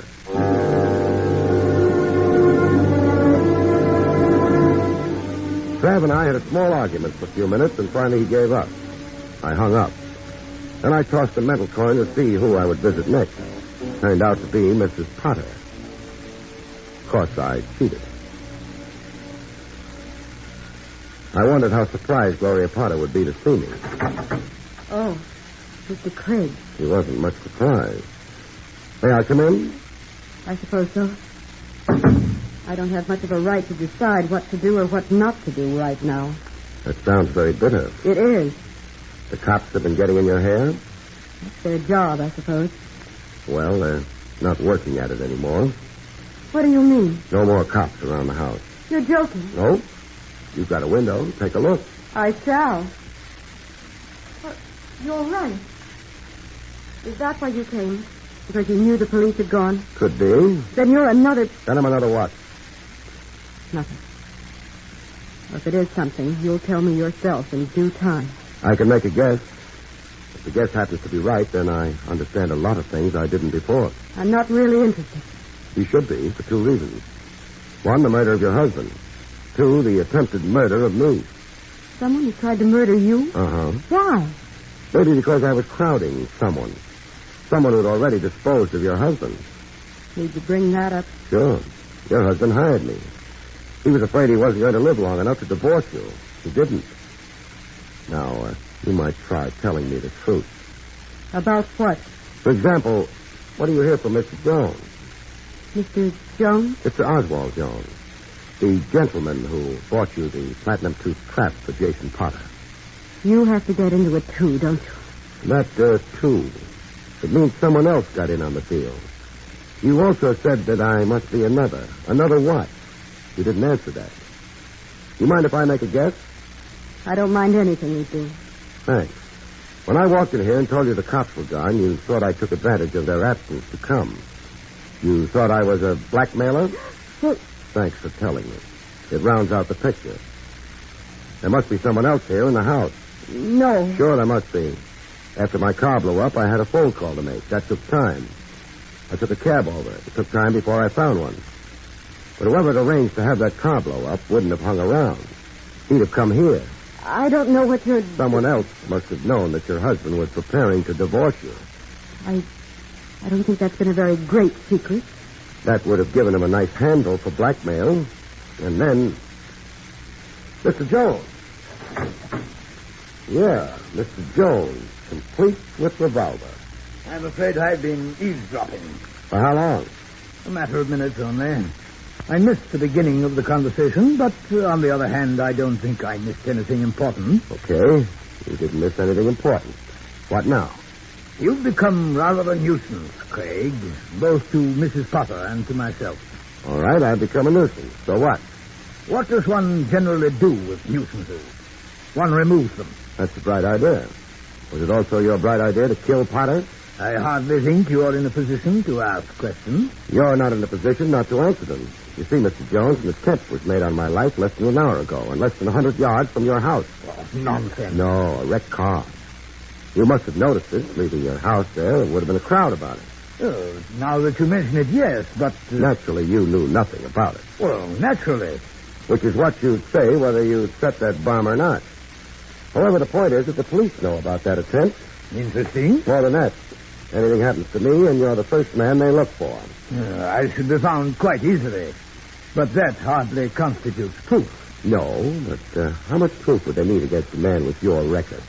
I'm inclined to see your point. What do you want? Your silence for a few minutes. I was carrying on an interesting conversation with Mrs. Potter. She was about to tell me that someone was blackmailing her. She was also about to tell me why. Oh, what's the use? You know why I was being blackmailed. Jason was going to divorce me. The police didn't seem to know about it. As long as they didn't know, I was safe. The instant they found out, they'd suspect me. So I was in a position to be blackmailed. I'm afraid I must have missed something. Exactly who is this blackmailer? Oh, there's no hurry about that as yet. Jones, in the event that Potter had divorced his wife, where would you have been?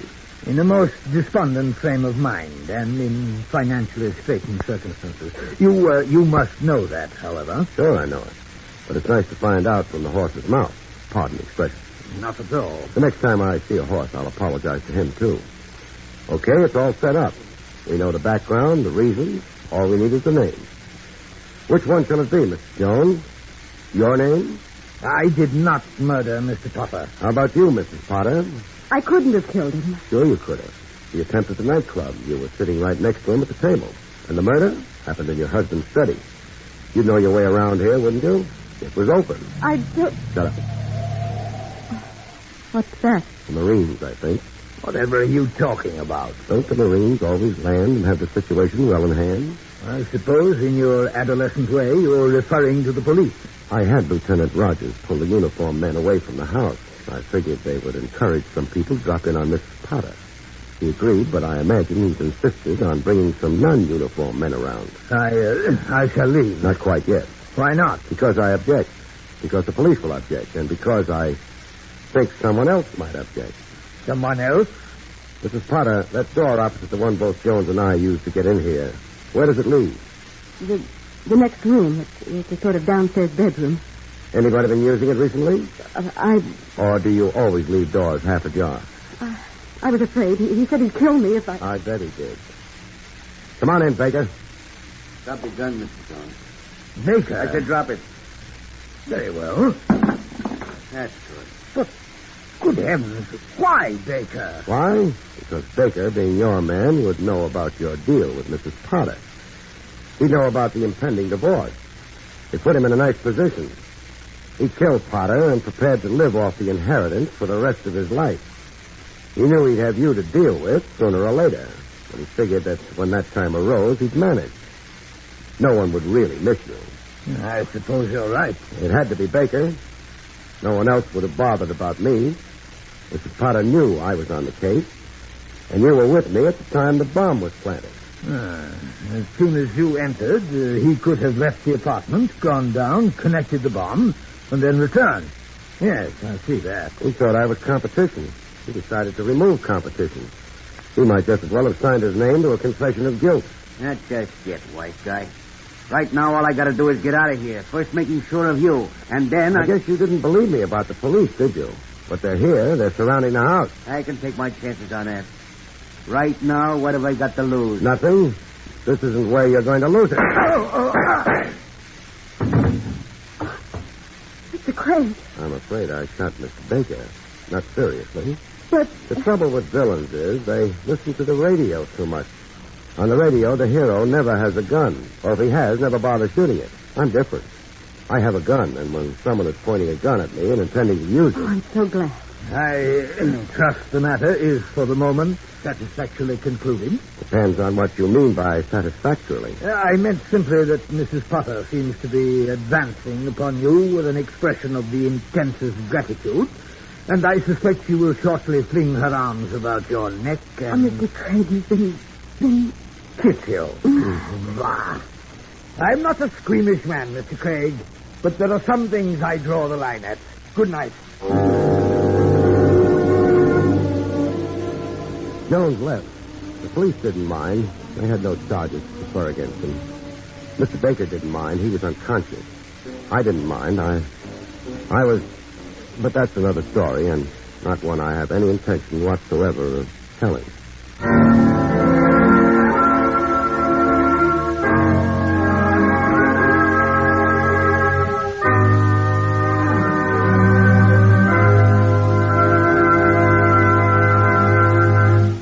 You've been listening to William Gargan in another exciting transcribed mystery drama from the adventures of Barrie Craig, confidential investigator.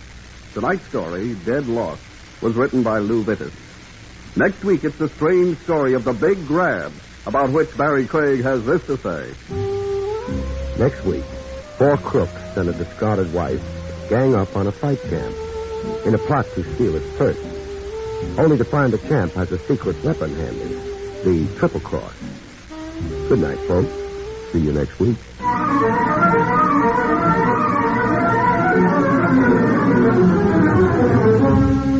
Featured in the role of Gloria was Fran Carlin. Barrie Craig, starring William Gargan, was under the direction of Hyman Brown. This is Don Pardo speaking.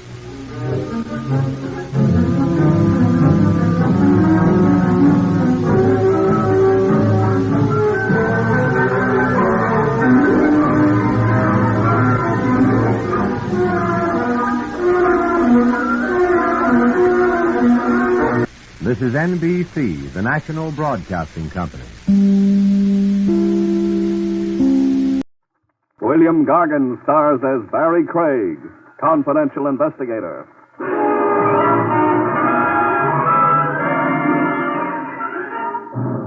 One kind of free lodging that leaves everyone cold, folks, is when it's yours, by courtesy of the city morgue.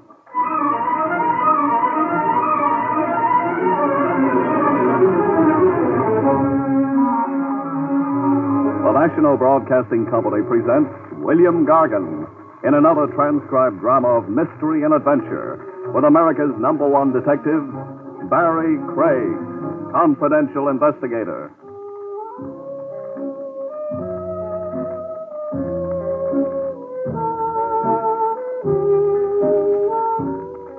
Barrie Craig speaking.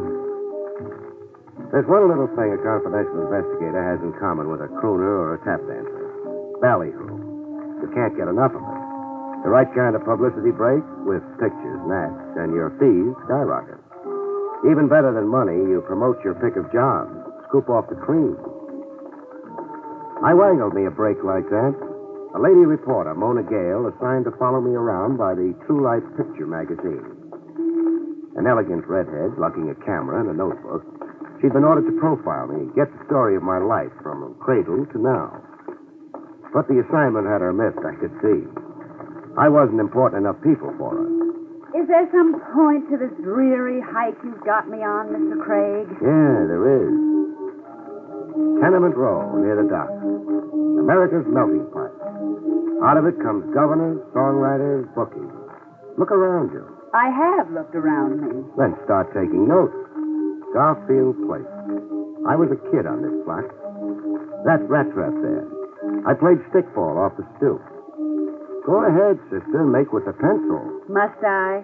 Posterity will want to know. Are you naturally egotistic, Mr. Craig?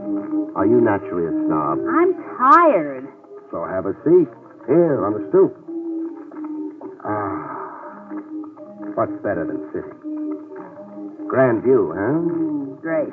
Dirty-faced children, pushcarts, squalor. Isn't there some other way of profiling you, Mr. Craig? Like? Oh, one of those celebrated cases you perform in so heroically. Couldn't I just watch you at work? Sure. If I had a case, which right now I haven't. Come on, beautiful. Get the feel of this block. Imagine back to me as a kid. That kid over there, reading the comics. Now, he could be me once upon a time. How about that weird-looking boy carrying the parrot? Boy carrying a what? Parrot. Well, yes. What do you know? The kid is carrying a parrot. And coming this way, too. He wants to pose for a before and after picture with you. Hey, want to buy a parrot, mister, for cheap, mister? I don't think so, Sonny. He yours? No, I found him on the docks. Lost.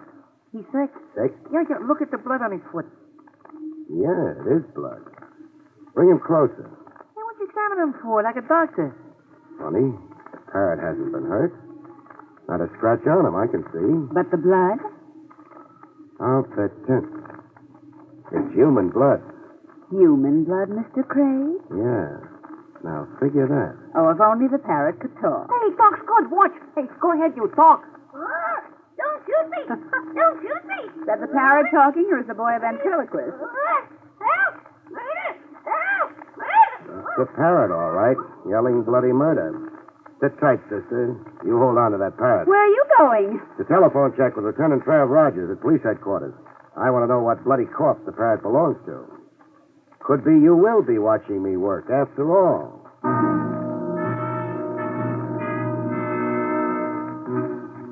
Mona got to watch me work. Over the phone, Lieutenant Trav Rogers set up a date for the parrot to be reunited with his master. The setting for the sentimental reunion was the city morgue. Roll him out, Ernie. The parrot belonged to him, Craig. Steady, Mona. Who was he, Trav? Vince Lorimer, according to an identification card in his wallet. He was found on the docks beside an empty bird cage. Shot to death by an unknown assailant. And? We traced him to a banana boat. He'd booked passage from Honduras to New York. Period? Period. On ship, Lorimer kept to himself, stayed in his cabin. A mystery figure, isn't that how a reporter would headline him, Miss Gale? That parrot you two chanced across was Lorimer's only known companion. Can I see the cage the parrot came in, Roger? If you must meddle. I'm being immortalized by True Life magazine, so please don't louse it up.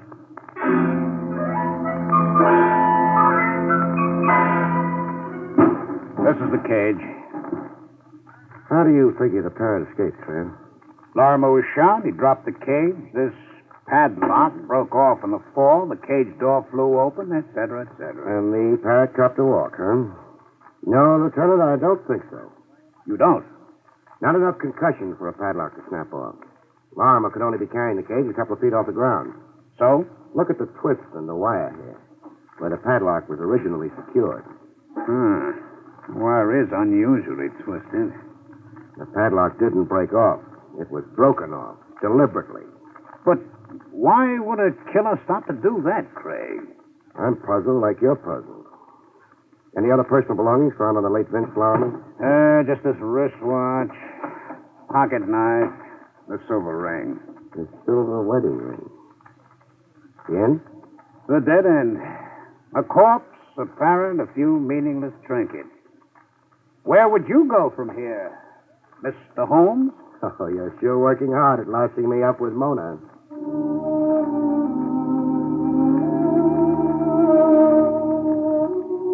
But it so happened a detour developed in the dead end. The next morning, while I was sorting my mail over coffee and sinkers in the crosstown diner, and while waiting for the red-headed Mona to show up for her day's grind, the mail was the usual garbage.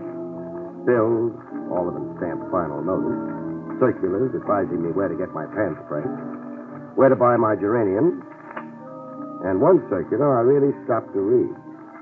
The Starbright Park Museum of Murder, exhibits in wax. The circular entitles bearer to a 50% admission discount. Good morning, Mr. Craig. The ripened friendship we've got, it's time you call me Barrie. With a good morning kiss. If that's how you like to start your day. Look, I was assigned to you to play Boswell, Barrie, not Madame Bovary. And what, pray, have you in store for me today? A trip to the Starbright Amusement Park. Amusement park? Read the circular. Bargain rate. So? Read where it says about the new wax exhibit. Oh, see, the brutal murder of Vince Lorimer. So real it will startle you. Hey, Vince Lorimer? Our corpse of yesterday. But how... How could a wax exhibit already be set up for the customers less than 24 hours after the murder happened? Yes, and circulars printed. Printed and in the mail. One of them in the mail to me. You think it was purposely? I'd be a dope not to think that. I'm not only being invited to get a look at Vince Lorimer being shot, but also at who is shooting him. All this in wax. It's incredible. I'm in an incredible business, beautiful. In what other business can you get an educated redhead personally assigned to you?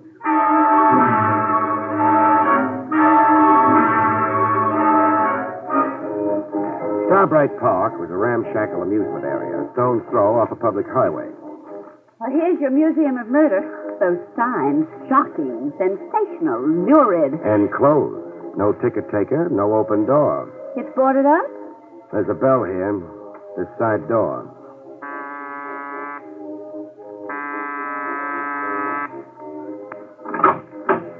What do you want? A word with the owner, lady. I'm the owner. Oh. I'm Barrie Craig. This is Miss Gale. So what? I got a circular from you in this morning's mail. It's this one. You and 1,000 other people, mister. Everybody from A to C in the telephone directory. Oh, and you didn't mean the circular especially for me? Are you out of your mind? Often.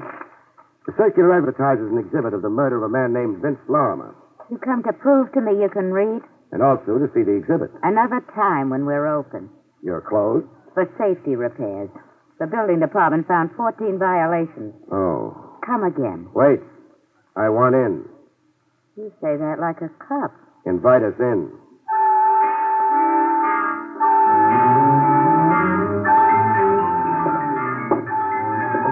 fun, Mona? It's gruesome. Snyder and Ruth Gray in the hot seat. Dillinger bleeding all over Chicago's sidewalk. Why, baby, you're holding hands. I got affectionate and morbid surroundings. The Vince Lorimer murder's the last one in a row, right after Bluebeard. Here it is. Some light on the subject, please. I got no lights to switch on. The power battery's disconnected. Another order of the almighty building department. Here, you can use this flashlight. Thanks. Hey, quite a likeness. Barry, the victim does look like Vince Lorimer. Like Lorimer posed for it. Even the clothes, the pinstripe suit. And holding a cage with the parrot still in it. The minutes before the actual murder, the scene's supposed to be. Miss, or is it madam? It's Dolly. Dolly Flanders. Dolly, the hooded killer holding the gun. Why the hood? Well, I don't get your question. Is there a head, a face under the hood? Yes, I guess there is. Model? How? How? In the likeness of the killer, I mean. In the likeness? Well, how could that be? That's the question I'm saving for later. First, suppose you raise the hood. Get in there and raise it, Dolly. Don't raise it, Dolly. Barry! Voices jump you all the time in my business, Mona. You take it calmly. Raise as you are, Dolly. Craig? Yeah? Drop that flashlight. Try beaming it at me and... Okay, stubborn. Barry, he shot you! No. Bullseye on the flashlight. My wrist dead from the concussion. Get flat on the ground, face down, Craig. And your lady friend. Be smart, Craig. From where I am, you're a clay pigeon. Get down, Mona. Horizontal in a wax museum. Include that in the piece you're writing. I'll even include it on my headstone. You, Dolly. What? This box of matches. Pick it up. Now this newspaper. Now roll the newspaper into a torch and light it.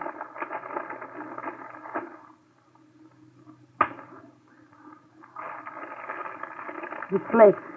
What shall I do now? A wax figure holding the gun. Stick the torch under the hood and hold it there. Let's see how fast it melts.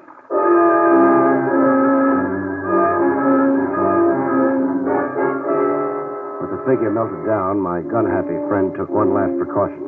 I hate working over a guy when he's down. But you will. So you'll stay put while I leave?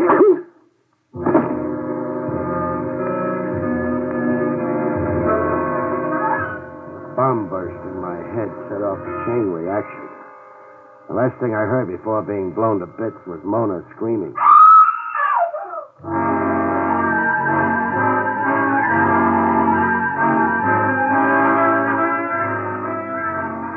I came around. A long night and 100 years later, I came around. There was a face looking down on me. Pretty with red hair. Red eyes. Red eyes from crying. Crying over me. Oh, Barry.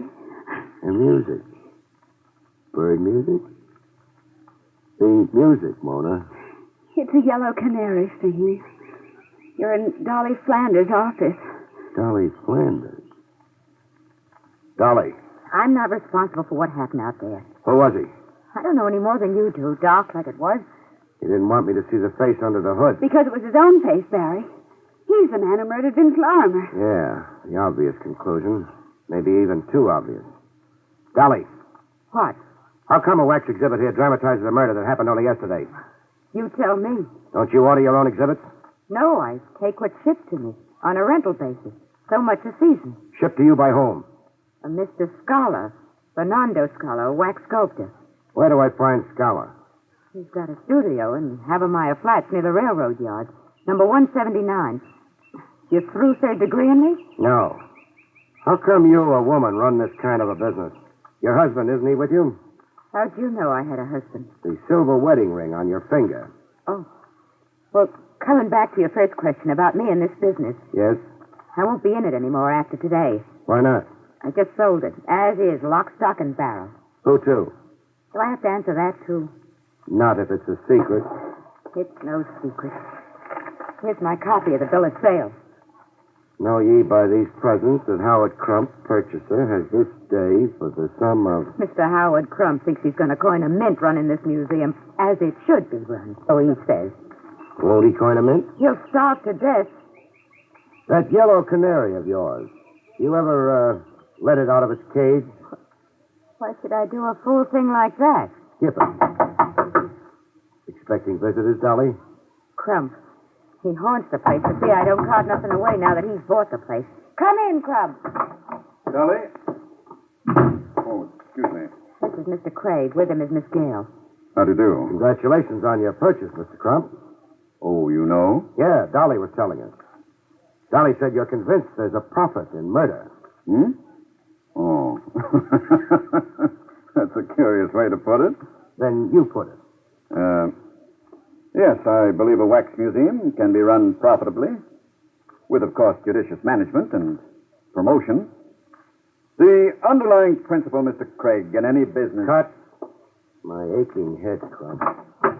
The head I'm taking out of here is already twice the size I came in with. Coming, Mona?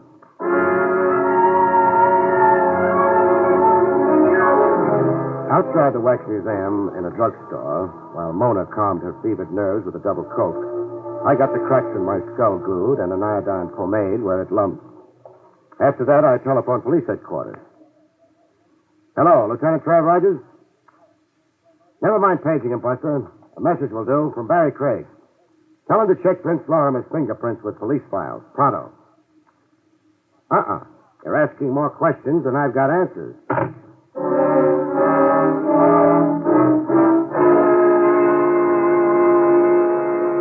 Like Dolly had said, the Havemeyer Flat studio of Fernando Scala, wax sculptor specializing in murder, overlooked the railroad yard. Fight-sized guy, Scala, the mouth of a mustache and the look of a fox. With those trains, how can you concentrate on your wax modeling, Scala? Even better with the trains, Mr. Craig. I am filled with a wild rhythm. Spare me the poetry. Then, for the lady? Spare her the poetry, too. All right. I say only what you want me to say. No wonder. Where do you keep your crystal ball? Crystal ball? You identified the man who murdered Vince Lorimer. I identified a murder? You are joking. You model the victim and you model the killer. Oh, but you are surely mistaken. Am I surely mistaken? I modeled the victim, yes, from the newspaper pictures. And from the imagination also. But the killer, him I did not model. You didn't, huh? Oh, just a head with no face. A head I cover up with a hood because I cannot know the face. Who telephoned you in advance of my coming, Scholar? Prime you on how to answer me. Telephone me? But I swear... Was it Dolly Flanders, maybe? Dolly Flanders, the owner of the museum? Dolly Flanders, the ex-owner of the museum. Oh, no, she did not telephone to me. Now, if this interview is over... I'm to scram and take Mona. My apologies for it, but I have so much work. You're a shrewd customer, Scholar. Thank you, Mr. Craig, for the great compliment. There are no, how you say, flies on you either. Oh, excuse me. He's told all he's going to, Mona, so let's go. Isn't there some way of compelling the truth? Yeah, way to abuse. But I don't think you could stand watching it. Mr. Craig. What? This telephone call. It is for you. Nice job of acting mystified, Scholar, over a prearranged deal. Give me the phone. Hello? Craig? You know it's Craig. Guess who this is? The guy I've got a date with, that's for sure. If you live. I won't just shoot a flashlight out of your hand the next time. Through talking? About. I'm on your tail, Craig, every minute. I followed you to Dolly's and I followed you to Scala's. You better stop chasing around asking people questions, Craig. You better stop. Or else.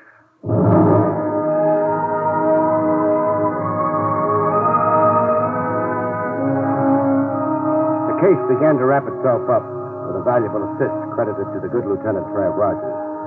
The return message for me, left with Jake, the elevator op, in my office building, suggested that I meet Trav post-haste in the Marble Lawn Cemetery. But why meet in the cemetery? A favorite long-lost aunt. Rogers wants me to help dig her up. Oh, taxi! Hey, taxi!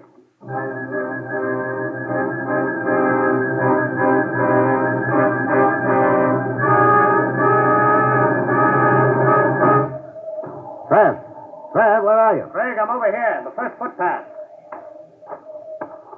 Greetings, Gould. What do you hear from the beyond? Read that tombstone in front of you. In memory of Sam Tracy, born 1910, died 1945. His loving wife, Dolly. Dolly? Barry, Dolly. Don't get into the lieutenant's acts, beautiful. It's his show. Let him have the fun. But not here. Somewhere over a hot cup of coffee.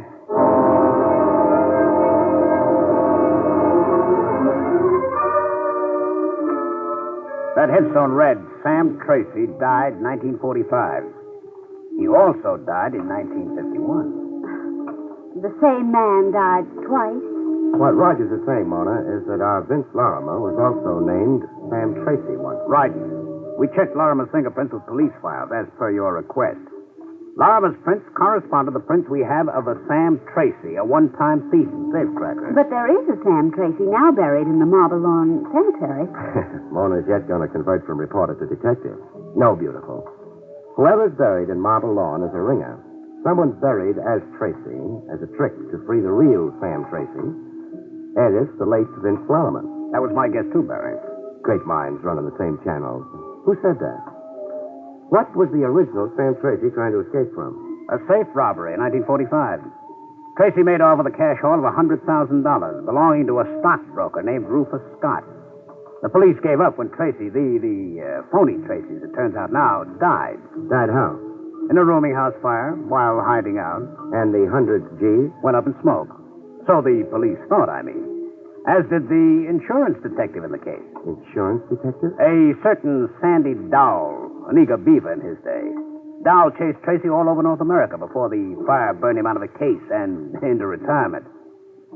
Well, you got something you can contribute, Craig? This. Sam Tracy, alias the late Vince Larimer, was the husband of Dolly, the ex-owner of the Starbright Park Museum of Murder. I read the tombstone, too, genius.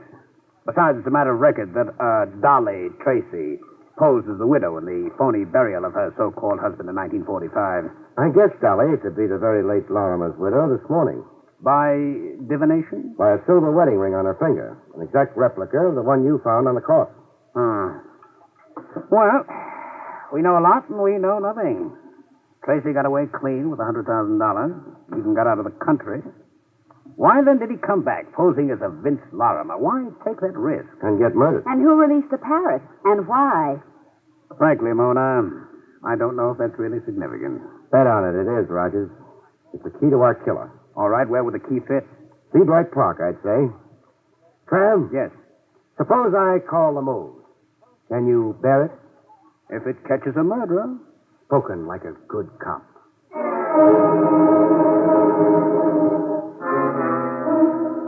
With Trav swallowing his pride enough to backstop me, I stormed the Museum of Murder. Yes? You. Close that door, Crump, quick. You, seem urgent. Urgent? There's a rifle-happy wild man tagging after me. Where's Dolly? Packed up and gone. I've taken possession. Uh-oh. That's my rifleman. Don't open that door. Where are you going? To your office to telephone for help. Now, look, Craig, I can't get involved in your affairs. Quick! Hello. Dead. Now the line went dead. Someone cut your wires, Crump. Craig, you can't stay here. I'm running a business, not a headquarters. You want me dead? No, but... My rifle-happy friend finding the range. Craig, get out of here. I'll be murdered. That's not my concern. I insist you go. You want me to walk out at a certain death? It's certain death anyhow, staying in here, cooped up in here, cornered. Craig, I'll be killed, too. The next bullet might get me. You're raving, Crump. When you stay here, the room is a death trap. You look green, Crump. Sick, as if you're suffocating. Suffocating? Yes, I am. The room's close. Stifling. Close and stifling like a cage? Yes. And you hate cages, don't you, Crump? I hate That's why you let parrots out of cages. You can't stand seeing anything caged. No, I can't stand. Even the yellow canary, Dolly's yellow canary. The cage is here, but the canary's gone. You emptied that cage, too, eh, Crump? Yes. Craig, I can't breathe. I'm suffocating.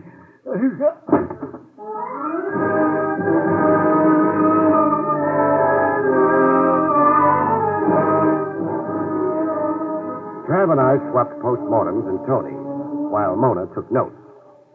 Claustrophobia, the fear of confinement. Crump couldn't stand anything in cages, or being caged or cornered himself, like I made him feel in his office. It even showed in his clothes. Baggy suit, sizes too big. Shirt open at the neck, no necktie. His clothes gave you the hunch on him. That and the bill of sale Dolly showed me. How so? Crump paid $40,000 for the Museum of Murder. $40,000 for a worthless business. Blackmail? It had to be. Dolly knew it was Crump who'd murdered her husband on the dock. She devised a cute way to make Crump pay off. But why would Crump murder... Oh, wait. I think I know. Crump is really Rufus Scott, the stockbroker Sam Tracy robbed 6 years ago. Was hired to rob by arrangement. My bet is that Crump invited Tracy to come tap his safe. I'll buy that, sure. The Scott firm was on the verge of bankruptcy before that robbery. And then Tracy never got to keep the stolen $100,000. He was just a tool. The patsy. Lucky to escape with his life. That's why he skipped the country. But, Craig. But? Who staged the rooming house fire and the burial of a bogus Sam Tracy? Somebody who wanted to permanently shut off police interest in Sam Tracy and in the 100G. The men say you were supposed to be Rogers when you stalked me in the Museum of Murder and helped pull Crump apart at the scene. The beneficiary of the $100,000 was the thug who worked over you, eh? A thug who could only be one guy. Trav, your retired insurance dick. Sandy Dow. Sandy Dow. A guy I've got a date with before you have. Oh, now, Craig, don't be vindictive. Don't you be casual, Trav, about my head. Before you put the cuffs on Dowell, I'm handing him his cuffs, and that's for sure. And before you two stalwarts of the law really go at it in earnest, will you tell me if I've got it down correctly? Some other time, we're going to a huddle over your note. Just one footnote to murder. Dolly ordered that wax exhibit from Scholar and invited me to come see it. It was her way of forcing Crump to come across by her museum. The end? Almost. All it needs now is the clinch. The clinch, Barry? Yeah, to keep your storyline straight. Page 1, boy meets girl. End page, boy gets girl. Trav. What? Vamoose, huh? But, All of a sudden, Mona's got that certain primitive look in her educated eye. Oh. Excuse me for being dense. Yeah, scram, Lieutenant. Please do not louse Craig up with the press. Good night, folks. See you next week.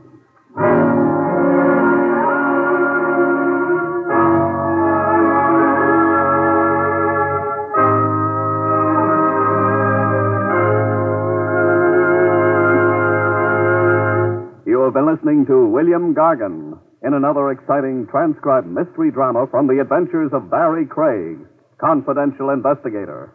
Tonight's story, Murder in Wax, was written by John Robert. Next week, it's the strange story of the naughty necklace, about which Barrie Craig has this to say.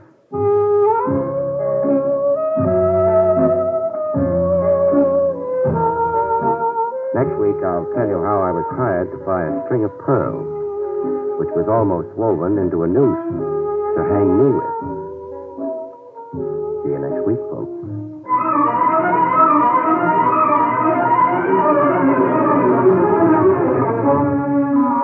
Featured in the role of Mona was Joan Alexander. Barrie Craig, starring William Gargan, was under the direction of Hyman Brown. This is Don Pardo speaking. Now enjoy Meredith Wilson's Music Room on NBC.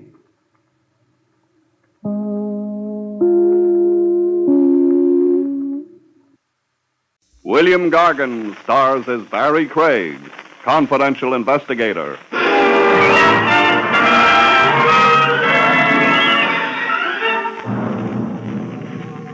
Murderers rarely have many friends. People can't keep up with them. You see, folks, they set such a killing pace.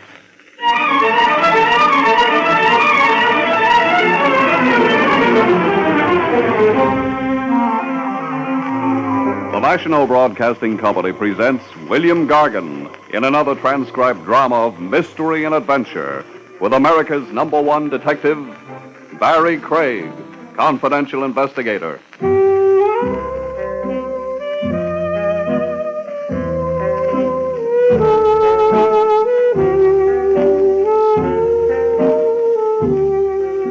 Barrie Craig speaking. In my business, a guy doesn't have many friends. We know too much about people.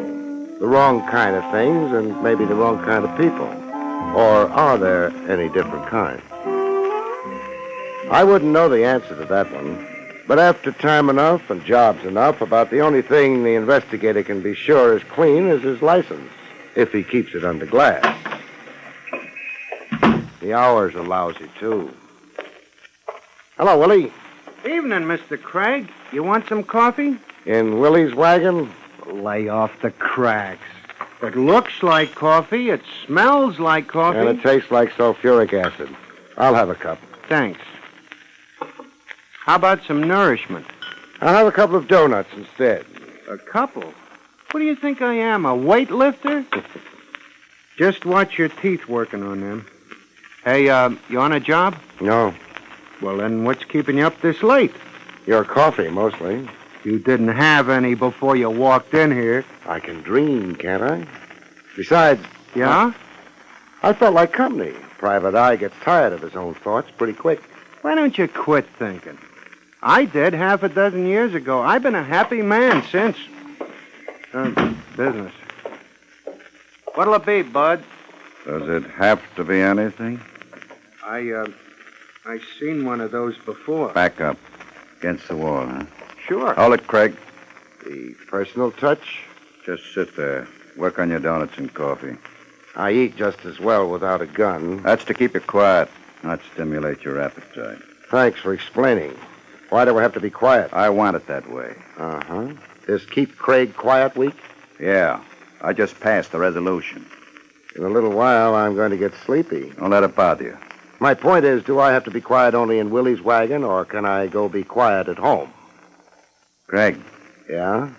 I tried for you at your office first. The elevator man told me you'd probably be here. Jake's a prophet. Anybody else comes calling for you, the elevator man will tell him the same thing. You make it sound like a procession visiting Craig at midnight. Business isn't that good. Not a procession. One customer. You could give him a name? Sure. And when he gets here, what happens? I discourage him about consulting you. You reason with him? I discourage him. Hey, Bud, how about me sitting down? You got a seat back at the counter? No, but there's one in the kitchen. Also a telephone? I ain't checked recent. Keep leaning against the wall. This customer of mine, suppose he looks in here before he pushes the door open. So? He'll spot you. That's all right. Look, if I'm going to stay awake, I'll need more coffee. You? Yeah? Mr. Craig wants some more coffee. Okay. There's your coffee, Mr. Craig. Thanks. Well, it's an awful slow client I'm supposed to have. You'll be alone. Maybe you frighten him off tonight.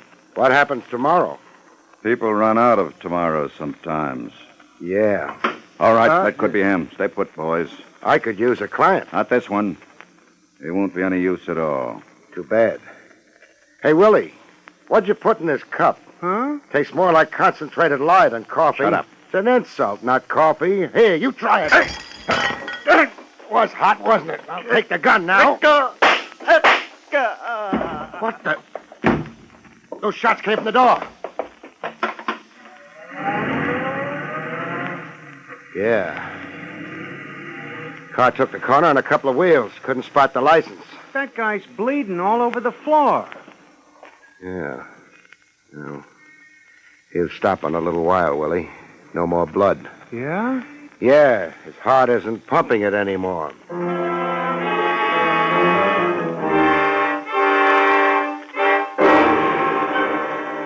The coffee I'd spilled in his face caked before the cops got to Willie's. It made him look very untidy. The deceased's name was John Largo, Mr. Craig. Thanks for telling me, Lieutenant Rogers. It would appear he was an executive from St. Louis. You mean executioner?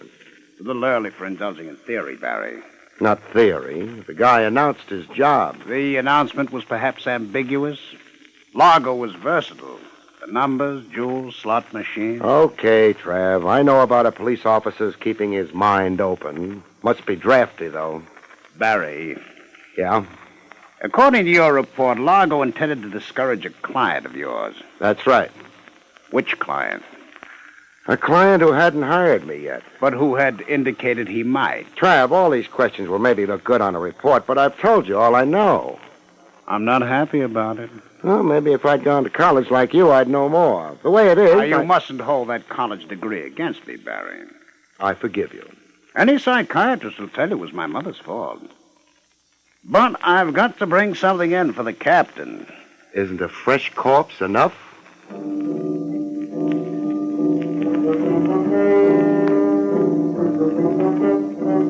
Trav let me go after a while. It had been a dull night. Willie's wagon was lousy with the press, and Trav had to concentrate on the department's public relations. I started for home, made a detour, and headed for the office on Madison Avenue. Jake would still be on duty, making sure nobody stole the building. Jake. Jake. Any cow wants to get milk, she can come to me. I ain't going out in the middle of the night. Jake, you're not on the farm anymore. What? Oh, too bad. You should have stayed up in Vermont. No, I got tired of it. Why? Too close to New Hampshire. I've been kind of expecting you. Yeah, I noticed your wide eyes. Jake, a little over an hour ago, a small, fair-haired man was here asking for me. Yeah, I remember him. I told him you was out getting poisoned over at Willie's. He find you? He found me. What I'm more interested in is the second person who asked for me tonight. I don't blame you. What? I said I don't blame you. Must be your Vermont accent. Never mind blaming. That second person was a client. I know that. That client of mine, from the looks of things, committed murder a half hour ago. Your office must be getting pretty crowded. My office? Jake, didn't you tell my client where I was? Client didn't ask. Preferred to wait in your office. In my... Oh, that's what you meant about it getting crowded. Yeah. But the murder didn't take place in my office. Not the one I'm talking about, anyway. That's nice. Makes less work for the cleaning women. But in that case... Never mind. Take me upstairs. Yep. Going up? Where else would I be going? I don't know. Them's my instructions. Always ask the passenger which direction he's going. Jake, what kind of a man was he? Who's that? The one up in my office. Well, up in Vermont, we wouldn't call him a man. You wouldn't? No. What would you call him? A girl.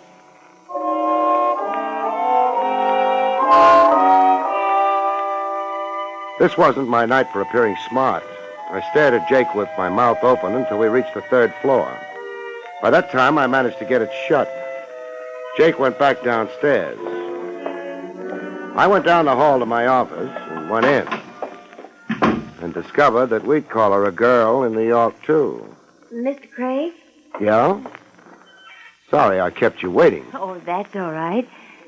After all, you didn't know I was waiting for you, did you?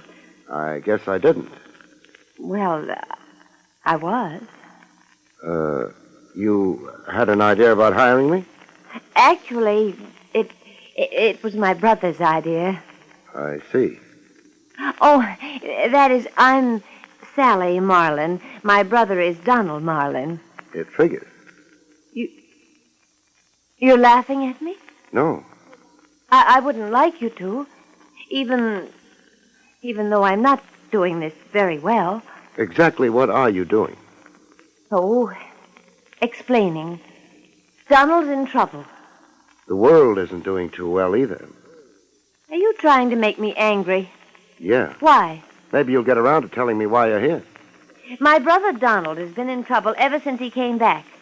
He thought perhaps he might hire a good private detective who would help him. And for some reason that I can't understand, he decided to hire you. Thanks. Then why didn't he come here? He was afraid to leave the house. He sent you instead? Yes. What kind of trouble is he in? Well, the kind of trouble where he might get murdered. Usually a man in that kind of trouble goes to the cops. Donald can't. Why not? Well, he doesn't want to get into the papers. Things like that. He's shy? Mm-hmm. Good night, Miss Marlin. When it comes to protection, a private eye can't come within a couple of light years of the cops. Nobody afraid of being killed was ever that shy. Well, I'm sorry. It's because of the purple cow. The one nobody's ever seen? Oh, no. No, this one is a little statue of a cow made out of purple glass. How much is it worth? Well, it's kind of an antique, and... Your brother has it, but neglected to get legal title to it? Something like that. That's why he can't go to the police. I'll have to see him. Oh, of course. We live at 39 Barchester. 39 Barchester. Mm-hmm. Donald gave me some money to... Well, I guess it's called a retainer. Uh-huh. $200. We'll consider it a retainer. I guess it's too late tonight for you to see Donald, but the first thing in the morning, Mr. Craig? The first thing in the morning. Then, good night. Good night. Miss Marlin. Yes? You said your brother had been in trouble ever since he came back. Uh-huh. Ever since he came back from where? Why, St. Louis, Mr. Craig. St. Louis.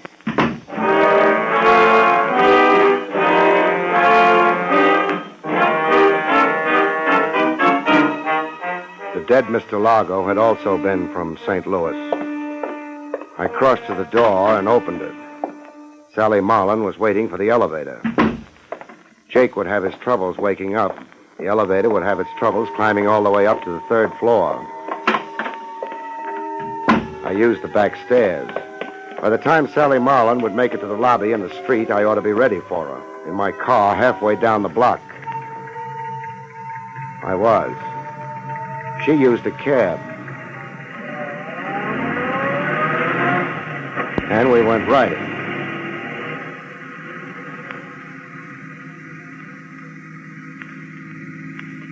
It wasn't a long ride. Her cab slowed down and stopped. I stopped. She paid the cabbie off and went inside. The cab scrammed. I started up. I drove past the place she'd gone into and memorized the address. It was not 39 Barchester.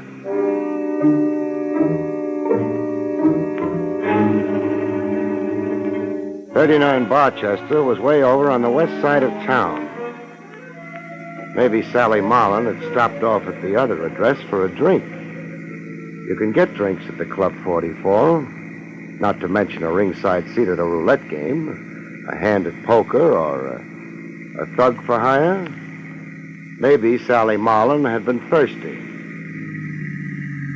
I didn't stop at 39. The man in a creased hat and a bulging overcoat was trying too much to look like the local scenery. I cut around the block and wondered. There'd be an alley leading to the back of 39 Barchester. There was. There was a man there, too, making like an ash can. I parked on the next block and took a walk. I was going to have trouble visiting my client. I decided to have trouble in the alley. More privacy than out front. Hey, Bud. Huh? Got a match? Sure. Thanks. Forget it. How's life among the ash cans? Huh? Kind of cold, isn't it? It ain't warm. You'll be glad to get back to the club. No, I ain't kidding. Well, what are you waiting for? Cochran sent you? What do you think? Yeah, but he didn't say nothing about pulling me out of here. Hey, wait a minute. I seen you before. Is that supposed to be a big surprise? I seen you before. Your name's Craig. Word gets around. You're a dick, a private dick. Says confidential investigator on my door. You don't need a gun. Keep your hand away from... Wise guy, Not tonight, you won't.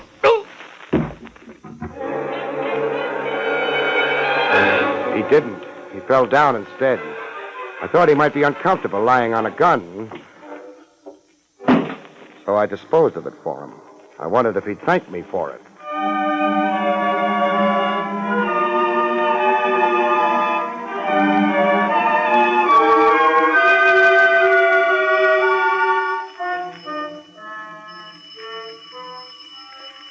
Who's there? Craig. Say it again. Craig. You want me to wake the neighbors?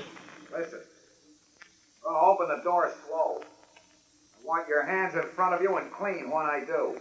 Okay. Otherwise, I start shooting. Hold it. Yeah. Come in. Thanks. I have to be careful. Sure. Sit down. Thanks. Man with a purple cow can't be too careful. What's a purple cow supposed to be? Something you find in St. Louis, the way I heard it. Just making sure Sally got to you. She got to me. She's a good kid. Uh-huh. Marlin. Yeah? I could stand a little more information. For example, how did you get the purple cow in the first place? A friend of mine handed it to me. He ran an antique shop in St. Louis. Just gave it to you? Sure. The thing isn't worth more than a couple of bucks. And that's when all your trouble started? That's when it started. You could have yelled for the cops. Sure I could have, but look, first of all, there were no witnesses around when I got that cow. Second, I didn't know what importance it had. Not until after I left St. Louis.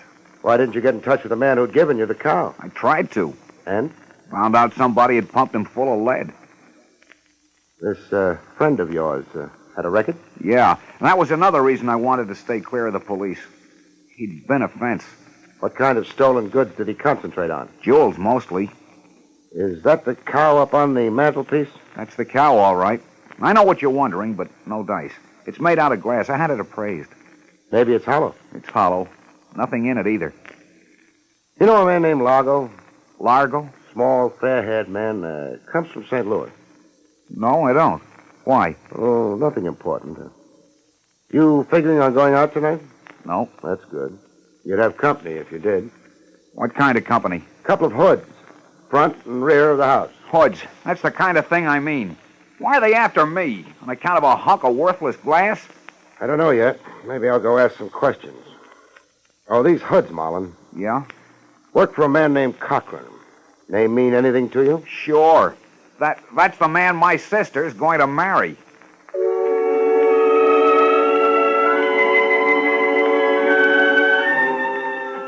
I used the front door. The mug in the alley might be resentful. I had no time to soothe him. I had a headache. I wanted to go home and kill a couple of beers and sleep. Marlin was safe for the night. So was the cow. No reason why I shouldn't go home. Maybe that's why I didn't go home.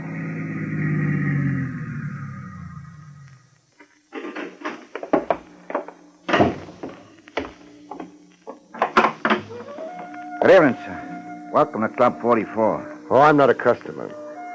Cochran, huh? Mr. Cochran? All right. Let's be formal. Mr. Cochran. Mr. Cochran's not in, sir. Okay. Take me to where he isn't in. Harder. Listen, you. No, I'm too tired. Stop crowding. You're all alone compared to what I could do to... Tough? Big. You could be cut down. Let Cochran try it. Come on. Okay, take your hands off me. Just a sample. Let's go. Mr. Cochran isn't going to like this. Maybe I won't like Mr. Cochran. The gentleman to see you, Mr. Cochran. Gee, thanks. Mr. Craig. Frank. Hello, Miss Marlin. Hello, Cochran. I couldn't start nothing out in the club, Mr. Cochran. Don't be silly, sir. Mr. Craig is always welcome. Run along, huh? Yes. What are you doing here, Mr. Craig? I confused it with 39 Barchester, maybe. The same way you did. Nice to meet you, Mr. Craig. Uh-huh. Of course, I'm curious about why. Sally Marlin hired me for her brother. She was worried about him, so she left my office and promptly headed here. She, didn't want to worry alone. Exactly what I was thinking. So I went on to 39 Barchester. Oh? The man watching the alley may have a little trouble with solid food for a while. I see. Marlin and I had a nice visit. Then you know about Sally and myself. Sure. I also know you put those men on Marlin. To protect him. Then why do you want me? I didn't know that Mr. Cochran would be able to help my brother. You did say help? We've had a lovely conversation. I think it's over now. I think it isn't. You must have a reason. I was hired to do something about the trouble Marlin's in. And you're doing it here? Let's say I'm trying to. I hardly appreciate your sweaty efforts. But you're the one who's sweating. Know a man named Largo Cochran? Yes, Never mind. He's dead. Why? Wonderful thing. The radio. Uh-huh. Largo made a nice haul in St. Louis. Jewels. He turned them over to a fence who ran an antique store. How interesting. It gets better as we go along.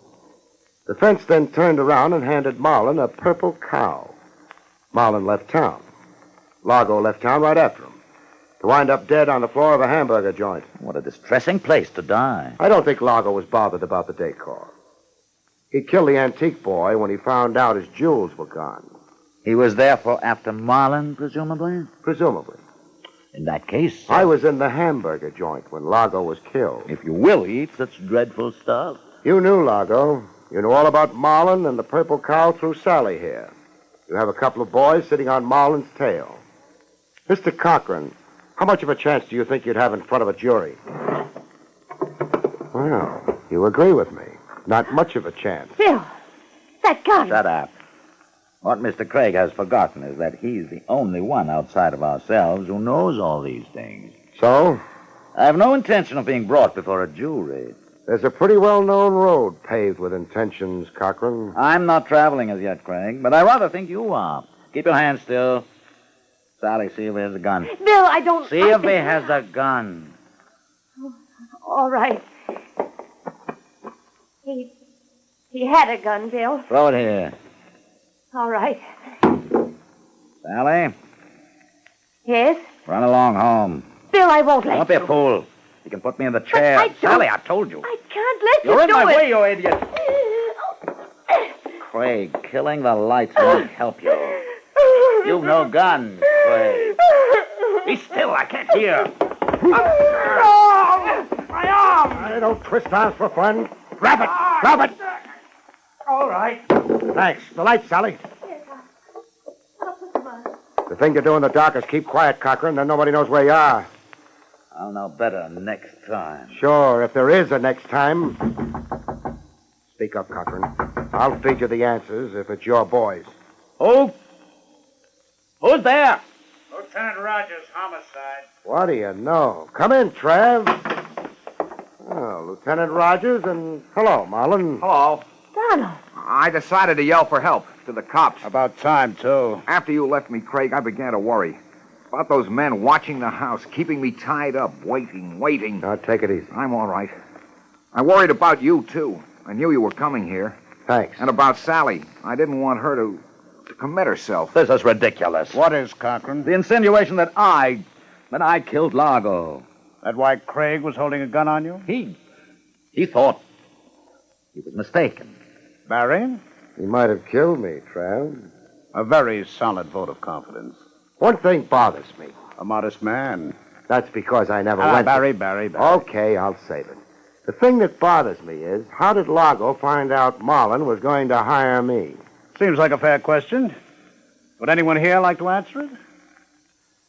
Maybe we can throw a couple of possibilities out. Marlin wouldn't have told Largo for a lot of reasons. Among them, the fact that Largo was gunning for him. Marlin, therefore, didn't. Would Sally? I never even knew this Largo. A reasonable reply. You're accepting it, Barrie? Uh-huh. That leaves us Now, with... wait. Perhaps I did tell Largo something about it.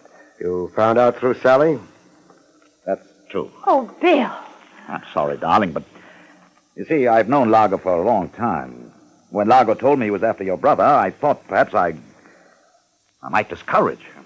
It's an explanation. You like it, Barrie? Not much. Cochran told Largo because he hoped Largo would kill Marlin. Oh, no. Only reason it means anything.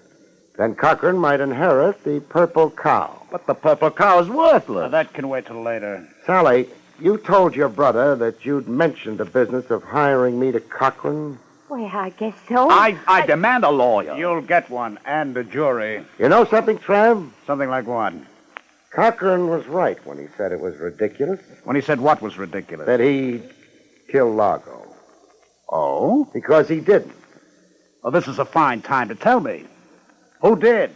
The person who understood my last question to Sally. The person who's making a beeline for the desk with a gun on it. Oh! You mean it was... Sure. Your brother, Mr. Donald Marlin.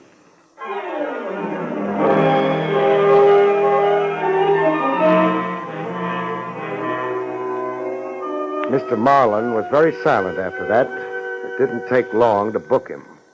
Cochran didn't bother going along for the ride, but Sally did. That's that.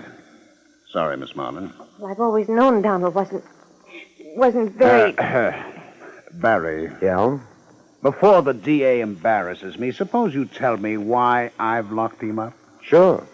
He was the only possibility who didn't know Largo. I refuse to stand here and feed you questions. Use the narrative form.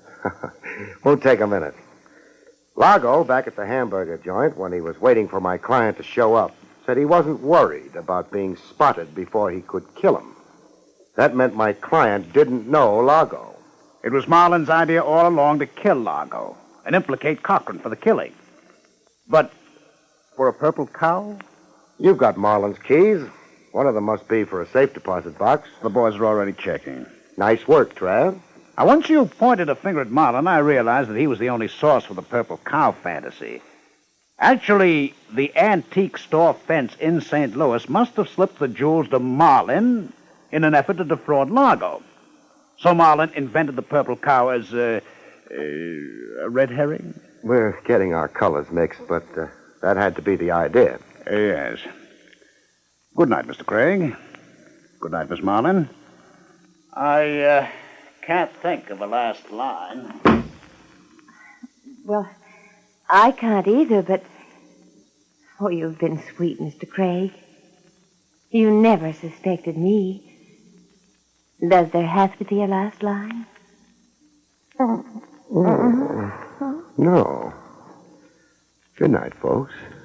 See you next week.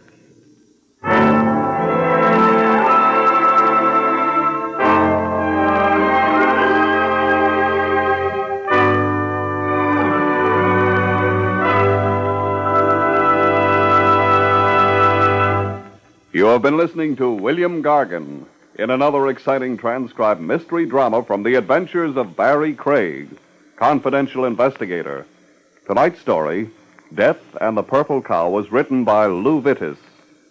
Next week, it's a strange story titled Ghost of a Chance, about which Barrie Craig has this to say. In next week's story, a man comes back from the dead to haunt a wife who's been dead almost as long as he has, in an insurance scheme that almost, but not quite, cancels out yours truly. See you next week, folks.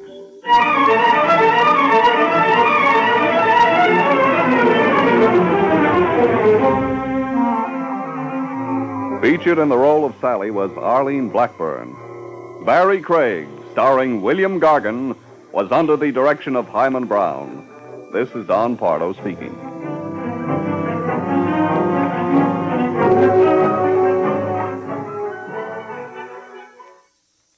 Now enjoy Meredith Wilson's Music Room on NBC.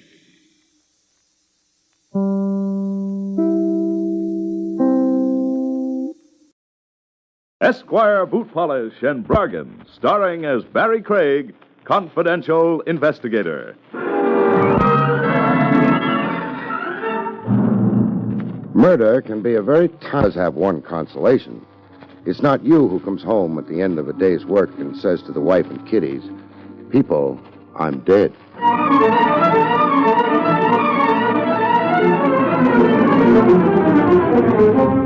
Esquire Boot Polish, the shoe polish that lanolizes your shoes and gives you the brightest shine in the fastest time, and Bromo Seltzer, famous for fast relief of headache and upset stomach, present William Gargan in another transcribed drama of mystery and adventure with America's #1 detective, Barrie Craig, confidential investigator.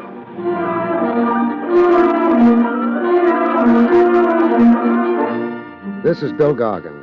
Before I tell you about tonight's story, which I call Beware the Walking Dog, I'd like to tell you that if you've been baffled trying to get your children's scraped shoes looking new again, try self-polishing Esquire brushless scuff coat. Tell them about it, Rex Marshall. Why, of course I will. Mothers, throw away the brush, throw away the cloth, throw away all the work, because now shining children's scuffed shoes is the easiest job around the house. just get a bottle of Miracle Self-Polishing Esquire Brushless Scuff Coat, the most wonderful polish ever made for children's scuff shoes.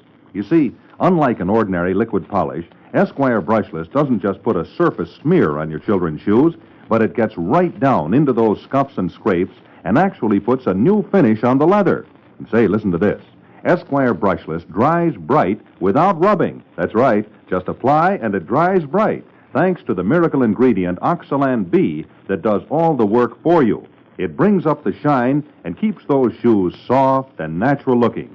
So remember now, to make your children's scuffed shoes look new again without any work at all for you, get Esquire Brushless Scuff Coat in any color you need. Look for the bright yellow Circus package.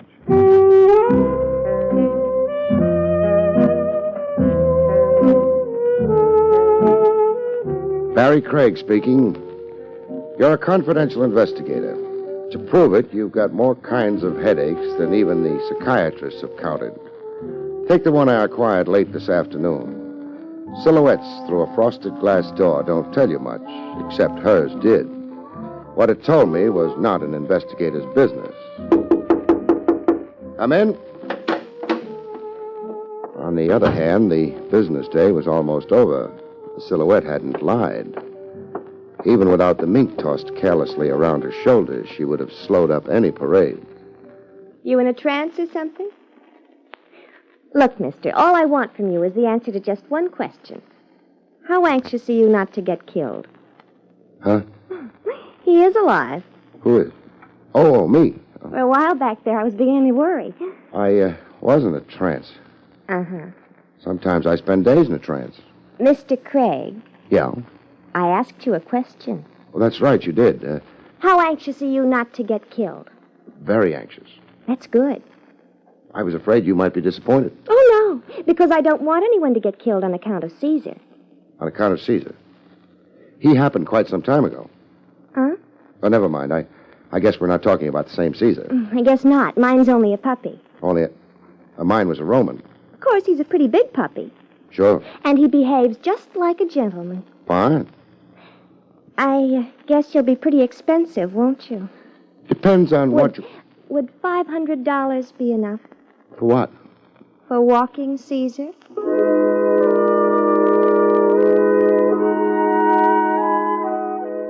Maybe it was because she was beautiful that I didn't promptly toss her out of the office. Or it could have been the 500 she mentioned. It was probably the 500. You want to hire me to walk your dog? Mm-hmm. For $500, just how far do you expect me to walk him? Oh, just to the park and back. I live at the Grover Apartments on East 74th, so it's not terribly far. I know the place. My name's Doreen Dimple. I'm in apartment 14C. Wait a minute. And I'd the 500 is for one round trip? Well, not exactly. Because after all, if that was the only thing, why should I hire a confidential investigator? You know something, Doreen? What? That same thought's already occurred to me. Corky was right. He said you were smart. Who's Corky? A gentleman friend. How does he sign his name? With a pen. Never mind. You were getting ready to tell me why you decided to hire an investigator to walk your dog. Well, the last couple of times I walked Caesar, somebody tried to shoot him. Missed? Mm-hmm. You're sure it was the dog they were shooting at? Am I sure it was... Mr. Craig, Yeah? can you imagine a man shooting at me? Not easily. It could have been a woman, though. I saw the man. He was too far away for me to recognize, but it was a man. And we let it go at that. You want me to walk the dog until I find out who's taking pot shots at him. That's right. You mentioned 500. Here. Thank you. What time does Caesar prefer? Around 8 o'clock at night. I'll be over at your place then. Oh, I'm so glad. By the way, Doreen. Hmm? You in show business? How did you guess? Professional secret.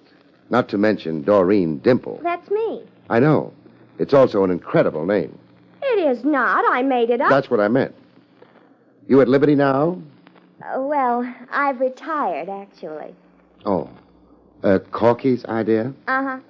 He was afraid if I kept on working, I might catch pneumonia.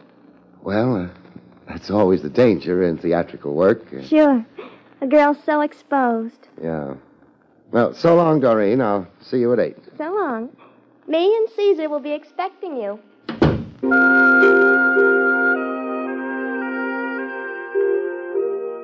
I could have dignified the entire thing in my mind by figuring I was going to be shot at when I took the pooch for a stroll.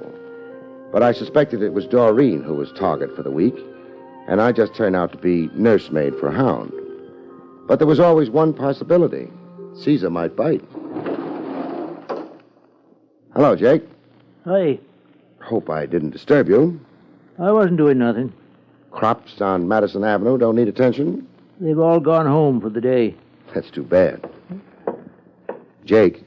Yeah? You can start now. Oh, I keep forgetting. Speaking of crops, did you notice my client? Yeah. Why have you got your eyes closed? Resting him. I know what you mean. Her name's Doreen Dimple. I don't know about the Doreen, but I got to... Jake, remember, that's not the kind of thing they approve of in Vermont. That's why I left Vermont. I go to work for Doreen tonight at 8, her apartment. Need help? I don't think so, Jake. Thanks anyway. All I have to do is walk her dog. Is that so? Yeah. Appears like I still got language difficulties with you New Yorkers. Jake, walking Doreen's dog means nothing else but that. Oh. Well, then maybe you'll enjoy the company. The dogs? No, the fellow that was waiting for her. Fellow who... They go up together? Yep. Probably a friend of hers. Yeah. No reason for me to worry about him, is there? I don't know. Either he was built funny or... Or what? He was carrying a revolver.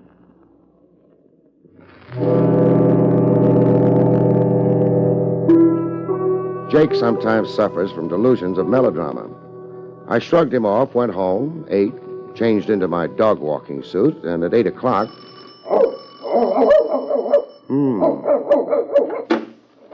Mr. Craig. Miss Dimple. Huh? Oh, you mean me?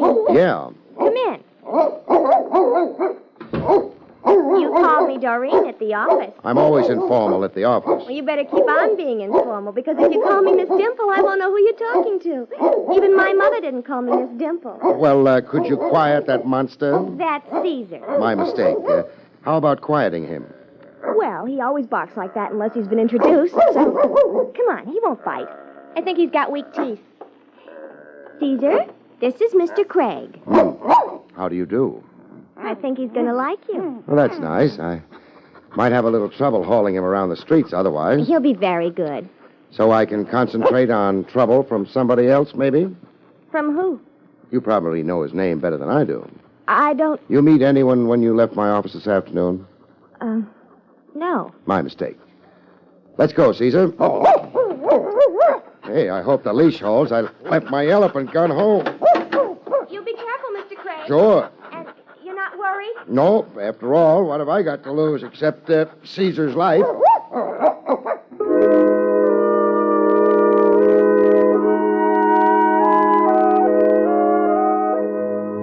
The nice thing about walking a dog as big as Caesar is that nobody sneers at you.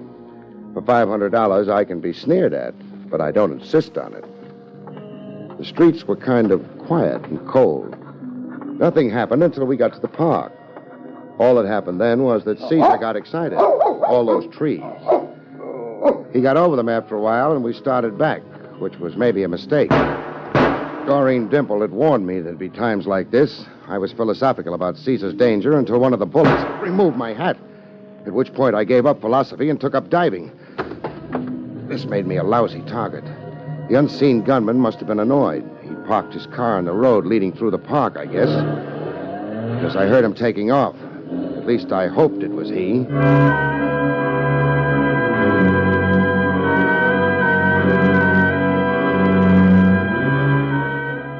Must have been. The barrage was over. I dug myself out of the ground and headed for home. Caesar's home. Doreen's home. Maybe somebody else's home, too. I now had a hole in my hat. This night entitled me to a few more girlish confidences with Doreen. It entitled me to a new hat, anyway. The lady may be occupied, Caesar. On the other hand, the lady gave us no warning. Well, door's not locked. The lady must be trusting. Oh, Something's holding the door back. Something heavy and... hey! Yeah, Doreen. Her body was up against the door. That kept it shut. Take it easy. It's a body, but it's still got life in it. Life and a big bruise on the head. Doreen. What? Hey, you better take it slow. I'll help you up. I don't feel good. You shouldn't have hit whatever you did hit with your head. I didn't hit anything. I was hit. By whom? I didn't see. The doorbell rang. I opened the door, and it happened so fast. Ooh. Burglar, maybe? I guess so. I wouldn't know. Well, we'll find out. I think maybe it's time we got out of the foyer and... Huh? I just remembered. Corky was visiting. He was in the living room when I answered the door. Maybe he caught the burglar. Or maybe he didn't. Let's go see. All right. Although Corky wouldn't have left me lying on the floor. Oh? Sure. He's a gentleman. And gentlemen... Never leave ladies lying on the floor. What's Corky's full name? J. Fotherington Bruce. Obviously a gentleman. Nothing in the name suggests Corky, though. Oh, that was because his greatest fun was pulling corks out of bottles. Nice living room. But Corky isn't here. Milk bottles don't come with corks. Your friend was a souse? Corky was a gentleman. Yeah, I just noticed it, too. The foot sticking out from behind the window draperies. Stay where you are. Who is it? Maybe 50. Gray at the temples, red at the nose, paunchy in the midsection. Corky? Corky. He didn't catch a burglar, though. What? What he caught was a bullet in the heart.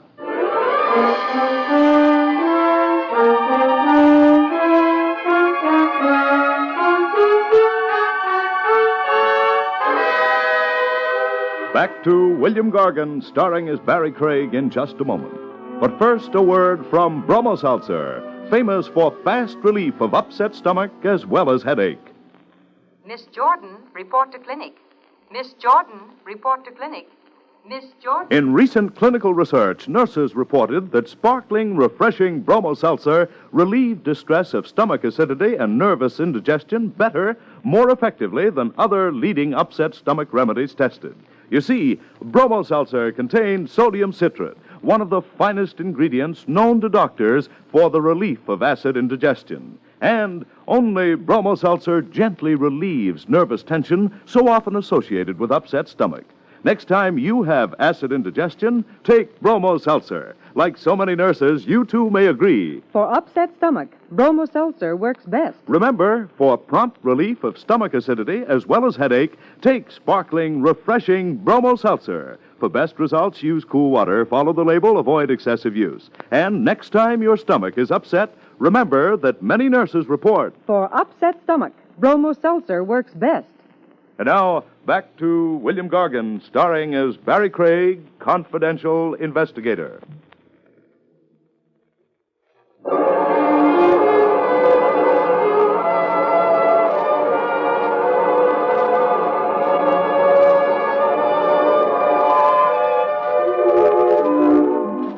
Corky, who in life had been J. Frothingham Bruce, would uncork no more bottles.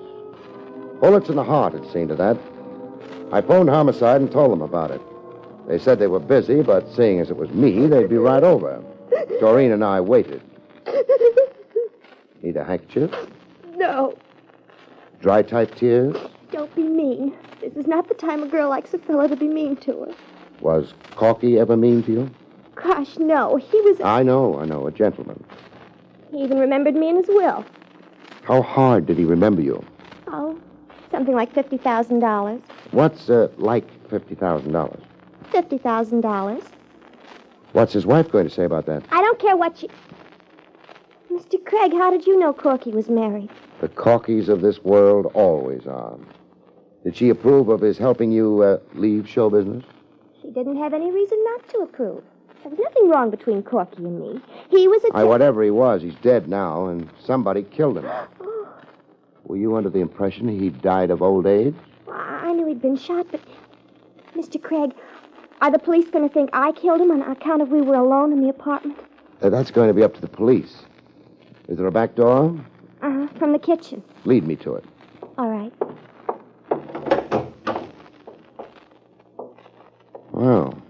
attached from the inside. Is that important? It makes your story sound a lot better. It explains why your visitor used the front door and took a chance on being seen by you. Oh, the back door was latched, so... Mr. Craig, you're a darling. I look terrible in lipstick, though. I like the effect. Maybe, but the police won't. So you better give them my regards. Mr. Craig, where are you going? To tell a widow the sad news, if it's sad, or if it's news.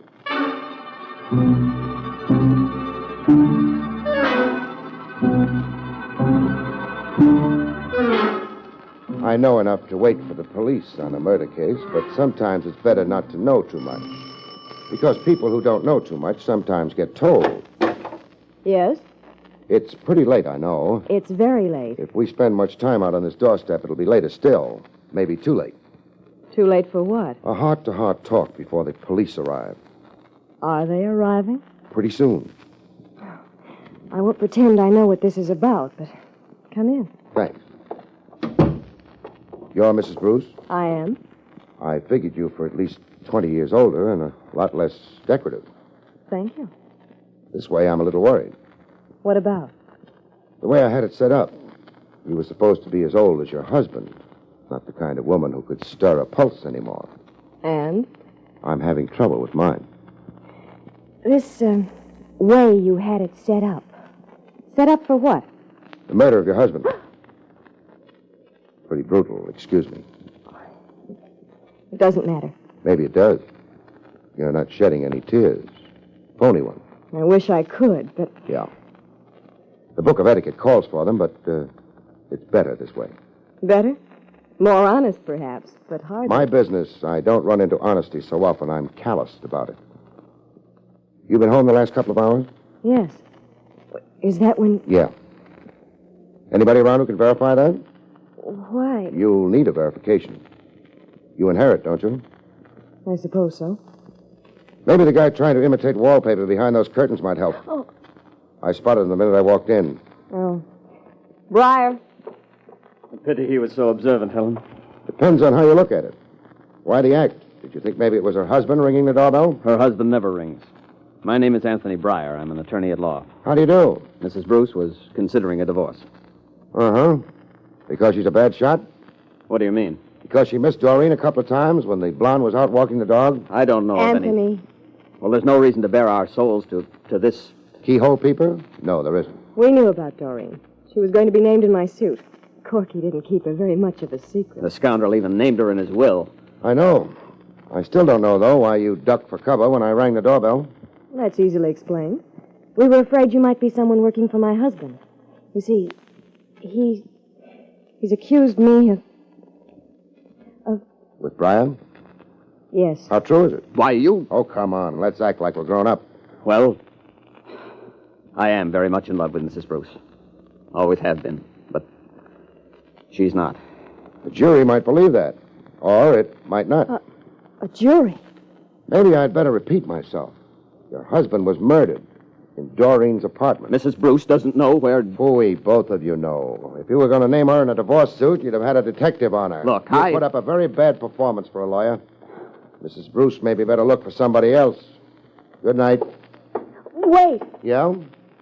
You haven't told me your name. Barrie Craig.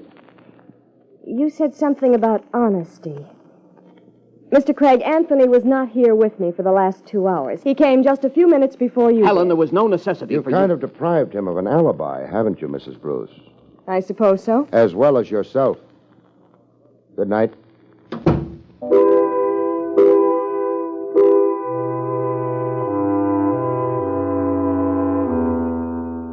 I had it all now. It didn't make a pretty picture. And of all the people involved, the one I felt sorry for was Corky. He hadn't much of a life, with a wife who despised him, a lawyer who hated him, and Doreen who had a price tag attached. Maybe the bullet that had killed him had done him a favor. But whoever fired that bullet hadn't done it out of kindness. Good evening, Lieutenant Rogers. Gracious of you to drop in at headquarters, Mr. Craig. Don't be bitter, Trav. Want me to spread the news around that you can read Latin? Millions of people can read Latin. How many of them are policemen? All right, so I've got a shameful past. I went to college. Where did you go? Atlantic City. I was young and foolish. After you left the Dimple apartment. I visited the Bruce apartment. And met the widow? The widow and the lawyer. But you must have men there by now getting their stories. I have. You gave Mrs. Bruce a nice opportunity to rehearse. Your men ought to be grateful. Who enjoys a lousy performance? When it's given by someone suspected of murder, the district attorney. Is Doreen being held? No, nothing positive against her.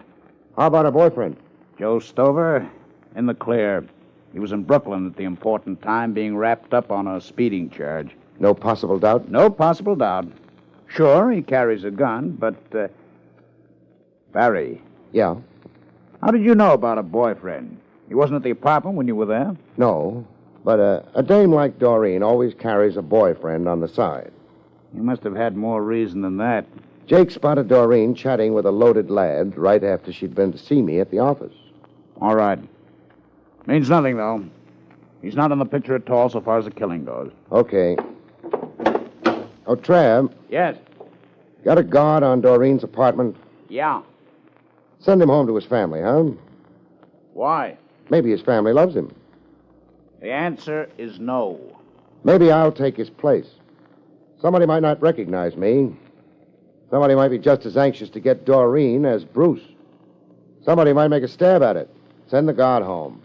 The answer is yes.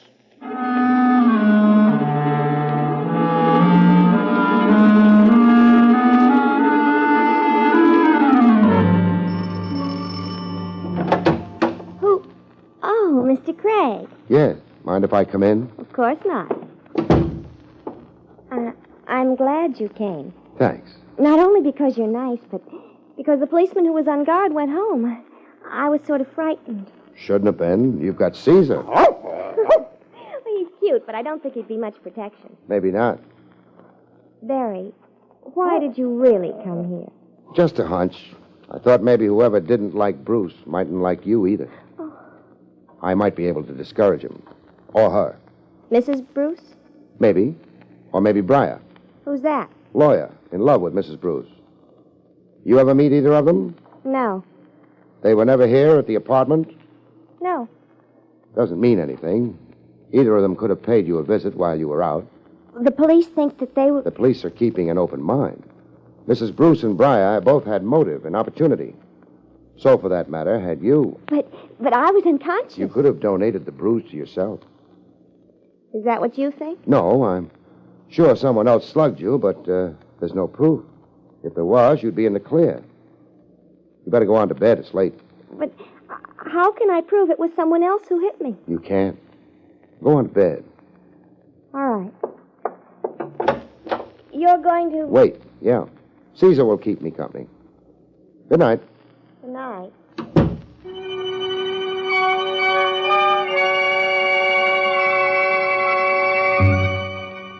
I didn't think it would be too long a wait. It wasn't. I had more than Caesar to keep me company. I couldn't sleep, Mr. Craig. Do you think... Oh. Somebody. Yeah. Should I? Yeah. Go ahead, see who it is. Nobody's going to try anything in the corridor. It's too exposed. All right. Caesar, you'll have to excuse me. I'm using the back door. Sometimes you meet more people that way.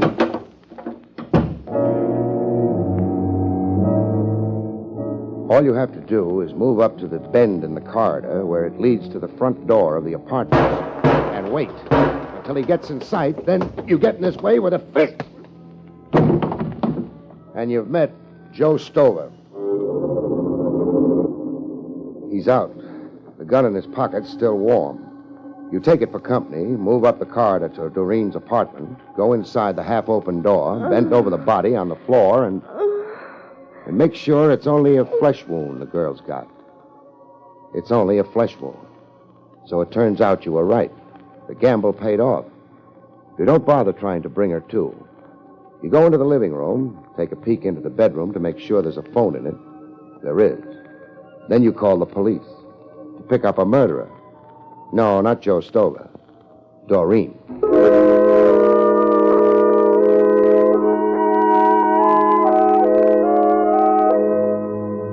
So you see, Trav, As soon as I told her the bruise on her head wouldn't be good enough proof, she ducked into her bedroom, phoned Stover, told him to come over and shoot her in the shoulder. That would be very good proof that she hadn't hit herself on the head.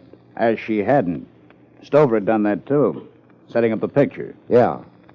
I was pretty sure she was the one all along. She brought me in to prove someone was after her.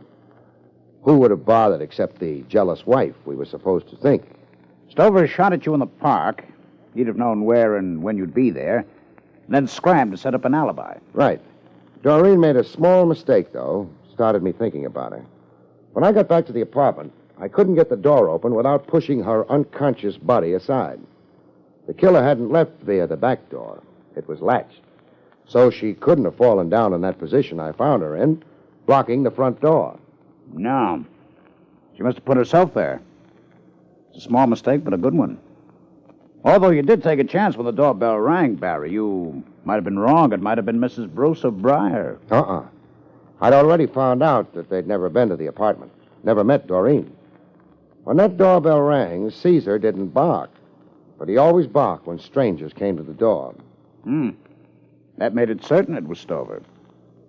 Nice, Barry. No. I don't like it when a client turns out to be a killer.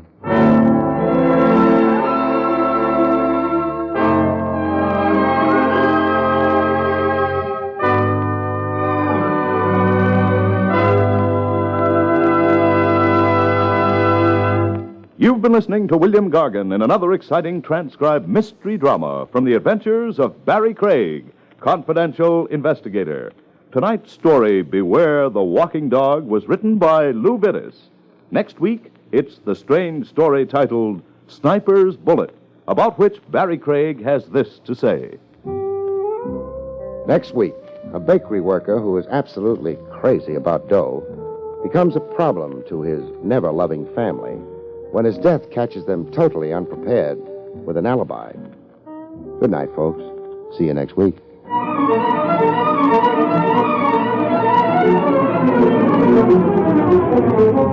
Esquire Boot Polish, the shoe polish that lanolizes your shoes and gives the brightest shine in the fastest time, and Bromo Seltzer, famous for fast relief of headache and upset stomach, have presented Barrie Craig, confidential investigator, starring William Gargan. Featured in the role of Doreen was Jane Webb. Carl Caruso speaking.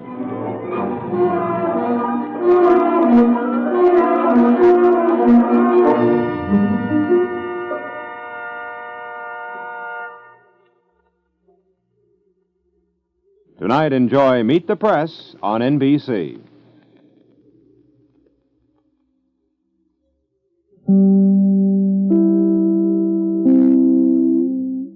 Gargan stars as Barrie Craig, confidential investigator.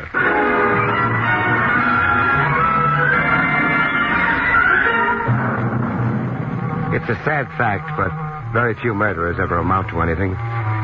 They're in such a killing profession, and when they come to the end of their rope, there's always a noose attached to it.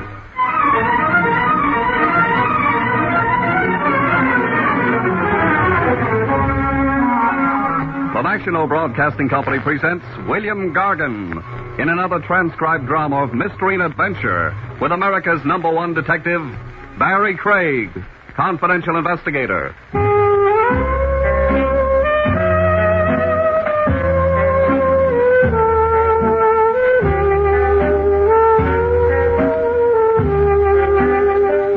Barrie Craig speaking. Ever noticed the fact that the work a man does leaves its mark on him? 9 times out of 10, you can spot a doctor, a lawyer, a butcher, a baker half a block away. I wonder what a confidential investigator looks like. He looks like me. I figured the above philosophy represented a good day's work. The shadows were creeping along Madison Avenue, and I got out of the office. And I locked the door behind me. Maybe I could fool a burglar into thinking I had something worth stealing. I hoped I wasn't waking Jake. A night elevator man needs his sleep. Something was wrong. He'd started the elevator up almost before I'd finished pushing the buzzer. You can spoil tenants awful fast that way. Jake? Hey, You suffering from insomnia? No. You've been reading a book on how to get ahead in the world? No. Well, stop chattering and let's get started. You got the door shut fine. Now we're supposed to go down. Oh, glad you reminded me. They didn't have any elevators down on your farm in Vermont. No. It figures. No office buildings, neither.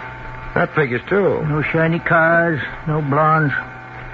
What did you do during the long winter evenings? Decided to leave the farm, Mr. Craig. Well, right about now is when you open the elevator door. Ain't sure I should. Why? Tain't the farm. Meaning, we've got elevators, office buildings, shiny cars, and a blonde? Yep. I'm not afraid of blondes.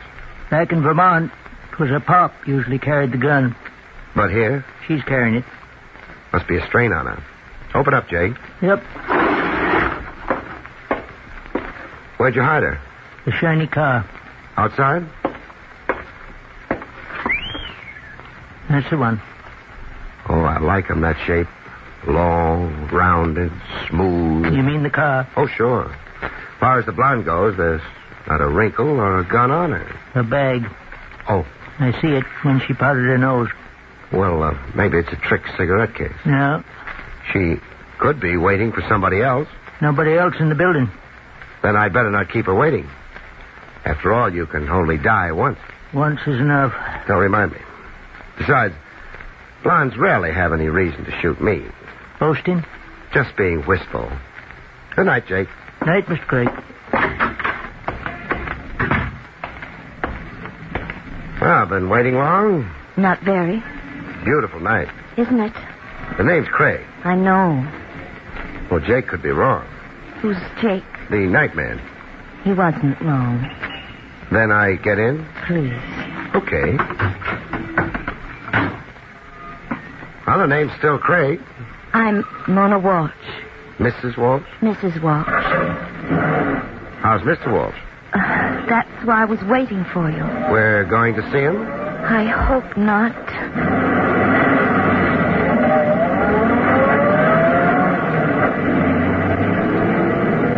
I could think of an easy explanation. Mona Walsh had seen me, had been carried away by my rugged physique and my mildly scrambled features, and was now carrying me off to a tryst among the pines, or maybe the maples. It was too easy an explanation, and it didn't include the gun. We're going someplace or just cruising? I'm trying to find words, the best way to tell you. I've been a confidential investigator for quite a while. You don't have to find the best way. My husband isn't Mr. Walsh. He's Ted Walsh. Well, what difference is that? Wait a minute. Ted Walsh? That's right. The Ted Walsh. If I remember my newspaper headlines correctly, he's killed a few men here and there. Yes. His last little effort was robbing a bank someplace in Massachusetts. And killing a guard. And killing a guard. Nice guy.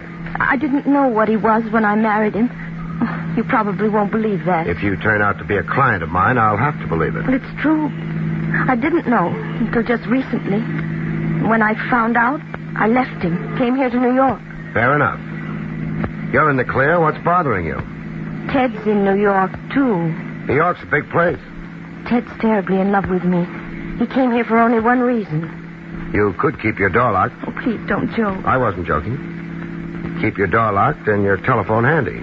The police would be glad to remove him from your doorstep. Ted would spot them. Then he'd know I told the police about him. He'd get away from them. He's done it before. He'd kill me. Possible. But if you watched for him, he wouldn't spot you. Then, as soon as he came, you carry a gun, don't you? I've got a license, too.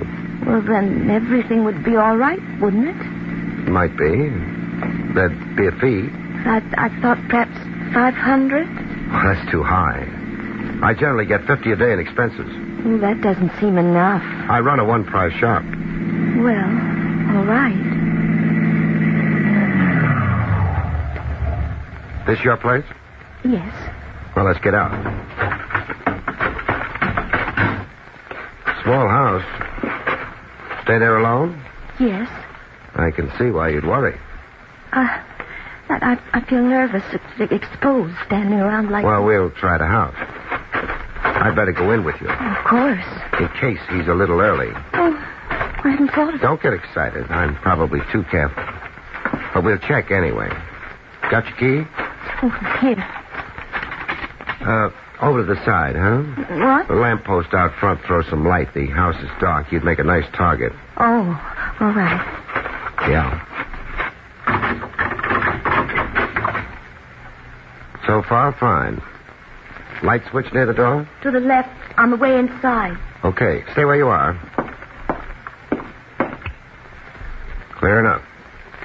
Come on in. Got a latch on it? Uh-huh. Good. Rest of the house now. I feel like a termite inspector. Except, termites don't kill, do they?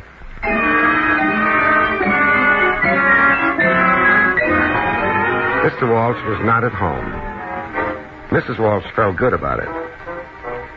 I didn't have time to get philosophical about marriage. I checked the back of the house for good measure. A high fence took care of the garden and the back door. There was only the front door to worry about. You're alone in the house, Mrs. Walsh. Yes.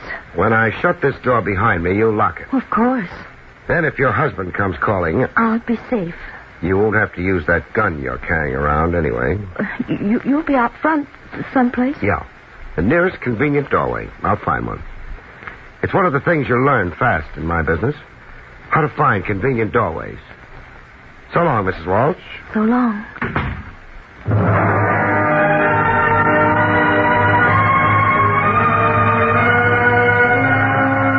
There was a small night light over the door. That was nice.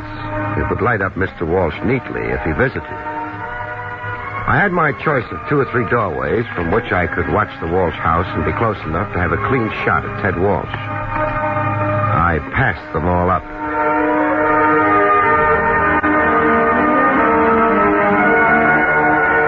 I was looking for a phone, and I found one in a drugstore half a block away.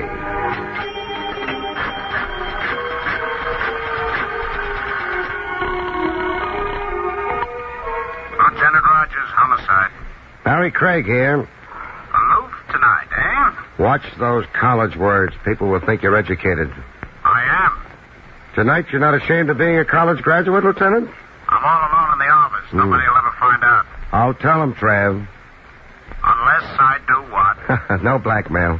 I want some information, though. You might have it. You flatter the department. It's about Ted Walsh. Walsh? We'd like some information about him, too. For example, where to get in touch with him. I haven't got it. Trav, on that bank job he pulled in Massachusetts, was it a solo flight? A bank job's never solo, especially one involving $60,000. But Walsh was definitely in on it. So definitely he killed a guard. Thanks, Trav. Hey, wait a minute. My curiosity's aroused. Try a cold shower. Good night, Trav.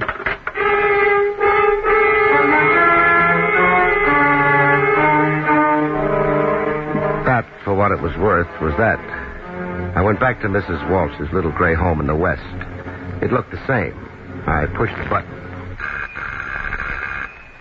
Who is it? Barrie Craig. Leave the door on the chain, but open it a crack, huh? All right. What's the matter? I've decided to throw up the job. What? Yeah, I'm resigning. But I don't understand. It's a clear saving of $50 for you. Why are you... Let's say the hours are too long, huh? Good night, Mrs. Walsh.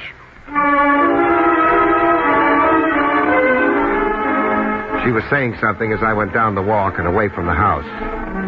I didn't bother listening. I had to drop her. You see, I always believe a client, and Mona Walsh, however beautiful, was a liar. But however much of a liar she was, Mona Walsh was beautiful. So I hung around in one of those convenient doorways.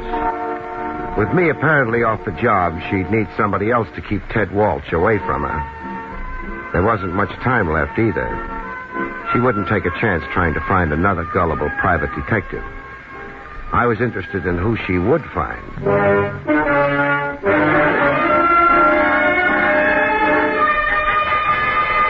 It took maybe a half hour for my replacement to show up. He was an anti-doorway boy. He picked an alley. I thought he looked lonely, so I dropped in on him. Hello? What? Hey, who? The name's Craig, Barrie Craig. What do you want? I'm trying to find out what's special about this alley. Nothing. I'm crazy about alleys, that's all. You're sticking to that? Sure. Then... Let go. I thought you'd be packing one. What? You ain't got no right taking a guy's gun. I'm a lot bigger than you are. Would you like to argue about it? Well, there's a dame in that house. Ted Walsh's wife. She's kind of worried he might show. She doesn't love him anymore? Well, I wouldn't know nothing about that. The orders was he don't get to her. What does he get? Never mind. Who's got all the big concern for Mona Walsh? Oh, why don't you leave me alone? What's your angle? Maybe I want to send your boss flowers because he's a humanitarian. Feed me a name. I didn't tell you nothing, understand? Of course. It's, Mr. Harold. Harold? Yeah, but remember, you didn't get it from me. I'll remember. Here's your gun. Oh, yeah. I'm worried about Mona Walsh, too. Oh, you don't have to worry about her. Nobody will get the jump on me again. I hope not. So long.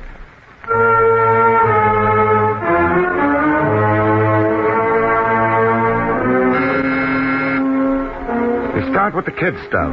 Snatch and run. Knock over a couple of small stores.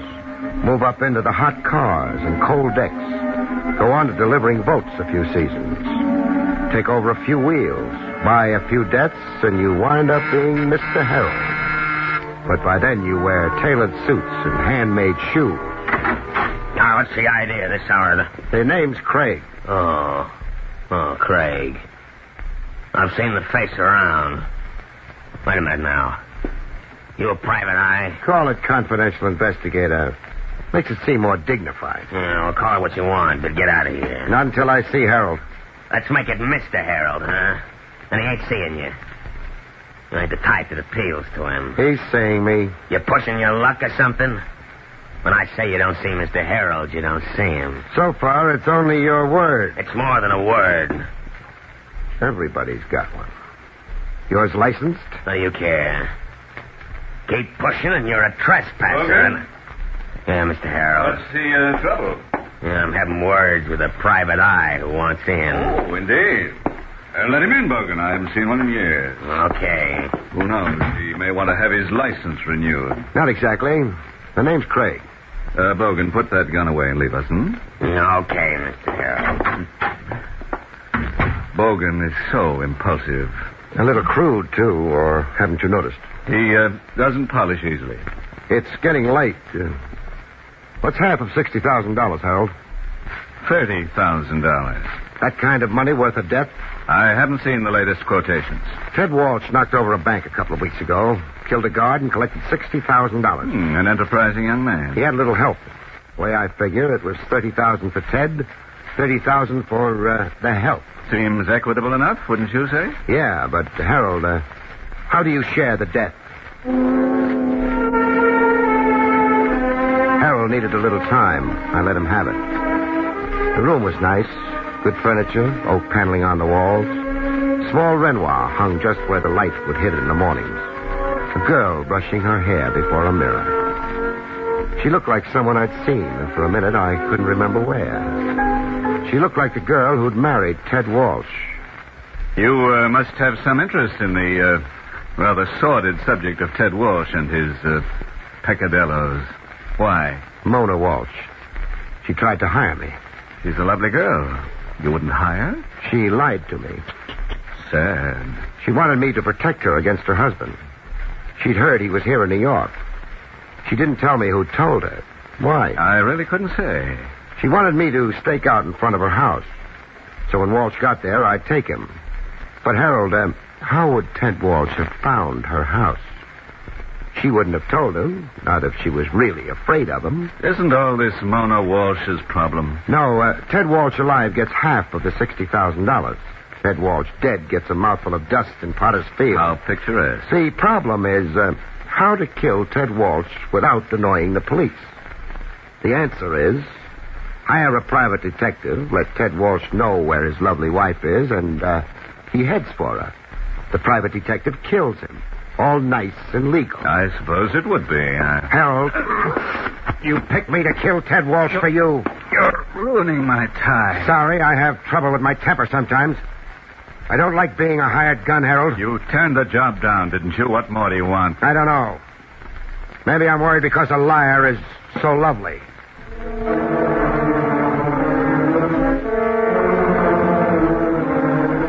I got out of there. I could have gone to lots of other places after that, but I didn't. I went back to my office and sat. I didn't have any doubts. Harold had set up Mona Walsh as a decoy. When I cried quits, one of his men moved in to protect her. Harold wanted Ted Walsh dead so he could hold on to all of the $60,000. And maybe Mona Walsh, too. It was an idea I didn't enjoy. I stopped having it.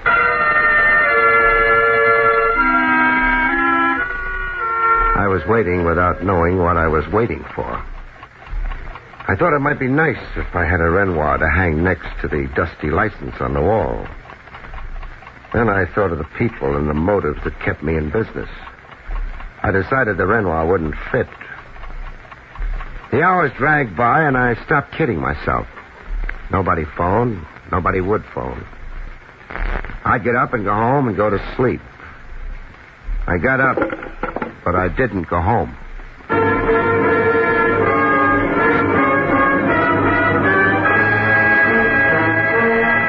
The street in front of Mona Walsh's house was empty and cold. The lights in Mona Walsh's house were out. And the boy in the alley wasn't there anymore. I was wrong. I hadn't gone deep enough. The alley closed in on me, and then I found him. He was propped up against the wall, his legs straight out before him, his head slumped down over his chest. He might have been brooding about the blood that had poured out of that chest if he hadn't been so completely dead.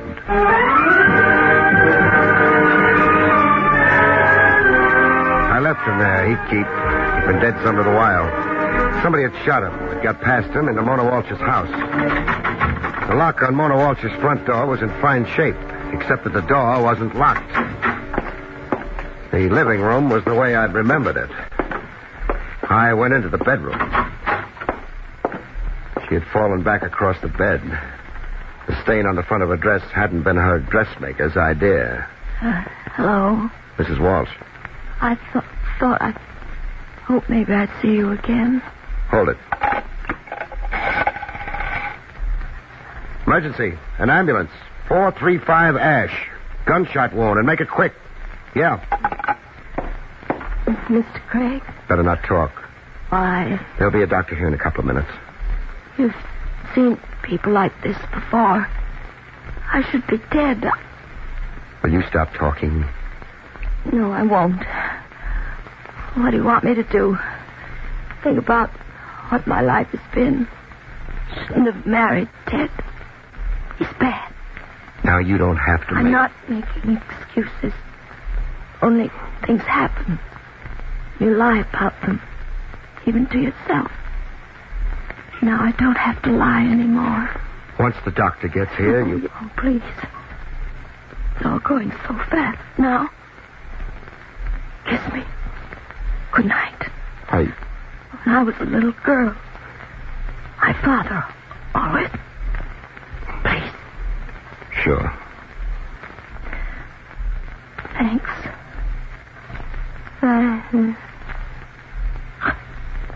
Good night.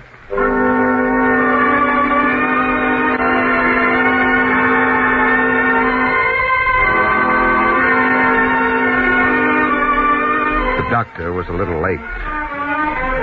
The police arrived and made noises and were very busy. Mona Walsh didn't pay attention to any of them. Barrie?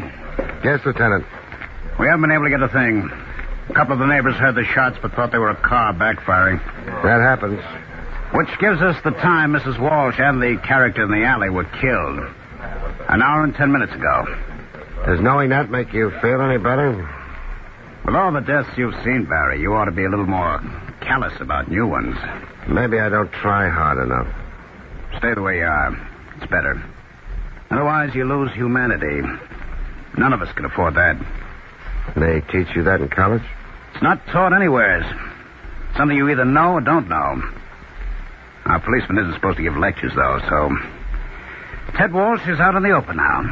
He must have holed up for the last couple of weeks, but, we know he's in New York now. We'll get him. Yeah. Mind if I get out now? No. Where are you going? We could, kill a few bears after I'm through here. Thanks, but not tonight, Trav.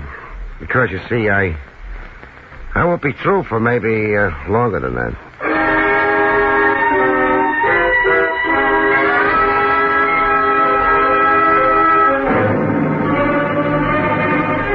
I wasn't holding out on Trav. I had to be sure.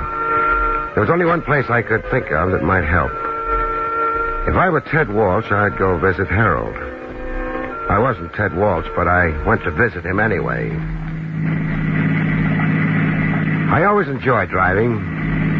It was a nice night for it. The only thing wrong was a red stain on a girl's dress. There was a car parked outside Harold's house. It started pulling away as I came up. I didn't try to figure out anything subtle. I just cut my wheel right into it.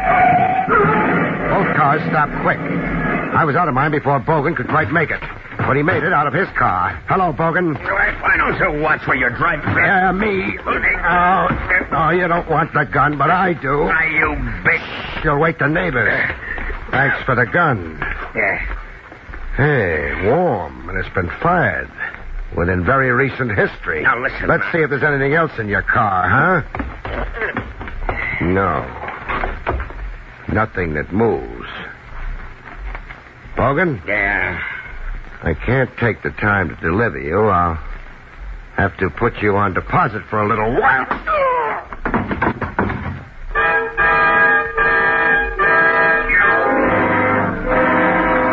He'd keep. I thought Mr. Harrell might still be at home. Worrying about his car, maybe.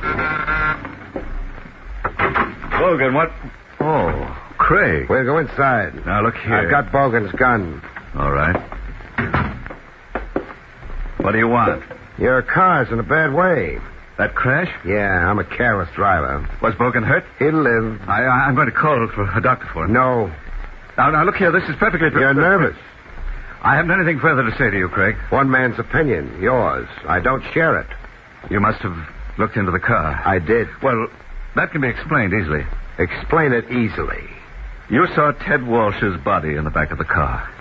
He was a killer. He apparently thought his wife and I had been a little too friendly. Had you? Well, you know how it is, Craig. I don't know.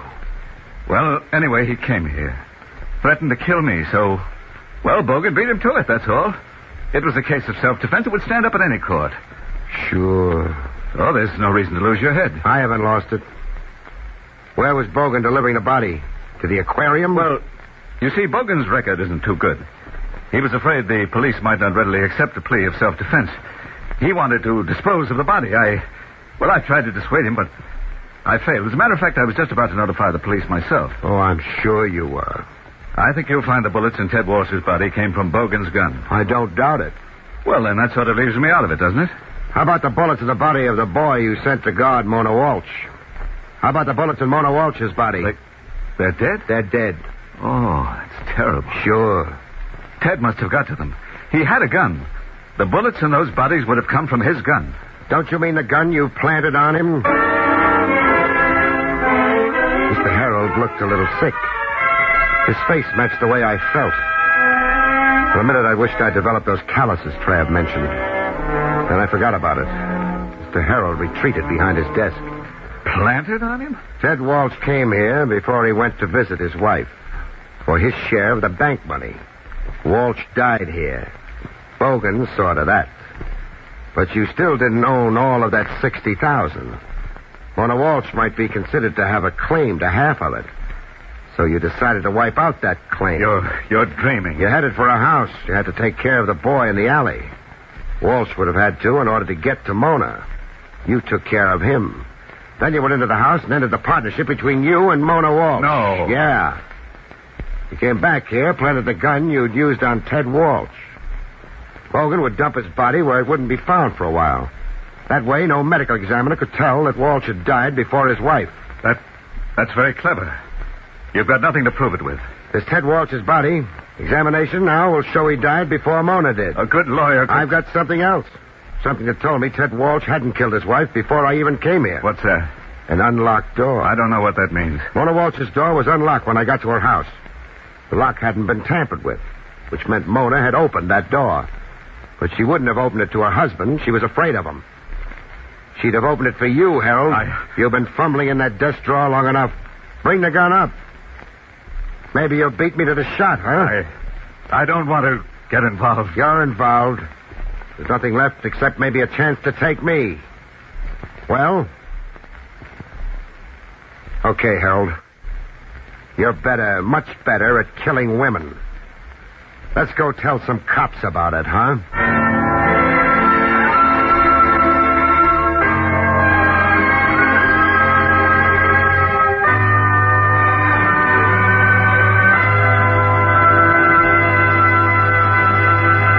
You've been listening to William Gargan in another exciting transcribed mystery drama from the adventures of Barrie Craig, confidential investigator.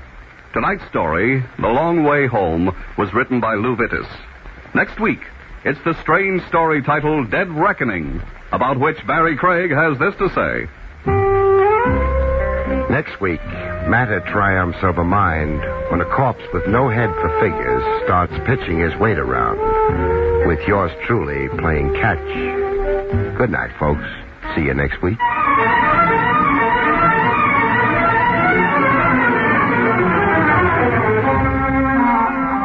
Featured in the role of Mona was Barbara Weeks. Barrie Craig, starring William Gargan, was under the direction of Hyman Brown. This is Don Pardo speaking.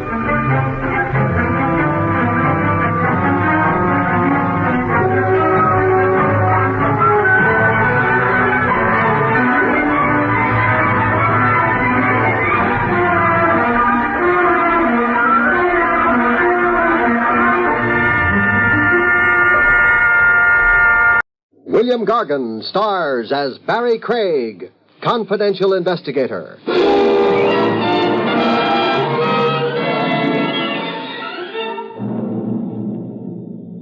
Here, a guy called the deep type. It might be more a matter of geography than mentality. How deep is his grave?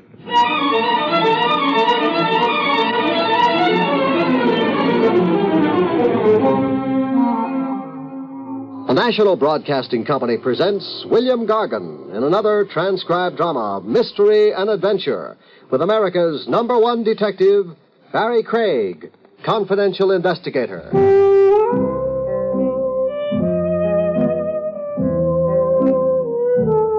Barrie Craig speaking. Work is where you find it.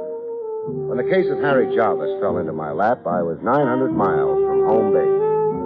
Motoring south along the Florida highway. My destination, Miami. I wanted to see how horses were treating men at the big winter track. My usual annual stopover, about 100 miles this side of Miami, was a motel. The Happy Traveler Motel, the big neon sign said. A 16-cabin setup complete with hot showers and television, run by two partners, Mo Birch and Harry Jarvis. I knew the two of them way back. They'd run a custom haberdashery in New York once, before going south to change their luck. Inside, I found Mo, but missed Harry. The last I seen Harry, he said goodbye. For keeps, Mo? Yeah. After you two being inseparable for 10 years? 12. A business partnership's like a marriage. Sooner or later it gets tired, there's a divorce. One way of looking at it. Who saw it first, you or Harry? Harry. You heard the words faithful unto death? Who hasn't? That's me. I'm a sentimental slob, Craig. To change the subject, how's business? You saw my vacancy signs driving in? Yeah. Then tell yourself the answer. Business is lousy. I thought the Happy Traveler Motel was a going concern. It was until Harry demanded his half-interest in cash. Oh. The books couldn't liquidate Harry's claim and still balance, huh? Harry put $30,000 in his pocket. There wasn't even enough left to pay the towel and linen service. So where do you go from here? I don't know. You loved Harry. We knew ups and downs. Times were tough, we shared a crust of bread. Times were good, we bought each other diamond stick pins. Then what's really got you worried about Harry? Last spring, Harry married a cabaret girl, a Kiki Adams, a singer in a roadhouse. I didn't know that. A homely shrimp like Harry, 44 years old, not a hair on his bald head, taking a young cabaret chicken for a wife. 44 is the dangerous age for men, they say. A crack opens in your head. Yeah, and other things, Craig. The people Harry began to go around with a bop musician, a hornblower with a crazy name, Bigelow Bernie. And the gangster in the silk suit. Gangster in the silk suit? Tony Saxon. They ran him out of New York. They ran him out of Miami. They ran Tony Saxon out of San Francisco, Seattle, Nevada, and Dubuque. Yeah. It could only be my imagination, something out of my nervousness for Harry, but the last days before we dissolved partnership, to me, Harry had a frightened look, like he was... Scared for his life? Yeah. And another strange thing. Yeah? He took his money and went. He had a bus ticket for Key West, he said. The bus at 6 o'clock that night. But? I asked the driver the next day, Krogan, the driver, he stops over here to grab a bite and wash up. How did Harry look to him on the bus, I asked. But no Harry. Krogan said Harry never got on that bus. You find it mysterious? What I find more mysterious is that Harry's wife, Kiki Adams, is still right here in town, in the same furnished apartment they rented last spring. Maybe Harry ditched her. Crazy the way he was over her? Impossible. Also, thinking from the angle of the wife, the cash opportunity she grabbed when she married the poor fish Harry. Harry's $30,000 in cash. Exactly. I asked you, would Kiki let a gold mine slip away on a bus? Craig, I need some help. Well, I figured only to stay overnight. Stick around, Craig. Find Harry for me. All right, I'll stay a few days. Try to find out what did happen to him. What cabin have I got? Cabin 4, the best. You get washed up, Craig. So then I'll broil you a steak. Free. On the house.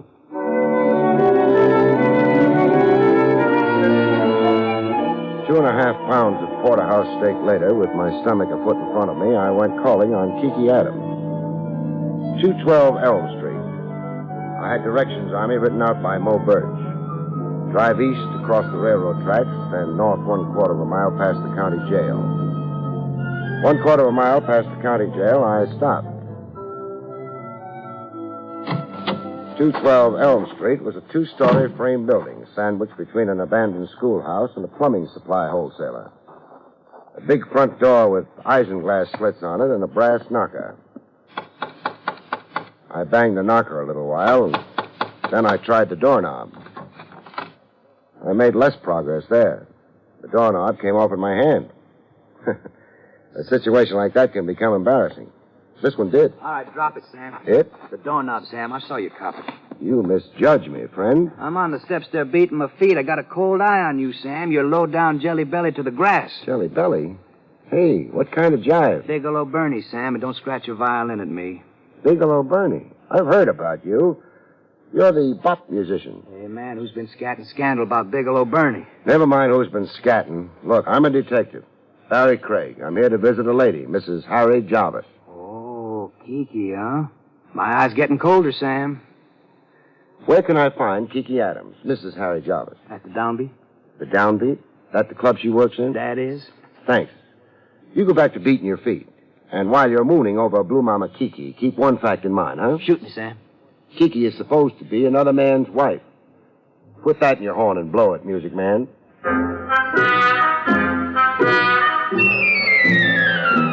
I caught up with Kiki a half hour before her cabaret act commenced. She was in her dressing room doing back bends. Say, you're wasting calisthenics, lady. Strengthening your back muscles won't do a thing for your voice. I'm off the singing bit, lover. Oh? Yeah. Too many canaries around. Every kid out of high school. I see what you mean. So I get trampled in the mob. So I worked out a specialty number. Acrobatics, obviously. Well, more than that. I do a back bend while tooting on the sax.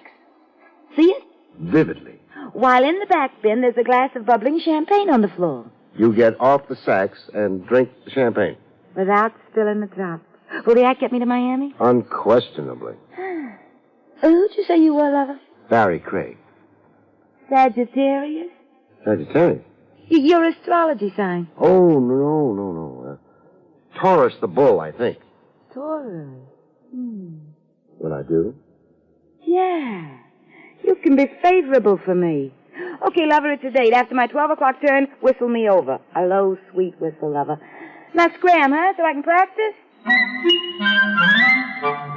I got to drive Kiki home after her 12 midnight turn was extended to upstairs. Make yourself comfortable. To do that, I'd have to take off my shoes. Be my guest. Well, how you like my home sweet home? Charming. Liar. The crummy dump. It could use a coat of paint. It could use a match. I know the answer. What? Move. Tell that to my husband. I will. Where is he? Harry's away on a trip. Oh. Lover, I want to set you straight. On? How you got here. Well, you invited me. To pass the time socially. I'm a night owl, not a butterfly. Have I made a pass, doll? No, not yet. So why the sermon? I got a canned speech I use on guys I pick up with. All right, finish it. I don't like talking to myself when I get home after the show. I tried being an introvert once. I don't like it. You're up here only for conversation, lover. End of canned speech. All right, if I made a speech now? Speak. Exactly where is Harry Jarvis? Why should you care? I'm worried about him. Worry? You know my husband? I do. Know him and like him. Well, this is news. You never asked me why I popped into your life. No, I assumed you were just another John looking to get acquainted. I looked you up on Harry's account. To put it simply, I'm a detective. A detective? With Harry on your mind? Yes. Why? What's with Harry? He isn't around. Well, I told you he's away on a trip. You failed to say where. Where? Well, I don't know. Well, you're his wife. Well, sure, but he didn't say where he was off to. I didn't even see him when he left. I was at the club. There was a note waiting for me when I got home that night. Well, what did the note say? Say, called away for a few days, something like that. Well, when was this? A week. No, 8 days ago. Where's the note? I got rid of her. What reason would I have to save her? Well, in these 8 days, has Harry contacted you? No. And you didn't find that strange? I guess I did a little, but... But? This may shock you. I'm shock-proof. It was a relief with Harry away, so I didn't worry too much about his silence. You see, Harry's in his middle age. But you married him. Yeah, I did. Why? Why? Search me, I ask myself. I'm going to ask you a big question now. Get on record with an honest answer, and you'll thank yourself sometime. What's the big question? Did you know Harry had liquidated his half-interest in the Happy Traveler Motel? That on or about 8 days ago, Harry had $30,000 in cash on him? Well, I knew he was selling out in the motel. I know he'd already done it without the cash. Something happened to Harry? Until I know better, I'm proceeding on that premise, Mrs. Jarvis.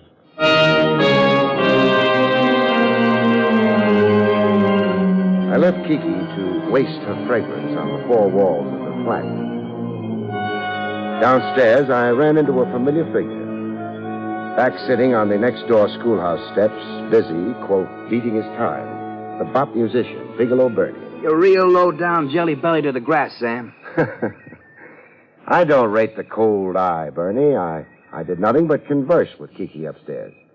It's still you and her husband in the field. I mean, if Passion Flower upstairs still has a husband. What's your thought about that, Bernie? Harry will be home. Then, why do you sit outside here beating your time and mooning over Kiki? Another man's wife, and no chance for yourself, you can see. I got an answer for you, Sam. I'm dying to hear it. You see up there where I'm pointing? That flat under Kiki's? Yeah? I live there, Sam. I'm beating my time down here because I live up there. Bernie. Yes, Sam. What if it turns out Harry Jarvis is never coming home to Kiki? He left her? Could be, no? Oh, never. Okay, so Kiki's one dish a man doesn't walk out on. But suppose Harry doesn't ever come home for a wholly different reason. Man, only one reason would keep Harry from coming home. Okay, anticipate me. Go ahead. He'd have to be dead, Sam. Real gone. Sam, is that what you mean by Harry not coming home? That's exactly what I mean. That Harry's dead? Dead. With you out in front now in the grab for Blue Mama. You hitting around and maybe I killed Harry? I'm asking you, would you kill Harry Jarvis? No, N.O., man. Then finger somebody for me. Somebody who would kill Harry. Hey, you were supposing before, now you're not. I've given up supposing. Come, Bernie, help the law and you help yourself. Well, man, if Harry is dead, there's only one man I know Who is this man? sporting a silk suit. Tony Saxon? Man, Tony Saxon. Why would Saxon want to kill Harry Jarvis? Money, Sam. Harry was into Tony Saxon for money. Gambling debts? Tony Saxon is a gambler. Where do I find Saxon in this town? 3 acres. That's the Fieldstone house on Chestnut and Raleigh. Man, Harry is dead, huh? That's my morbid surmise. Say, all right for me to go comfort the widow?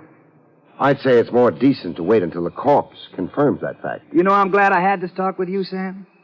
No more feeling low down, jelly belly to the grass, huh? Oh, no, I'm high in the stars, Sam, on a happiness jag. You sure go for Kiki. Oh, she's under my skin, Sam, under my quivering skin. Blue Mama Bigelow Bernie's blowing a high note tonight.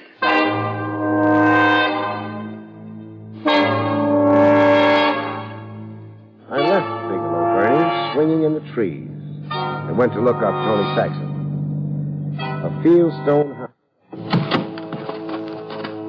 The house was lit up like the people inside it were afraid of the dark. Every room inside and floodlights outside on the big lawn. To get in, you had to pass through a fence, what looked like an electric fence, to keep prowlers and police at bay. I looked for a buzzer, but couldn't find one for the life of me. While wondering how to get in, somebody solved the riddle for me. How do you do from behind that closed my eyes? I came to with something rattling in my ears. The rattling of bone like teeth. When I got my eyes open enough, I saw what it was. Chips. Ivory gambling chips on a green dice table. I was stretched out on the dice table. He's up 6 and 32. You win, Morty. Pick up your money. A sport in a black silk suit. Tony Saxon. What's this 6 and 32, mister? The time it took you to come to. We made a bet on it here. Me and Morty and Fatso. A bet on how long I'd be out? I said 10 minutes. Fatso there said 8. Morty's bet was 6 minutes. You were out 6 minutes and 32 seconds on my stopwatch. Morty's bet. Morty there owes me a cut for cooperating. Beat it, boys. But not too far. Beat it just far enough to be able to keep me covered, fellas. We don't shoot fish in barrels, Craig. Then give me a running start if you really want to be sportsmanlike. You got death on the brain, Craig. Craig. You keep calling me Craig. Your name. You know. Your wallet says, so does your police license. Did you restore everything back to my pockets in good order? Everything except your gun. You get that on your way out. Irene in the main foyer. She has your hat and your gun. So tell me. One of the boys, Fatso there, saw you prowling outside. He figured you were a lonesome stick-up casing 3 acres. He tapped you. My head doesn't just feel tapped.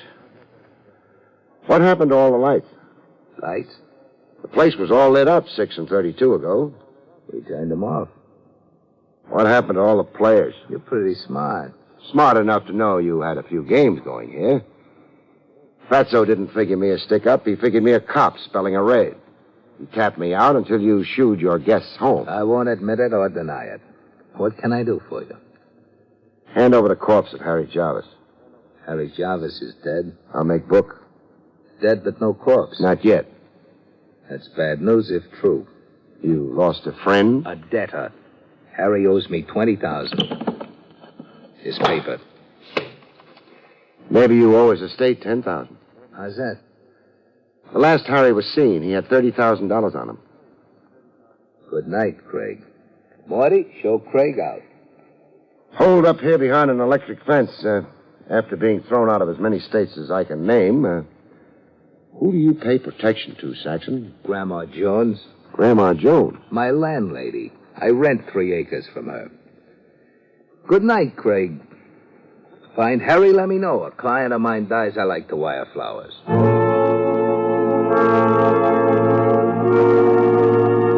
Outside Saxon's fortress wall, I found fresh company. A chap parked in my car, sprawled on the rear seat. He looked dead until he spoke. Don't you be alarmed, friend. You better be alarmed. I'm pointing a gun at you. Well, put it away. My name's Frawley. Bill Frawley. I'm the law here in Northgate. That is all the law they got this side of the county seat. Why don't you put the gun away? When I see the badge. Here it is. See, I was by the spruce across the street a while before, when that Saxton croupier came down on your head. You just watched the show? For now, I'm the law, but I'm peacefully inclined when it comes to Saxton's game. He's the kind of commissioner's problem, and I got my complaint about Saxton up with Commissioner Hawkins right now. Besides, I was standing under that spruce with other things claiming my thoughts. What other things?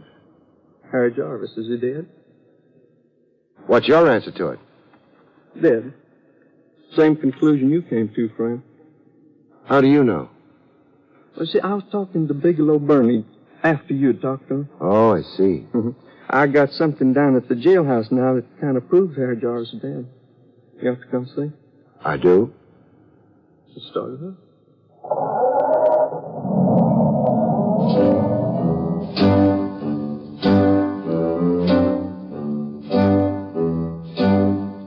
The Northgate jailhouse was a clapboard frame shack a March wind could blow off its foundation. It had an office and a cell that could accommodate 2 overnight guests. At the moment, the room was a single. 1 prisoner, fast asleep on a cot. He's what I brought you to see, Craig. The prisoner? Him. Looks like a hobo. Well, that's the trade he claims. Says his name's Dusty Ames. What does he do besides sleep? Loves to cuss you out. He hadn't ate now for 3 days, turned down chicken yesterday and today. How come? Hunger strike. He wants his constitutional rights. Those being? Freedom. Freedom. Put him back on the road, he said. 3 days, you said. What do you do here in Northgate? Throw away the keys? Well, I'm waiting for the wagon to come take him to the county seat now. He'll get his hearing there. How does he connect with Harry Jarvis? I see the clothes on him? Yes. The striped and blue suit? Those yellow shoes? Well, who can miss them? I know the suit and yellow shoes like they're my own.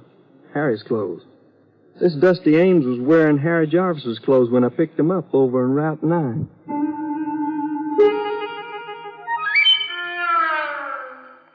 When Dusty Ames came awake, he began to howl. I want my rights. I'm a Federalist. President McKinley will hear about this. He does. You have a miracle on your hands. Look, Dusty, if you've got any wits, collect them. Wits? Why, sir, I was professor of cosmological dialectics in Katydid College. But the road got into your blood, huh? The call of the wild Mackinaw. So you turned in your cap and gown. Took to the open highway. And killed a man here in Northgate. That's a lie. You're in his clothes? I found those clothes, sir. We've been asking you where. I wouldn't tell the sheriff. Why should I tell you? Because when it comes down to it, I'm going to beat it out of you. Civilized man always reverts to the beast. Your predecessor in those clothes was a dear friend of mine, Dusty. A dear friend? A man's greatest possession in a cold, materialistic world. Sir, I have a poem right here in my pocket, after the fashion of Edgar Guest. I'll read it. No matter where the road may go, I'll always think of dear friend Joe.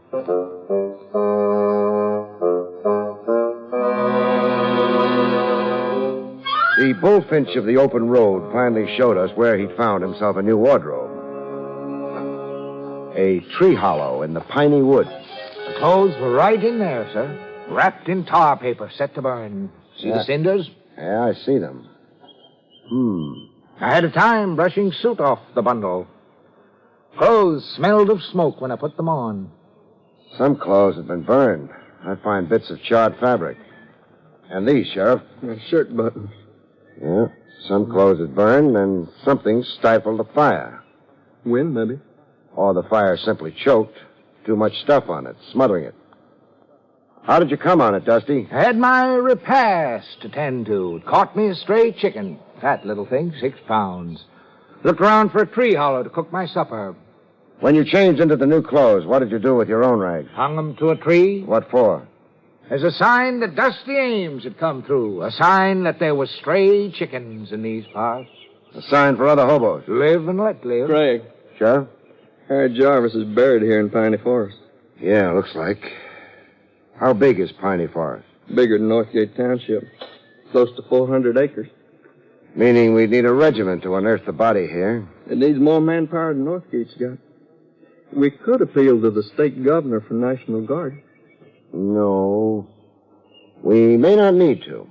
Not need to turn up the body of Harry Jarvis? The time and labor and agony. We might be able to avoid all that. How's that? See if we can get the murderer to find the body for us. Now, that'd be a trick. Trick is exactly what I have in mind. Yeah. We'll try to make a trick do for manpower, Sheriff.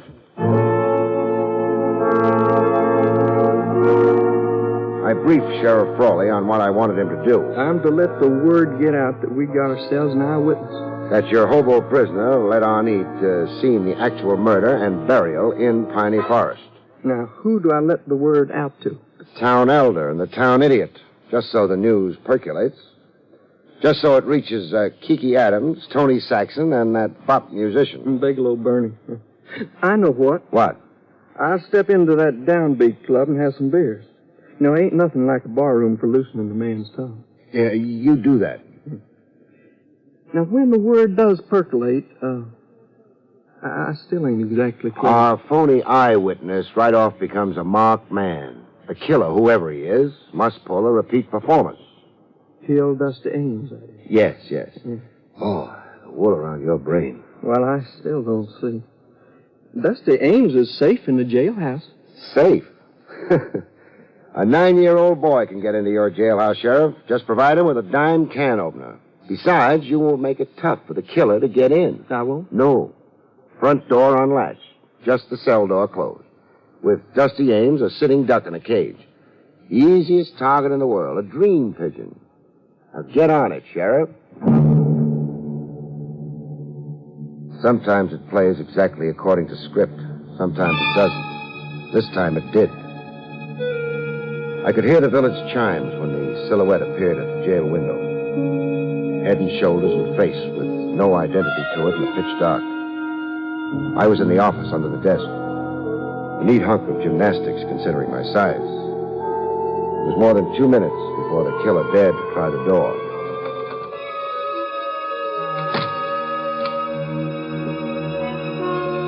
His feet were 6 inches from my nose when he stopped dead center in the office. I had to imagine the rest. My line of vision was too low now. I imagined him estimating the sleeping figure of Dusty Ames, estimating how to make his shots effective. I didn't wait for the murder of the hobo. I just took aim at a 45-degree angle from the floor and shot my pigeon in the leg. That's your killer. It's time for rejoicing. But I didn't feel that way this time. I only felt like getting drunk. It kept me like a fox playing games with a rabbit. How's your leg, Mo? On fire. Why didn't you aim higher? Mo, why did you ask me to find Harry? I asked you to find Harry to demonstrate to me how safe I was. I decided to make a test with you, a smart New York detective. If you couldn't catch me, nobody could. I could stop worrying. Well, you gave me a demonstration. You killed Harry for his $30,000. You've got it stashed away. I killed Harry because I was too old to start over again. We made a life together, and Harry was condemning me to death. Bankruptcy isn't death, Mo. At my age, it is. And my condition, it positively is. Your condition? Heart, liver, kidneys. Inside, I'm like a bombed-out Berlin. It was no time for me to start all over being young and ambitious.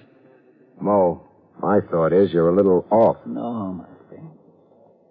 Say I'm worn out in the world, that's all. Just say that 53, I, Mulbert, got so confused I fired a gun at Harry Jarvis.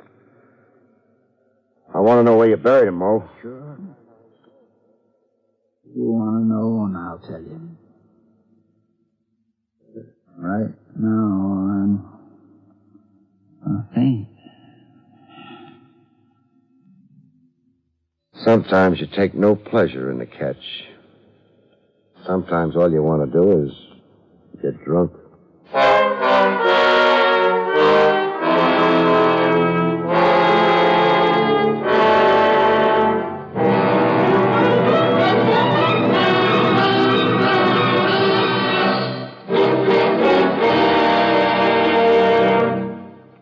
You have been listening to William Gargan in another exciting transcribed mystery drama from the adventures of Barrie Craig, confidential investigator. Tonight's story, The Sneak Assassin, was written by John Robert. Next week, it's the strange story of Sweet Goddess of Murder, about which Barrie Craig has this to say. In next week's story, Sweet Goddess of Murder, the fur flies thick and homicidally when a lovesick furrier designs a dream jacket for his ever-hating wife. A straitjacket, that would be. The National Broadcasting Company has just brought you an NBC Radio Network production with William Gargan, starring as Barrie Craig, confidential investigator, directed by Arthur Jacobson. Also heard were Parley Bear, Herb Ellis, Betty Lou Gerson, Marvin Miller, and Joe Cranston. Eddie King speaking.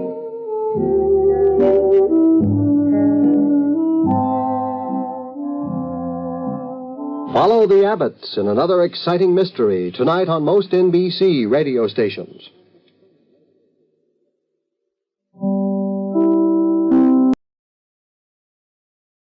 William Gargan stars as Barrie Craig, confidential investigator.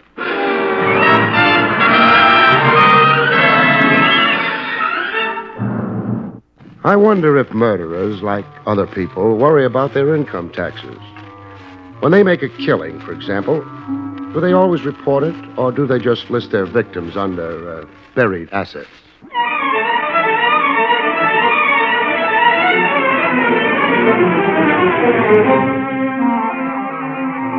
The National Broadcasting Company presents William Gargan in another transcribed drama of mystery and adventure with America's #1 detective, Barrie Craig, confidential investigator.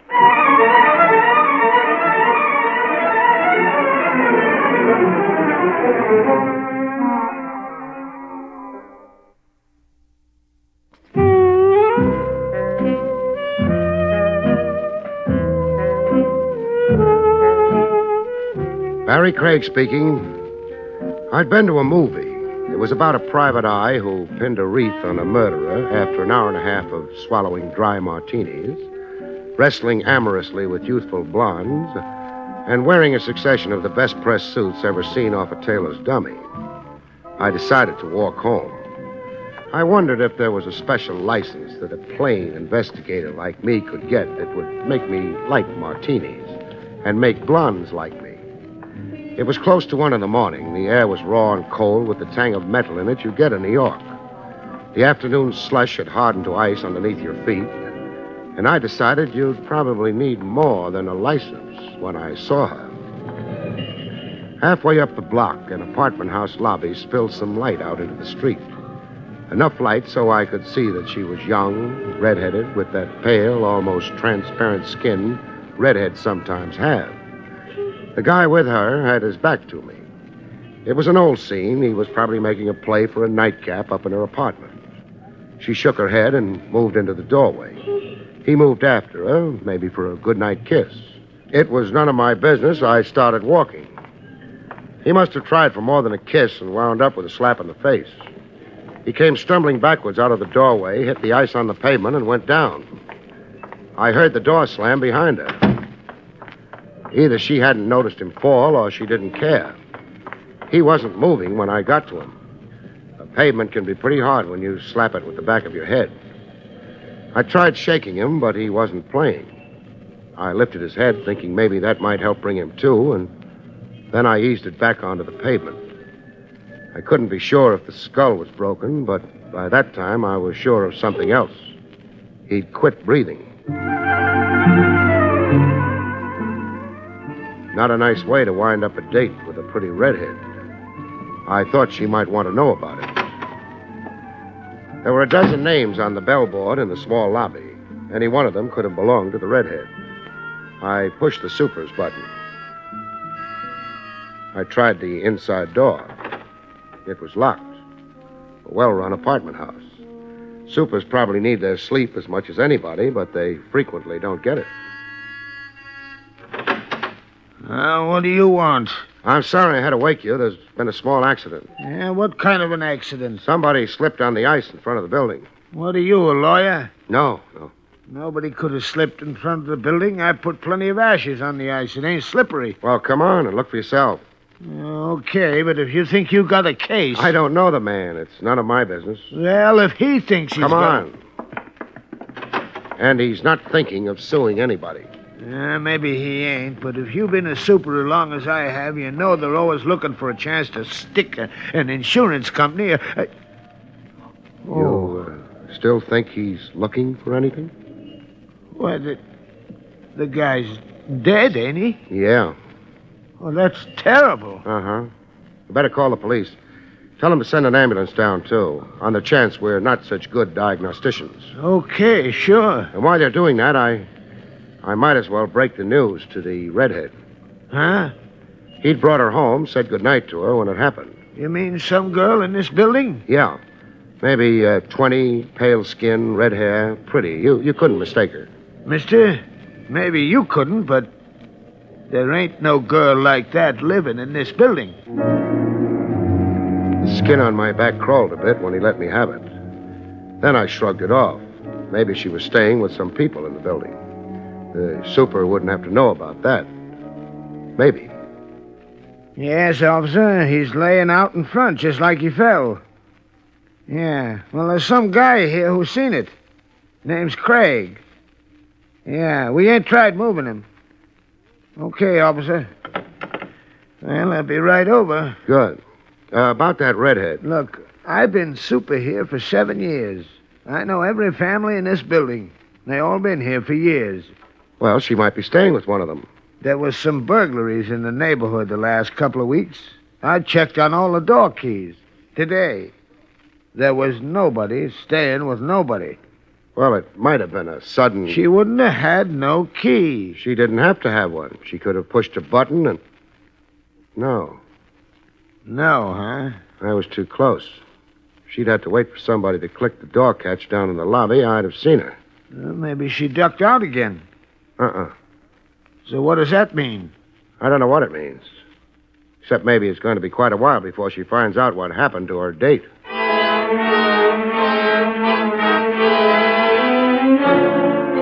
It didn't take long for the police to arrive, or the ambulance. They moved pretty fast. They always do. They've had experience. And on this trip, they also had Lieutenant Rogers of Homicide. Barrie? Yeah, Lieutenant. You're not curious enough. The police doctor said the guy was dead, didn't he? He's dead. What should I be curious about? About why I came down on an accident case. I figured maybe it was on account of your college education. What would that have to do with it? I wouldn't know. I never went to college. You're being a big help. What do you want me to be helpful about? I came down because when the report came in, your name was mentioned. So you decided I was involved? Aren't you? No. You got my story. Yeah, you just happened to be walking. You just happened to notice the redhead and the corpse and so on. That's right. It's hard to believe. Why? Because I'm an investigator, I don't have a right to witness an accident? Not an accident that happened to Walter Barley. Barley? That's the corpse? That's the corpse. I've heard the name before. Sure you have. Walter Barley's a big man. Or was, in the Midwest. In New York, he's just dead. It could be a coincidence. He came here to collect a debt. Owed by who? He'd run a string of bookie joints here for years. He sold out maybe 6 months ago, went to Detroit. But he had trouble getting paid. So he came back. He'll never get paid now. Who'd he sell out to? We've got a couple of guesses. Any names attached? Mark Wheeler, Joe Carson. Neither of them are redheads. No. Barrie, the boys went through the building. No redheads on the premises. It's a pity. I've got a thought, though. Yes? Let's take a walk through the building. All right. Any particular direction? Yeah, along the hallway here. Should lead to the back door. Oh? Which should be locked. Well, let's see. But isn't. The super's going to have to do some explaining. There have been burglaries. The super's okay. Take a look at the lock. The lock? It's been forced. Yeah. That's happy news for a local locksmith, perhaps, but where does it fit in? I don't know. Might tell us how the girl got out of the building. But that's not the problem, is it? It's how she got in that bothers me. How much does it bother you? Not much, I guess. Because it still remains an accident. Doesn't it?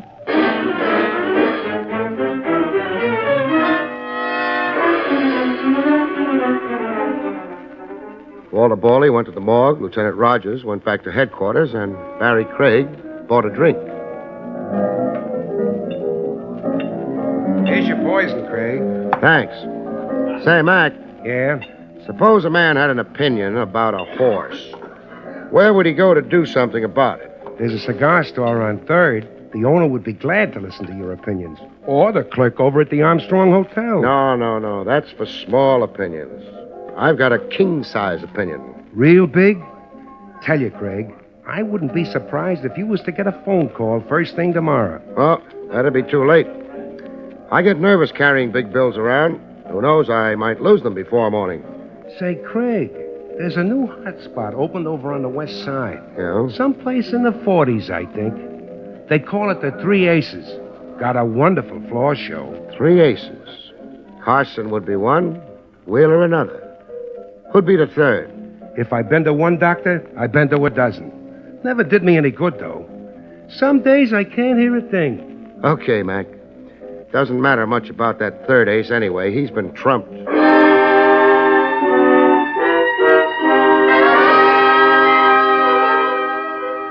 The 3 aces was over on the west side, someplace in the 40s. They weren't letting the night die without a struggle.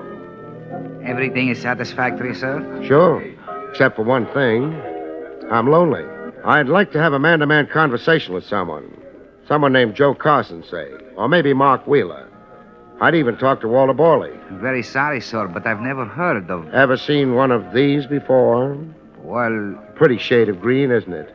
Nice picture of Andrew Jackson on it. Go on. Have a good look.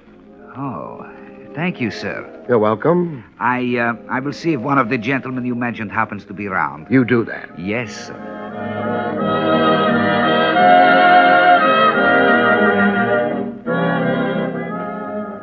Mind if I sit down? No. How do you like the floor show? Not bad. One of these nights I'll come back and look at the floor. That's very funny. So. The waiter tells me you wanted words with my partner or me. The waiter's right. You wanted those words quite a few bucks worth. I figured it was the only way I'd get them. I don't like to see men throw money away. I'm Carson. Fine. Speaking of floor shows, one of the regular girls is out tonight, isn't she? Which one? Well, we never got around to throwing names, but she describes easy. Around 20, redheaded, with a very white skin. Yeah, now you mention it, she's not working the show tonight. Too bad. I was looking forward to seeing her. Well, that can be arranged. Well, arrange it. Okay. Only one thing. Yeah? She might not be in the right mood. See that door next to the bandstand? Yeah, I see it. If she's in the right mood, somebody will open it for you. Thanks. Don't mention it.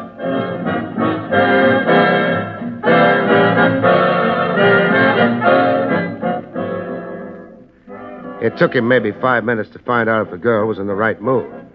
If that's what he was finding out. Either way, at the end of 5 minutes, the door next to the bandstand swung open.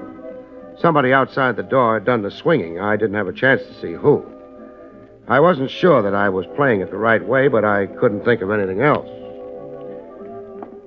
Nobody paid any attention to me. I crossed to the door and looked through it. The little I could see was a stretch of dirty hallway. But if you're a confidential investigator, you're not too fastidious. I walked through the doorway and shut the door behind me and turned, but not fast enough.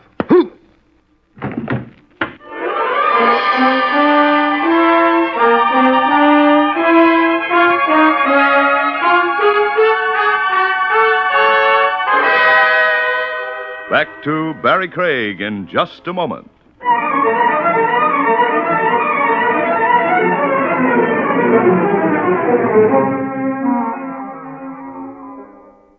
And now, back to William Gargan, starring as Barrie Craig, confidential investigator.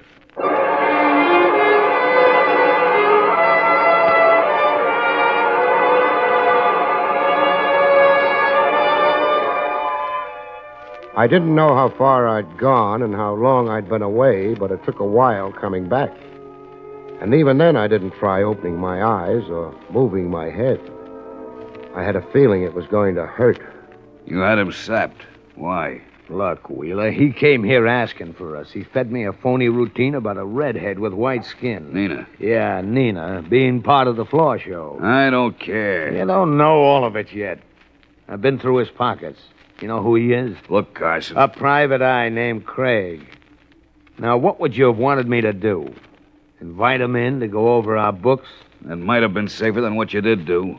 Huh? I just got a call from one of the newspaper boys down at headquarters. Borley was brought in a few minutes ago. Borley at headquarters? Wasn't his idea. The department they took him to was the morgue. I don't believe it. You sure of this? I'm sure of it. Well, what's bad with that news? It ain't no secret he'd come to town to collect. Off us. With him dead, who do you think the cops are going to be looking for? Maybe I shouldn't have started nothing with this character here, but... Wait a minute. When did Borley get it? Around 1. It's 2 now. If what you're handing me is true, the cops should have already been visiting. According to what the press was told, Borley died in an accident. So what are we worrying about? The cops have handed out phony releases before. I don't get it. Either you want to make trouble, or you know better than the press. Where were you around 1 o'clock? That's a funny question coming from you. What do you care? Oh, forget it. Maybe I'm getting jumpy, but how does this guy fit in? And Nina? Nina ain't been around the club all night, which means she don't fit in. Him? I don't know. Maybe he heard about Borley, too. I've been thinking of that. Maybe we don't take no chances on... Maybe. He's out cold. Never know what... Okay, Carson. Get a couple of the boys in. Now you're talking. Sure I'm talking, but I could be talking myself into the chair. So far, I'd been doing fine with my eyes shut. But that wouldn't last much longer. Carson's boys would be glad to shut them again for me if I opened them at the wrong time. So I had to open them at the right time. Keep an eye on Sonny Boy. Yeah. Sonny Boy. Pretty soon, no Sonny Boy. Wheeler was the nervous type, a floor pacer. 7 steps to the door, about turn. 7 steps to the desk, about turn, and the same routine repeated. The time he'd give me a quick look was when he passed me on the way to the door. On the 4th step. The 5th step would have to be my play. It would have to be fast and reasonably quiet. But how fast I could get off the floor, I didn't know. I'd find out. Step to the desk. Turn. Now back. The 5th step. Remember? 2, 3, 4, 5. That's my forearm, locked around your throat. Things you learn in the Army. I increase the pressure an ounce, Wheeler, and that's all. Want a broken neck? That's nice. Now turn the gun around in your hand. Hold it by the barrel. Yeah. Poke it backwards toward me. That's the way. Thanks.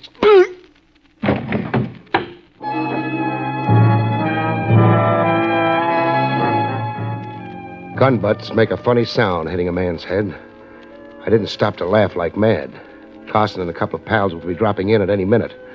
There was a window behind the desk.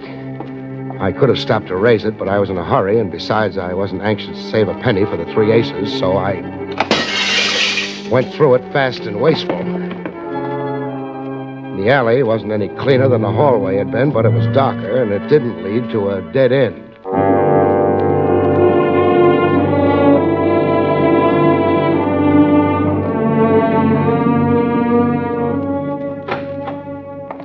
Ah, Lieutenant Rogers. What? Oh, hello, Barrie. I hope I'm not intruding. That's a nice hope. I need a little help in a lot of hurry. Important? I don't know. It could be. Even a giraffe couldn't stick out as much neck for you as I do. All right, we're in a hurry with a police escort. To get where? The 3 aces. One's been trumped, but the game's not over yet.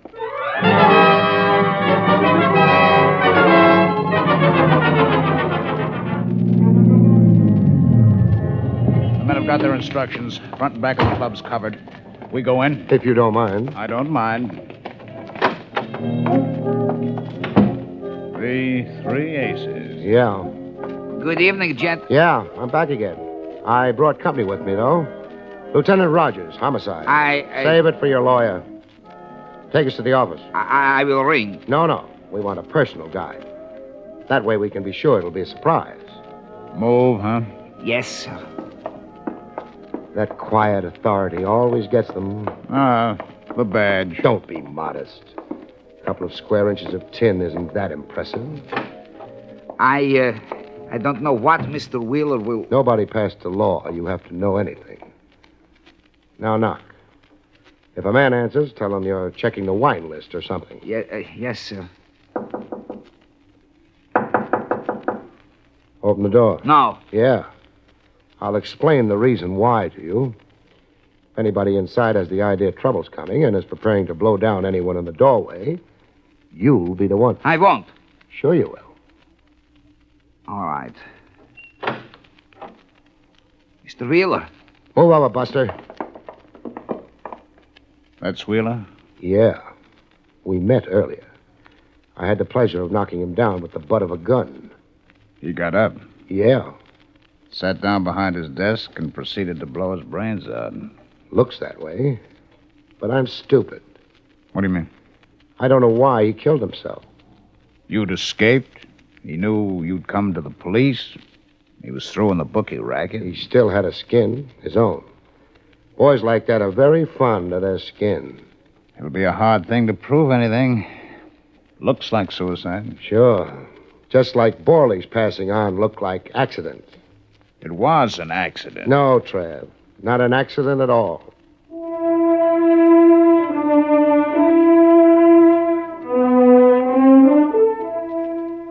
The police guard around the club got us nothing but a handful of small crooks. Carson was conspicuously among those missing. We asked lots of people for his home address, and lots of people didn't know it. We got the whole department on it, Barrie. They'll turn him up. Maybe, maybe not. He couldn't have made it out of the city. He didn't have to. Meaning? The setup back at the club goes for suicide. You will never be able to prove otherwise. As for the accident... That you call murder. There's only one way you can tie him to it. The girl. We did dig up a name for her. Nina West. Pretty name. A pretty girl. And right now, very possibly a dead girl. Oh, you can't be sure. Put yourself in Carson's place. She's the one who can send him to the chair. With her dead, you've got nothing. Not even, and get this, Trav, not even a motive that would stand up in court for his killing her. I went out and took a look at what had happened to the night. The sky was getting lighter. The winter sun would be sneaking over the tops of the buildings in an hour or two. Not handing out much warmth, but a promise anyway. I started walking. I didn't try to think, because the only thoughts I had on tap weren't very pleasant. Nina West wasn't the kind of girl your mother hoped you'll marry, but she was young, pretty. I didn't think she'd known what was going to happen to her date. If she'd lived, maybe someday she'd have walked into my office in the old building on Madison Avenue and asked me to find a lost dog for her, and suddenly walking wasn't fast enough for me. I needed a cab fast. I needed to go someplace fast. Only a hunch, but it was the one chance we had, the one chance Nina West had. If she'd gone where I had to get to, within minutes, my office.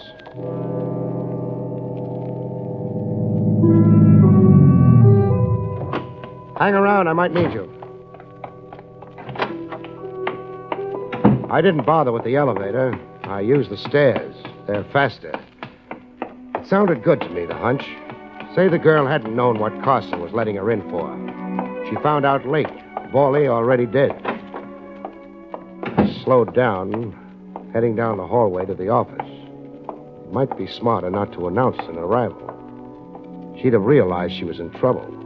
Gone home? No. Carson knew where that was. But I'd barged into the club. Carson was busy with me. She might have heard him use my name. Maybe she'd think of my office. Because a girl like that wouldn't go to the police. The lights were on in the office. I hadn't left them on. Someone was inside. Someone or a couple of someones. Had Carson tried her home? Found her out? Tried half a dozen other places she might have gone that he knew of? And then wound up with the same conclusion I had? There was no way to play it fancy, which was just as well. I'm not the fancy type. I hit the door hard and went to the floor. She screamed, but the shots drowned her out. I wound up against the desk, Carson to one side of me. The girl cut between us and got the bullet Carson had meant for me. He didn't have another try. No, don't! The gun. I'll drop it, see? Thanks. The rest is going to be for the fun of it.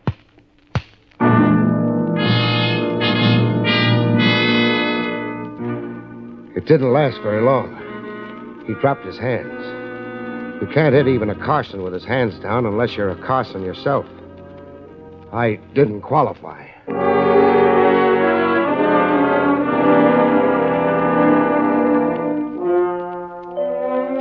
We got a deposition from her before she went into surgery. Carson's all washed up, Barry, but the kid's got a good chance. Fine. He had it laid out beautifully. Nina was told of Borley take her home to the building where you saw them. For a gag, Carson told her. Carson broke into the building through the back door and was waiting in the lobby with the inside door propped open. He slugged Borley across the back of the head hard enough to break the skull, pushed him backwards. Then he and the girl scrammed through the back door. The perfect murder. Except for... For what, Barry? The ashes on the sidewalk, for one thing. Borley couldn't have slipped on the ice. The other thing? The girl got into the building only one way. Somebody had to be waiting there to let her in. That made the word accident smell. Let's go home, huh? Sure. Hey, look. Came the dawn.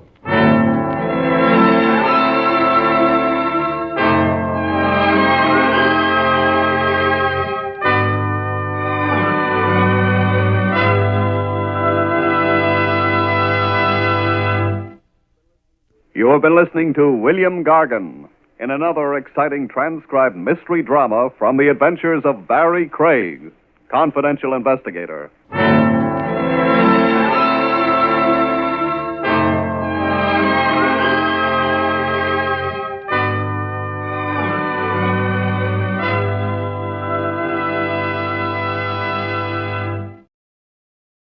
William Gargan stars as Barrie Craig, confidential investigator.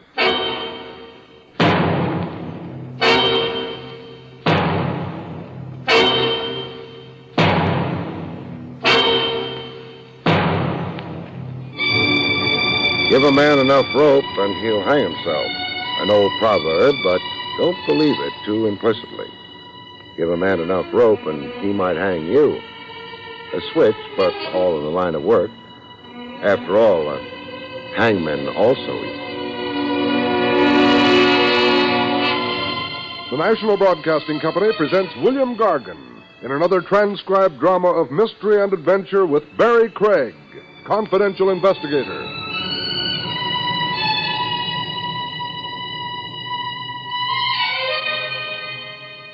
Craig speaking. There's nothing like a college education. The hallowed halls of ivy is the perfect cure for moss on the brain. I had my own wits nicely sharpened a case or two ago, matriculating in an institution of higher learning known across the land as Blankhurst U. I'd been summoned to the dean's office. A mild-looking chap with eyeglasses that sat on the middle of his nose. His name was Palmer, Dean Percival Palmer. My decision to employ you is personal. As you may know, we have a rather celebrated basketball team. Enough said. I can fill in the rest. A rated basketball team grown too big for the old college gym. Gone big time. Big arenas, big gates, big dough, big bets. Players are bribed, games are dumped, etc., and so forth.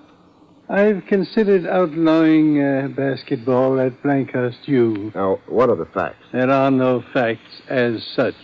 Only whisperings, grave rumors, a seething undercurrent in the school and in the public press.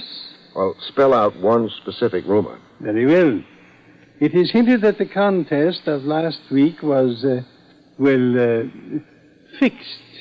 Who played against Blankhurst U last week? Stratton College. Stratton College was the obviously inferior team. Well, obvious by what measurement? Why, its record for the season. It had won but 2 contests and lost 14. Pretty feeble, all right. While Blankhurst U came into the contest with 16 victories and 3 defeats. Making Blankhurst U the odds-on favorite. But Blankhurst U lost, huh? Yes. Well, how close was the score? 49 to 43. There was a sharp newspaper attack after the contest.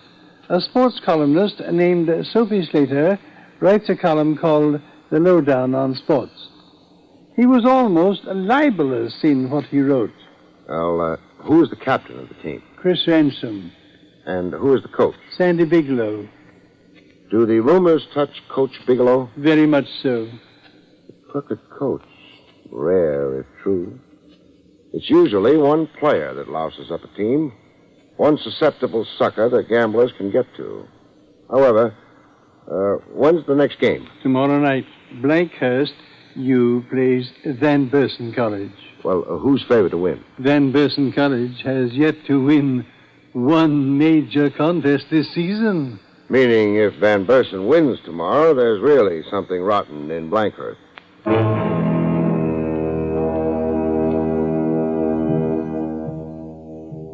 The next night, I was a spectator, along with 20,000 other basketball fans. The game was played in the $1 million Bates Coliseum. Everybody invited, regardless of pedigree, and nobody barred. Just pay the admission tab. Look over your shoulder and see half the graduating class of Sing Sing, 1935 to 55. College basketball was sure rubbing elbows with riffraff. Blankhurst figured to be a walk-away winner on its record, only it wasn't. It was trailing in the last quarter, 67 to Van Bursen's 74. Trailing with only minutes left on the big clock. And then the final whistle blew. The catcalls and boos could be heard in Siam. If Blankhurst had lost legitimately, nobody believed it.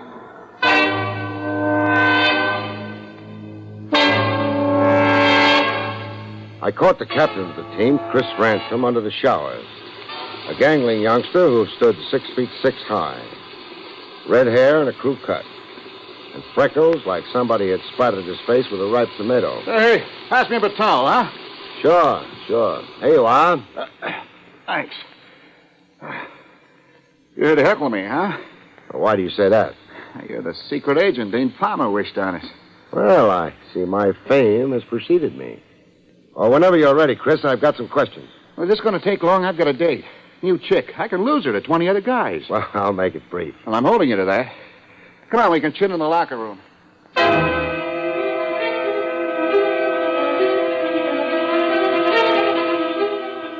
Captain Chris Ransom wasn't too candid a witness. So we lost a few games. Why all the hullabaloo? Well, Blankhurst lost 2 in a row to pushovers. The team's on ragged edge. Beat, dog-tired. I saw tonight's game.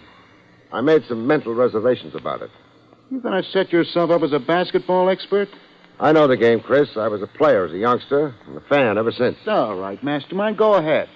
What did you find suspicious about tonight's game? For one thing, the money writing on it. How would you know? Faces in the crowd.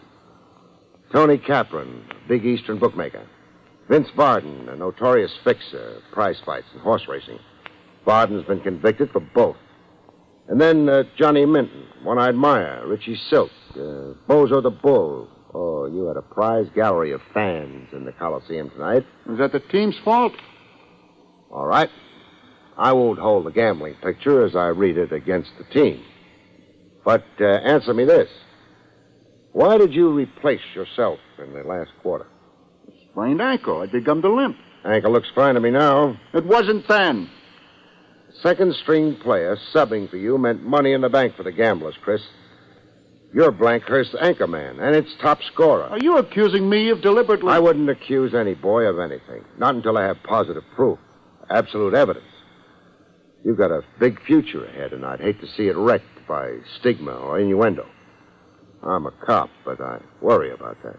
Thanks for some kind words. Okay. Go keep that hot date, Buster.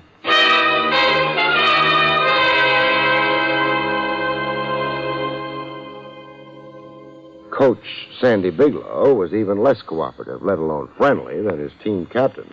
I don't take kindly to private snoops annoying my players. Well, don't complain to me. Dean Palmer exceeded his powers in hiring you. I'm going before the Board of Trustees. Meanwhile, let's talk. I deny every rumor. I've got a bunch of fine kids, straight as a die, every mother's son of them.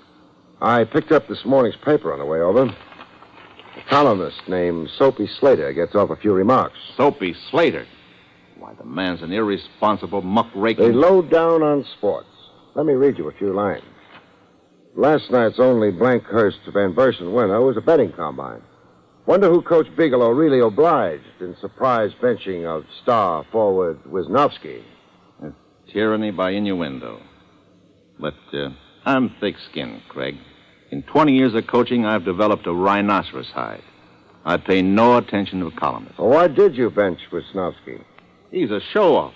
He's in the race for highest scoring honors in the National Basketball. And all he thought about was swelling his total. Also, he was playing to his girl in the stands. She'd flown in from Dubuque to see her hero in action. You understand my benching him now? Yes, I do. I want to ask you some blunt questions, Coach. Fire away. Do you suspect any of your players of dumping? Not a one.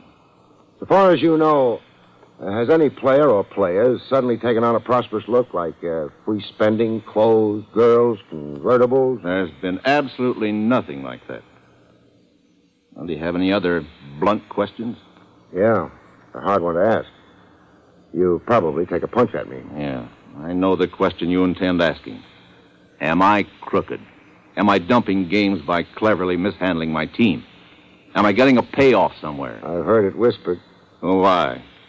You hear it whispered wherever basketball is played these days. Because one or two crooked teams have been exposed, the rest of us bear the brunt. We have to pay for our innocence. Then, for the record, you denounce the rumors around about you. You're tempting me to throw that punch.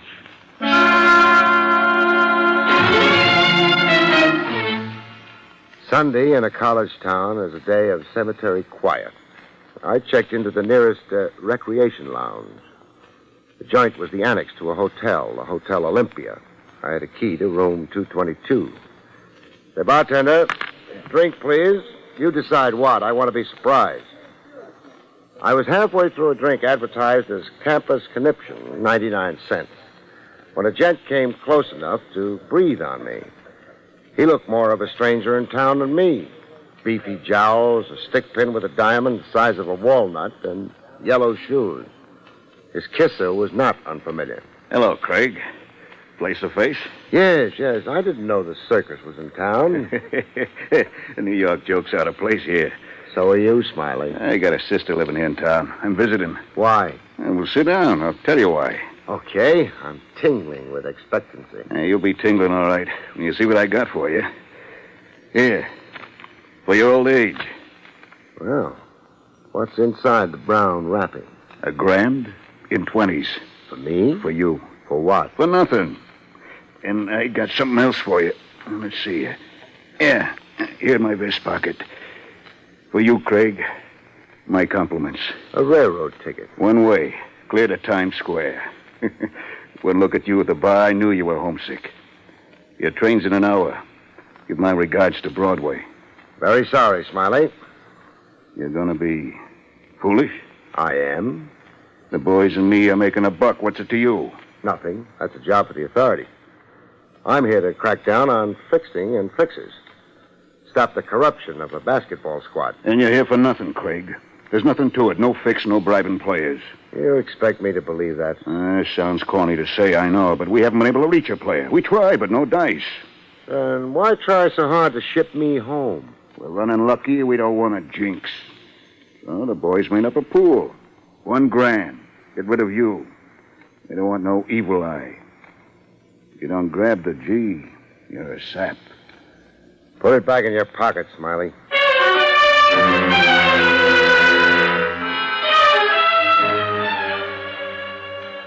Morning begins early in Hicktown. I've been in bed 7 hours, eyes wide open. Hotel rooms have that effect on me. I mean, flowered wallpaper has. State who you are. This is Soapy Slater of the Herald-Gazette. Good morning. It will be in 2 hours. Rise and shine. It's 7 o'clock. Oh, do I hate cheerful early rises. Mr. Craig, can I see you? Why? Something pertinent to your work on behalf of Dean Palmer. Oh. In an hour, say? Well, since I'm now doomed to stay awake. At your hotel, then, I'll join you at the breakfast table. Good enough.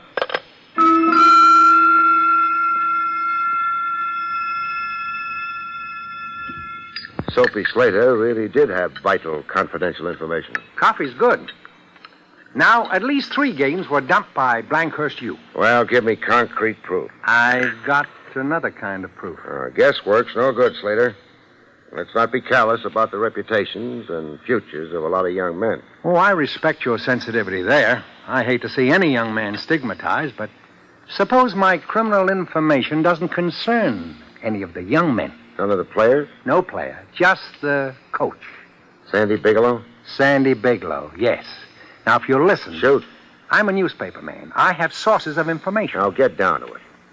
What information did you receive about Sandy Bigelow? That he was seen consorted with gamblers in an out-of-the-way roadhouse called the Blue Lantern, run by Gussie Daniels. Now, drive out and talk to Gussie, why don't you? You'll find her very frank and cooperative. What else against Sandy Bigelow? I have information that Bigelow made a substantial cash deposit in his bank account, the Craigmore Savings Bank. That's a bank in another county, mind you. A fact significant in itself. Who could tip you to the status of Bigelow's bank account? I'm going to be evasive about that, Craig. Somebody connected with the bank, huh? An official or a teller? I'm not answering that. Why are you giving me these facts against Sandy Bigelow? To expedite your investigation. To hurry Bigelow into jail? To accomplish that, yes. Why not use the facts yourself for an expose feature? You're a newspaper man. I tried to. My paper refused to use it. I'll write the story from the police blotter when you file arrest charges against Bigelow. In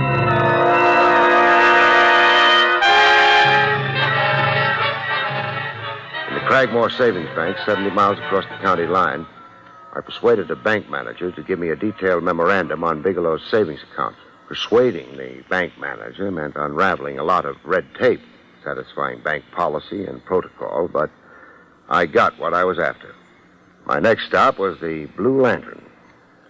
The owner, Gussie Daniels, was the Amazon type who could lick her weight in men, and probably did, from the looks of her patrons. Her answers were frank and cooperative. He was in here, all right, that Bigelow. Over in that corner there, trying not to look conspicuous. Bigelow was in here frequenting with gamblers. Nose to nose, talking to him over beer and pretzels. Can you identify particular gamblers you saw Bigelow with? All that New York crowd. I had a state cop name a few for me. One named Johnny Minton. Oh, mean looker. Another named Richie Silk.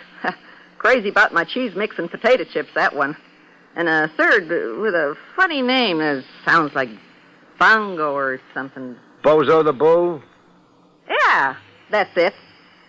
Had a bad stomach. Never ate or drank anything in here. Bozo the Bull served time last year for fixing a Midwest basketball game. Well, he's right here up to his fixing tricks, and Bigelow's in with him. How often would you say Bigelow was in here? Well, it's twice that I've seen him, and there are nights when I'm not here. That's Wednesday and Friday when I'm babysitting for my married daughter. Ada May, that's my daughter. I'm a grandmother. Oh, great. Buy a drink, Gussie? Sure you can. Buttermilk.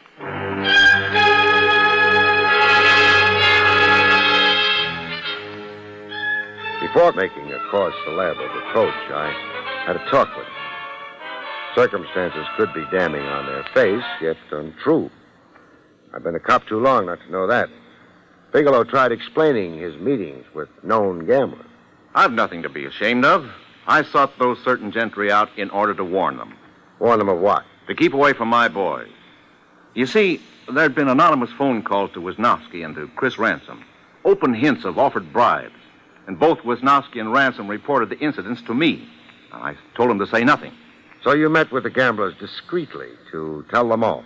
I threatened them with police action if they ever bothered my boys again. Well, you believe me, Craig? Frankly, I'm not sure I do. Why do you bank 70 miles away in Cragmore? Well, habit. I used to coach Cragmore College back in 1950, 5 years ago. I never canceled or transferred my bank account, that's all. What's your balance there now? My balance? Well, it's about $1,200, I'd say. Why? Got your bank book handy? Why, no. In fact, I don't have it at all. It's been missing for months. Mislaid or lost. I see. Suppose I told you that your balance is more like, wait, I have a bank memorandum on it with me. Here, have a look. You're up to $6,000, Bigelow. Well, that's impossible. Fat deposits made periodically since the start of the basketball season. Well, what's your answer? Craig, somebody's out to incriminate me, smear me, a frame-up. I haven't made a deposit in my Cragmore account in almost a year. Now, you're not really asking me to believe a trick was worked on you, where, say, your bank book was stolen so that sneak deposits could be made, swelling your savings account. Well, if that slip you showed me is actually so, yes, I am asking you to believe exactly that.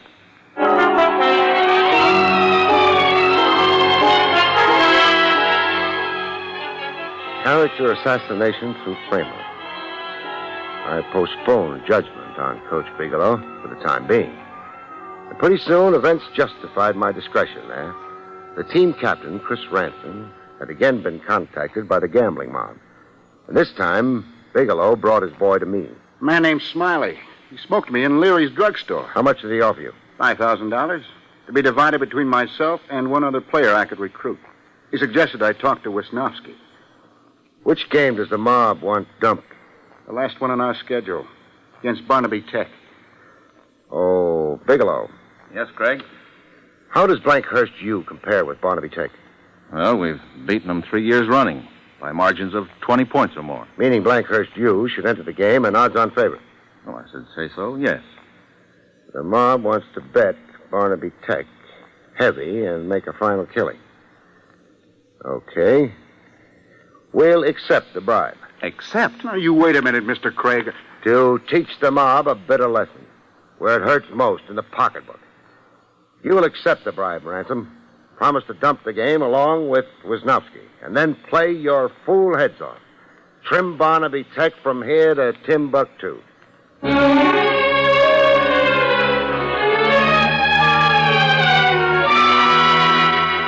The game against Barnaby was played as scheduled. Wisnowski and Chris Ransom played the best ball of that or any other year. They scored almost at will.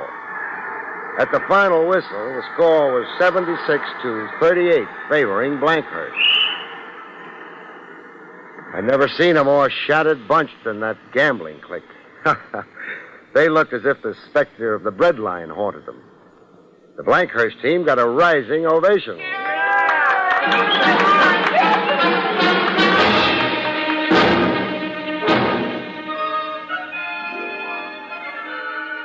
I was in the offices of the Herald Gazette the following a.m. I read Sophie Slater's column back to her. Question. Was there reverse dumping in last night's Blankhurst-Barnaby game? Why the sudden life to Wisnowski and Ransom? Was it that certain elements required a better than 20-point spread in order to cash in? I'm only asking. Well, Slater? Well, what? Why the awful lie? Is it a lie? Malicious, deliberate, cowardly. I happen to know this time. Uh-huh. Wisnowski and Ransom deliberately cheated cheaters last night. They took bribe money on my say-so, agreed to dump so far as the gamblers were concerned, but instead played to win. Why are you so passionately anxious to smear? I've got nothing to say. Then answer this. Why have you been plotting to destroy Coach Bigelow? Destroy him by frame-up. Bigelow. Bigelow rates everything I can dish out to him. That man isn't human.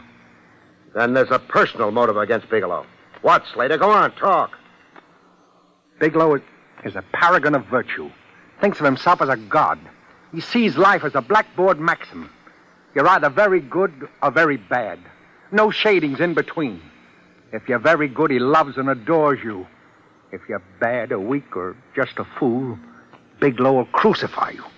No mercy, no quarter, no human understanding. Who was it so close to you that Bigelow crucified? My son, Bob. Bob played for Crabmore College once, 8 years ago, when Bigelow coached there. Bob made a slip. Your son took a bribe. Yeah, but he didn't go through with his bargain.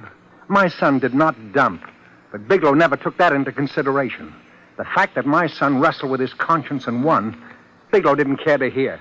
He drummed my son out of college basketball. Your son was Bob Slater.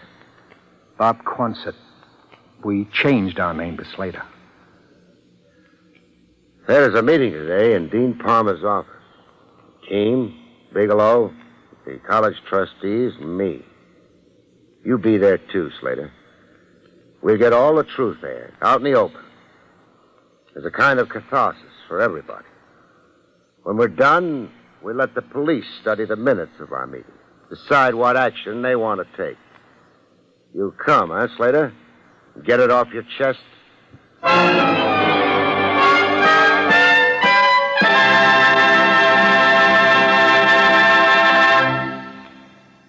You have been listening to William Gargan in another exciting transcribed mystery drama from the adventures of Barrie Craig, confidential investigator.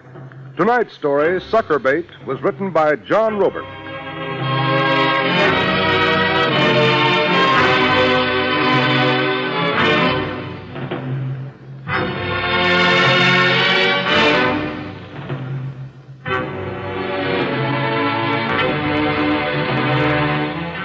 The National Broadcasting Company has just brought you an NBC Radio Network production with William Gargan, starring as Barrie Craig, confidential investigator, directed by Andrew C. Love. Our cast included Norman Field, Jess Kirkpatrick, John Stevenson, Joe Forte, and Gloria Ann Simpson.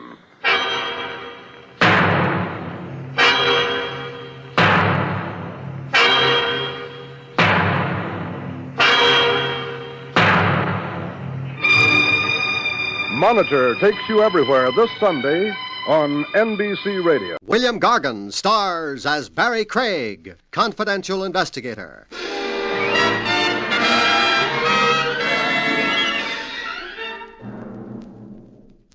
Anti-noise ordinances are fine and dandy. Makes living a lot more serene. But how can you legislate against the really disturbing noises, folks? The noises in your head, that would be.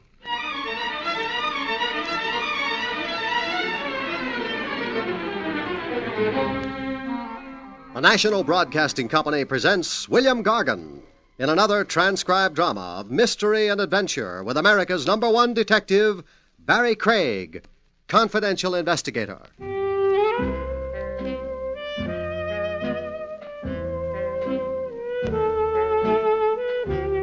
Barrie Craig speaking. The footwork a confidential cop puts in isn't always paid mileage. Some of it's for free in the public weal and welfare. Like a trip I took to the Tombs one day to see an inmate named Maxie Potter. I'd gotten a begging letter from Maxie. Could sweet charity move me to hurry to his side, end quote. Having a pint or so of the milk of human kindness in me, I complied. I found Maxie sitting on the edge of his cot. His eyes lit up like 100-watt bulbs when he saw me. Barrie Craig? That's me. Oh, you got a heart. And you've got a nerve. Just for asking you to come? For confusing me with the Legal Aid Society. What's wrong with helping people? Starvation. I don't get paid. No cream in my farina. I'll tell you what. I'll owe you your expenses. The road to hunger is paved with bad debts. Oh, shades of Mrs. O'Houlihan. Mrs. O'Houlihan? My teacher in continuation school. That saying you said, she used to say it. But it made no impression on you. No. What I went for was, it's blessed to receive. And so you wrote to me. And so you're here. Now, what do you want? For you to get me out. I never engineer prison breaks. Bail. Put up the bail. How much? $500. Dollars? Sure, dollars. Well, I haven't got it. Well, Uncle Real Estate, then. They'll take that for bail. I've only got a cemetery plot. See, now, wait. You're a citizen in good standing? Opinions divided on that. Well, Judge Ferganza, he'll let me out on what's the word I'm trying for? Recognizance. Yeah, on your... Well, will you? You've sure got a cheek. I got troubles. I share them. I'm not proud. What's the charge against you? Assault, 3rd degree, hardly nothing. Who'd you hit? Randy Lomax, the talent agent. You might have heard of him? Everybody has. He's been promoting my girl. Feeding her baloney about how he's going to make her a big star. I lost my head. I hit him. What with? A brick. But that's between us. In court, I'm denying it.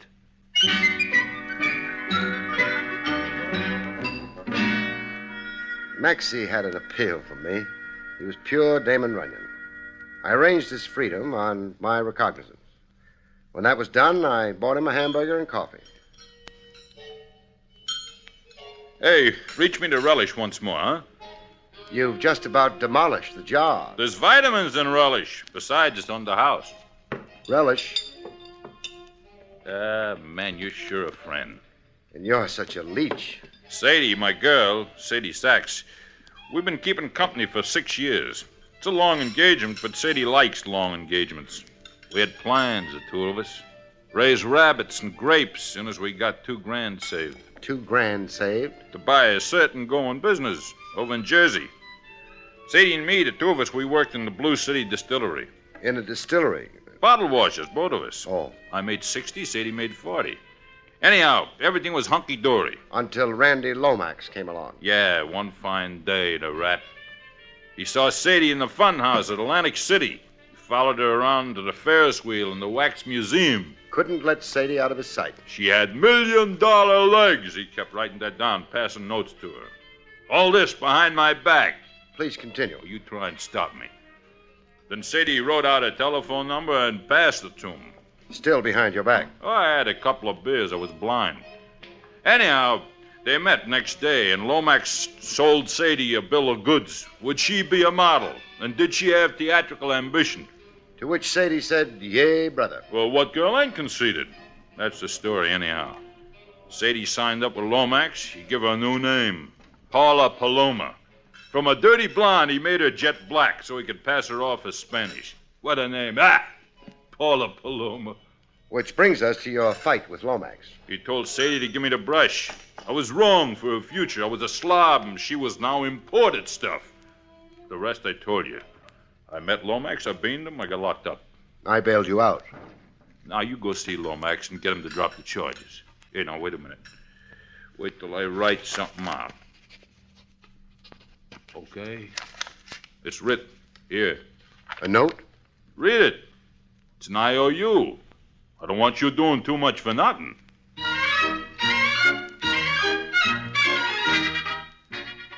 Talent agent Randy Lomax looked like his black Homburg had grown out of his skull. He was wearing it when I called on him. And what made that so remarkable? The guy was in his pajamas. All right. I withdraw the assault charge against Maxie Potter on one condition. Name it. Maxie jumps off a high building. You want him dead? Dead. Or far, far away. Craig, tell you what. What? Maxie settles down in the Congo.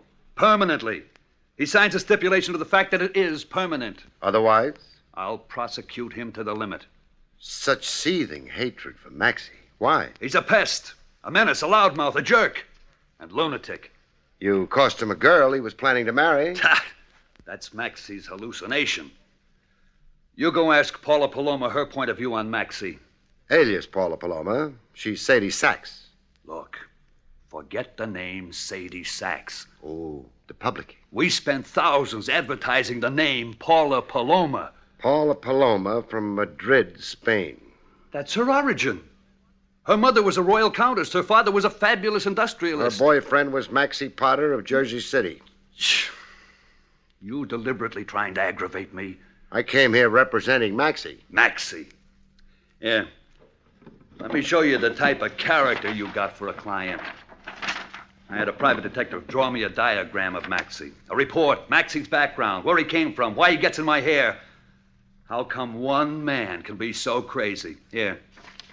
Cast an eye over this line on a 2-page report. 1949. The Inwood Home. 6 months. Yeah, the Inwood Home is a sanitarium in Ohio. Maxie's punch drunk. Craig, on my advice, dump Maxie in the North River. Besides crowning you with a milk bottle in an impetuous moment, what other specific grievance have you against Maxie? He insults me on the streets. Language that makes my spine crawl. He hires children to throw garbage at me when I pass. And look, in a public restaurant, in front of 100 show people. Show people? My bread and butter, mind you. Maxie pours a plate of soup on my head. What kind of soup? Noodle soup. Limp noodles hanging from my brow like Excelsior on a Christmas tree.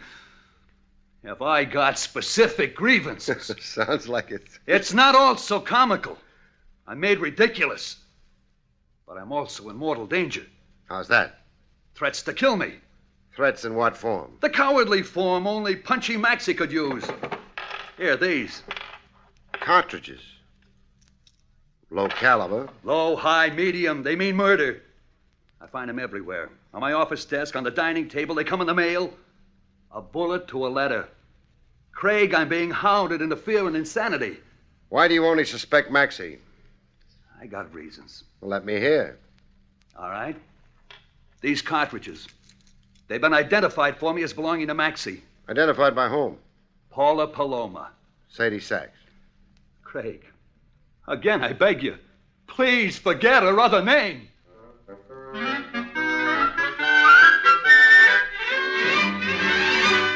I checked Maxie's mental condition with Paula Paloma. Was he ever actually confined to a sanitarium? In the time we were going together twice. I see. You identified certain cartridges. Lomax told you, huh? Lomax did. Why do you say they were Maxie's? Because I saw the identical ones in Maxie's room at least 50 times. He kept them in a candy jar on his mantelpiece. Why would Maxie keep cartridges in a candy jar? Ask Maxie why. Could Maxie kill Lomax? Anybody could kill anybody. It's a free country, haven't you heard? Name somebody besides Maxie who has it in for Lomax. Daisy? Who's Daisy? Lomax's wife. Used to be, I mean. There's a saying, there's no fury... no fury... Like a woman scorned. That's Daisy. A woman scorned. She'd kill Lomax in a flash. Other enemies of the great man? People. A man with Lomax's lust for power must make enemies of the little people. How do you feel about Lomax? I worship the ground. He's my good angel, my hero. He took me out of a $40 job as bottle washer. And made you the toast of New York. In one short year, I've got furs, a French maid, a Belgian wolfhound, and a bank account. Love that Lomax. Why don't you tell Maxie you were never serious with him, so he'll stop having delusions and stop bothering Lomax? Stop bothering Lomax and start bothering me. Better he should bother Lomax. Lomax can take it, I can't. Positively not.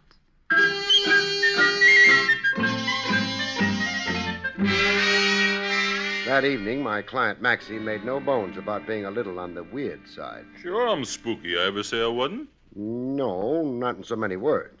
Why you looking shocked, Craig? Well, the fact is, I had you characterized as whimsical, sort of a colorful screwball. So now you know different. So you ever get really violent, Maxie? Ever so often. The other day, I bit the ear off the dog. Why? The mutt was annoying me, jumping on and off my lap so I couldn't read the racing form. Was I justified? Maxie. What? I don't want to be a fair-weather friend, but... Hey, you're not edging up to ask me to go back to the tombs. Well, on the loose like this, I'm responsible for you. So I ain't behaving? Are you? Yeah, I am. How about the cartridges you keep bombarding Lomax with? Oh, you, know about them, huh? I know about them. Well, quit doing it, okay? I don't need to be doing it anymore anyhow. What does that mean? Well, I did it to scare Lomax, but Lomax won't scare anymore. Not the way he is.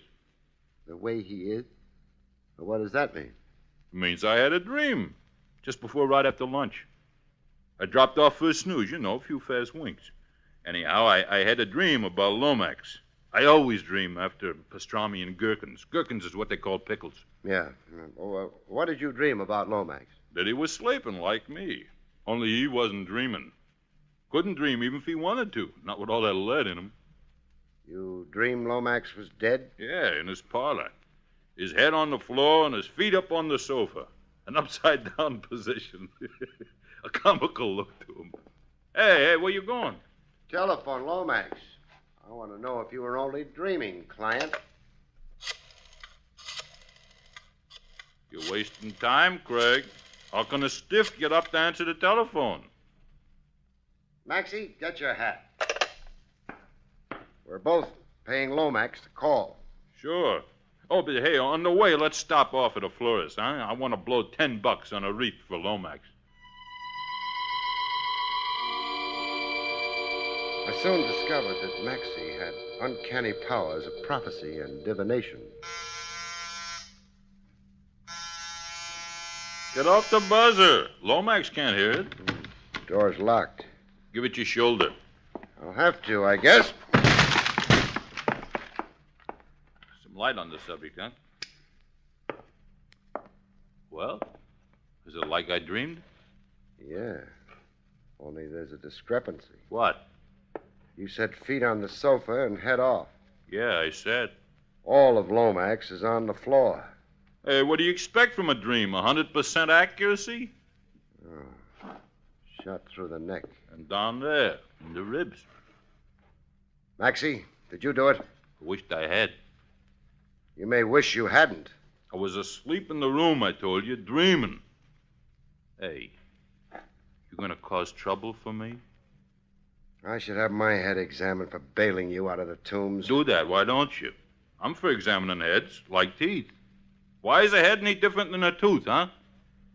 Maxie, right off, I'm handing you back to whence I got you. Right off? Take care of Lomax first, huh? He's dead. Show some respect.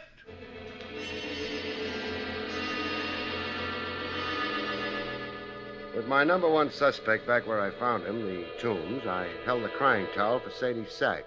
That is, Paula Paloma. I'm finished. Through. Everything was going good, and now I'm finished. So was Lomax finished, through. I'll be back washing bottles. Oh, I knew in my heart my good luck was too good to last. Lomax's death doesn't necessarily put the kibosh on your career. Lomax was my career. I'm his invention, his creation. Without him, I'm nobody. Boy, consider what the man did for me. I've seen the billboards. He got me elected Miss Gooseberry Pie of 1954, Miss Bottle Drink, and the girl most likely to... Most likely what? Oh, I forgot. I'm destroyed. Utterly destroyed. I'm a battleship at sea without an engine. Oh, that Maxie. Nothing points conclusively to Maxie. That ex-wife of Lomax's. Daisy. Do I remember your saying she had it in for him? She hated him. Everybody on Broadway knows that. Well, we're off Broadway. Where can I find Daisy? Stand on any corner and holler. She'll come running. Look, I want to cry myself to death, so stop asking me questions and go away, huh?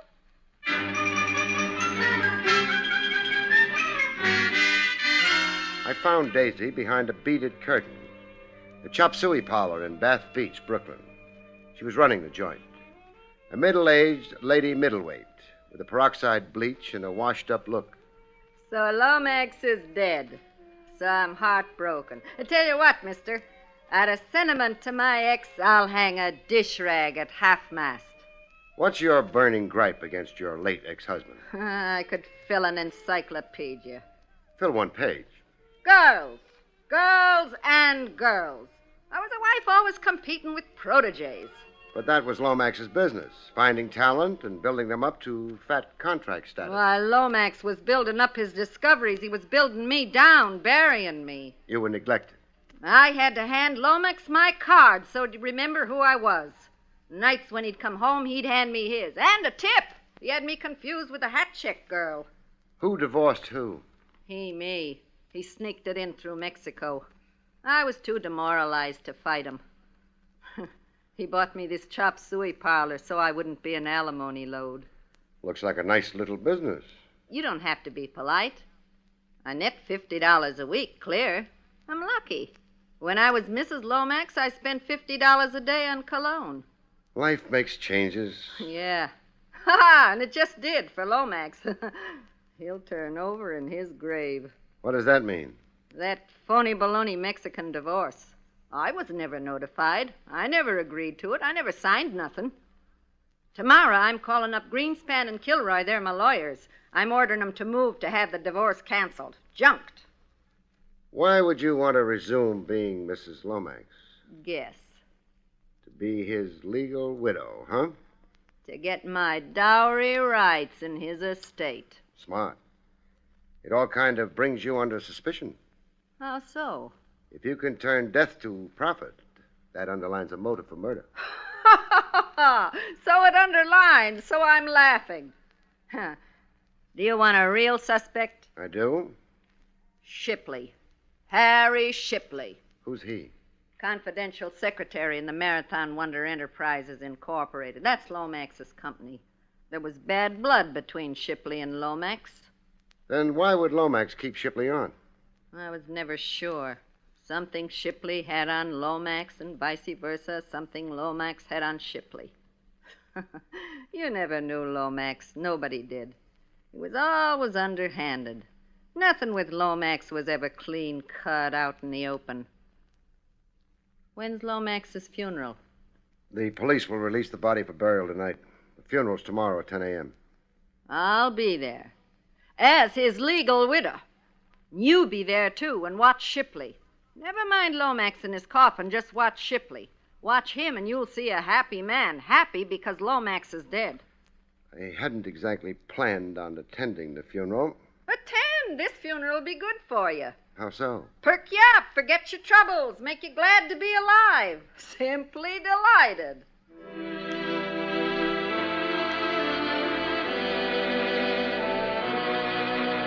At funerals, sometimes the skies smile. Other times they don't. Thunderbursts, rain in buckets.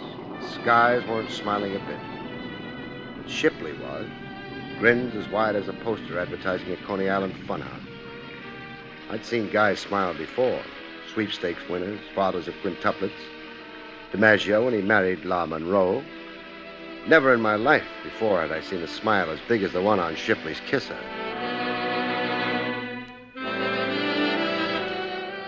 There was no eulogy at Lomax's grave, like nobody had a good word to say about him. Later, in a tavern a stone's throw from the cemetery gates, Shipley let on he didn't either have a good word to say about his late boss, Lomax. As long as you're buying drinks, Mr. Craig. Hey, bartender, another orangeade for my friend. You were saying, Shipley? Rotten egg, that Lomax. Money was his god. What did he have on you? Come on, Daisy told me a few things. I owed him money. You owed the till, you mean, huh? You did a little embezzling? How much did you borrow from Lomax and all? $22,000. Why didn't he can you, or jail you, or both? Well, I had knowledge that was disadvantageous to Lomax. What? Come on, talk up, Shipley. I'm trying to satisfy myself that you didn't murder Lomax. Income tax evasion. As confidential secretary, I knew the truth about Lomax's books. Yes, you would. Shipley. Yeah? Take me to the offices of Marathon Wonder Enterprises. Show me Lomax's books and stuff, huh? Well... It's all on my responsibility, Shipley. You're doing it involuntarily. I'm making you do it. Anybody asks you, that's your excuse. I'm the beast, forcing you to be unethical toward a dead boss. Let's go.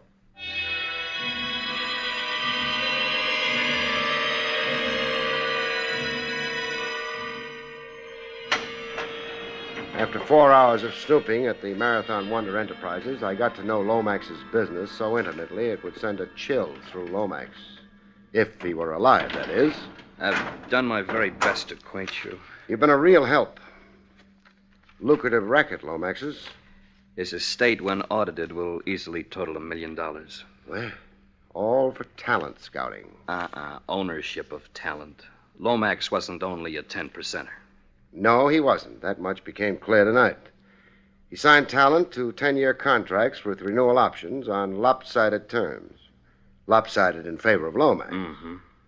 One Lomax property, the actor Baxter Burroughs, now with Clinton Pictures, made more than $250,000 in the last 2 years. Yeah, I read those figures. Had Lomax lived, he was certain to make an equivalent or greater sum through Paula Paloma. Sadie Sachs. Oh, let's see that letter again, huh? Yeah, here you are. From the Mecca Elwyn Bayer Motion Picture Company. A firm offer of a 7-year contract to Paula Paloma. At $4,000 a week, scaling upwards every year. I'd say that's the best contract offer Lomax ever received for any talent he represented. $4,000 a week with Lomax in for half. Half plus certain expenses. Lomax was a genius at adding expenses. The 50% generally came closer to 70. Bad time to die. With money coming at him from all sides. Thanks, Shipley. It's been enlightening. Wait, Mr. Craig. What? The money I borrowed from Lomax, I've been repaying it so much a week for years now. How much still outstanding? Oh, a relatively small sum, really negligible. Then I'd guess you've got nothing to worry about, Shipley. Thank you, Mr. Craig.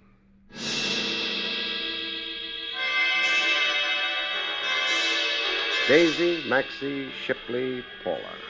Eeny, meeny, miny, mo, whodunit. Maxie tried to simplify the guesswork for me. He tossed a bombshell at me through Paula. Read this. Love letter from an admirer? From Maxie in the Tombs, a human document.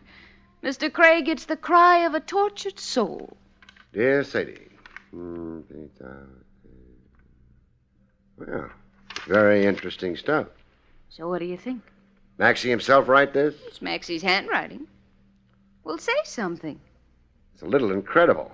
In the letter, Maxie apologizes to you for murdering Lomax. He cost me a dear friend and advisor. Now Maxie's sorry. If true, this amounts to a confession. If true? Why shouldn't it be true? It's Maxie's own statement, his own words. Nobody forced him. Maxie being Maxie, you can't blame me for taking him with a box of salt, huh? Wrap the body beautiful in the mink doll. We're paying a formal visit to Maxie.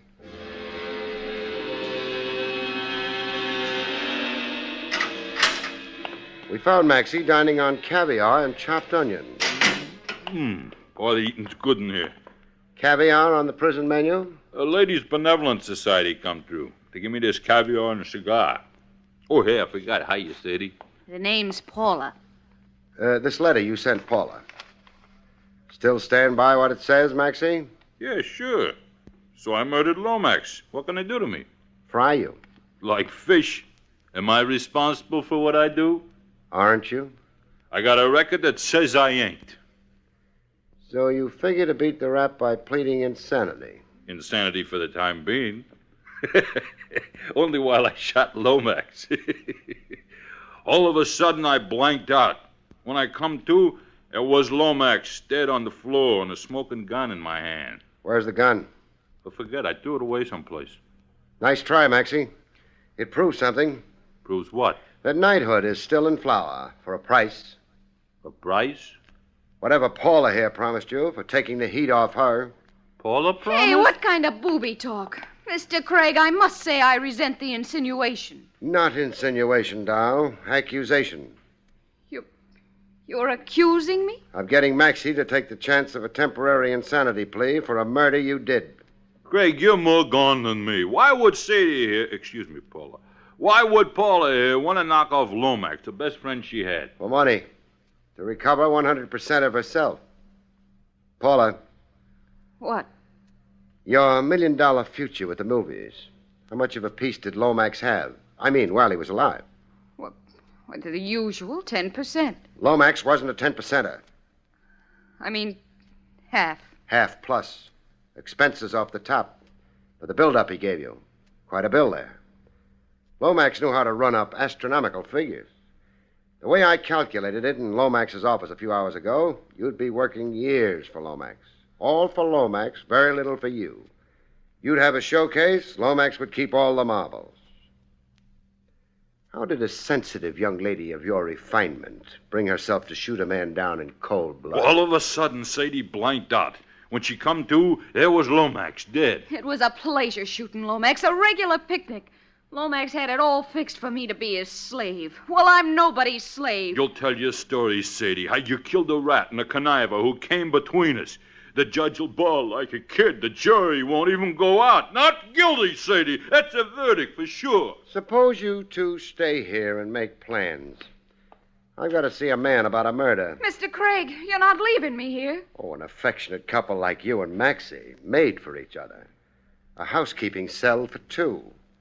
Kids, I don't know a cheaper way for a loving couple to get started in life. So long now. Hey, God, open up.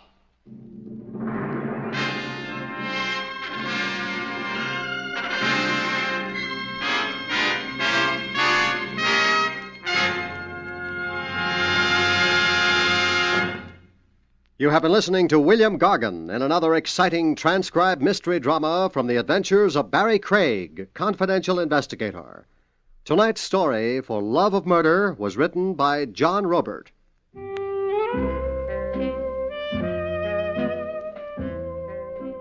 Next week, it's the strange story of Death's Bargain Basement, about which Barrie Craig has this to say. We call next week's story Death's Bargain Basement. It takes place in a department store because, as you all know, bargain basements are always found in department stores. But so, on occasion, is death. Good night, folks. See you next week.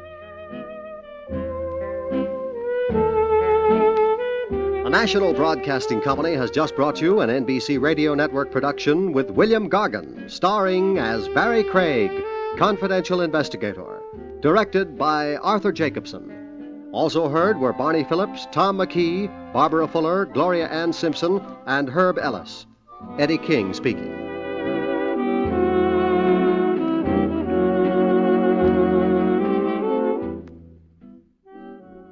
There's another exciting Dragnet adventure tonight on the NBC Radio Network.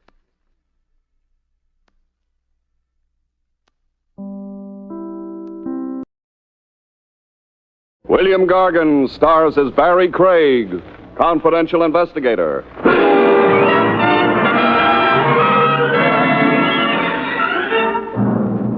The best time to die, folks, is in your own good time. But try arguing with a bullet.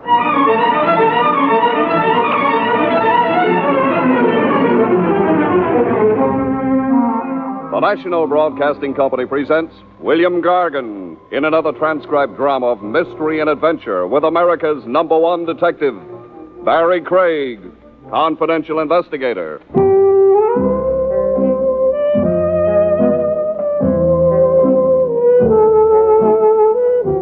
Barrie Craig speaking. Not every client you get is a socially upright citizen. But then the only society of angels is up in heaven. Mere mortals are honorable only to a degree, the almighty dollar being what it is. The gent who plopped beside me on the Fifth Avenue bus didn't look too kosher to me, and it wasn't only because of the scar on his cheek.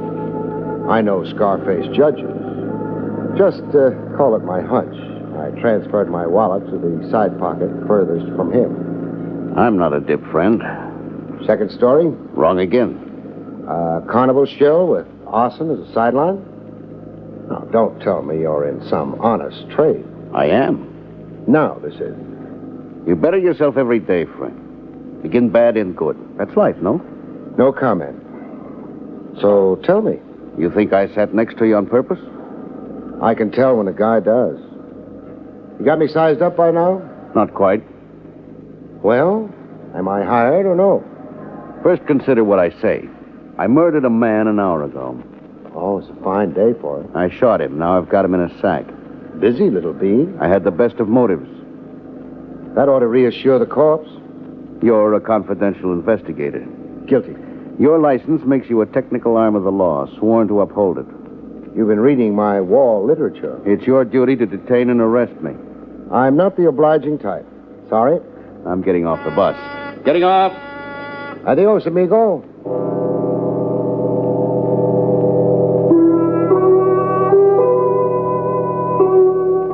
Weird? Not so.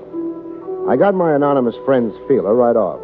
Was I really confidential, he wanted to find out. Find out before he dared to hire me. His story was a fake. Done to see if I'd grab him and yell police. I'd be seeing more of him. I got to see him again in a health club and gymnasium while I was working out, shredding stomach fat in a punch bag. My friend showed up to watch me. Save some of your punch for me, Craig. Well, back with me again, huh? Park on the bench here. We'll talk. Yeah. Well, I'm parked. So? I'm Moody. Gyp Moody. Gyp, huh? Gyp means I've got gypsy blood. Oh. You, get rid of that corpse, okay? I was only kidding you. You think? You're for me. You don't run blabbing what you hear. So glad I passed your test. Now, what's my job? 200 grand stolen from me 5 years ago. I want to get it back. Explain. Johnny Phoenix stole it from me. Phoenix? Yeah, I dimly recall. A company treasurer or something. An ex-con I gave a chance to work. Work at what? In my company, export-import. Phoenix robbed my safe and blew town. And got caught? He was grabbed in Canada, extradited. And convicted? I'm a little hazy. Convicted, yeah. But he didn't do time. He didn't? Not in jail, I mean. He acted crazy all through the trial, kept screaming about gophers and dragonflies and some dead ant. An act? I don't know. He did wear a silver plate in his skull, and a twitch to him that closed one eye every 10 seconds. Anyhow, the judge took notice. Phoenix got a mental test, dementia, something or other, a doctor called it. Split personality. Yeah, that. Phoenix was not responsible for his actions. He went to an asylum. Riverhead Asylum, upstate. Comes out tomorrow. Out? Free? Yeah, it's in the papers. Here. Johnny Phoenix, a Judge Sane, freed on a show cause writ. Does he still stand trial for the original theft? No, he isn't the same guy who did the original robbery. So a doctor says. The DA agrees, so does the trial judge. Phoenix is a new man, cured and rehabilitated. Beat that. The money was never recovered? Not a dime. I'm out all that. Big dough, 200 grand. No insurance? I only had a fraction of it insured. Be there at Riverhead when Phoenix gets out. Stay with him. He's got the dough salted away. When he goes for it, you go for him. I'll give you 5%. Well, that's 10 grand. If money. If you get my 200 back.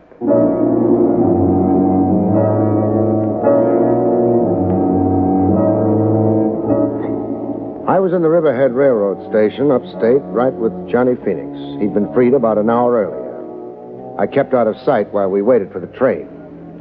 A good-looking guy, Phoenix. Bushy hair with nature's own Marcel in it. Spare, broad-shouldered. A good clothes horse when he could get properly togged out. No pallor to his skin. You'd never know he'd been confined. Well, the train rolled in, and I watched Phoenix climb aboard. When I tried to do likewise, I found opposition. One moment, sir. Hey, let go of my arm. My authority. A bag. I'm Sims of the state police. In civvies? Yeah, I'm off duty. However, you're under arrest. For what? Molestation. A woman complained. Molestation, meaning mashing? That's right. Her description of the man fits you. Well, I'd laugh, but right now I haven't got a sense of humor. Getting tough won't help. I'm a policeman myself. I'll show you credentials. Yeah, you do all that. At the station house. Are we going through with this, boss? I have authority to shoot a resistor. Put your gun away. I've missed my train anyhow. Well, there's a train every 2 hours. This train was special. Let's go see your complainant.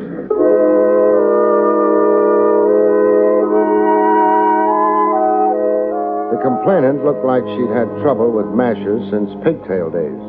Blonde, cream-cheeked, born to wear silk. Ma'am, is this the man who annoyed you? No, they have a superficial likeness, but my annoyer was oilier, grosser, and on his chin here, a cleft. Thanks for the exoneration, doll. Followed me around the station, talking at me in some strange tongue. Esperanto. Can I go now? Sorry if I caused you any inconvenience. Oh, it was nothing at all. I'm only out a probably lousy 10 grand.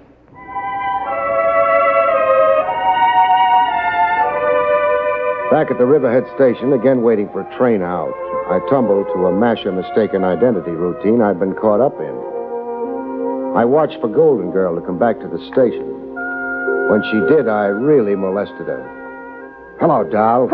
Doll, are you out of your mind? I'm mad over you. Mad?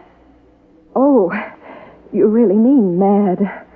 I'd like to apologize Don't bother. Just explain it. My arm, please, you're bruising it. All right, talk. Well, the circumstances are plain. Here in the station before, a man... An oily fellow. My size, shape, wearing my clothes, as you told State Trooper Sims. Only oily, your guy. Therefore, not me. An honest mistake? Dishonest, baby. Well, what do you mean? The only person molested in this depot today was me.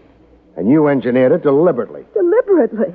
Why, that's absurd. To keep me off the train, Johnny Phoenix left Riverhead on. I can't understand a word you're saying. You've got me grabbing your arm again, baby. Who are you? I can be gentlemanly, I can be very rough.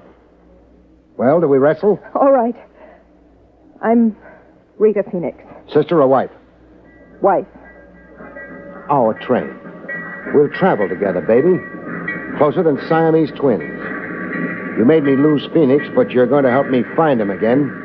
You're going to lead me back to him. Come on. Trains don't wait.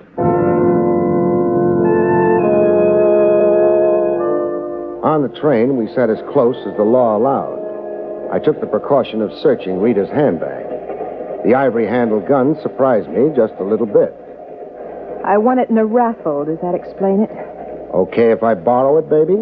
Can I stop you? I want a drink. So do I. Can't I even go to the club car without you? We're inseparable, remember? Boy, can I get a hate on you.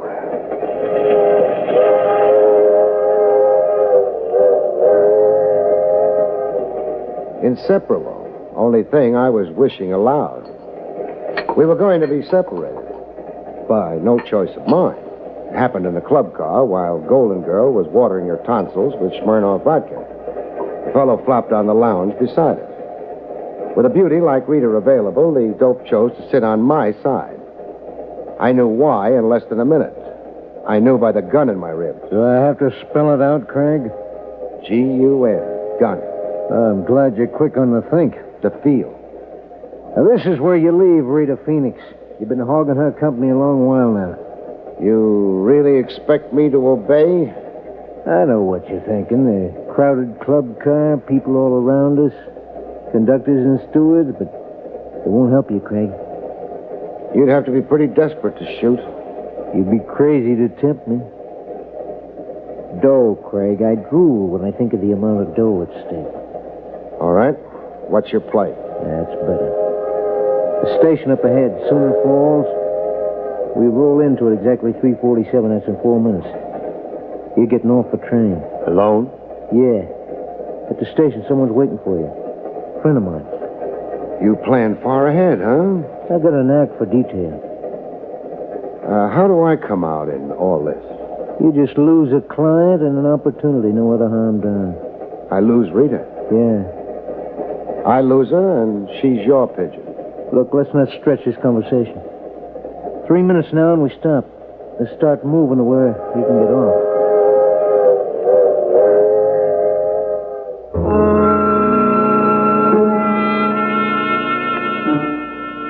In Sooner Falls, I watched the train continue on to New York. The someone waiting to greet me was right on hand as promised. Hiya, pal. Put his face between two loaves of bread, and you could call it a giant meat burger. Hey, what are you staring at my kisser for? It's ugly. Now, is that nice? My car's there.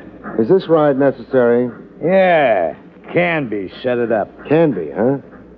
Oh, did I just leak his name to you? No. Canby's an old acquaintance. Oh. What makes this station so lonesome? No people. Sooner Falls is a hick town. Nobody in it. Well, why are you in it? For my asthma. I got asthma bad. This burger's pollen-free.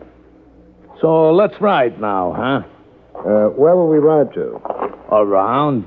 Just around? Yeah. You're worrying. Don't.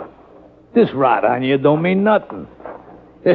No holes in you, so don't worry, huh? My orders is just to stall around with you, see the sights, run you into 6 o'clock, and then give you the heave. Run me into 6 o'clock. Until Rita and Canby land in New York, get off that train, and get lost together. Canby doesn't want me phoning ahead. Hop in, pal. Delighted to.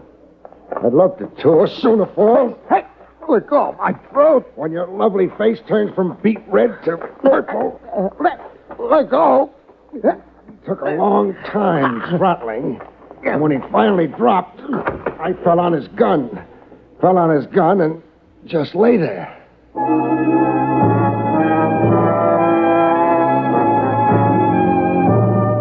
I left my meat-faced friend in a semi-conscious stupor and hurried into a pay station telephone.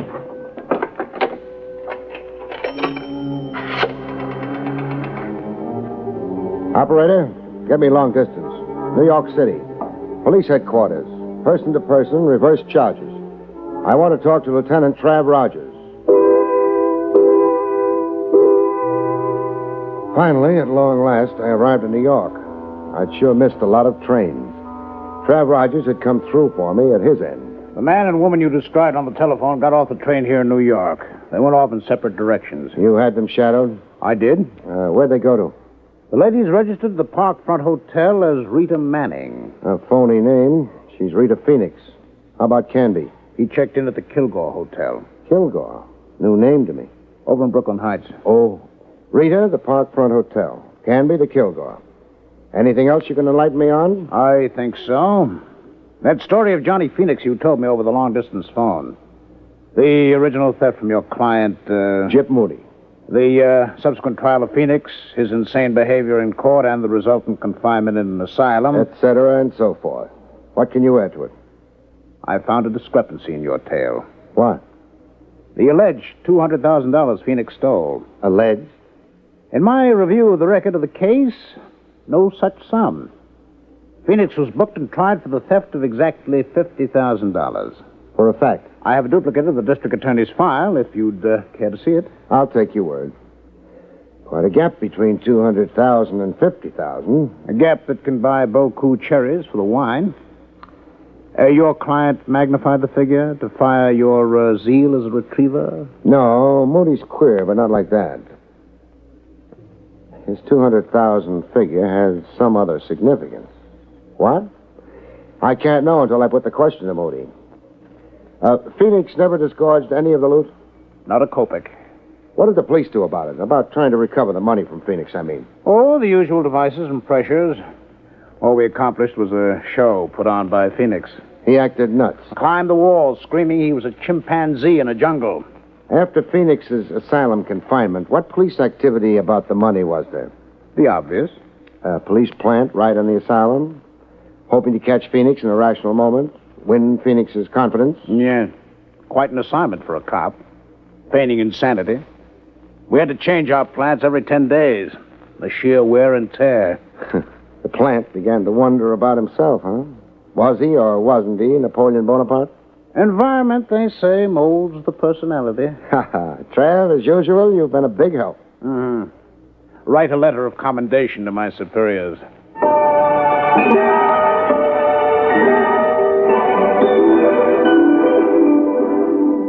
My client, Moody, didn't exactly like explaining the discrepancy between $50,000 and $200,000.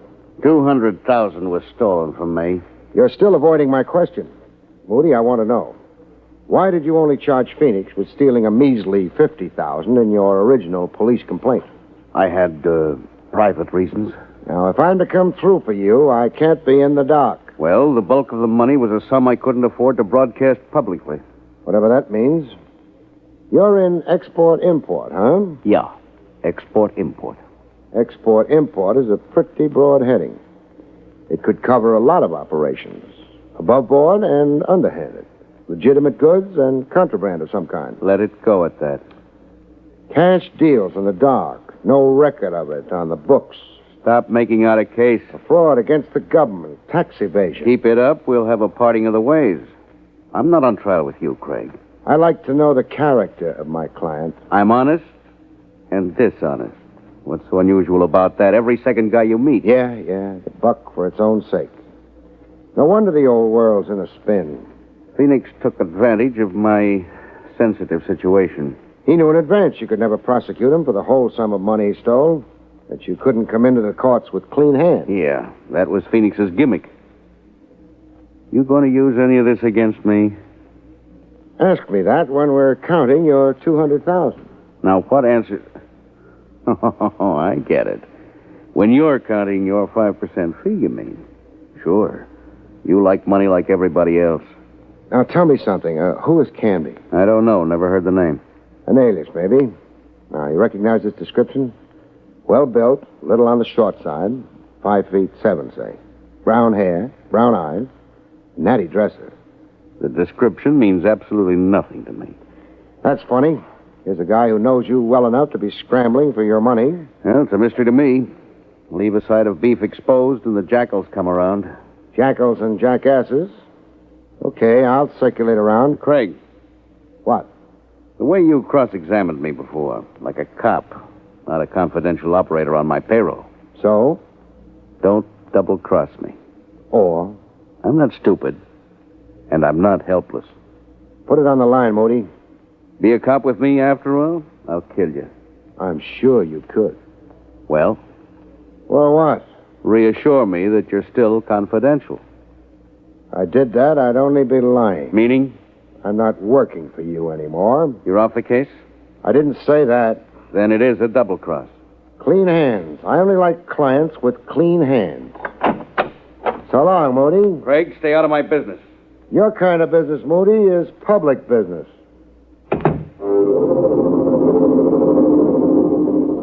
Oh, they happen like that. A case where you dump a client midstream. Where from confidential cop you change to Boy Scouts.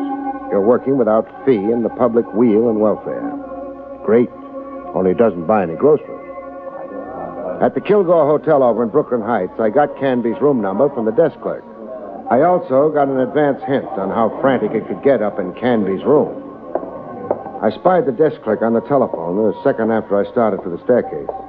The desk clerk tipping Canby off to my visit. There'd be a gun upstairs waiting to greet me. What kind of a hotel was it? It was that kind of a hotel. In the hall outside Canby's room, I had a scheme to outmaneuver Canby's gun. Canby? Frank Canby? Yeah, what is it? Linen service. I got your fresh linen. Just a minute. I flattened against the side wall of the hall, out of line of fire, and waited for Canby to open the door. Come right in. Hey! It's my turn to shoot now.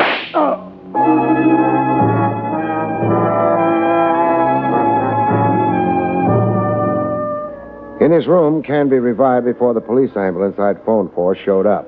You think fast, Craig. I have to keep alive. How bad? Thigh wound. I only shot to immobilize you. Very considerate. You'll live for newer and bigger swindles. When you're free again, that is. You've got no charge against me. The Sullivan Law, that gun you carry. And armed assault on me. Going to pour it on, huh?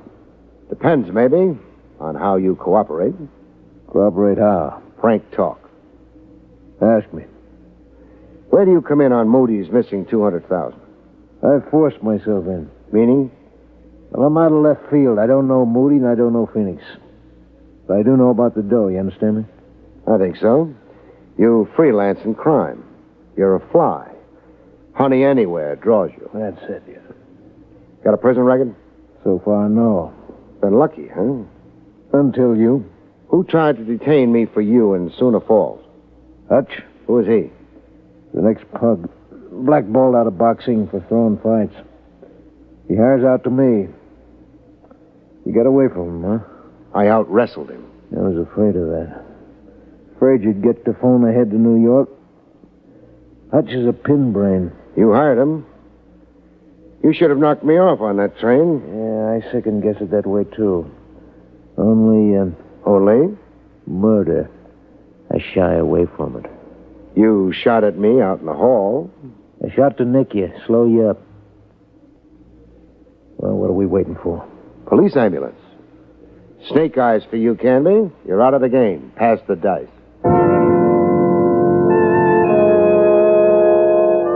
With Canby out of the game, I set out to eliminate another player. Rita.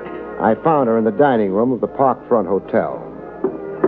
She didn't bat an eyelash when I joined her at the table, like she was immune to surprise. You, Me? Oh, what's good? Chicken fricassee. What's new? Canby's in the clink. Thanks. For what? Removing Canby. He's been giving me a bad time. Asking you where he can find Johnny Phoenix? Asking me? Where can I find Johnny Phoenix? I'm deaf. Stupid. Maybe. You're crazy if you keep dreaming of that money. I've stopped dreaming. Meaning? My husband gave me the brush. Johnny wants a divorce. What does Johnny say about the hidden loot? Not a word to me. What do you say about the loot? Meaning? Us? No deal. I get the money, I kiss it once. Then? Hand it over to the authorities to be held in escrow for Jip Moody. Now, where do I find Johnny Phoenix? Expect me to tell you? You might, seeing Johnny's read you out of his life. 742 Bond Street, a rooming house. Johnny's holed up there. When you surprise him, tell him you're there by courtesy of Rita. Rita without love. At 742 Bond Street, I finally got back with Johnny Phoenix. Funny thing, though, Phoenix didn't seem to care a bit. The money, Craig, I don't want it. Because keeping it is too hard? No, the fellow who stole it. I'm no longer him. I've had therapy. I've got a different focus now. Whole new plan for living. You sound like a walking testimonial for prison psychiatry. I feel lighter. I don't walk, I bounce. You know what I've done these 2 days I've been free? What? Read books, gone to church, looked through the one ads. Hooray for the new man. So where's the dough hidden? Buried in an empty lot in Long Island. Town named Fullerton, where I grew up as a kid. I'll drive you there. Let's go.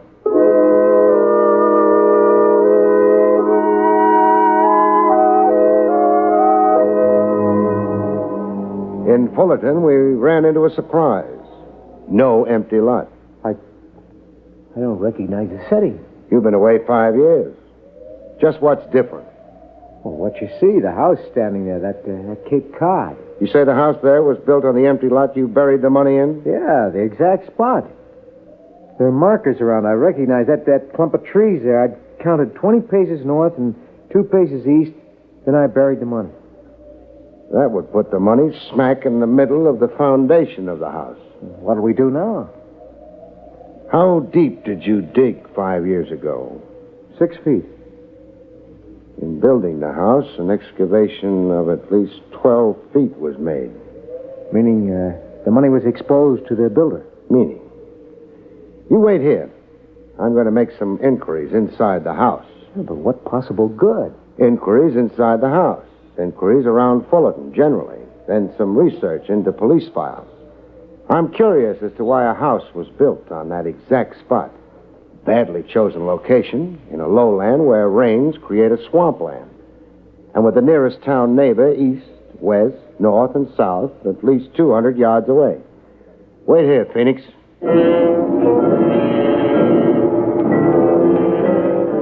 I made my inquiries, nosed around, did my research. The following day, I dropped in to see Trev Rogers to tell him who to go arrest. I'm to arrest a homeowner in a town on Long Island called Fullerton? That's right. A homeowner named Cy Canady? Cy Canady, alias Joe Cliff. The name falls on deaf ears, huh? Should I know it? A cop should. I could send you pouring through police files on Johnny Phoenix. Spare me the toil. Police headquarters assigned stool pigeons and plants to the asylum Phoenix was confined in. Yes? I have the names of the miscellaneous and sundry plants and stoolies here. Abrams, Tyler, Wilson, Mackenzie, Cliff. Is it beginning to dawn? Yes, Califf. Joe Califf, a professional stool pigeon the department employed years ago. A stool pigeon who spent time in a prison asylum with Johnny Phoenix. Time enough to pump Phoenix and get himself a road map to a bonanza. Double-crossed the police department. You always take that chance when you engage stool pigeons. It's a calculated risk. Califf dug up the money in Fullerton, then had a contractor build him a house right over the exact spot for him. A weird device, kind of? The house? Califf's calculated risk. To make the quest for the money look hopeless. The money was lost to the ironies in a housing excavation. He never thought anybody would be shrewd enough to look behind his alias of Canada, respectable homeowner and family man, at this late date. But you did. I might not have. All the time I was making inquiries, I was sure I was wasting time. Cases, Trav, sometimes hang on. That's slim a thread. So, make the arrest.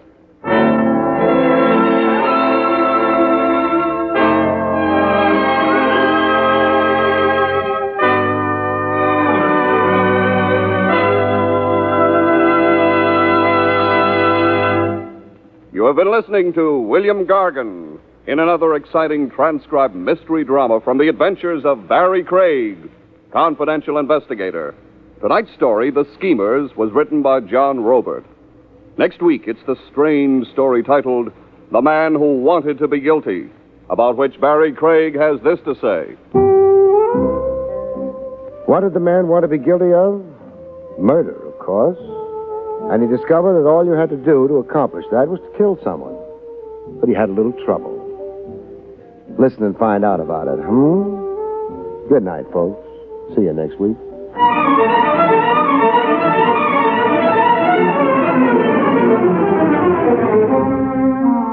The National Broadcasting Company has just brought you William Gargan, starring as Barrie Craig, confidential investigator. Featured in the role of Rita was Terry Keane. Don Pardo speaking. It's another exciting Dragnet adventure tonight on the NBC Radio Network.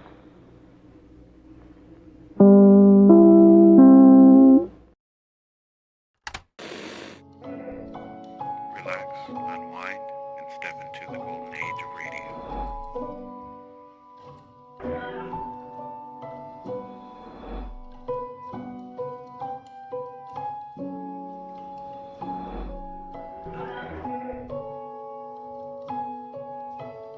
You're now listening to Golden Radio Hour.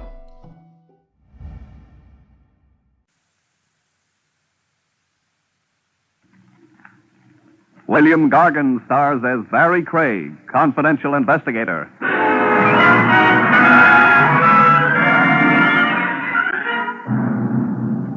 The trouble with murder as an occupation, folks, is that it doesn't last very long. In no time at all, you come to a dead end.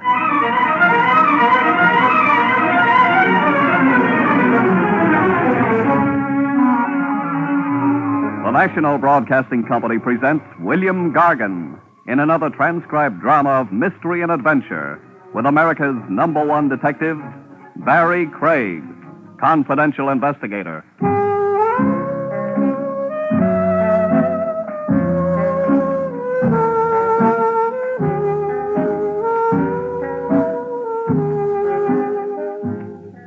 Barrie Craig speaking. An investigator's license costs only a few bucks. When you're starting in the business, you've got ambition. So you have the license put under glass and framed. You spend a couple of hours deciding on the best place to hang it. Then you find out all you've done is bought yourself a front seat for the back stairs. But you also find out an awful lot of people use the back stairs. It's open. Craig? Yeah. You alone? There are mice. They're tame, though. I wonder if you're the man I'm looking for, Craig. You'll have to figure that out by yourself. It says confidential investigator on your door. I had that put on myself. Maybe I was boasting. Small place. What's this door? Leads to the back stairs. Yes? You want to look under the desk, too? I have to be careful. How much money do you make a month? Not enough to have my clothes made by your tailor. I think that's you'll do. Thanks. This is what you'll work with. An envelope? Take a look inside. All right. Money. Count it. Uh-huh. 5,000. Yes. I want you to buy a necklace for me, Craig. For $5,000? That's right. You got any preferences in necklaces? A girl named Wendy Harper has the one I want. She lives at the Beecham Towers Hotel. Maybe she's got more than one. Oh, no. The necklace is pearl. You buy it from her, turn it over to me, and collect $500. You don't like the Beecham Towers Hotel? Oh, what's that got to do with You it? could go over there, buy the necklace yourself, and save my fee. I could also be sued for divorce. Meaning you can't afford to be seen with her. Fair enough. I'd like a receipt for the $5,000. Sure. Received from... From? You don't need that. How will I get in touch with him? I'll phone you. Okay. Your receipt. Thanks. I suggest you begin work at once. Right. Oh, one thing. Yes? Suppose she doesn't want to sell. She'll sell. You're sure the necklace is worth $5,000? Yes, I should be. I gave it to her.